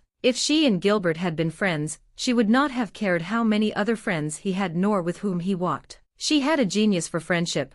Girl friends she had in plenty, but she had a vague consciousness that masculine friendship might also be a good thing to round out one's conceptions of companionship and furnish broader standpoints of judgment and comparison. Not that Anne could have put her feelings on the matter into just such clear definition, but she thought that if Gilbert had ever walked home with her from the train, over the crisp fields and along the ferny byways, they might have had many and merry and interesting conversations about the new world that was opening around them and their hopes and ambitions therein. Gilbert was a clever young fellow, with his own thoughts about things and a determination to get the best out of life and put the best into it. Ruby Gillis told Jane Andrews that she didn't understand half the things Gilbert Blythe said. He talked just like Anne Shirley did, when she had a thoughtful fit on, and for her part she didn't think it any fun to be bothering about books and that sort of thing when you didn't have to. Frank Stockley had lots more dash and go, but then he wasn't half as good-looking as Gilbert, and she really couldn't decide which she liked best. In the academy Anne gradually drew a little circle of friends about her, thoughtful, imaginative, ambitious students like herself. With the rose-red girl, Stella Maynard, and the dream girl, Priscilla Grant, she soon became intimate, finding the latter pale spiritual-looking maiden to be full to the brim of mischief and pranks and fun, while the vivid, black-eyed Stella had a heart full of wistful dreams and fancies, as aerial and rainbow-like as Anne's own. After the Christmas holidays, the Avonlea students gave up going home on Fridays and settled down to hard work. By this time all the Queen's scholars had gravitated into their own places in the ranks, and the various classes had assumed distinct and settled shadings of individuality. Certain facts had become generally accepted. It was admitted that the medal contestants had practically narrowed down to three: Gilbert Blythe, Anne Shirley, and Lewis Wilson. The Avery Scholarship was more doubtful, any one of a certain six being a possible winner. The bronze medal for mathematics was considered as good as won by a fat, funny little upcountry boy with a bumpy forehead and a patched coat. Ruby Gillis was the handsomest girl of the year at the academy.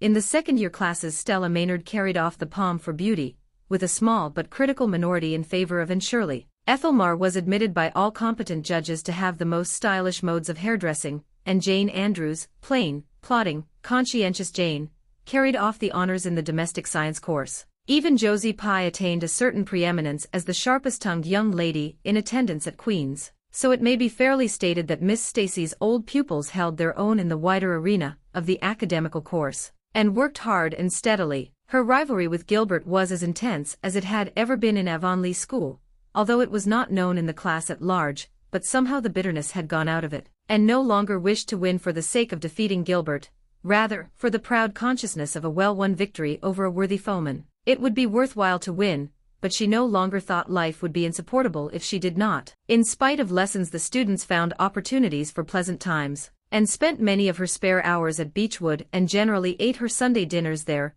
and went to church with Miss Barry. The latter was, as she admitted, growing old, but her black eyes were not dim nor the vigor of her tongue in the least abated. But she never sharpened the latter on Anne, who continued to be a prime favorite with the critical old lady. "That Anne girl improves all the time," she said. "I get tired of other girls, there is such a provoking and eternal sameness about them, and has as many shades as a rainbow, and every shade is the prettiest while it lasts. I don't know that she is as amusing as she was when she was a child, but she makes me love her, and I like people who make me love them. It saves me so much trouble in making myself love them." Then, almost before anybody realized it, spring had come. Out in Avonlea the Mayflowers were peeping pinkly out on the sere barrens where snowwreaths lingered, and the mist of green was on the woods and in the valleys. But in Charlottetown harassed Queen's students thought and talked only of examinations. "It doesn't seem possible that the term is nearly over," said Anne. "Why, last fall it seemed so long to look forward to, a whole winter of studies and classes. And here we are, with the exams looming up next week. Girls, sometimes I feel as if those exams meant everything, but when I look at the big buds swelling on those chestnut trees, and the misty blue air at the end of the streets, they don't seem half so important." Jane and Ruby and Josie, who had dropped in, did not take this view of it. To them the coming examinations were constantly very important indeed, far more important than chestnut buds or Maytime hazes. It was all very well for Anne, who was sure of passing at least, to have her moments of belittling them, but when your whole future depended on them, as the girls truly thought theirs did, you could not regard them philosophically. "I've lost 7 pounds in the last 2 weeks, sighed Jane. "It's no use to say don't worry. I will worry. Worrying helps you some. It seems as if you were doing something when you're worrying. It would be dreadful if I failed to get my license after going to Queen's all winter and spending so much money." "I don't care," said Josie Pye. "If I don't pass this year I'm coming back next. My father can afford to send me." And Frank Stockley says that Professor Tremaine said Gilbert Blythe was sure to get the medal,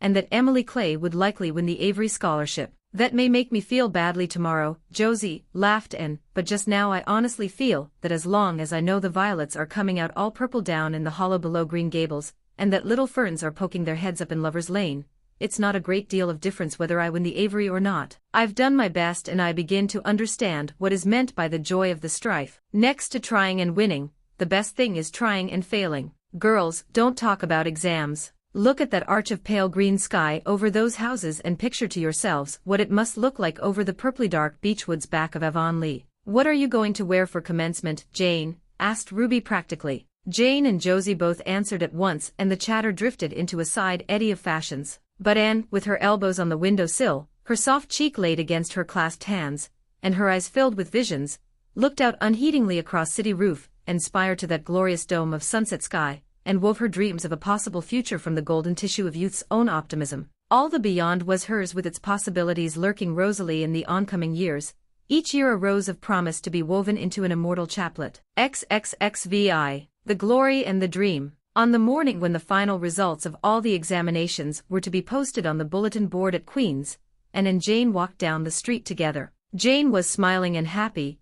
Examinations were over and she was comfortably sure she had made a pass at least. Further considerations troubled Jane not at all. She had no soaring ambitions and consequently was not affected with the unrest attendant thereon. For we pay a price for everything we get or take in this world, and although ambitions are well worth having, they are not to be cheaply won, but exact their dues of work and self-denial, anxiety and discouragement. Anne was pale and quiet. In 10 more minutes she would know who had won the medal and who the Avery. Beyond those 10 minutes there did not seem, just then, to be anything worth being called time. Of course you'll win one of them anyhow, said Jane, who couldn't understand how the faculty could be so unfair as to order it otherwise. I have no hope of the Avery, said Anne. Everybody says Emily Clay will win it, and I'm not going to march up to that bulletin board and look at it before everybody. I haven't the moral courage. I'm going straight to the girls' dressing room. You must read the announcements and then come and tell me, Jane. And I implore you in the name of our old friendship to do it as quickly as possible.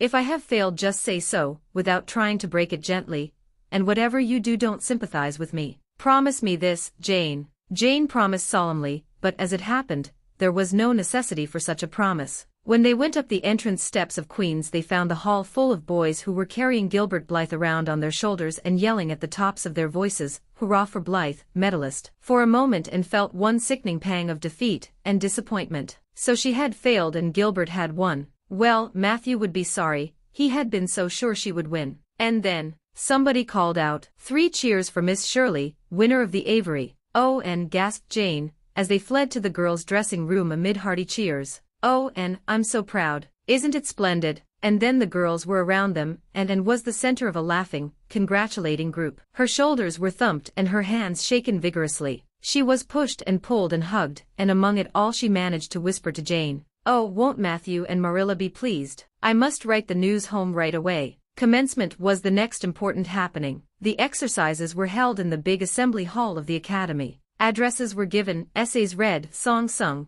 the public award of diplomas, prizes and medals made. Matthew and Marilla were there, with eyes and ears for only one student on the platform, a tall girl in pale green, with faintly flushed cheeks and starry eyes, who read the best essay, and was pointed out and whispered about as the Avery winner. "Reckon you're glad we kept her, Marilla," whispered Matthew, speaking for the first time since he had entered the hall, when Anne had finished her essay. "It's not the first time I've been glad," retorted Marilla. "You do like to rub things in, Matthew Cuthbert." Miss Barry, who was sitting behind them, leaned forward and poked Marilla in the back with her parasol. "Aren't you proud of that Anne girl?" "I am," she said, and went home to Avonlea with Matthew and Marilla that evening. She had not been home since April and she felt that she could not wait another day. The apple blossoms were out and the world was fresh and young. Diana was at Green Gables to meet her. In her own white room, where Marilla had set a flowering house rose on the window sill, and looked about her and drew a long breath of happiness.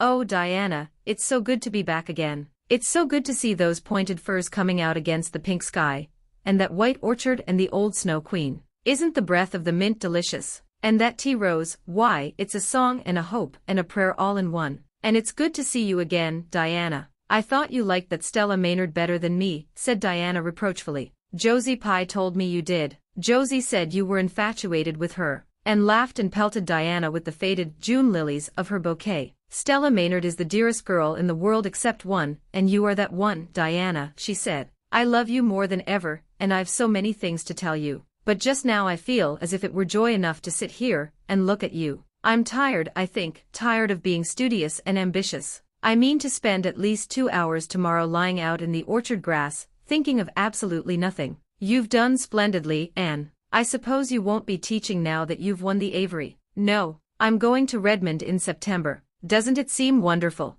I'll have a brand new stock of ambition laid in by that time after 3 glorious, golden months of vacation. Jane and Ruby are going to teach. Isn't it splendid to think we all got through even to Moody Spurgeon and Josie Pye? The Newbridge trustees have offered Jane their school already," said Diana. "Gilbert Blythe is going to teach, too. He has to. His father can't afford to send him to college next year, after all, so he means to earn his own way through. I expect he'll get the school here if Miss Ames decides to leave, and felt a queer little sensation of dismayed surprise. She had not known this. She had expected that Gilbert would be going to Redmond also. What would she do without their inspiring rivalry? Would not work, even at a coeducational college with a real degree in prospect, be rather flat without her friend the enemy. The next morning at breakfast it suddenly struck, and that Matthew was not looking well. Surely he was much grayer than he had been a year before. "Marilla," she said hesitatingly when he had gone out, "is Matthew quite well?" "No, he isn't," said Marilla in a troubled tone. "He's had some real bad spells with his heart this spring,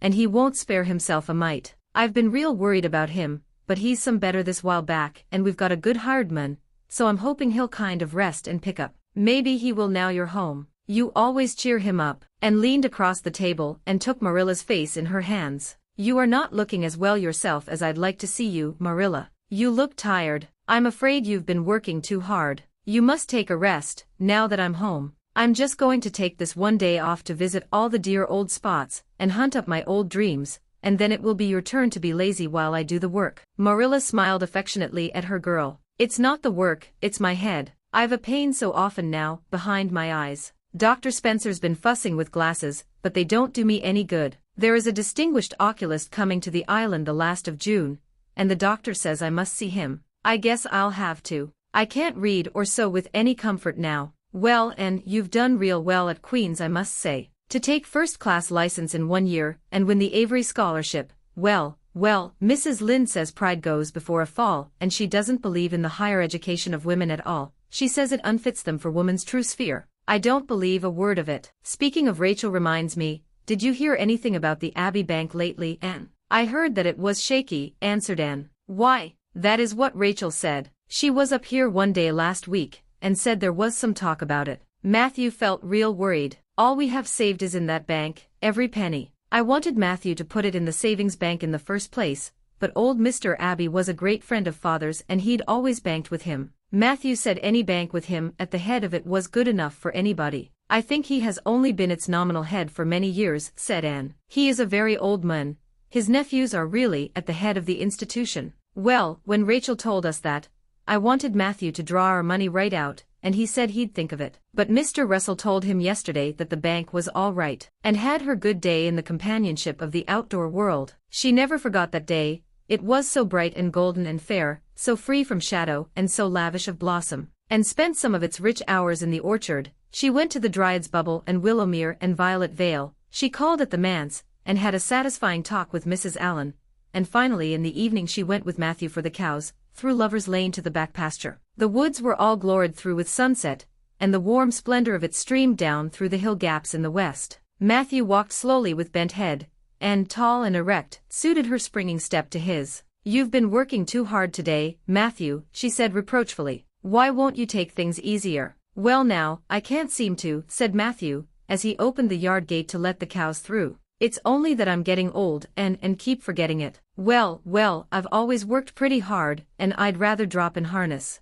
If I had been the boy you sent for," said Anne wistfully, "I'd be able to help you so much now and spare you in 100 ways. I could find it in my heart to wish I had been, just for that." "Well now, I'd rather have you than a dozen boys," and said Matthew patting her hand. "Just mind you that, rather than a dozen boys. Well now, I guess it wasn't a boy that took the Avery Scholarship, was it?" "It was a girl, my girl that I'm proud of." He smiled his shy smile at her as he went into the yard, and took the memory of it with her when she went to her room that night and sat for a long while at her open window, thinking of the past and dreaming of the future. Outside the Snow Queen was mistily white in the moonshine, the frogs were singing in the marsh beyond Orchard Slope, and always remembered the silvery, peaceful beauty and fragrant calm of that night. It was the last night before sorrow touched her life, and no life is ever quite the same again when once that cold, sanctifying touch has been laid upon it. XVI. The Reaper whose name is Death. Matthew, what is the matter? Matthew, are you sick?" It was Marilla who spoke, alarm in every jerky word, and came through the hall, her hands full of white narcissus. It was long before Anne could love the sight or odor of white narcissus again, in time to hear her, and to see Matthew standing in the porch doorway, a folded paper in his hand, and his face strangely drawn and gray, and dropped her flowers and sprang across the kitchen to him at the same moment as Marilla. They were both too late. Before they could reach him Matthew had fallen across the threshold. "He's fainted," gasped Marilla. Anne, run for Martin, quick, quick. He's at the barn. Martin, the hired man, who had just driven home from the post office, started at once for the doctor, calling at Orchard Slope on his way to send Mr. and Mrs. Barry over. Mrs. Lynde, who was there on an errand, came too. They found Anne and Marilla distractedly trying to restore Matthew to consciousness. Mrs. Lynde pushed them gently aside, tried his pulse, and then laid her ear over his heart. She looked at their anxious faces sorrowfully, and the tears came into her eyes. "Oh, Marilla," she said gravely, "I don't think we can do anything for him." "Mrs. Lynde, you can't think Matthew is, and could not say the dreadful word." She turned sick and pallid. "Child, yes, I'm afraid of it. Look at his face. When you've seen that look as often as I have you'll know what it means." And looked at the still face, and there beheld the seal of the great presence. When the doctor came he said that death had been instantaneous and probably painless, caused in all likelihood by some sudden shock. The secret of the shock was discovered to be in the paper Matthew had held, and which Martin had brought from the office that morning. It contained an account of the failure of the Abbey Bank. The news spread quickly through Avonlea, and all-day friends and neighbors thronged Green Gables and came, and went on errands of kindness for the dead and living. For the first time shy, quiet Matthew Cuthbert was a person of central importance. The white majesty of death had fallen on him, and set him apart as one crowned. When the calm night came softly down over Green Gables the old house was hushed and tranquil. In the parlor lay Matthew Cuthbert in his coffin, his long gray hair framing his placid face, on which there was a little kindly smile, as if he but slept, dreaming pleasant dreams. There were flowers about him, sweet old-fashioned flowers which his mother had planted in the homestead garden in her bridal days, and for which Matthew had always had a secret, wordless love, and had gathered them and brought them to him, her anguished, tearless eyes burning in her white face. It was the last thing she could do for him. The Barrys and Mrs. Lynde stayed with them that night. Diana, going to the east gable, where Anne was standing at her window, said gently, "And dear, would you like to have me sleep with you tonight?" "Thank you, Diana," and looked earnestly into her friend's face. "I think you won't misunderstand me when I say that I want to be alone. I'm not afraid. I haven't been alone 1 minute since it happened, and I want to be. I want to be quite silent and quiet and try to realize it. I can't realize it. Half the time it seems to me that Matthew can't be dead, and the other half it seems as if he must have been dead for a long time, and I've had this horrible dull ache ever since." Diana did not quite understand. Marilla's impassioned grief, breaking all the bounds of natural reserve and lifelong habit in its stormy rush, she could comprehend better than Anne's tearless agony. But she went away kindly, leaving Anne alone to keep her first vigil with sorrow, and hoped that tears would come in solitude. It seemed to her a terrible thing that she could not shed a tear for Matthew, whom she had loved so much and who had been so kind to her, Matthew, who had walked with her last evening at sunset, and was now lying in the dim room below with that awful peace on his brow. But no tears came at first, even when she knelt by her window in the darkness and prayed, looking up to the stars beyond the hills. No tears, only the same horrible dull ache of misery that kept on aching until she fell asleep, worn out with the day's pain and excitement. In the night she awakened, with the stillness and the darkness about her, and the recollection of the day came over her like a wave of sorrow. She could see Matthew's face smiling at her as he had smiled when they parted at the gate that last evening. She could hear his voice saying, my girl that I'm proud of." Then the tears came, and Anne wept her heart out. Marilla heard her and crept in to comfort her. There, don't cry so, dearie. It can't bring him back. It isn't right to cry so. I knew that today, but I couldn't help it then. He'd always been such a good, kind brother to me, but God knows best." "Oh, just let me cry, Marilla," sobbed Anne. "The tears don't hurt me like that ache did. Stay here for a little while with me and keep your arm round me, so." "I couldn't have Diana stay. She's good and kind and sweet, but it's not her sorrow. She's outside of it and she couldn't come close enough to my heart to help me. It's our sorrow, yours and mine. Oh, Marilla, what will we do without him? We've got each other, Anne. I don't know what I'd do if you weren't here, if you'd never come. Oh, Anne, I know I've been kind of strict and harsh with you maybe, but you mustn't think I didn't love you as well as Matthew did, for all that. I want to tell you now when I can. It's never been easy for me to say things out of my heart, but at times like this it's easier. I love you as dear as if you were my own flesh and blood, and you've been my joy and comfort ever since you came to Green Gables." 2 days afterwards they carried Matthew Cuthbert over his homestead threshold and away from the fields he had tilled and the orchards he had loved, and the trees he had planted, and then Avonlea settled back to its usual placidity, and even at Green Gables affairs slipped into their old groove, and work was done and duties fulfilled with regularity as before, although always with the aching sense of loss in all familiar things. Anne, new to grief, thought it almost sad that it could be so, that they could go on in the old way without Matthew. She felt something like shame and remorse when she discovered that the sunrises behind the firs and the pale pink buds opening in the garden gave her the old inrush of gladness when she saw them, that Diana's visits were pleasant to her, and that Diana's merry words and ways moved her to laughter and smiles, that, in brief, the beautiful world of blossom and love and friendship had lost none of its power to please her fancy and thrill her heart, that life still called to her with many insistent voices. It seems like disloyalty to Matthew, somehow, to find pleasure in these things now that he has gone, she said wistfully to Mrs. Allen one evening,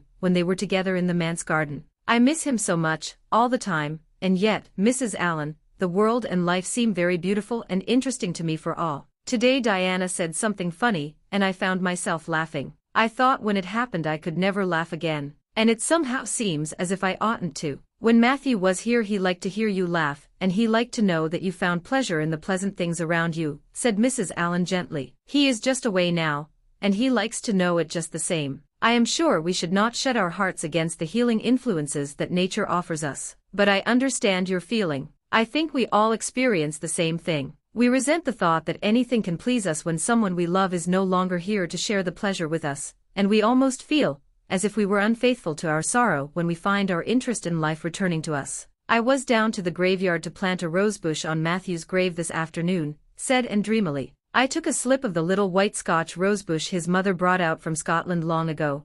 Matthew always liked those roses the best, they were so small and sweet on their thorny stems. It made me feel glad that I could plant it by his grave, as if I were doing something that must please him in taking it there to be near him. I hope he has roses like them in heaven. Perhaps the souls of all those little white roses that he has loved so many summers were all there to meet him. I must go home now. Marilla is all alone and she gets lonely at twilight. She will be lonelier still, I fear, when you go away again to college, said Mrs. Allen. And did not reply. She said good night and went slowly back to Green Gables. Marilla was sitting on the front door steps, and sat down beside her. The door was open behind them, held back by a big pink conch shell with hints of sea sunsets in its smooth inner convolutions, and gathered some sprays of pale yellow honeysuckle, and put them in her hair. She liked the delicious hint of fragrance, as of some aerial benediction, above her every time she moved. Dr. Spencer was here while you were away, Marilla said. He says that the specialist will be in town tomorrow, and he insists that I must go in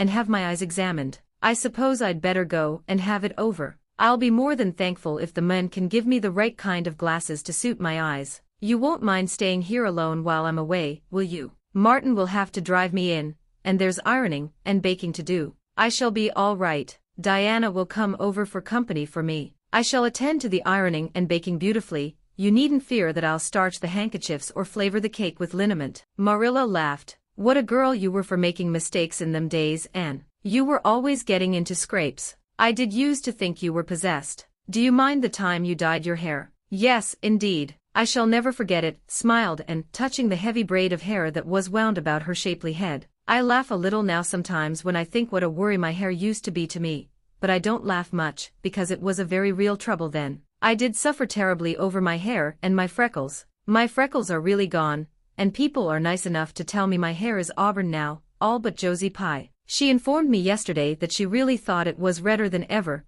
or at least my black dress made it look redder, and she asked me if people who had red hair ever got used to having it. Marilla, I've almost decided to give up trying to like Josie Pye. I've made what I would once have called a heroic effort to like her, but Josie Pye won't be liked. Josie is a pie, said Marilla sharply, so she can't help being disagreeable. I suppose people of that kind serve some useful purpose in society, but I must say I don't know what it is any more than I know the use of thistles. Is Josie going to teach? No, she is going back to Queen's next year. So are Moody Spurgeon and Charlie Sloane. Jane and Ruby are going to teach, and they have both got schools, Jane at Newbridge and Ruby at some place up west. Gilbert Blythe is going to teach too, isn't he? Yes, briefly. What a nice-looking young fellow he is, said Marilla absently. I saw him in church last Sunday, and he seemed so tall and manly. He looks a lot like his father did at the same age. John Blythe was a nice boy. We used to be real good friends, he and I. People called him my beau.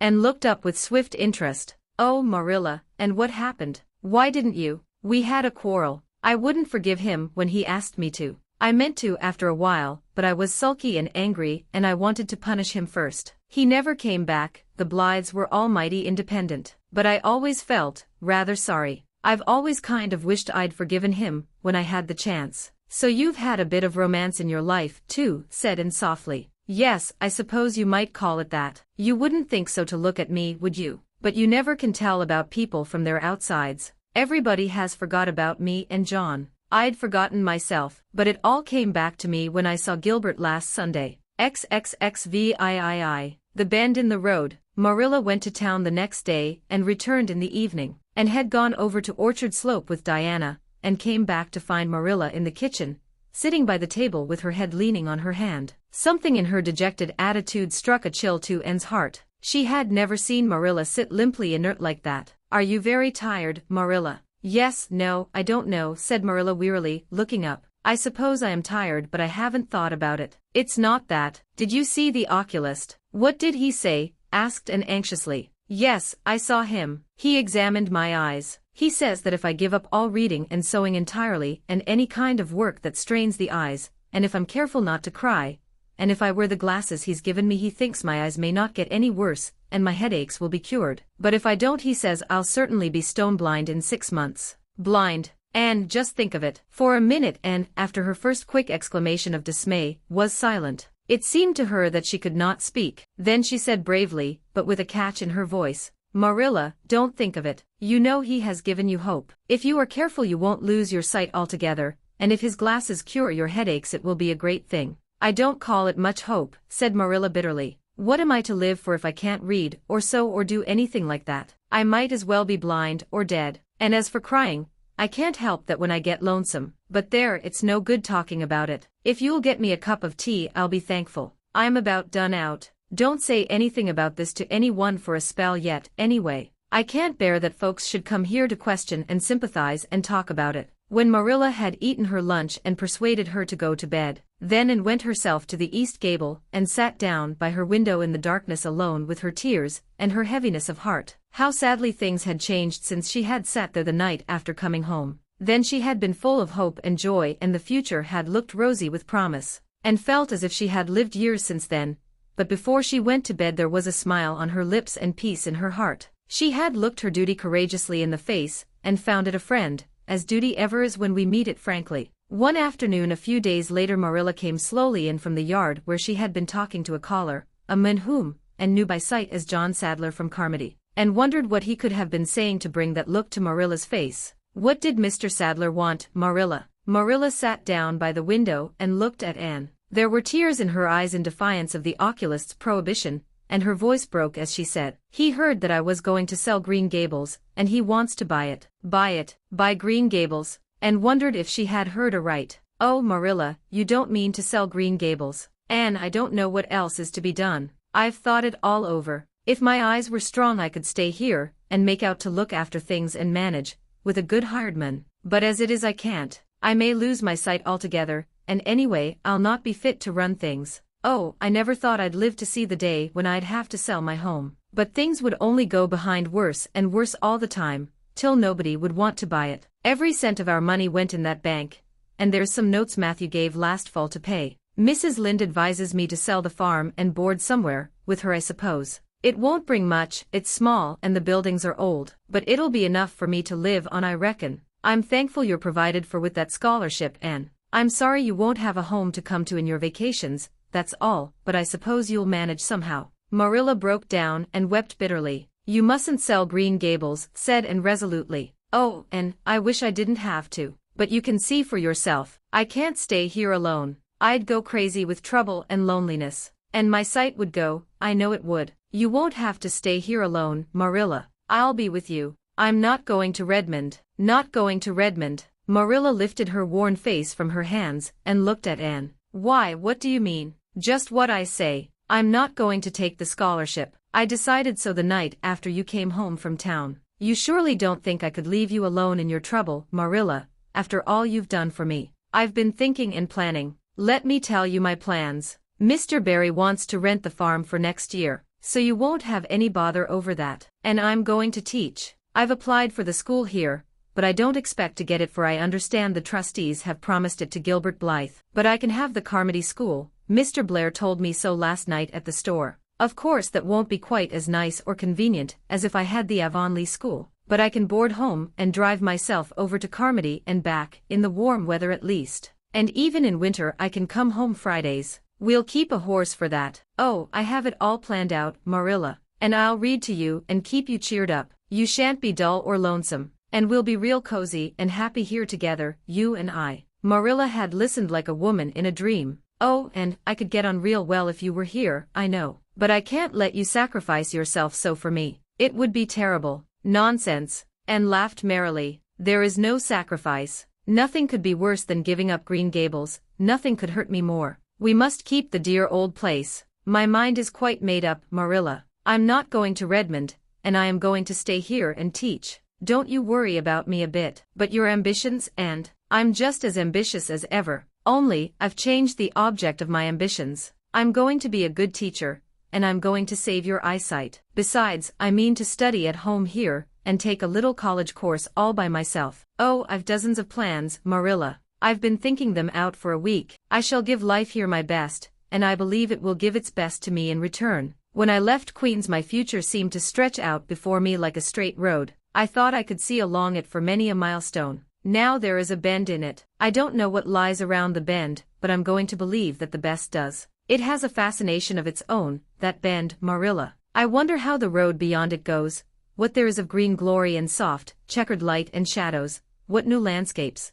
what new beauties, what curves and hills and valleys further on. I don't feel as if I ought to let you give it up, said Marilla, referring to the scholarship. But you can't prevent me. I'm 16 and a half, obstinate as a mule, as Mrs. Lynde once told me, laughed Anne. Oh, Marilla, don't you go pitying me. I don't like to be pitied, and there is no need for it. I'm heart-glad over the very thought of staying at dear Green Gables. Nobody could love it as you and I do, so we must keep it. You blessed girl, said Marilla, yielding. I feel as if you'd given me new life. I guess I ought to stick out and make you go to college, but I know I can't, so I ain't going to try. I'll make it up to you though, Anne. When it became noised abroad in Avonlea that Anne Shirley had given up the idea of going to college, and intended to stay home and teach, there was a good deal of discussion over it. Most of the good folks, not knowing about Marilla's eyes, thought she was foolish. Mrs. Allen did not. She told Anne so in approving words that brought tears of pleasure to the girl's eyes. Neither did good Mrs. Lynde.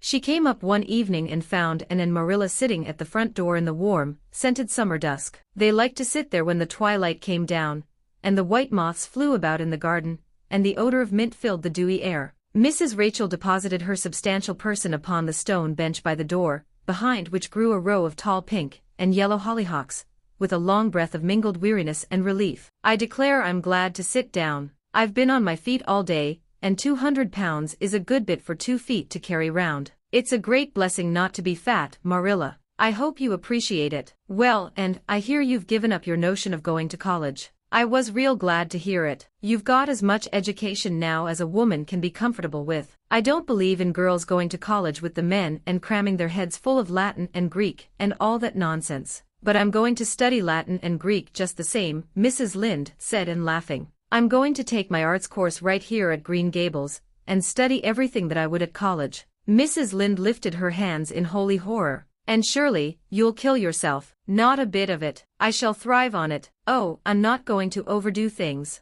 As Josiah Allen's wife says, I shall be medium. But I'll have lots of spare time in the long winter evenings, and I've no vocation for fancy work. I'm going to teach over at Carmody, you know. I don't know it. I guess you're going to teach right here in Avonlea. The trustees have decided to give you the school. Mrs. Lynde cried, and springing to her feet in her surprise. Why, I thought they had promised it to Gilbert Blythe. So they did. But as soon as Gilbert heard that you had applied for it, he went to them. They had a business meeting at the school last night, you know, and told them that he withdrew his application, and suggested that they accept yours. He said he was going to teach at White Sands. Of course he gave up the school just to oblige you, because he knew how much you wanted to stay with Marilla. And I must say I think it was real kind and thoughtful in him, that's what. Real self-sacrificing, too, for he'll have his board to pay at White Sands, and everybody knows he's got to earn his own way through college. So the trustees decided to take you. I was tickled to death when Thomas came home and told me. I don't feel that I ought to take it, murmured Anne. I mean, I don't think I ought to let Gilbert make such a sacrifice for me. I guess you can't prevent him now. He's signed papers with the White Sands trustees, so it wouldn't do him any good now if you were to refuse. Of course you'll take the school. You'll get along all right, now that there are no pies going. Josie was the last of them, and a good thing she was, that's what. There's been some pie or other going to Avonlea school for the last 20 years, and I guess their mission in life was to keep schoolteachers reminded that Earth isn't their home. Bless my heart, what does all that winking and blinking at the Barry Gable mean? Diana is signaling for me to go over, laughed Anne. You know we keep up the old custom. Excuse me while I run over and see what she wants. And ran down the clover slope like a deer, and disappeared in the furry shadows of the haunted wood. Mrs. Lynde looked after her indulgently. There's a good deal of the child about her yet in some ways. There's a good deal more of the woman about her in others, retorted Marilla, with a momentary return of her old crispness. But crispness was no longer Marilla's distinguishing characteristic. As Mrs. Lynde told her Thomas that night, Marilla Cuthbert has got mellow. That's what. And went to the little Avonlea graveyard the next evening to put fresh flowers on Matthew's grave, and water the Scotch rosebush. She lingered there until dusk, liking the peace and calm of the little place, with its poplars whose rustle was like low, friendly speech, and its whispering grasses growing at will among the graves. When she finally left it and walked down the long hill that sloped to the lake of shining waters, it was past sunset, and all Avonlea lay before her in a dreamlike afterlight, a haunt of ancient peace. There was a freshness in the air as of a wind that had blown over honey-sweet fields of clover. Home lights twinkled out here and there among the homestead trees. Beyond lay the sea, misty and purple, with its haunting, unceasing murmur. The west was a glory of soft mingled hues, and the pond reflected them all in still softer shadings. The beauty of it all thrilled Anne's heart, and she gratefully opened the gates of her soul to it. Dear old world, she murmured, you are very lovely, and I am glad to be alive in you. Halfway down the hill a tall lad came whistling out of a gate before the Blythe homestead. It was Gilbert, and the whistle died on his lips as he recognized Anne. He lifted his cap courteously, but he would have passed on in silence, if Anne had not stopped and held out her hand. Gilbert, she said, with scarlet cheeks, I want to thank you for giving up the school for me. It was very good of you, and I want you to know that I appreciate it. Gilbert took the offered hand eagerly. It wasn't particularly good of me at all, Anne. I was pleased to be able to do you some small service. Are we going to be friends after this? Have you really forgiven me my old fault? Anne laughed and tried unsuccessfully to withdraw her hand. I forgave you that day by the pond landing, although I didn't know it. What a stubborn little goose I was. I may as well make a complete confession, I've been sorry ever since. We are going to be the best of friends, said Gilbert, jubilantly. We were born to be good friends, Anne. You've thwarted destiny long enough. I know we can help each other in many ways. You are going to keep up your studies, aren't you? So am I. Come, I'm going to walk home with you. Marilla looked curiously at Anne when the latter entered the kitchen. Who was that came up the lane with you, Anne? Gilbert Blythe, answered Anne, vexed to find herself blushing. I met him on Barry's Hill. I didn't think you and Gilbert Blythe were such good friends that you'd stand for half an hour at the gate talking to him, said Marilla, with a dry smile. We haven't been, we've been good enemies, but we have decided that it will be much more sensible to be good friends in future. Were we really there half an hour? It seemed just a few minutes, but you see, we have 5 years lost conversations to catch up with, Marilla, and sat long at her window that night companioned by a glad content. The wind purred softly in the cherry boughs, and the mint breaths came up to her. The stars twinkled over the pointed firs in the hollow, and Diana's light gleamed through the old gap. Anne's horizons had closed in since the night she had sat there after coming home from Queen's, but if the path set before her feet was to be narrow, she knew that flowers of quiet happiness would bloom along it. The joys of sincere work and worthy aspiration and congenial friendship were to be hers. Nothing could rob her of her birthright of fancy, or her ideal world of dreams. And there was always the bend in the road. God's in his heaven, all's right with the world, whispered Anne softly. Anne of Green Gables was published in 1908 by L. M. Montgomery. Thank you for joining us on this literary voyage. Don't forget to subscribe to Book Voyage Audio for more amazing stories. Until next time, happy listening.